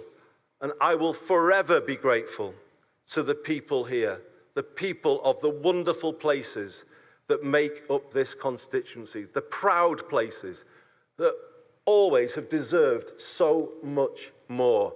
I will forever be grateful to them that they have given me the chance to go back and make this country work for Makerfield and the many places like it across the country who have been neglected, who feel that the country works for other people in other places, but not for them. And that changes tonight. This result changes that. This result will bring about a country that works fairly for everywhere and for everybody. People here have voted for change. They have voted for more power for the North and everywhere forgotten by Westminster. They have voted for hope. Now let's give that back to them. Thank you very much indeed, everybody. Well, just in the past few moments, the Prime Minister has reacted to Andy Burnham's win in Makerfield. He has tweeted saying, "Congratulations, Andy Burnham, Labour's new MP for Makerfield. Voters chose Labour's campaign of hope and optimism over division and hate." A somewhat ironic post from the Prime Minister, considering that this win probably, perhaps, spells the end of his premiership. Let's go straight to our Deputy Political Editor, Sam Coates, who has got all of the analysis of the results and all the facts and figures for us. Sam, make it make sense. Well, you heard there from the Prime Minister talking about Labour's campaign. It was nothing of the sort. The whole point of what we've seen in the last few hours, the last few weeks, was it was Andy Burnham's campaign that makes a difference. And my goodness, what a difference a man like that makes. This is the raw result. The majority, 9,231 votes. That's about twice as much as Labour got the last election. We'll go all the way over here and you can see Labour just a big, big number there. Big gap between the second party Reform. It really doesn't feel close at all when you see it like that. And it's in third place, Restore Britain. Right? One of the themes that we're going to come back to, all the other parties, very, very squeezed. Let's look at how the vote changed over the course in this by-election. Right, so first of all, let's look at how Labour did in percentage terms. Labour got, Andy Burnham got, because it was Andy Burnham's campaign, you barely saw the word Labour in the literature, got just shy of 55% of the vote. I mean, in any parliamentary constituency, that is a whopping great number. When you consider just a few weeks ago, Reform UK were winning every ward of that seat in the local elections. That's quite something. Reform at 34%. And the others, not very much. Restore Britain. Now, you might have read on social media that there was some kind of surge involving Restore Britain. They barely got above their national YouGov polling average. So that appears to have been fake news, not a big result for them. But look at this. So Labour's vote went up, even though they're in Parliament and in the doldrums. But Reform's vote went up as well. So how did Labour end up winning? Well, all the other parties got squeezed, particularly the Tories that lost their deposit. Greens, Liberal Democrats did so badly they don't even feature on this. So you can see what Labour did was they got votes from all the other bits of the political spectrum. And when you look at it like this, you can see just why Andy Burnham does something different to Keir Starmer. Here you have the almost 55% that Andy Burnham got. But this is all of the votes on the left of British politics, the progressive side. And you can see that Andy Burnham squeezed other parties and got their votes. So the Liberal Democrats, the Greens, both did quite badly in this election because Andy Burnham sucked up all their votes because I think people on the left want to stop Reform UK, and they managed to unite the left pretty convincingly behind Andy Burnham. On the right of British politics, well, you can see here that even if you add together the two parties on the right of British politics, which is Reform UK and Restore Britain, they're well short of Andy Burnham's winning total. And that's important because Number 10 was saying, look, if Andy Burnham can really show that he's a reform slayer and somebody who can take on the right, then both parties, that Labour and he needs to do better than both parties. Well, he's done that convincingly. He's sailed past one of the big tests set for him by his internal opponents. So let's look at the Andy Burnham effect in another way that's really very stark. This is the current YouGov polling situation from this week. Take Labour. Labour nationally at the moment in Great Britain are on 19% and in Makerfield are on 55%. That is just an enormous difference. And that is because Andy Burnham's name was on the ticket in a way that it isn't nationally at the moment. 36 percentage point difference.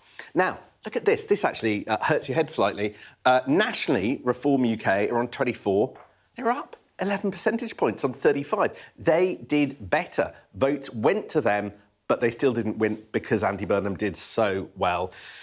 Restore, you can see, and you can see how the Conservative vote absolutely collapsed nationally on 19% down to 2%. I'll come on in a moment why it's not quite such a bad night for the Tories. And the Greens were nowhere. Clearly the Progressive vote just going to Labour.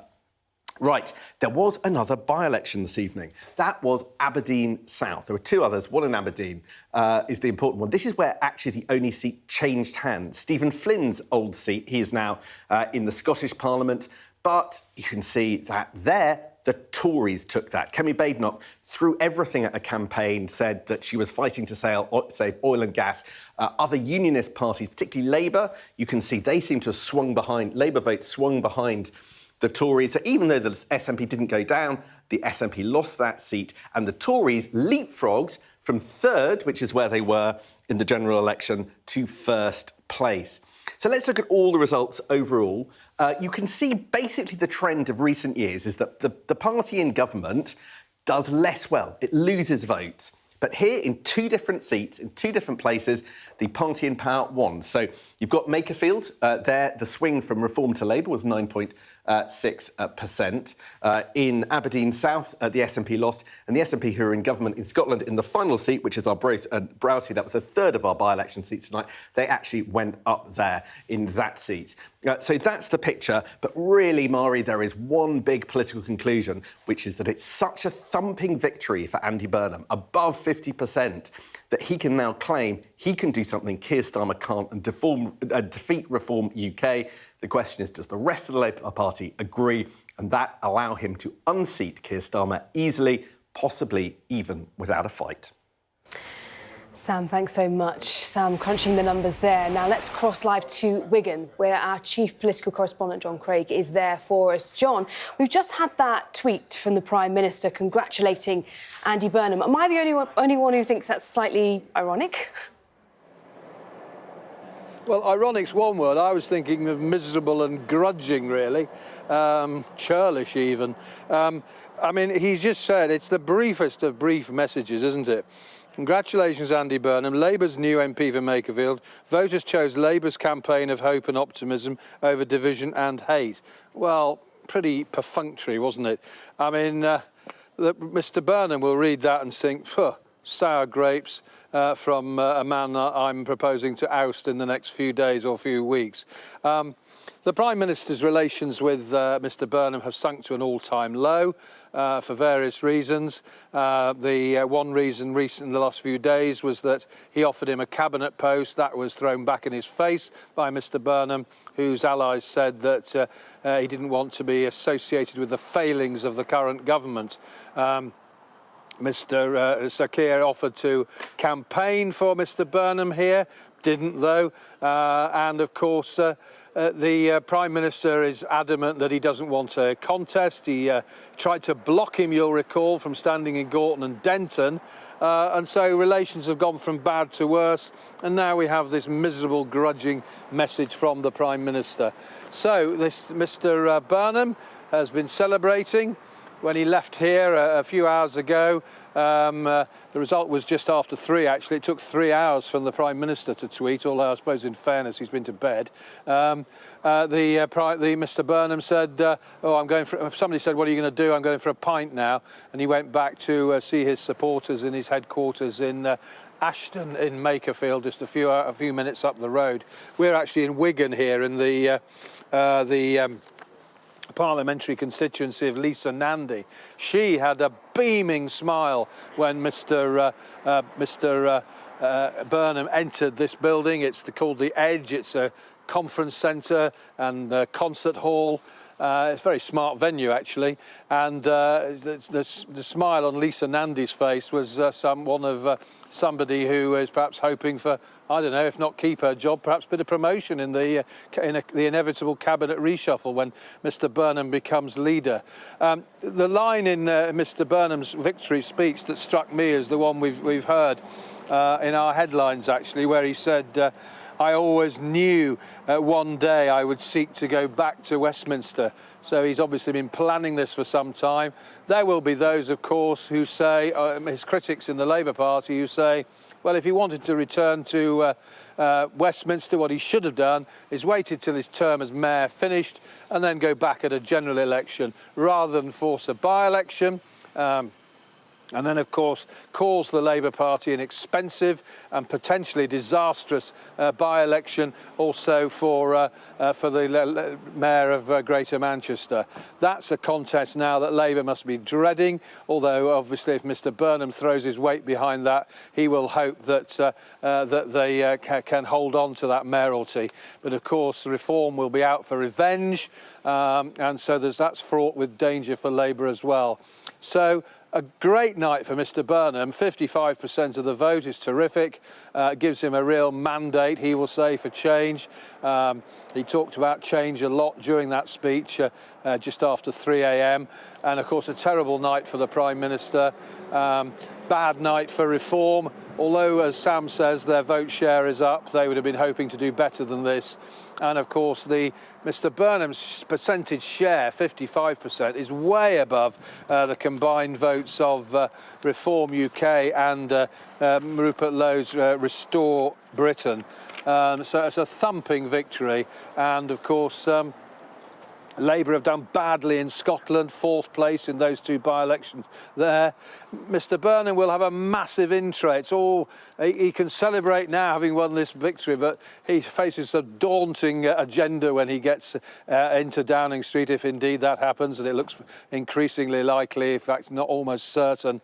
And so he's got to try and revive Labour in Scotland. He's got international issues. He's got to deal with pesky President Trump, and he's got to deal with issues like the economy, defence spending, threats of social unrest and the result of recent crimes and so on. So, enjoy it while it lasts, Mr. Burnham. Some people will say he's done the easy part now. The hard part comes when he has to take over as Prime Minister, if, as we all assume, he will in the next few weeks. For now, though, he can celebrate because the King of the North has inherited Labour's crown. Indeed. John in Wigan, thanks so much. Now, 2 other by-elections took place in Scotland overnight, with the Conservatives comfortably winning Aberdeen South from the Scottish National Party. Douglas Lumsden took a majority of more than 6,000 votes.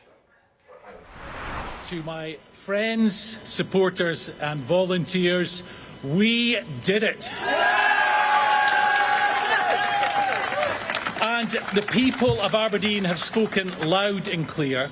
We stopped the SNP and we sent Labour the message that the destruction of the North Sea oil and gas industry must stop now.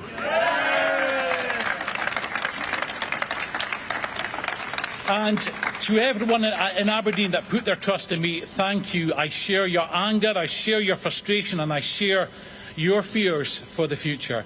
And I promise that I will be a strong voice for this city, standing up for you, your families and your livelihoods against short-sighted policies.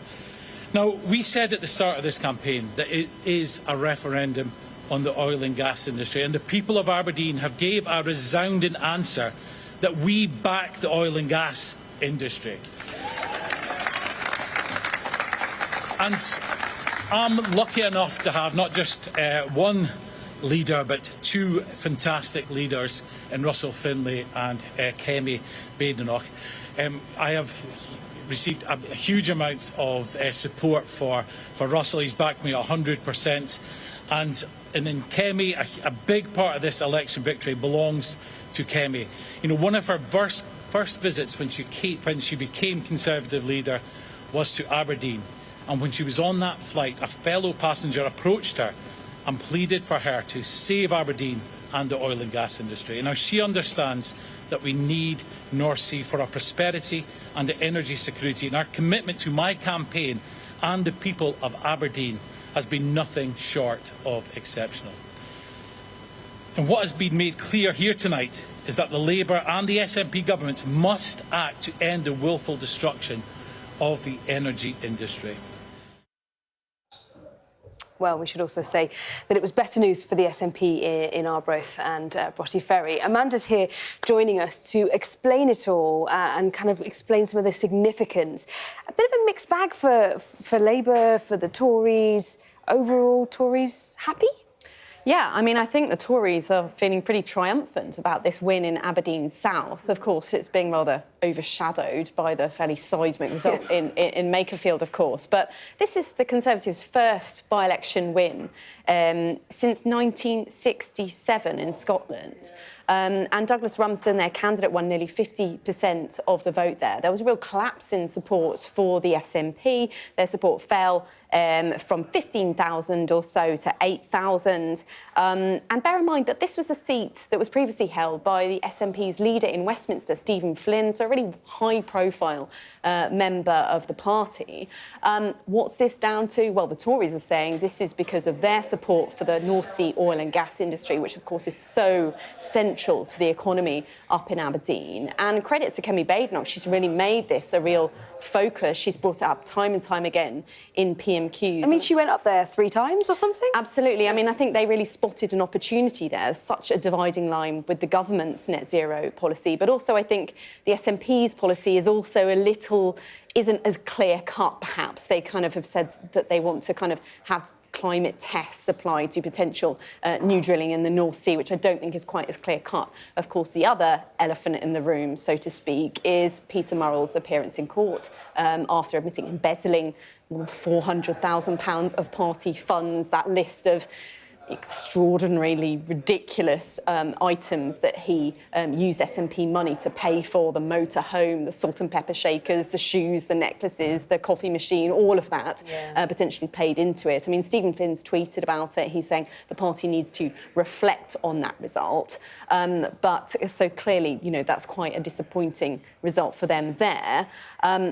Different story, however, in the other by-election in Scotland, and another one caused by the switch of a Westminster MP to Holyrood. I mean, they'll be happy with that one, right? Because as you were just talking about the Peter Murrell scandal, clearly it hasn't had enough of an impact in places like Arbroath and Broughty Ferry. Well, indeed, although it's worth bearing in mind that is absolute SNP heartland, Dundee area. So I think if they'd lost there, then that would have been quite a moment. But yeah, Lara Bird held it for the SNP. She won nearly 10,000 votes. Reform came in second. Reform did improve their share of the vote there, got a slight swing of 3.1%. But I think the SNP, yeah, absolutely will be relieved that didn't go the same way, though I think it was pretty unlikely to have done so. I think one thing that's worth noting is Labour's performance in both of these seats. They fell to 4th place.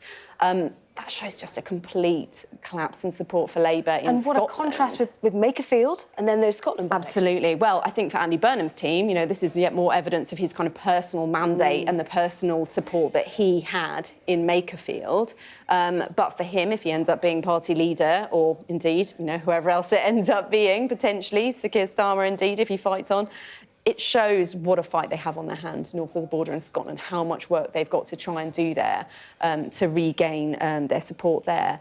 And just one other thing that's kind of interesting is that Reform, I mean, I think they, although clearly they didn't come close to winning, they did perform quite well in both of these seats, bearing in mind, you know, their kind of lack of support north of the border just a few years ago. And they've won a couple of by-elections as well in council seats across the country overnight too. So I think, although clearly Tories celebrating in Aberdeen, SNP relief there, on top of course, what we're talking about, Andy Burnham in Makerfield, it's also kind of interesting to bear that in mind for Reform as well. Yeah. Amanda, brilliant, thank you. Do you want to know a fun fact about the Aberdeen and you know, the Arbroath and Bottyferry constituency? I would love a fun fact. I spent a lot of my childhood up there because that's where my grandparents were. Oh, you know it well. That's where they lived. Very good. As a little one for the trivia. There you go. Thank you so much. Pleasure. Now, coming up, will Andy Burnham take a run at Sir Keir Starmer's job following his victory in Makerfield?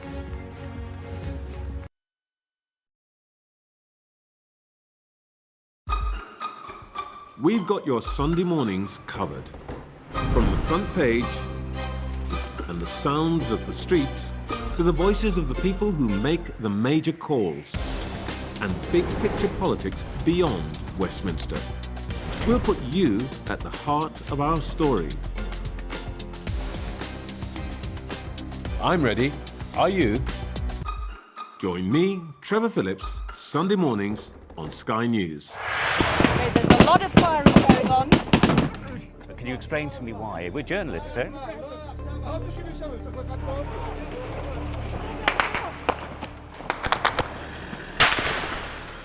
Let's go. Watch, wait, right. We're going to get in. Right. Get in. We just want to ask you a few questions about your involvement with ISIS. Next step for them quite often is getting on a boat and sailing illegally over into Europe. Es un solo procesamiento, una sola sacada. Whoa. Oh my goodness. Whoa. Oh my goodness. If you weren't affected, you'd be a bit of a strange person. Turn off the camera. Turn around and go away.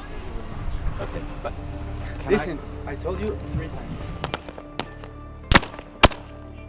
They saw two guys, two bad people.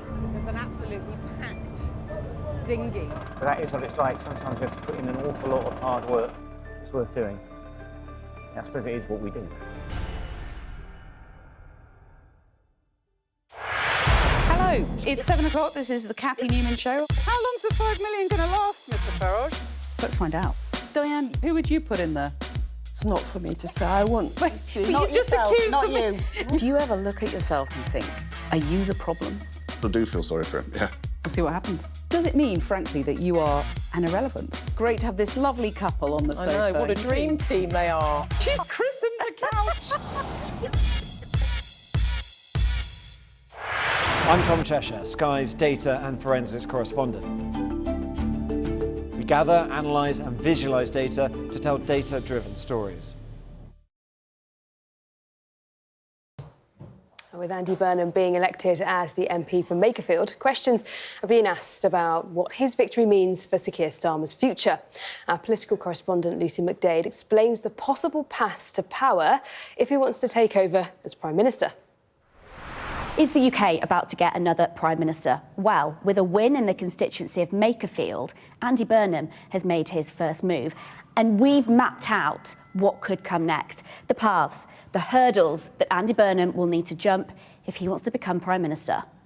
So Andy Burnham has been elected the MP for Makerfield. It marks his return to Westminster politics, but crucially means he can now challenge Keir Starmer for the Labour leadership. Now, if he chooses to do that, he would need the backing of at least 81 Labour MPs. But there are a number of things that could happen here, so let's just take each one in turn. The likes of Wes Streeting, Ed Miliband, Angela Rayner, Al Carnes, they could choose to stand against him in any contest, or any of these politicians could choose to trigger a leadership challenge themselves that would then go to a vote of Labour members and affiliated trade unions. And the most popular, the one who gets at least 50% of the vote, would win. But aside from Andy Burnham for a second, a lot of what happens next actually depends on Keir Starmer and what he decides to do. Let's look at some of the options. First, he could choose to fight on if there's a leadership challenge. He would automatically be on the ballot paper. He wouldn't need the backing of 81 Labour MPs. Second, the Prime Minister could quit with immediate effect. There would be a leadership contest without him, and we'd have a caretaker Prime Minister in the meantime. It's worth pointing out at this point that in this scenario, any candidate standing wouldn't just need the 81 Labour MPs. They'd also need the support of some local Labour parties or affiliated trade unions. Third, Keir Starmer could just decide to set out a timetable for his departure from number 10, say until September this year. That could put off a leadership contest for the time being. Of course, there is also a world in which Keir Starmer decides to run in a leadership race and wins and stays on as Prime Minister. There is also a possibility that nobody decides to move against him, not Andy Burnham, Wes Streeting, or somebody like Angela Rayner. But that does feel increasingly unlikely. Now, back to Mr Burnham. Possibly the easiest way for him to become Prime Minister would be for a leadership contest with nobody else standing in it. He'd get an immediate coronation and straight away get the keys to number 10. It's messy and all a bit overwhelming, but how the next few days play out is basically in the hands of just a few people. And it matters because we could be on course for our 6th Prime Minister in 10 years. Well, Reform's Robert Kenyon was the closest challenger to Andy Burnham, but he faced backlash in the run-up to the by-election because of comments he made online. And he refused to answer our political editor Beth Rigby when she tried to speak to him before the results were announced. Rob, it's Beth here from Sky News. Can I ask you a couple of quick questions, Rob, the constituency piece? Why should women in Makerfield vote for you, Rob? If you speak to the press office. Why should women in Makerfield vote for you, Rob, when you said you're a sexist? Can you not... No, but why should women vote for you? Oh, sorry, thank you. When you said that you were a sexist and that they can't drive?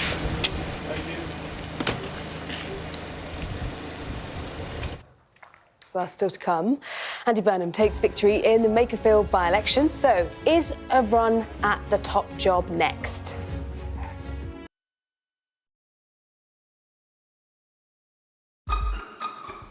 We've got your Sunday mornings covered. From the front page and the sounds of the streets to the voices of the people who make the major calls and big picture politics beyond Westminster. We'll put you at the heart of our story. I'm ready. Are you? Join me, Trevor Phillips, Sunday mornings on Sky News. Okay, there's a lot of firing going on. Can you explain to me why? We're journalists, sir.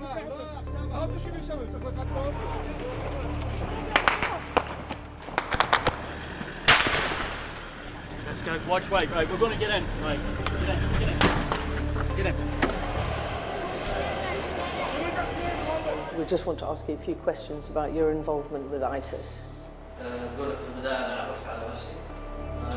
Next step for them, quite often, is getting on a boat and sailing illegally over into Europe. Es un solo procesamiento, una sola sacada. Whoa. Oh my goodness. Whoa. Oh my goodness. If you weren't affected, you'd be a bit of a strange person. Turn off the camera. Turn around and go away. Okay, but Listen, I told you 3 times. They saw 2 guys, 2 bad people. There's an absolutely packed dinghy. But that is what it's like. Sometimes you have to put in an awful lot of hard work. It's worth doing. I suppose it is what we do. Hello, it's 7 o'clock. This is the Cathy Newman Show. How long's the 5 million going to last, Mr Farage? Let's find out. Diane, who would you put in there? It's not for me to say. I want to see. Not just yourself, accused not them. you. Do you ever look at yourself and think, are you the problem? I do feel sorry for him, yeah. We'll see what happens. Does it mean, frankly, that you are an irrelevant? Great to have this lovely couple on the sofa. I know, what a dream team they are. She's christened the couch. I'm Tom Cheshire, Sky's data and forensics correspondent. We gather, analyse and visualise data to tell data-driven stories. Well, you're watching Sky News. Now, if you're just joining us, Andy Burnham has won the Makerfield by-election, beating Reform's candidate by more than 9,000 votes. I do hereby declare that Andy Burnham is duly elected. Thank you.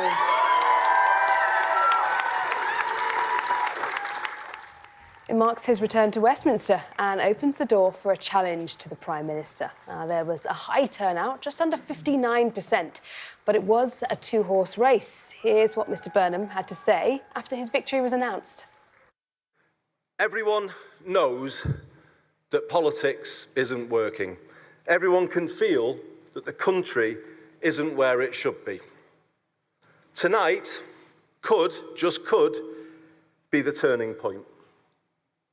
From here on, I will give everything I have got to make it so, to ensure the name Makerfield is forever synonymous with bringing about the change this country needs, bringing back something we've lost, hope for the future.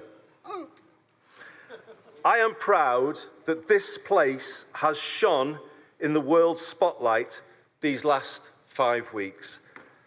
And the warmth, humour and hospitality of its people has been on show for all to see. It will never be a stepping stone to me, but instead will be my touchstone. A Makerfield test at the heart of British politics will ensure the places Westminster has neglected will now get fairness. The Prime Minister has just put out the following statement. Congratulations, Andy Burnham, Labour's new MP for Makerfield. Voters chose Labour's campaign of hope and optimism over division and hate. Well, let's speak now to James Lyons, the former number 10 Director of Communications to Keir Starmer. James, thanks so much for joining us. Let's just start out with the most obvious question. How long has Starmer got left? Well, look, I think the Andy Burnham bandwagon is looking fairly unstoppable this morning. You'll know that he was born in Aintree, home to that famous racecourse, and he's cleared the first hurdle to Downing Street at an absolute canter. OK, so this is the first hurdle. In terms of what kind of a timeline we could see, what would you expect to see? Are we talking days, weeks, months until Starmer is probably gone? Well, I think MPs will be looking very closely at the Prime Minister's reaction. Obviously, he's put out a tweet this morning and he's got one of his most loyal lieutenants, Steve Reed, the Community Secretary, on broadcast. I think Andy Burnham and his team have been fairly clear. They want to give the Prime Minister time to decide his own fate. But if he doesn't do that, I think you could see people moving against him and moving against him fairly quickly. The size of the win overnight has probably meant that that timetable is accelerated. And the danger for the Prime Minister is that he is now in political quicksand, and the more he struggles, the faster he sinks. OK, so you're in agreement, actually. We had Patrick Maguire on a couple of hours ago who said the same thing as you. The fact that that win is so decisive means it's more likely, actually, that maybe the PM will not fight the leadership and actually give way to Andy Burnham. I've got no doubt that the Prime Minister thinks he is the right person to be leading the country at this time. You know, we are facing an omnicrisis in many ways, with war in the Middle East and war in Europe. But look, the political facts of life changed with Andy Burnham's win overnight. And I think, you know, a lot of Labour MPs are going to look at the size of that win, look at what happened to Labour in the local elections just over a month ago, and think they'd quite like how some of what Andy Burnham's having. Thank you very much indeed. Now, we had Mike Tapp on Sky News earlier this morning, and he was arguing that actually people need to stick with the Prime Minister, and he was saying that, in fact, if there were to be an Andy Burnham coronation, let's say, that there would be a clamour for a general election because people would say he doesn't have a mandate, and that's what Labour argued for when the Tories were doing something similar. So now the shoe's on the other foot. Do you think that that is in any way reasonable or possible, or realistically, even if Burnham is coronated, they'll just ignore that completely? Well, look, I've said since the day that Andy announced he was going to fight Makerfield that there was a very good chance that he will be installed as Prime Minister without a contest. I think the size of the win overnight makes that more likely. And look, you know, the Conservatives blithely ignored Labour when they said that there should be a general election. And so I think, you know, it's not unprecedented. We've had more Prime Ministers going to Downing Street recently without winning an election than we have with. Now, you've worked quite closely with the Prime Minister in the past. From your experience, what's going through his mind? How do you think he is feeling this morning? I think he will feel very frustrated and not a little bit angry, actually. You know, he will feel that waiting lists for the NHS are coming down. We haven't seen the kind of rises in inflation that were warned about when the conflict with Iran kicked off. He will think that the country is showing signs that we are on the right track. And of course, you will feel he has a huge mandate because he won a landslide in a general election, which nobody thought Labour could win, never mind so emphatically. So I think he will feel deeply frustrated. Now, our political editor, Beth Rigby's been speaking to some government sources this morning, and they're insisting that the PM's, you know, digging in, essentially. He's not going anywhere. The position hasn't changed. Does that surprise you? And I suppose my next question is, do you think he is realistic or perhaps delusional in his appetite to stay put? It doesn't surprise me. The Prime Minister feels that he, throughout his life, not just his political career, has been underestimated and wrongly written off. But look, I think Labour MPs, as I say, are going to look at the size of that win overnight.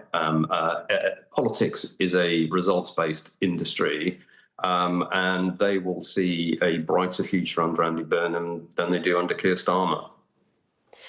Now, when it comes to Andy Burnham, obviously at the moment he is popular and he has just won a big majority in Makerfield. He's riding high, he's in a strong position.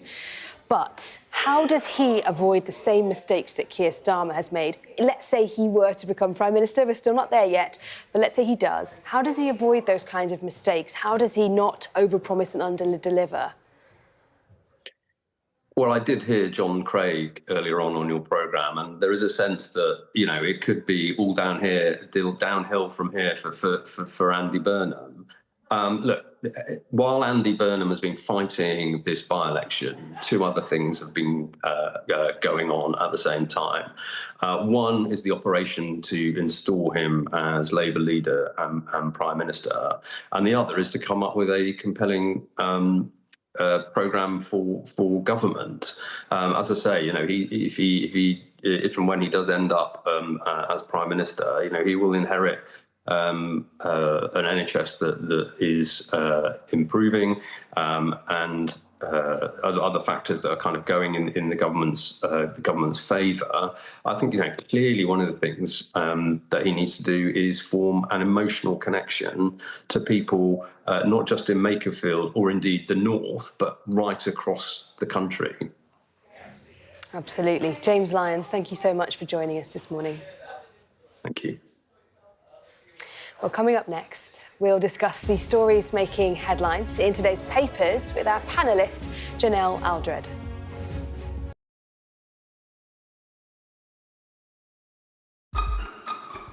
We've got your Sunday mornings covered. From the front page and the sounds of the streets to the voices of the people who make the major calls and big picture politics beyond Westminster. We'll put you at the heart of our story. I'm ready. Are you? Join me, Trevor Phillips, Sunday mornings on Sky News. Okay, there's a lot of firing going on. Can you explain to me why? We're journalists, sir.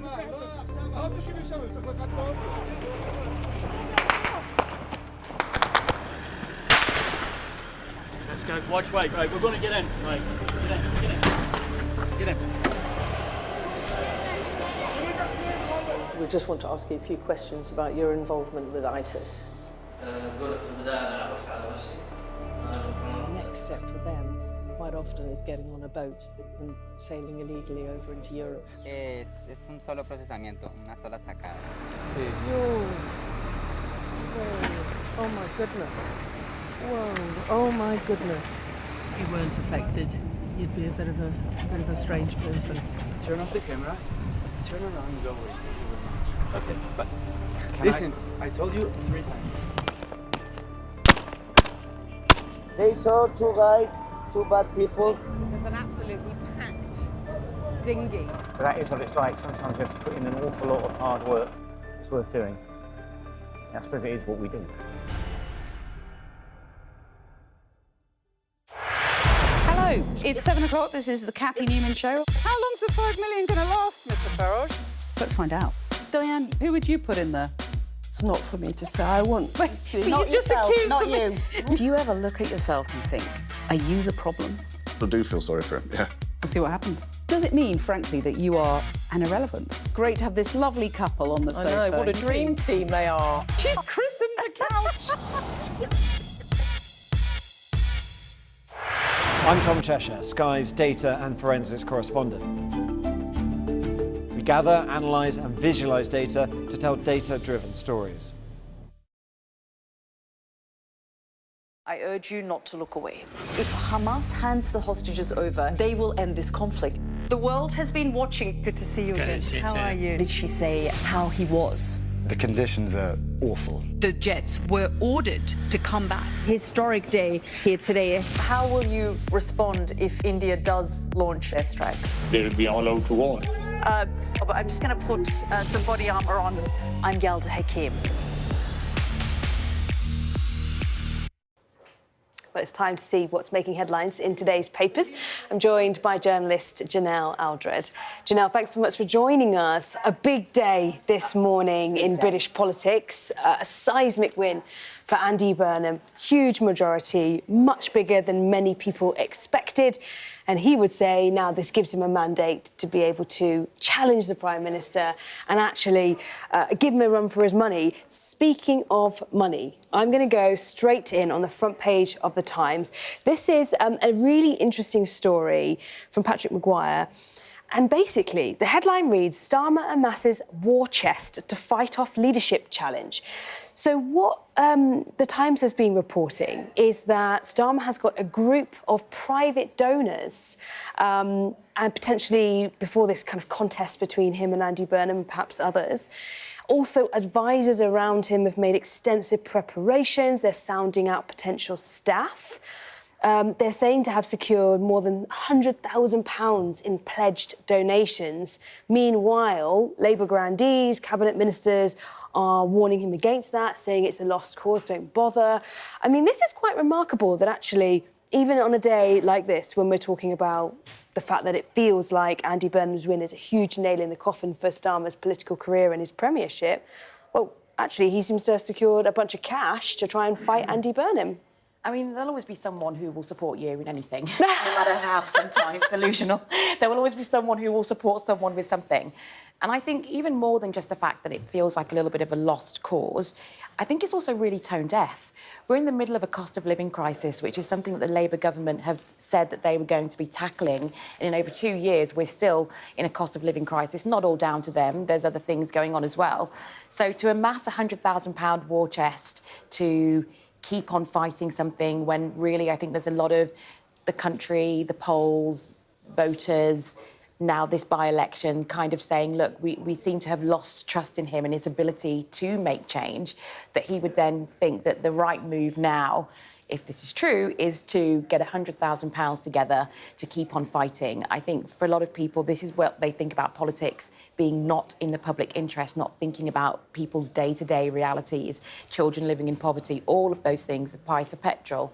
And so right now, when you're in this position, if your first thought is, no, I'm just going to keep on fighting, and not only that, fine, if you want to fight, fine, but actually you're going to get other people to give all of this money, I think there's a lot of people who would say, you know what, if those people have got that money, maybe it would be better off spent somewhere else. And I think it goes to show his tone deafness and sometimes his lack of what I would say is political nous to do something that's actually looking like it's in the best interest of the country and not in you yourself. Well, I suppose some would argue, hold on a second, these are private donors, it's, you know, as you say, their business, what they want to do with their money. And also he would argue, well, I have a mandate and I was elected by the British people, and if I need some extra cash to be able to defend that mandate, what's so wrong with that? I mean, I'm sure that would be what he would say this morning.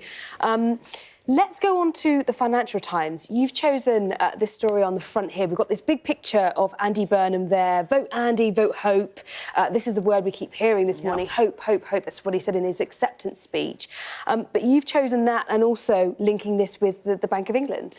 Yeah, it's really interesting, the Bank of England keeping rates after the Iran peace deal. And so I was really thinking also about the link of that to Donald Trump and this war in Iran and the unpredictability of what could happen next.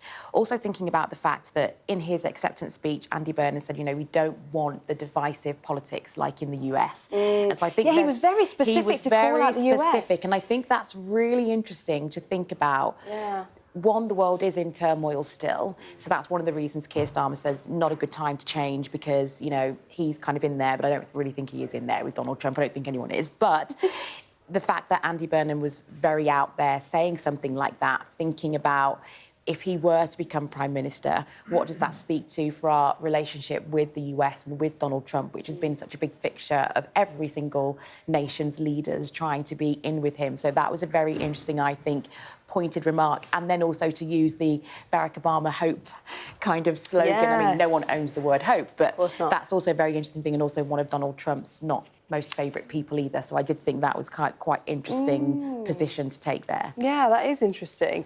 We're going to go on to the Eye here because they've got this exclusive that says top cabinet ministers say they will stand by Starmer. Now, the reason I found this interesting is because we've had lots of different reporting about Starmer's cabinet telling him to go, telling him not to go. There's a lot of conflicting reporting. But in this story here, they're saying Shabana Mahmood, Ed Miliband, we've heard a lot about Ed Miliband the past few days, haven't we? And Heidi Alexander, all those three top cabinet ministers, are not going to resign this weekend, despite Andy Burnham winning the by-election. Sources close to all three ministers say they have no plans to quit. And then they've got a bit more information on Ed Miliband here, where they talk about how his position was under particular scrutiny because of, first of all, his closeness with Andy Burnham, but also the fact that he was touted as a potential Chancellor option in any future cabinet were there to be a change of PM.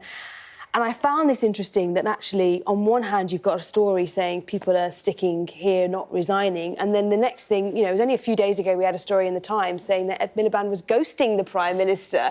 It's fascinating to see how much these stories seem to change so quickly. I mean, what I think is interesting is not resigning is not the same as supporting. And also, maybe it's kind of like if my... Well, I don't have a boss because I work for myself, but if I had a boss, you wouldn't necessarily leave because your boss is leaving. Maybe you try and ride it out and wait for the new change of regime to come in and see what can happen for you there. And in the meantime, keeping stability for yourself and not putting yourself as one of the ones, because potentially then, let's say there is a contest and Keir Starmer wins and you've resigned, well, then that means you've lost your post in the cabinet. So I think maybe there's some self-preservation potentially going on here rather than a supporting of Keir Starmer. It might be that why would they throw themselves under the bus unnecessarily? And especially if they are close to Andy Burnham or think they will have positions in his cabinet anyway, then they may as well stay put. But, you know, really, leadership is about trust. And you have to have not just the fact of the self-belief that you can do it, people have to want to follow you. And I think this is the big issue. He might think he can, but does everyone else think he can? Yes, 2 years ago we had a big, you know, we had a big win, but it was thin. It wasn't like there's a lot of love for him. And in those it was wide, but it was quite narrow. Wide shallow, and narrow. Wasn't it? And the thing is, in those 2 years, he spent so much political capital on things that were just unnecessary. So, yeah, if I was them, I wouldn't throw myself under the bus for that either, because there's no point. Andy Burnham's coming into Parliament. We all know what's about to happen. And so why would they trouble themselves doing something that's potentially also not good for them? All right. Now, let's move on to the Express, because there's... I mean, all these papers have almost the same photo, right? It's Andy Burnham. But the headline reads, Labour's civil war played out at Crunch by-election. And this is clearly about how damaging, possibly, a civil war could be in terms of the impression it gives to the public. Like you say, people are sick of politics sometimes.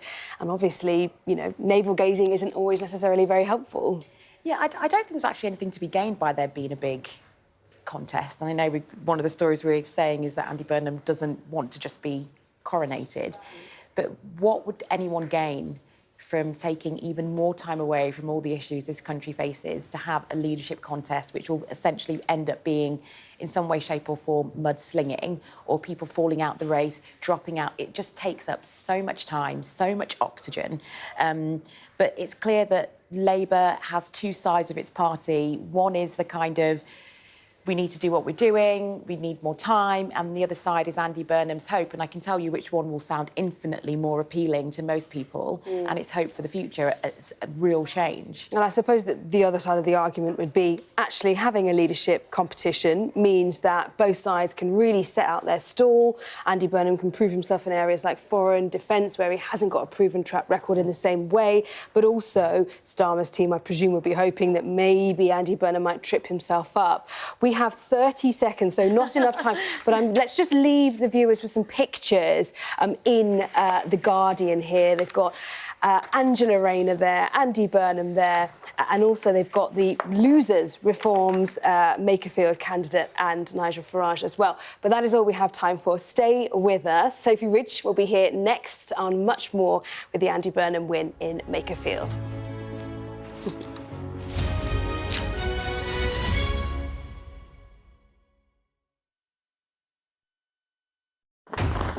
We're trying to see as much as we can. We're in an area that's just been reclaimed.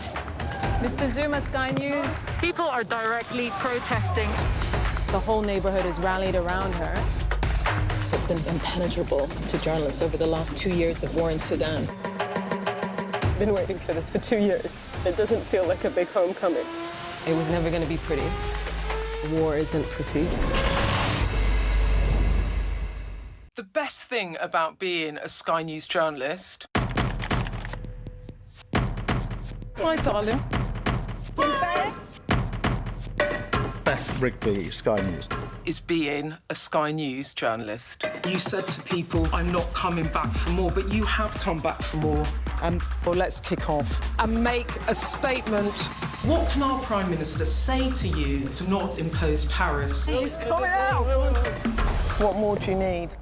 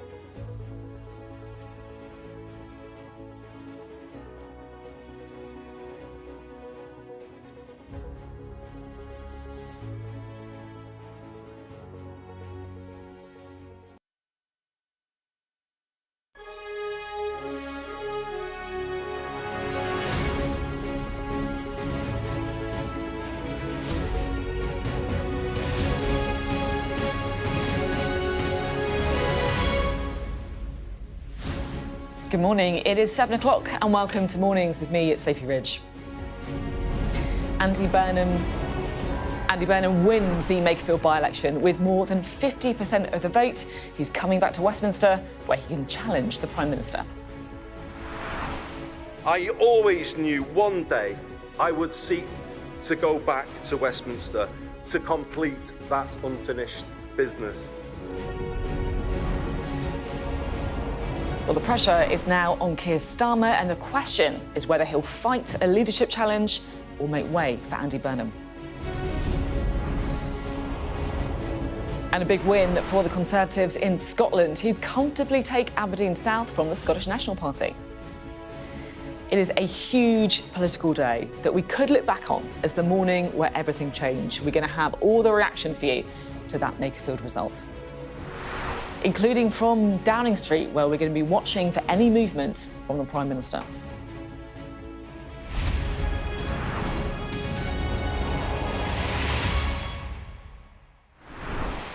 Good morning and welcome to the programme. So Andy Burnham has won the Makerfield by-election, and not just won it, he's smashed it. He's got more than 50% of the vote, so not just beating Reform, but getting more votes than every other party combined. Makerfield was Andy Burnham's chance to prove to Labour MPs that he is the man who can beat Nigel Farage's party, and he won a victory without caveats. As a result, his path to becoming Prime Minister looks almost an inevitability this morning.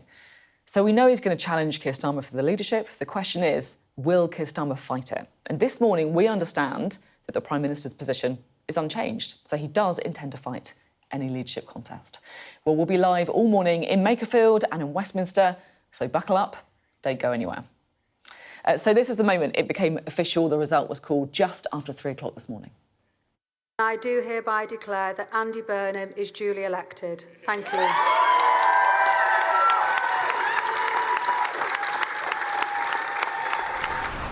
Well, let's look at the result in a bit more detail. Andy Burnham there winning 24,927 votes, giving him an improved majority of 9,231. You can see there his nearest challenger was the Reform candidate, Robert Kenyon, but after that, really, no one was anywhere. So he won the by-election, Andy Burnham, with nearly 55% of the total share of the vote. Reform in second place on 34.5%, and that was nearly 10% higher than what Labour achieved in 2024. So Andy Burnham said his victory offered a final chance to change and put the country back on the right path. Everyone knows that politics isn't working. Everyone can feel that the country isn't where it should be. Tonight just could, be the turning point. From here on, I will give everything I have got to make it so, to ensure the name Makerfield is forever synonymous with bringing about the change this country needs, bringing back something we've lost, hope for the future. I am proud that this place has shone in the world's spotlight these last 5 weeks. And the warmth, humour and hospitality of its people has been on show for all to see. It will never be a stepping stone to me, but instead will be my touchstone. A Makerfield test at the heart of British politics will ensure the places Westminster has neglected will now get fairness. So all eyes now, of course, on the Prime Minister, and he's put out the following statement on X this morning. Congratulations, Andy Burnham, Labour's new MP for Makerfield. Voters chose Labour's campaign of hope and optimism over division and hate. So that response there from Keir Starmer, I mean, so much to unpack in a by-election that, let's be honest, was all about unseating him as well. We're going to be talking to the government. Steve Reid going to be joining us here on set shortly, so very interested to see what he has to say. But before that, let's get into a bit more detail. Sam Coates is here with us.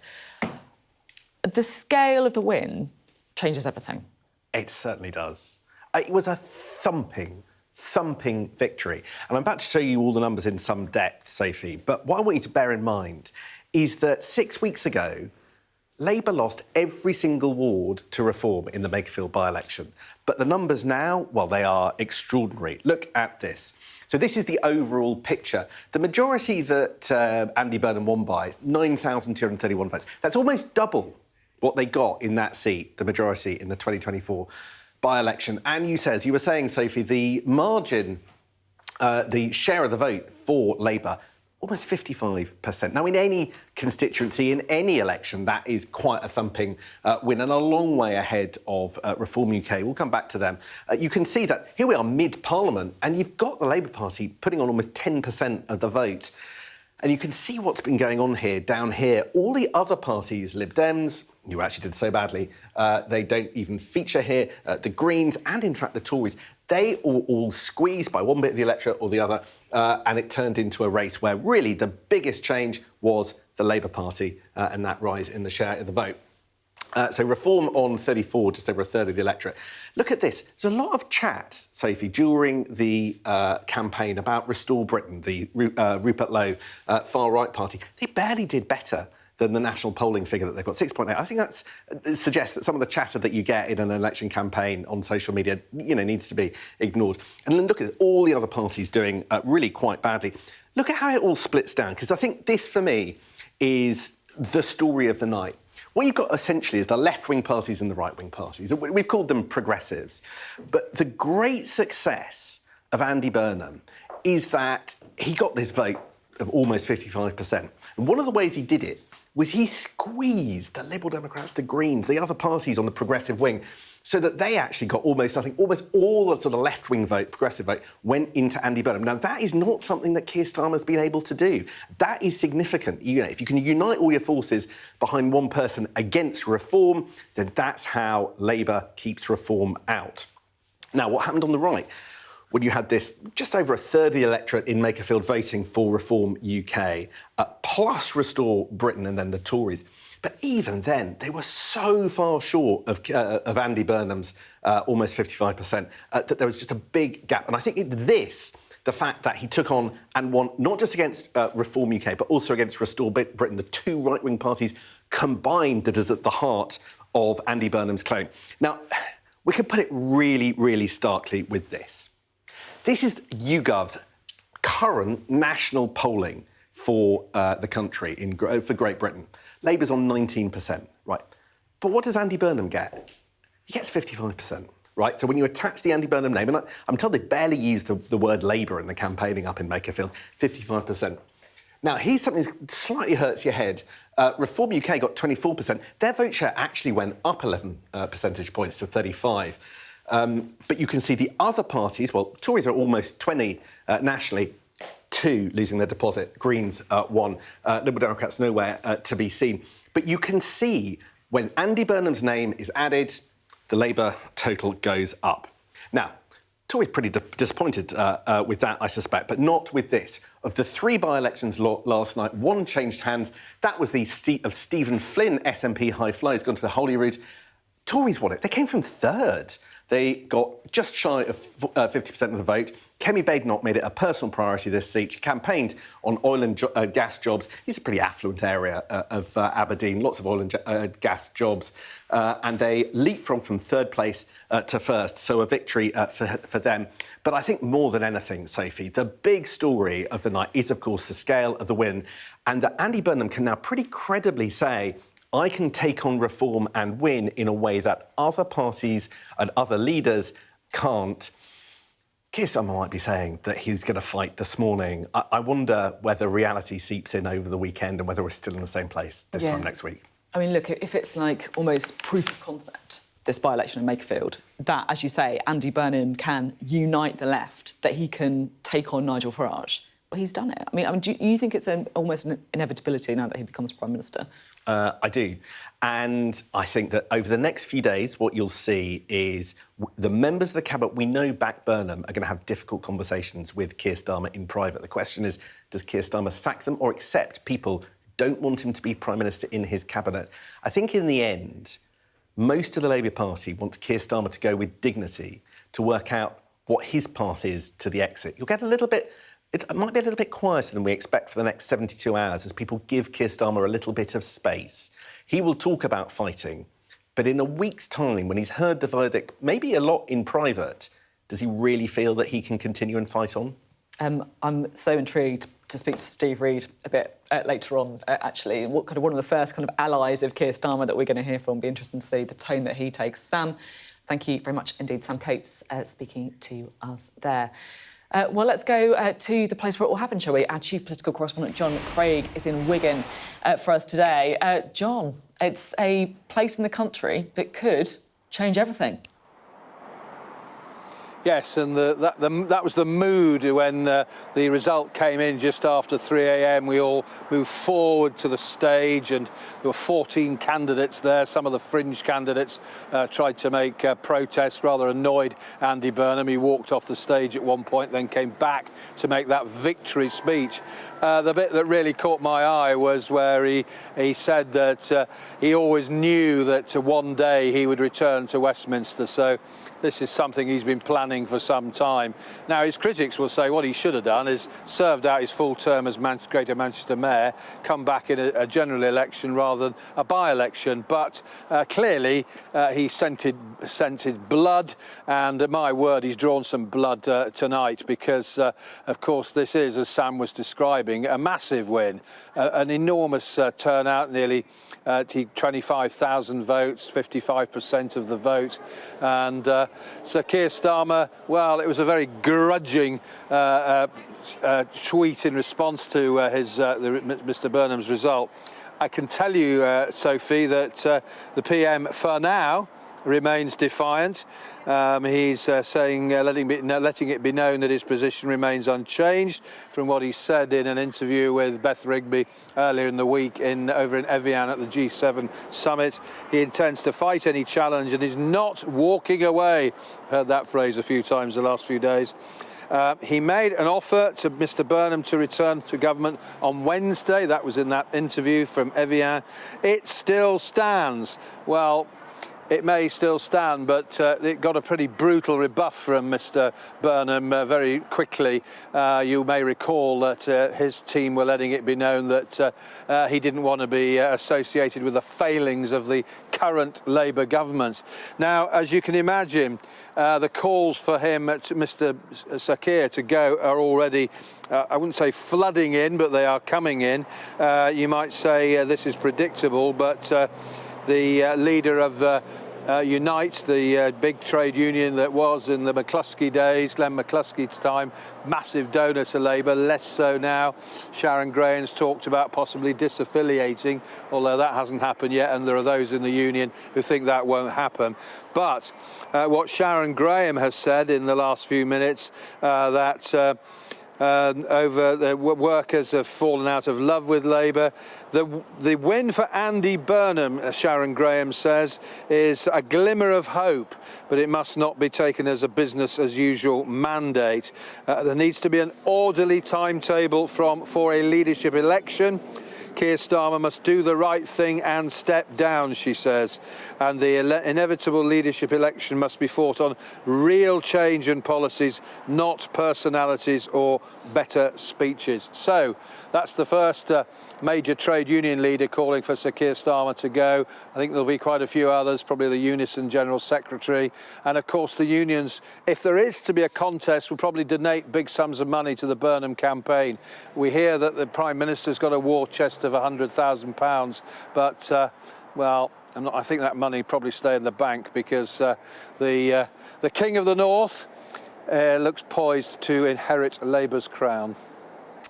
Beautifully put, John, and it does really feel that sense of kind of inevitability now, doesn't it? John Craig, thank you very much indeed. John there, live in Wigan. Now, there was another pretty significant by-election result last night because the Conservative Party took Aberdeen South from the SNP. So, look, you know, maybe all those victories for the death of two-party politics were a bit hasty. It was the first time the Scottish Conservatives have won a Westminster by-election in more than 50 years. The Conservative MSP, Douglas Lumsden, took the seat. It was actually left vacant because Stephen Flynn, who resigned from the House of Commons after he was elected to Holyrood, sparked the contest. We should say, though, the SNP did hold on to Arbroath and Broughty. Lara Bird won that comfortably for the SNP. Reform a distant second there.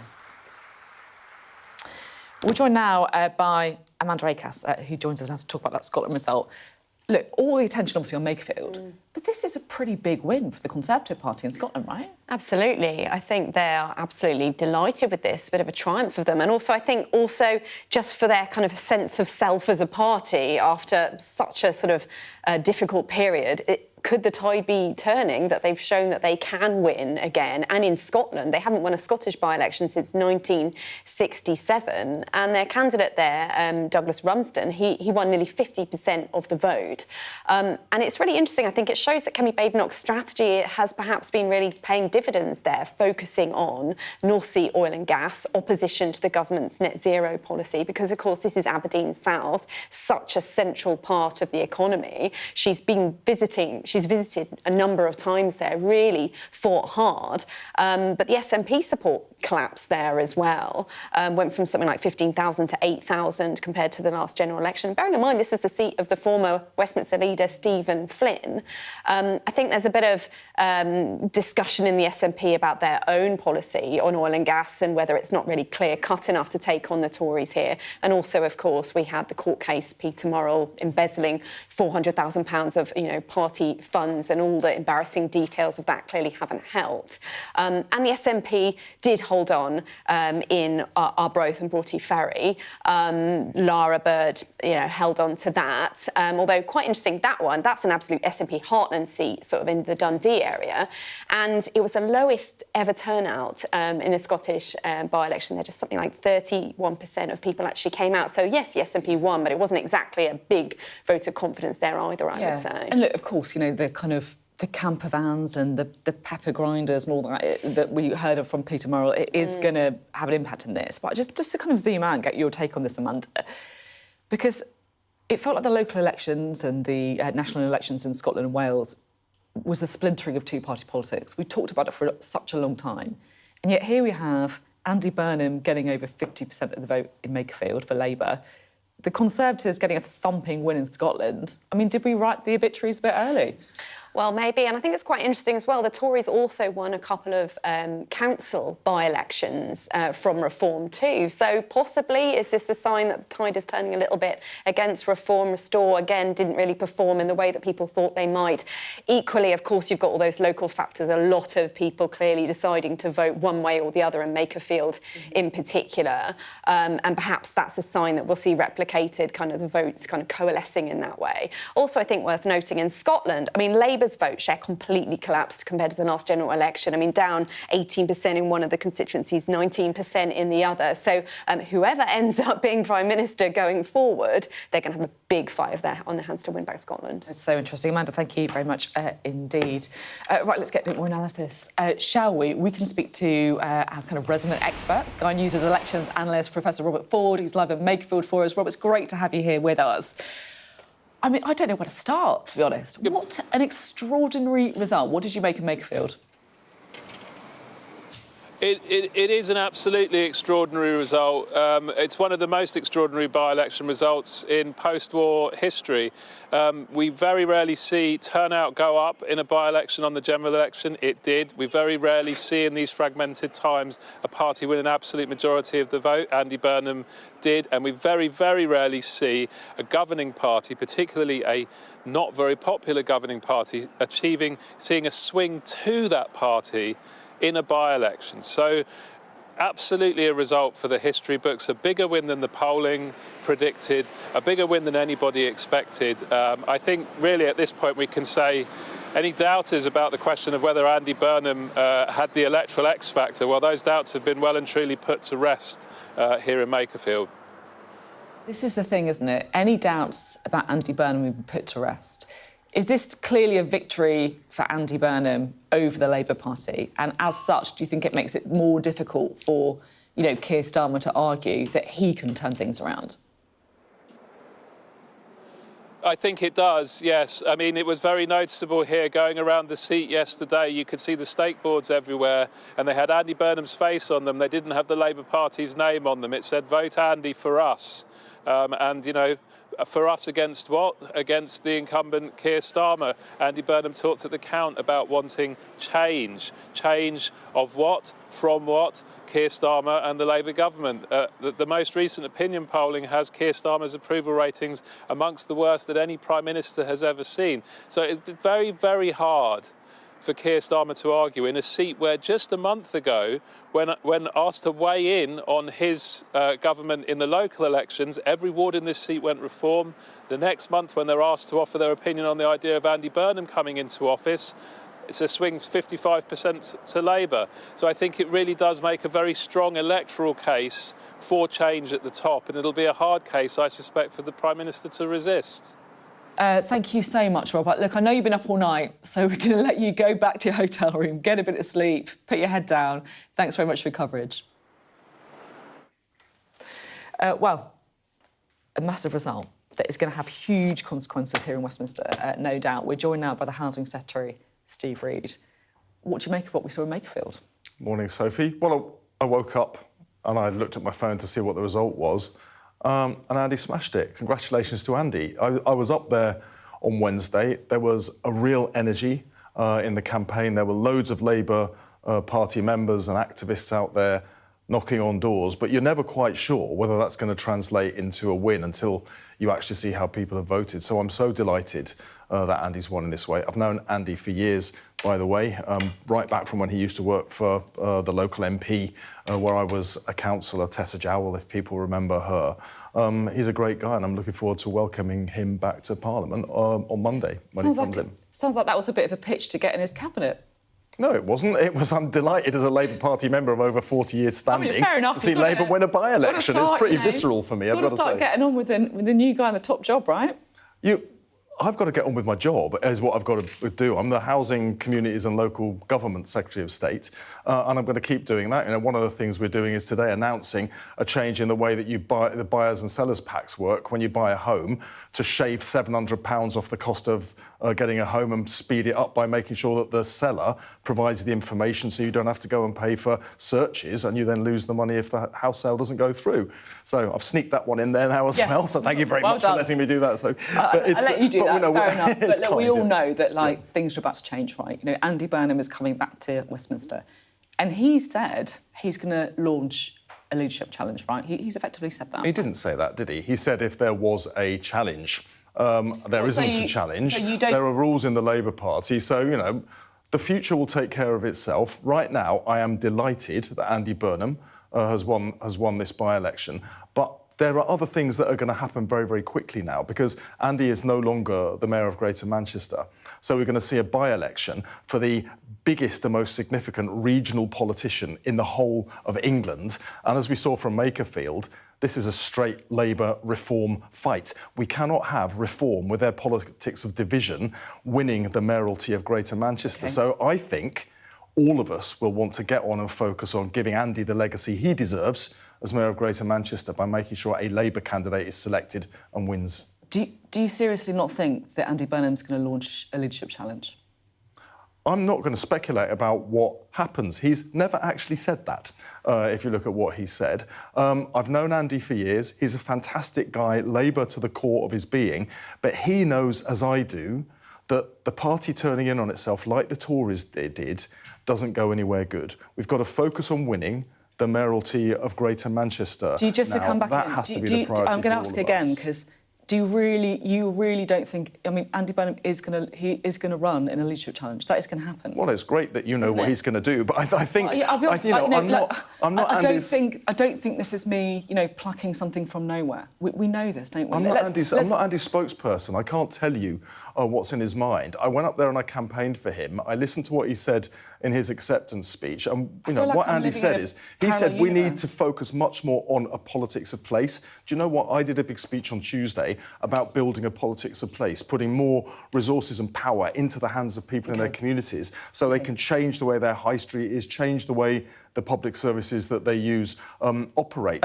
We stand united on this right across the party. We've got to find ways to come together, deliver the change the country wants. But right now, I do not think anything's going to happen because we have to win that mayoralty for Greater Manchester. Well, you don't think anything's going to happen? You don't think there's going to be a leadership contest?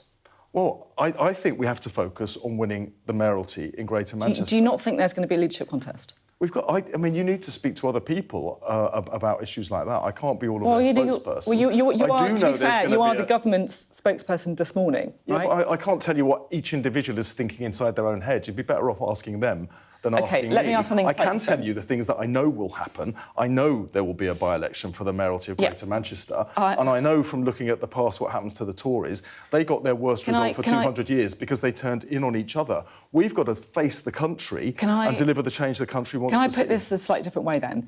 If there is a leadership contest, will Keir Starmer fight it? Well, that's a hypothetical. He's made clear his own position. Look. But he's made clear that's the answer. He's made clear his own position. And what is that? That he's not going to walk away and that he would fight it if there was a challenge. But we've got to focus not on internal debates in the Labour Party, but on facing the country and delivering the change the country wants to see. That's what Andy said in his acceptance speech. With great respect, we all know this was a by-election about Andy Burnham coming back to Westminster so he could be in any leadership contest. We know that. You know that. Our viewers know that. Let's be honest about it. Well, he said if there was a leadership challenge, he would be in it, but there isn't, so therefore it's hypothetical. Okay. Now, we are getting on with delivering change for this country, not writing sort of a story. It feels a little bit, can I be honest? It feels a little bit like... Like with the buyers and sellers packs, that's an actual change. It feels a little bit like you're in denial about what's just happened. No, I'm not in denial. The country expects us to focus on the things that matter to them. I was on the doorsteps in Ashton in Makerfield, and I spoke to this one with a really good conversation, this woman. She said to me, we need you all to come together now and deliver the change this country wants. So on that note, about coming together, a lot of your colleagues this morning are going to look at the results after seeing Labour losing so many councillors, so many seats up and down the country to reform in the last elections. They've seen Andy Burnham prove that he can take the fight to reform, that he can beat reform, right? In areas where you should be losing, frankly. And they say Keir Starmer needs to set out a timetable to go. But when you've got a fantastic candidate in a by-election who's known really well in the area and has an incredible record of delivery, which is what Andy has, and is, he's a fantastic world-class campaigner. He did really well. I'm delighted about that. But he didn't just win because of his campaigning. He won because he was pitching himself as a candidate who was anti-Keir Starmer. It doesn't take away the challenges of government. We've still got to get the balance between the level of investment in public services and investing in defence, for instance, where there was an issue that we all saw happen come out last week as well. Those difficult choices haven't gone away. They're still there. Each of the last 4 prime ministers, in turn, has become the most unpopular prime minister because they're having to take difficult decisions. None of that has gone away, and we have to sort that out as a Labour Party collectively. But above all else, we're here to deliver the change the country wants to see, and we do that best by standing together and standing united. Should Keir Starmer set out a timetable to resign? I think that would be a distraction from the job that we've all got on delivering the change that this country wants to see. Today, let's just celebrate Andy Burnham's fantastic win in Makerfield. We're all looking forward to him coming back to Parliament next week. He's clearly got something very, very significant to contribute, but we will deliver the change this country wants to see best by standing together. I'm trying to get a sense about what you want, right? As a member of the cabinet. Well, it's easy. I want to get on with my job. But your role is going to be really, really critical in the next few days, right, over the weekend, right? People around Keir Starmer, are they going to go in and tell him to stay and fight on? Or are they going to go in and say, look, the game's up, it's time to set out a timetable? What position are you, Steve Reid, going to take in that? I completely understand the interest and the fascination that there is with individuals right at the top of politics. But I genuinely... I'm sorry, no. Genuinely, I'm sorry. I want to get on with my job. I want to get homes built. I want to shift power into communities. I made an announcement last week. Are you going to be telling Keir Starmer he should set out a timetable to go, or are you going to be telling him that he should stay on and fight? Well, I'm going to talk to Keir Starmer about getting on with my job. We've got a Prime Minister. He won a majority less than 2 years ago. We need to deliver the change this country wants to see. Buyers and sellers packs. I'm here today to talk about that as well, sneak it in to the conversation where I can, because Buying and selling a home is a nightmare for buyers at the moment. People lose loads of money, homes fall through. We're changing that, and that's an announcement we're making today, despite of all the other things that are going on. I'm genuinely delighted that Andy Burnham has won this by-election in such a spectacular way, but I believe the public expect this party to stand together and focus on how we deliver their change. What does that mean? Does that mean standing together, keeping Keir Starmer in the top job, or does that mean the party uniting and saying Keir Starmer's going to step down and Andy Burnham's going to be Prime Minister? What does that mean? That's like the whole gist of what I'm trying to understand. We saw what happened to the Conservatives when they started fighting each other rather than fighting for the country. We're not going to do that. We're going to focus. What are you going to do? Is that Keir Starmer or is that Andy Burnham? Come on. We've got a Prime Minister already, and we just had the decision about interest rates taken by the Bank of England this week. Everyone was saying they were going to go up because of the situation in the Middle East. In fact, they held steady, and that's after 6 reductions in a row. That's cutting the cost of people's mortgages, and they haven't gone up despite what's going on in the Middle East. We shouldn't jeopardise change that is putting money back in people's pockets. At a time when there's a cost of living crisis, that is so important. We have to find ways, Sophie, as the Labour Party, to come together. The challenge we face is the challenge facing this country, and that's what should absorb all of us all the time. Steve Reid, thank you very much. I just want to say as well, particularly thank you for coming on this morning. It's one of those mornings where tectonic plates are shifting very fast. The news agenda is moving very fast. But it is a good news story for Labour, so I'm thanks for coming on. Thank you. Steve Reid speaking to us there. We're going to have more coverage, of course, of that stonking victory for Andy Burnham in Makerfield. That's coming up in just a few moments.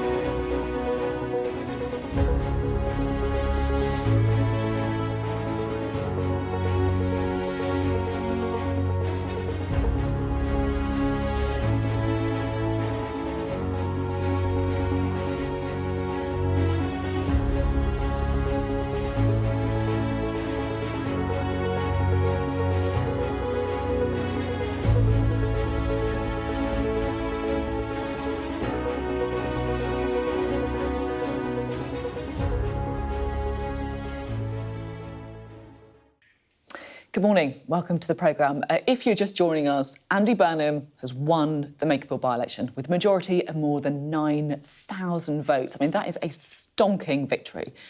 It means he's going to be returning to Westminster. It also, of course, opens the door for a challenge to the Prime Minister. But what does it mean for Reform UK, who many expected to win that seat? Well, joining us from Reform UK, we can talk now to Nadine Dorries. Was it a disappointment for you to not win in Makerfield? Well, of course it was a disappointment, yes. But first of all, can I just say, Sophie, congratulations to Andy Burnham. It's you know, a huge victory for him. But we have to say that that vote, one of the reasons why I'm not as disappointed as some may have expected me to be is that I think a lot of that vote was against Keir Starmer, not for Andy Burnham. And I think Andy Burnham in Westminster as Prime Minister is going to be very different from Andy Burnham in Makerfield. So I think we know that there are Conservatives who voted because it was for Andy Burnham because it was a get Starmer out vote.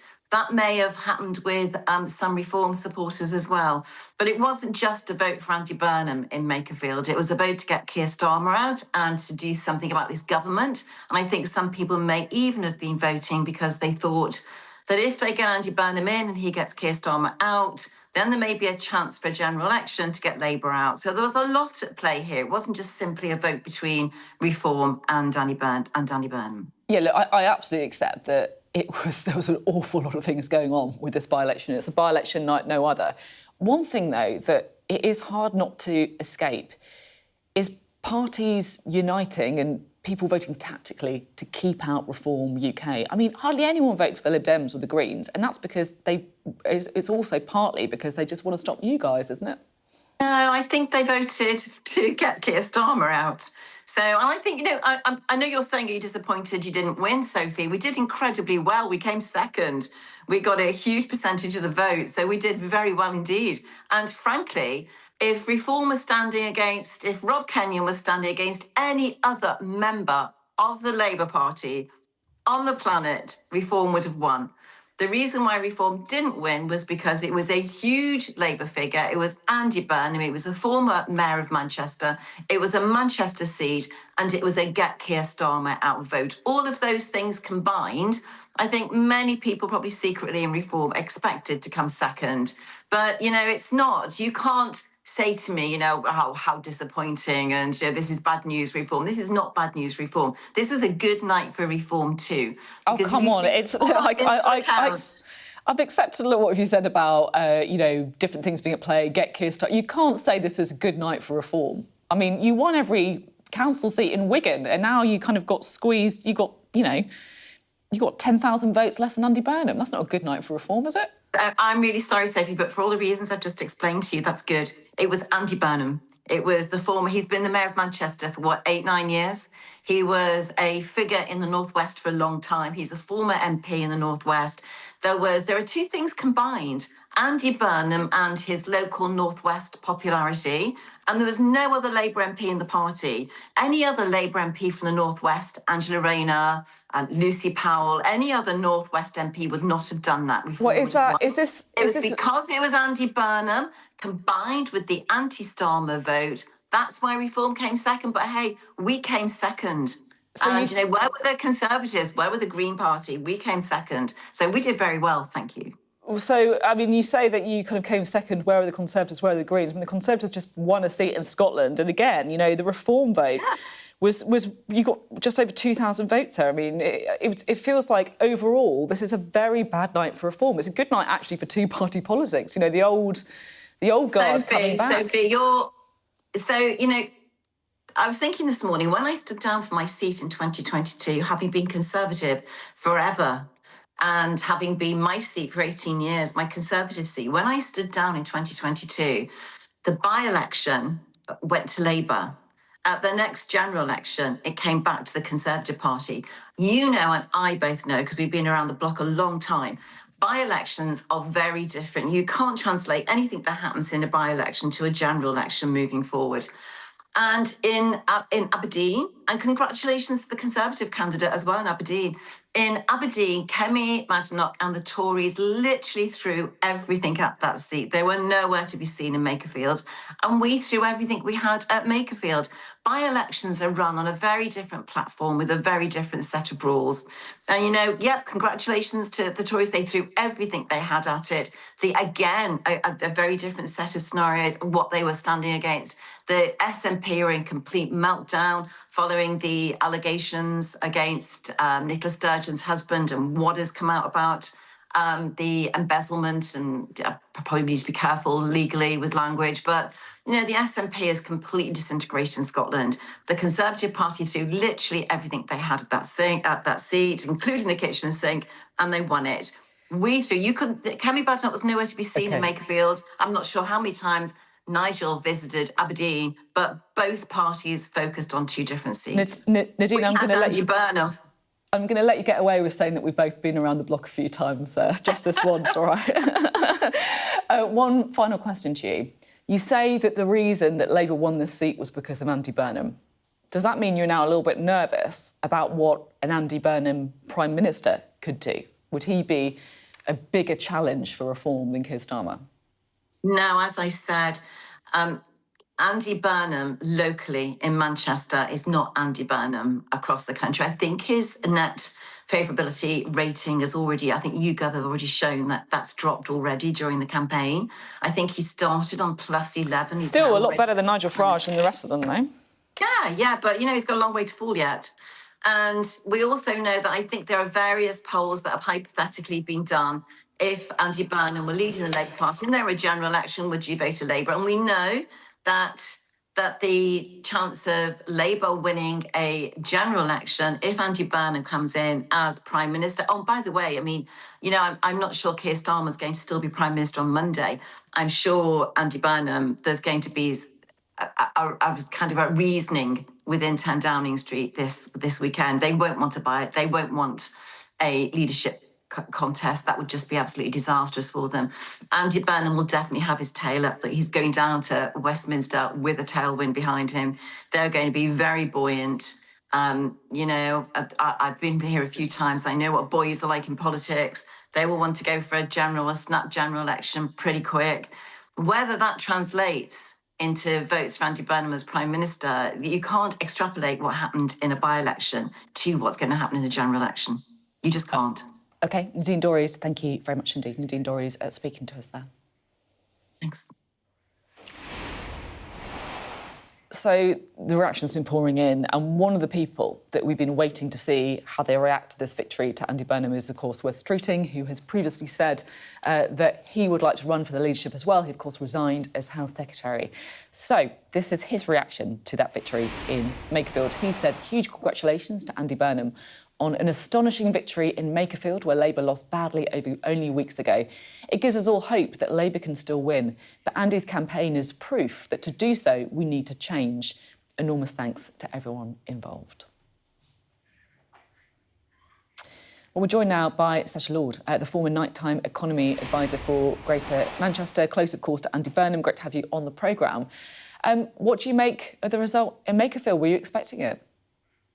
Well, I like your word, Sophie, stonking. I've used the word trouncing this morning. And, you know, just to put it into perspective, I think about 6 weeks ago, Sophie, you were broadcasting from Tameside, and we were talking about, you know, the local elections coming up, and Reform absolutely wiped out Labour in the whole area around Makerfield, including Makerfield. I think they took 24 out of 25 possible seats. So it was a huge, huge battle that Andy had, and he went in there and he played it straight. You know, he was talking about what people wanted on the streets. He was knocking on every door. What can he do for Makerfield? Whereas other parties were saying, well, this is what Andy Burnham stands for. That's what Andy Burnham, and they weren't actually telling people what they were going to deliver. I think that's the reason why he won. It's an enormous victory. You know, I was there yesterday in headquarters, and canvassers were coming back and saying, yeah, you know, it feels quite positive, but nothing's taken for granted. And to see the victory, to see the enormity of that victory is absolutely astounding. And, you know, that will send shockwaves into Westminster. So you're close to Andy Burnham. What's he going to do now? Well, the first thing he said this morning is he was going for a pint. You know, I think everybody now just has to step back and enjoy today. It's going to be interesting to see what happens with Keir Starmer over the weekend. But, you know, this is a moment for Andy. And, I disagree with what Nadine Dorries says there, and that probably won't surprise you. You know, they said that they were going to throw the absolute kitchen sink at this reform. And they said that last night's result was a good result for them. It wasn't. It was absolutely devastating. And, you know, I've seen the tweet this morning from Keir Starmer that reading it, it feels like he tweeted that through gritted teeth, you know, saying congratulations to Andy Burnham. Let's see what happens now in the next 48 hours. But this is a huge, huge victory. This is a victory for Andy Burnham. This is a victory for Labour. And, you know, this has given me hope. This should give the UK hope. This is a massive political turning point. I mean, you mentioned there Keir Starmer's tweet. He said voters chose Labour's campaign of hope and optimism over division and hate. I guess the only issue with that is that a lot of people voted for Andy Burnham in Makerfield because he was the Stop Starmer candidate, right? Because they didn't like the Prime Minister very much. Do you accept that? I do accept that, actually. You know, it was an Andy Burnham campaign. You know, this was about Andy Burnham, a local lad delivering for Makerfield. And that is exactly what he's going to do now. And those people that were saying, well, he's just using Makerfield as a stepping stone, I turn around to them now and say, potentially, Makerfield could be the most powerful constituency in the whole of the UK. Potentially, if somebody said to me, I could have my local MP as the Prime Minister, I'd absolutely welcome that.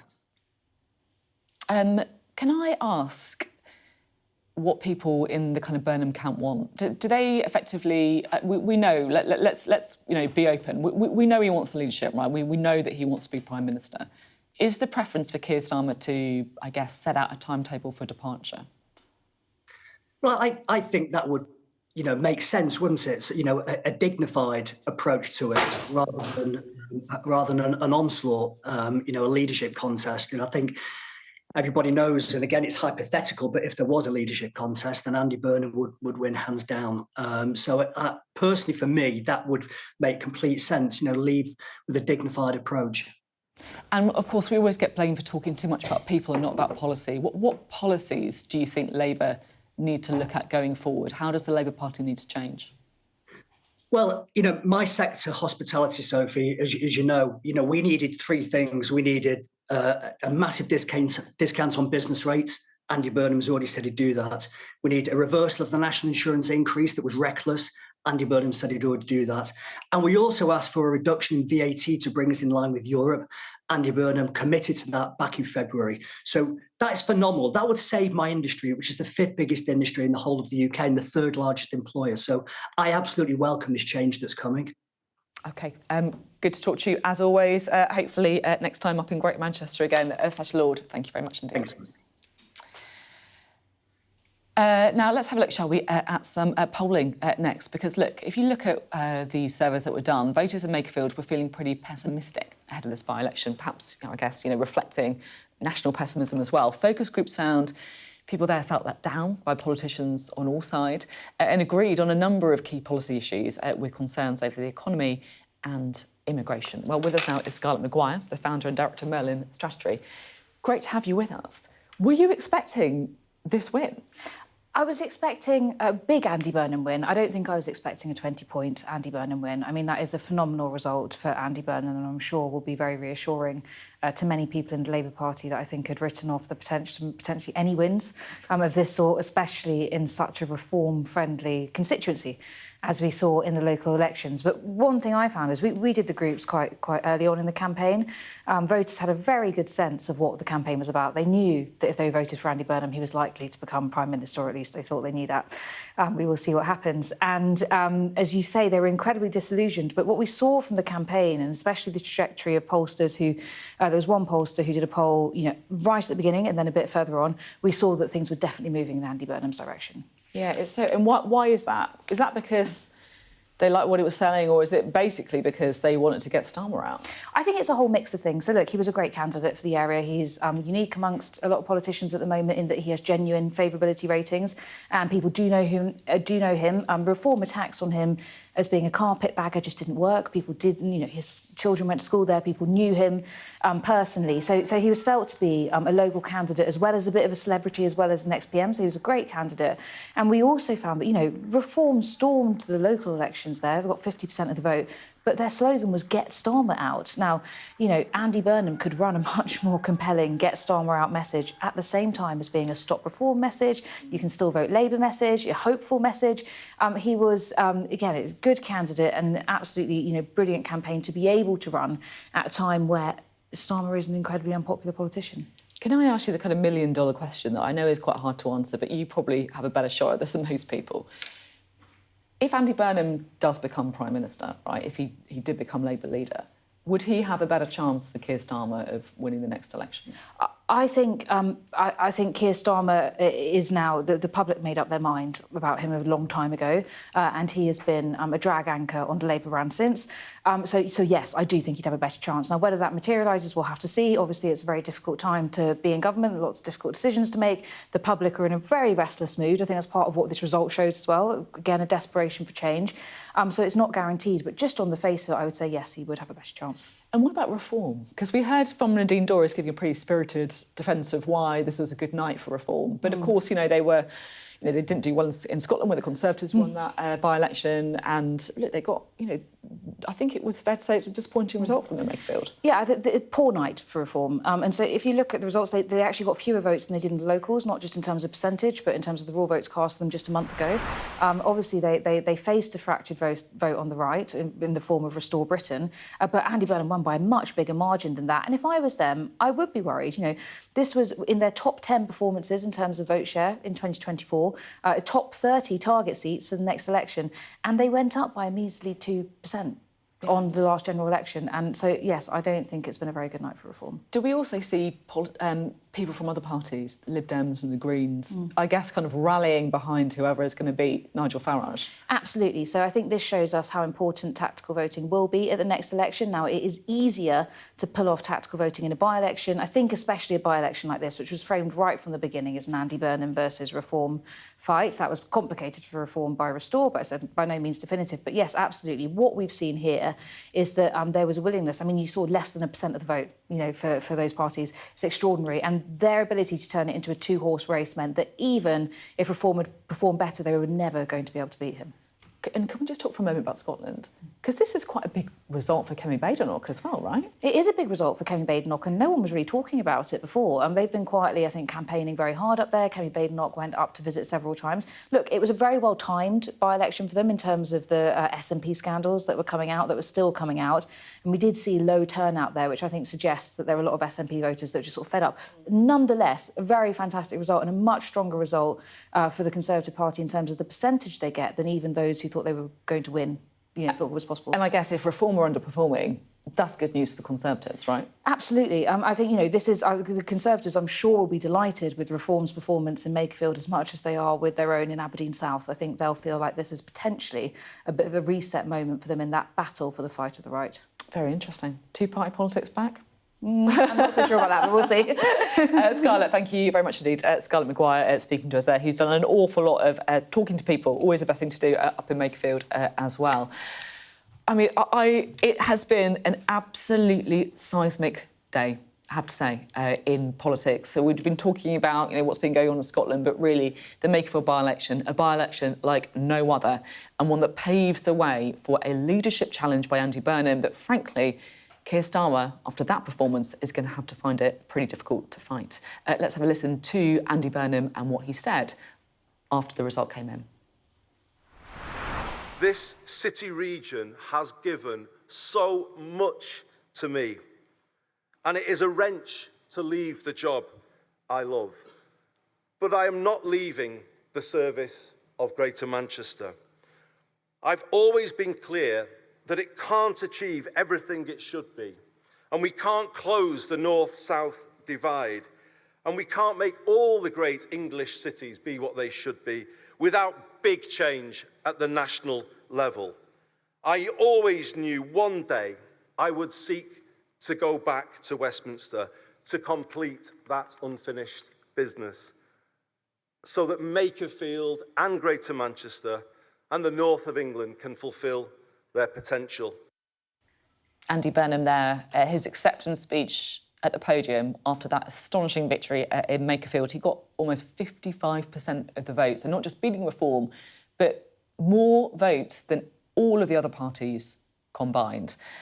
One of the more, I guess, eye-catching congratulations came from the former Armed Forces Minister Al Cairns. He resigned his seat, by the way, over unhappiness about the direction on defence. This is his congratulations video. Well done to Andy and all the Labour team up in Makerfield. Great job yesterday. Teamwork makes the dream work. Go Labour. There you go, Al Cairns having a little jog and deciding to take that moment to say well done to Andy Burnham. Another person who has, I guess, issued their congratulations in a slightly more, usual manner is the former Deputy Prime Minister Angela Rayner. She posted on X to say, congratulations, Andy Burnham. The people of Makerfield voted for hope. But what is that hope? Is that the hope that Keir Starmer is selling, or is it a new hope? A hope that would mean change and would mean a leadership contest? And that, I think, is a big question we're going to be all grappling with, and Labour MPs and Labour ministers grappling with over the next couple of days as well. I just want to leave you with the results themselves, because it is worth dwelling on them. So Andy Burnham there, you can see, won 24,927 votes. Rob Kenyon, who was a Reform candidate, got 15,696. The Conservatives, way down on under 1,000. And then really, it was just a kind of handful for the Greens and the Lib Dems. So a stonking win there for Andy Burnham. Let's have a look at the share, because this, I think, illustrates the picture of the night. It was a two-horse race, but actually the winning candidate, Andy Burnham, really made it a one-horse race, which he's done, of course, with the Manchester Mayoralty as well. He's proven he can do it in Makerfield too. Nearly 10% higher than what Labour achieved in 2024. And that vote share there, I think, shows that if Andy Burnham was trying to prove he is the man who can beat Reform, he's got quite a compelling argument now to put to Labour MPs, and that matters.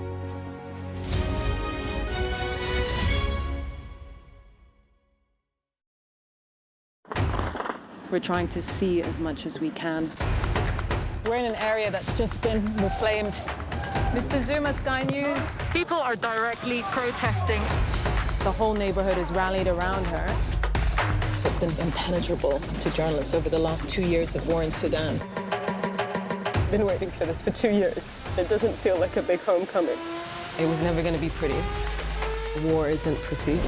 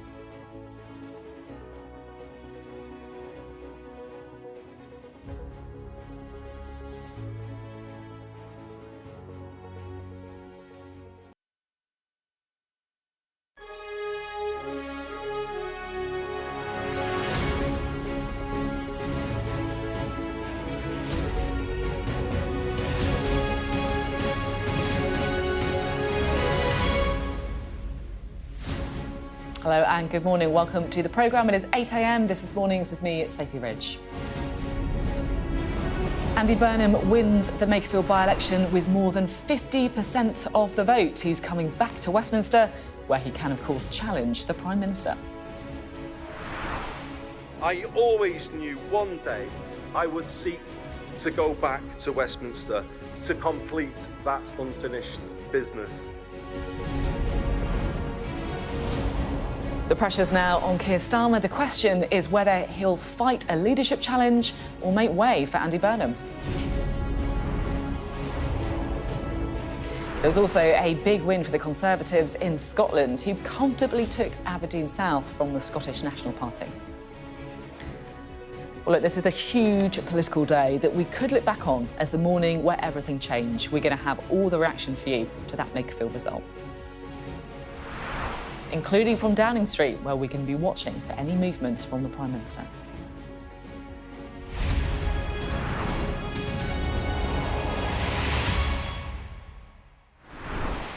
Good morning. Welcome to the programme.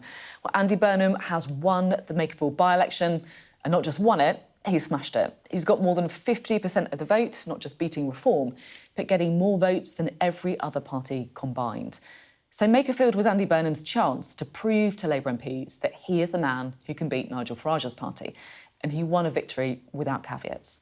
So as a result, his path to becoming Prime Minister looks almost an inevitability this morning. We know he's going to challenge Keir Starmer for the leadership. The question is, will Keir Starmer fight it? This morning, we understand that the Prime Minister's position is unchanged and that he does intend to compete in any leadership contest if it happens. Now, we're going to be live all morning. We'll be in Makerfield, we'll be in Westminster, so buckle up, don't go anywhere. Let's take you now to the moment it became official. So this was called just after 3 o'clock in the morning. I do hereby declare that Andy Burnham is duly elected. Thank you.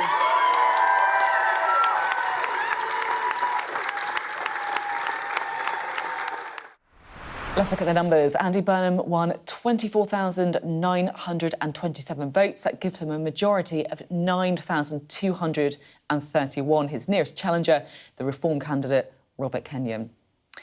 And the share is where I think we can really see what happened. So Burnham won with nearly 55% of the total vote share. Reform in second place on 34.5, and it's 10% higher than what Labour achieved in 2024.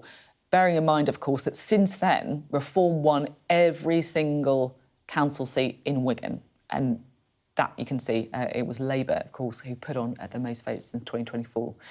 So Andy Burnham said in his victory speech that it offered a final chance to change and put the country back on the right path. Everyone knows that politics isn't working. Everyone can feel that the country isn't where it should be. Tonight could, just could, be the turning point. From here on, I will give everything I have got to make it so, to ensure the name Makerfield is forever synonymous with bringing about the change this country needs. Bringing back something we've lost, hope, hope for the future. I am proud that this place has shone in the world's spotlight these last 5 weeks. And the warmth, humour and hospitality of its people has been on show for all to see. It will never be a stepping stone to me, but instead will be my touchstone. A Makerfield test at the heart of British politics will ensure the places Westminster has neglected will now get fairness. Well, all eyes, of course, on what Keir Starmer does now. He's put out the following statement this morning saying, "Congratulations, Andy Burnham, Labour's new MP for Makerfield. Voters chose Labour's campaign of hope and optimism over division and hate." Well, look, we're on the ground in Makerfield. We're also in Westminster this morning. We're going to talk to Ali Fortescue in Downing Street, but let's go first to our political editor, Beth Rigby, in Makerfield. Beth, what a result. Yeah, Sophie, look, we've been here a lot this past few weeks, and we said, didn't we, this was going to be a consequential by-election, one for the history books, and it has not disappointed. It has been massive in so many different ways. The scale of the victory for Burnham is huge. The setback for reform is significant. And what follows next is going to have reverberations around the entire country, spreading out from this place in the northwest of England, nestled between Manchester and Liverpool, the constituency of Makerfield. In terms of the scale of the victory, look, last night, Burnham's team were nervous. I was making lots of calls. They said they were quietly confident, but they said they could be run close. They didn't know how well reform might turn out their vote. In the end, they didn't really have anything to worry about. It was a massive, emphatic win. Over 55% of the vote, a majority of over 9,000. It was a 23-point swing from Reform's results in the local elections to Labour's by-election win here, a 23-point swing. And of course, they're not like for like, but the reason I give you those statistics is to try and give you a sense of how definitive this was in terms of a defeat of Burnham over Reform. And you have to think about it in the fact that Reform in the local elections here, every single council ward in Makerfield, all 8 seats they took 24 out of the 25 seats of the Wigan Council that Makerfield feeds into. And this had become, this long Labour-held territory, had become the land of reform. So that Andy Burnham being able to beat them so emphatically and get well beyond, actually, in terms of his vote share, Reform and Restore put together, that is an emphatic win for him. And that is a body blow for Nigel Farage, who I think has just said he's disappointed with the result. And then you've got the question of what comes next. And we will quickly, I think, the attention will turn from here in Makerfield down to Westminster, because now all the cards have been thrown up in the air. Yeah, I need to talk to you about this, Beth. Just to flag, your mic is going a little bit in and out, but we're going to stick with it because we can hear what you're saying, so it should be fine. What is going to happen next? I mean, it's the million-dollar question.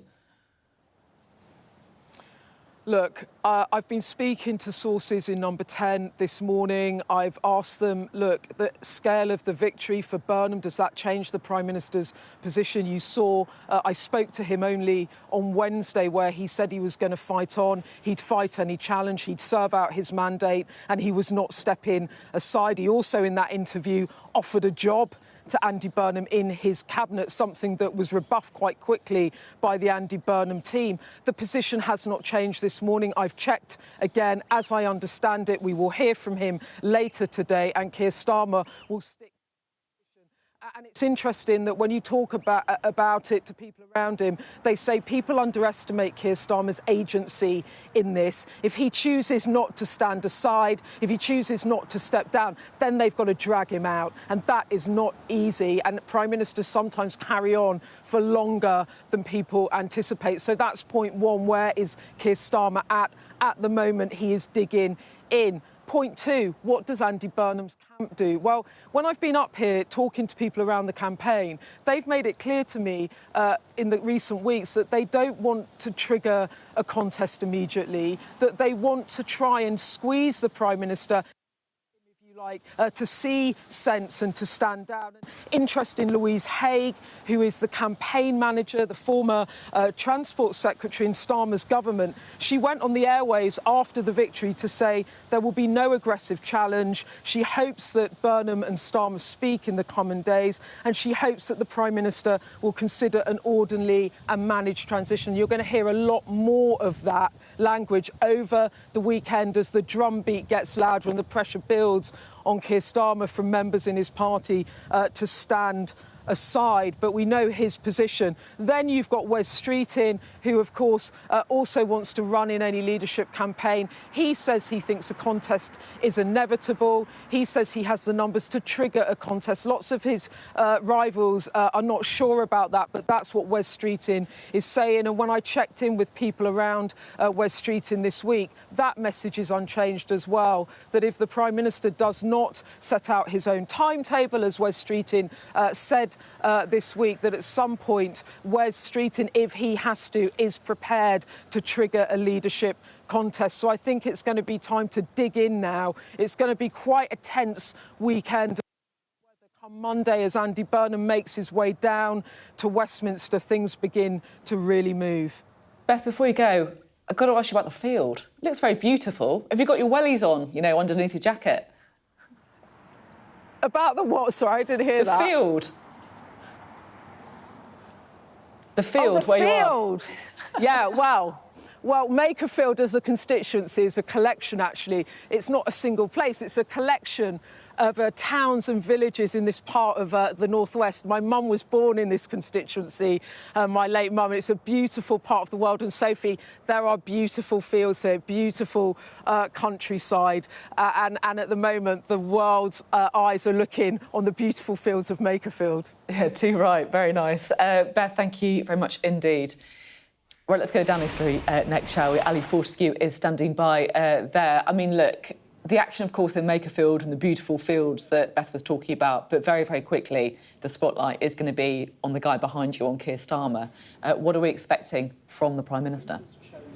Well, we are expecting to hear from him at some point. And look, people I speak to seem to think that we're not going to see massive movement over the course of the weekend. But look, Andy Burnham is now an MP, and that could set in motion an unpredictable chain of events that could be, things could move really quickly. This is a moment we've been talking about for so long, and I think, you know, in many ways it is the worst case scenario for people inside for the Prime Minister and the people around him, because Andy Burnham has shown that he can not just win, but he can win an absolute majority. He can take on reform, which is the key thing that his allies have been saying over the past few weeks, that he is the guy that can buck the trend that is cutting through with the voters, and they've shown that. And in terms of the kind of public message we've had from the Prime Minister, he has posted on X congratulating Andy Burnham, saying that people voted for hope.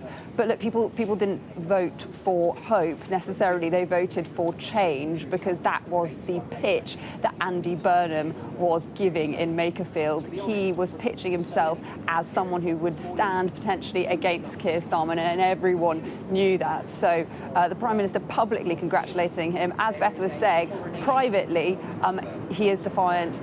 It sounds like he would want to fight any leadership contest. That's still the message that we're getting out of Number 10. In terms of what happens next, I guess there's two options: a smooth coronation, and obviously that would be good for Andy Burnham. Wes Streeting told me earlier in the week that's what he thinks the Prime Minister should do as well. We've had Sharon Graham, the boss of Unite, saying that she thinks that's the best option. The Prime Minister, as I say, defiant. Could we start to see movement, cabinet resignations? We should be watching people like Ed Miliband. Could we start to see people trying to push the Prime Minister to make that decision? Or will we see a full-blown leadership contest? We're still not entirely clear who is actually going to trigger that. I think Wes Streeting was just about hinting that if it came to it and the Prime Minister didn't change his plan, he would do that. But look, I've heard Prime Ministers, Boris Johnson, Liz saying he'd fight 3 terms, Liz Truss saying she's a fighter, not a quitter, and then very, very soon after they were both gone. So things could really move quite quickly now, but I think we will be listening out for clues over the coming days. The last thing we heard in that interview that the Prime Minister gave was that he would like to give Andy Burnham a big job, that he'd want to talk to him after the weekend. But look, the job that Andy Burnham wants is not a job in Cabinet. It is the job of being Prime Minister. So we will be watching this door, looking very closely for any clues, Sophie. And obviously, when we hear from the Prime Minister, I think we'll get a sense, not just with the words he says, but I think how he looks, how he sounds, how confident he seems about whether he really has it in him to fight this, because I think things are looking really quite difficult for him now. Yeah, they certainly are. Ali, thank you very much indeed. Ali Fortescue there in Downing Street. Well, of course, as Ali was saying, all eyes on what Keir Starmer does I tried to get a sense of it when I spoke to the Cabinet Minister and key ally of the Prime Minister, Steve Reid. Let's listen. If there is a leadership contest, will Keir Starmer fight it? Well, that's a hypothetical. He's made clear his own position. Look. But he's made clear that's the answer. He's made clear his own position. And what is that? That he's not going to walk away and that he would fight it if there was a challenge. But we've got to focus not on internal debates in the Labour Party, but on facing the country and delivering the change the country wants to see. That's what Andy said in his acceptance speech. With great respect, we all know this was a by-election about Andy Burnham coming back to Westminster so he could be in any leadership contest. We know that. You know that. Our viewers know that. Let's be honest about it. Well, he said if there was a leadership challenge, he would be in it, but there isn't, so therefore it's hypothetical. Okay. Now, we are getting on with delivering change for this country, not writing sort of a story. It feels a little bit, can I be honest? It feels a little bit like... like with the buyers and sellers packs, that's an actual change. It feels a little bit like you're in denial about what's just happened. No, I'm not in denial. I'm just... The country expects us to focus on the things that matter to them. Well, let's bring in Sam Coates, shall we? You've been looking through the numbers, and it really is worth pausing and dwelling on them because they are astonishing, frankly. That's right, Sophie. Thumping, frankly. The victory of Andy Burnham. He got over 50% of the vote. In fact, he got almost 55% of the vote. This is a Labour Party that's mid-term in government, and it's getting almost 10% vote share increase at the expense of, you know, the smaller parties and the Tories. And one of the interesting things is that actually the Reform UK vote went up, but just not enough in the face of Andy Burnham's personal victory that we saw. Restore Britain, there was a lot of chat about them in the election campaign. In the end, they got barely 7%. I think there were predictions of double that, but that proved not to be true. And really, the achievement of Andy Burnham was to squeeze all the other parties. You can see that here. Almost nobody on the left of British politics voted for anyone other than Andy Burnham. I suspect quite a lot of that is his ability to unite people against Reform, who, as we said, went up in their share of the vote. And you can see right-wing parties just overall getting less than those on the progressive wing. The Andy Burnham effect is best demonstrated here. This is the current YouGov polling from this week. At the moment, nationally, the Labour Party's on 19%. But when you put Andy Burnham's name on the ticket in the north of England, it's 55% of the vote. So that's a 36 percentage point difference when you put Andy Burnham's name on the ballot. Now, you can see that Reform went up, as I was saying, 35%. Restore, you know, they're more or less, they're at 4-5% at the moment. Nationally, 7% in Makerfield. And the Tories collapsed down to 2% there. But it wasn't an altogether terrible night for the Tories. Look at this. There were 3 by-elections last night, Makerfield, but 2 in Scotland, one of which was Aberdeen South. And actually, the Tories managed a win. They managed to go from 3rd to 1st in Aberdeen South, the seat vacated by Stephen Flynn. They got a whopping change of 25.1%, largely at the expense, interestingly, of the Labour Party. Kemi Badenoch ran a campaign based around oil and gas and the jobs in Aberdeen South. It's been a Tory area in the past, lots of jobs at risk. Reform also running a campaign around oil and gas. But here you've got a clear victory for the Tories, suggesting they're not dead yet. And I think the Tories will be pretty buoyed by that. But really, Sophie, the overall big picture is the scale of the victory. And I think Andy Burnham's claim to other Labour members that he can do something with Reform that others, particularly Keir Starmer, can't. That's the lesson that the Labour Party will be digesting over the weekend. Sam, very briefly, but I'm really interested to get your take on this, because we've heard Keir Starmer and his allies effectively saying he's kind of digging in, if you like, that he'll fight anything. Do you think that's realistic? I mean, Keir Starmer's position reminds me of a Monty Python sketch. He is going to lose members of his cabinet because they back Andy Burnham if he pursues this for too long. There are more than 100 MPs so far who think he should stand down. There will be more that come out. And the polling of Labour members suggests he would lose any head-to-head contest. There comes a point where there is no reason to fight, and you go with dignity and you go with grace, or the last vestiges of your legacy are shredded. Sam Coates, there you go. Thank you very much indeed. Sam is going to join us again later this hour, I should say, alongside Politicos and McElvoy. So looking forward to that very much indeed. Now, he was just talking about it, actually, but there was another quite big by-election result last night because the Conservatives took Aberdeen South from the SNP. All those obituaries, the death of two-party politics, a bit hasty. And it's the first time the Scottish Conservatives have won a Westminster by-election in more than 50 years. The Conservative MSP Douglas Lumsden took the seat, which was vacated by Stephen Flynn. He resigned from the House of Commons after he was elected to Holyrood. And Kemi Badenoch's come out. She's posted on X to say Makerfield was about one man's job. Aberdeen South was about thousands of jobs in oil and gas across our country and the future of an entire city. The Conservative Party is working to earn the trust of the country again. I'm grateful and humbled that Aberdeen looked at the choice before them and decided that the Conservative Party was the party that would fight for families, workers and businesses. Should say the SNP did hold on to Abrath and Broughty. Lara Bird won it comfortably for the SNP. Reform a distant second. A pretty safe seat, should say, for the SNP, that one. We've also heard from the Reform UK leader, Nigel Farage. He says he's disappointed in the Makerfield result. Makerfield by-election was a dramatic, emphatic win for Andy Burnham, with a vote share that nobody could quite see coming. In many ways, he's a popular local mayor, just as Boris Johnson was a very popular mayor in London just a few years ago. But what really happened here is it was vote Burnham, get Starmer out, which of course was our campaign message leading up to the locals on the 7th of May. So we were slightly hoist with our own petard. As for the Reform vote share, well, I thought we'd get 18,000 votes. We got just shy of 16, so I'm disappointed by that, no question.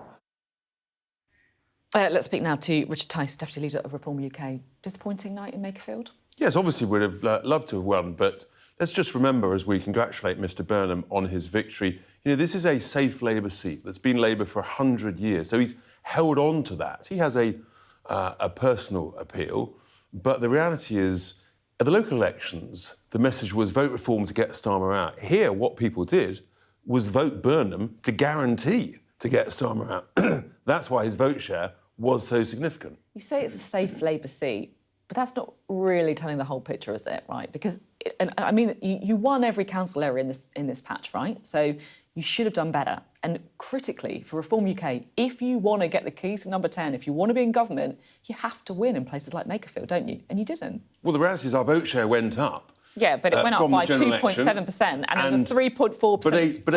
But a 35% vote share across the nation, as we've seen with Labour, would give you a majority. We're leading in all the national polls across the piece.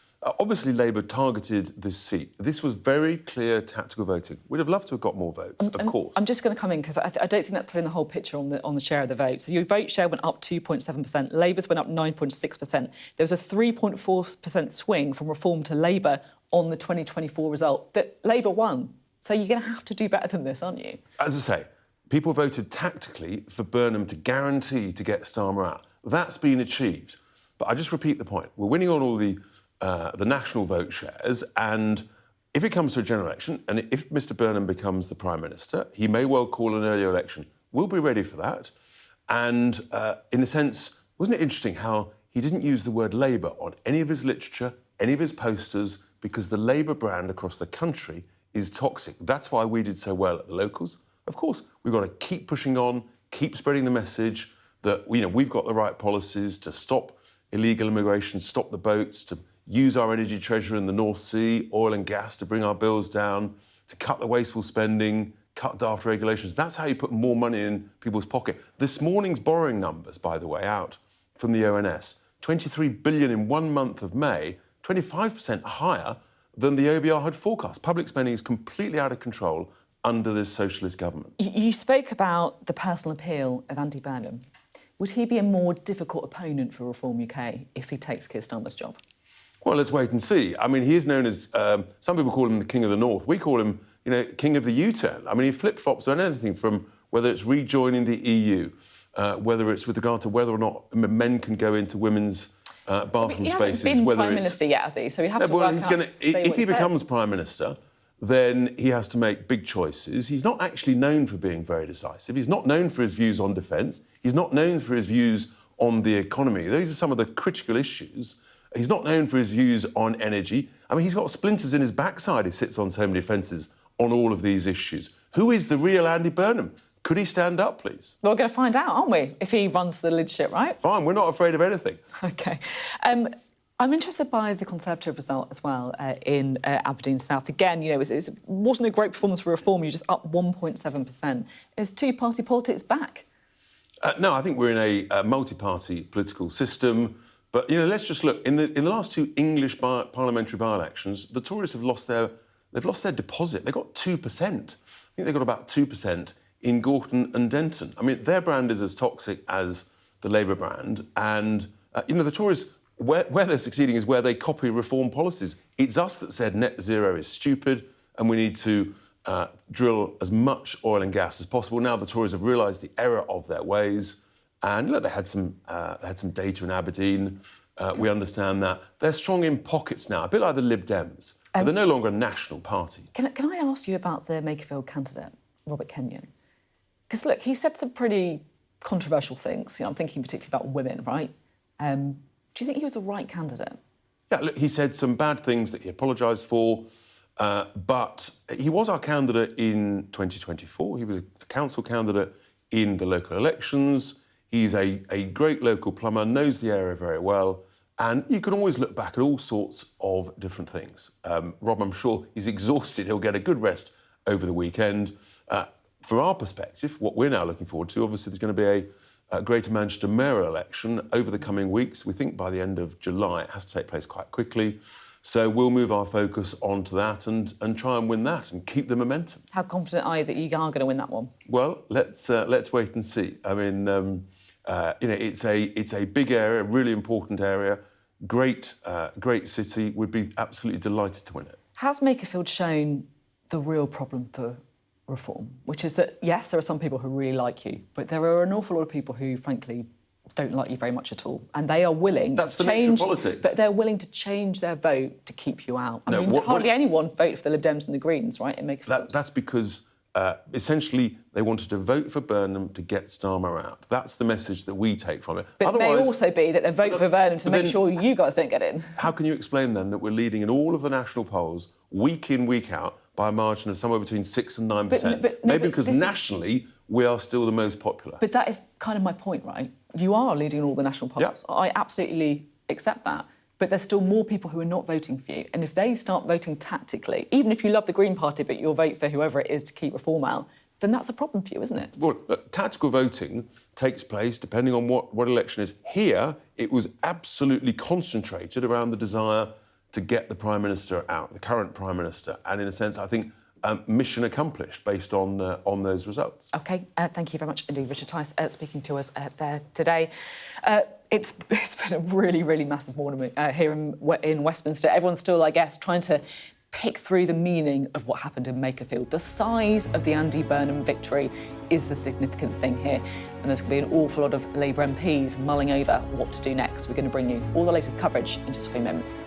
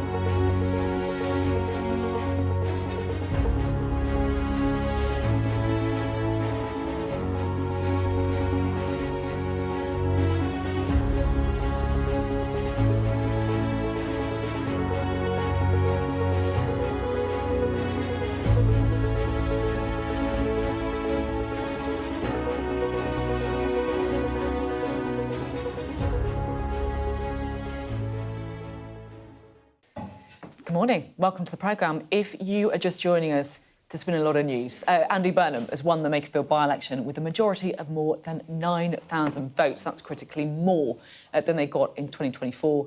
It's a huge victory.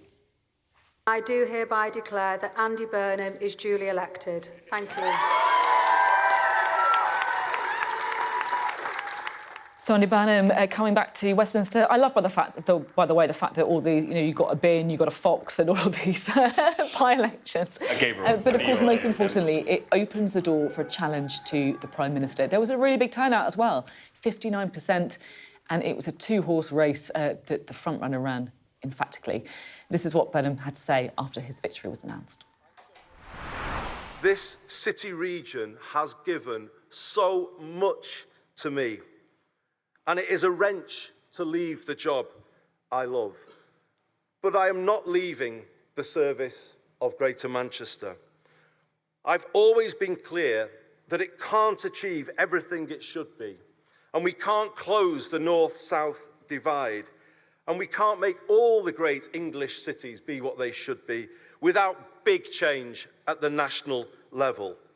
I always knew one day I would seek to go back to Westminster to complete that unfinished business, so that Makerfield and Greater Manchester and the north of England can fulfil their potential.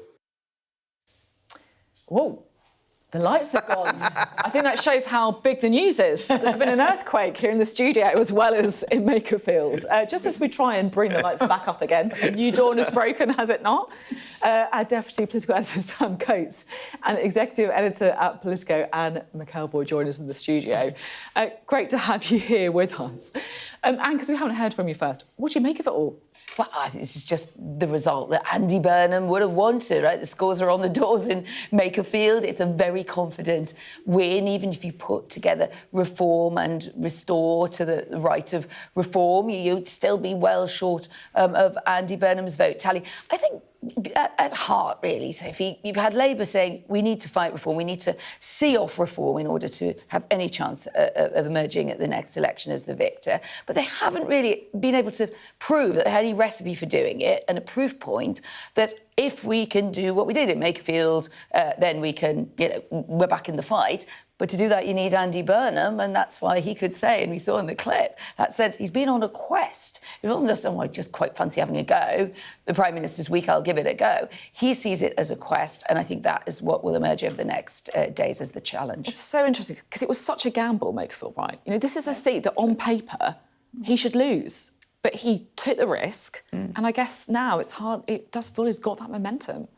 Yeah, cast your mind back. It was only a few months ago that he might have fought Gorton and Denton, but that seat was one where Labour was facing the Greens, and the Greens, with the best will in the world, aren't the challenge at the next election, and the case that he would have proved had he won that, and there are even some people who don't think he would have done, would have been much less stronger than what he's able to say now, which is, reform are the biggest challenge to Labour, at the moment, and I'm able to take them on. What was remarkable about the sort of structure of the result is that he got 55% of the vote, but we did it by basically squeezing to almost nothing all the other parties on the left, the Lib Dems, the Greens, that's the skill. When you get everybody in sort of your half of politics behind you decisively.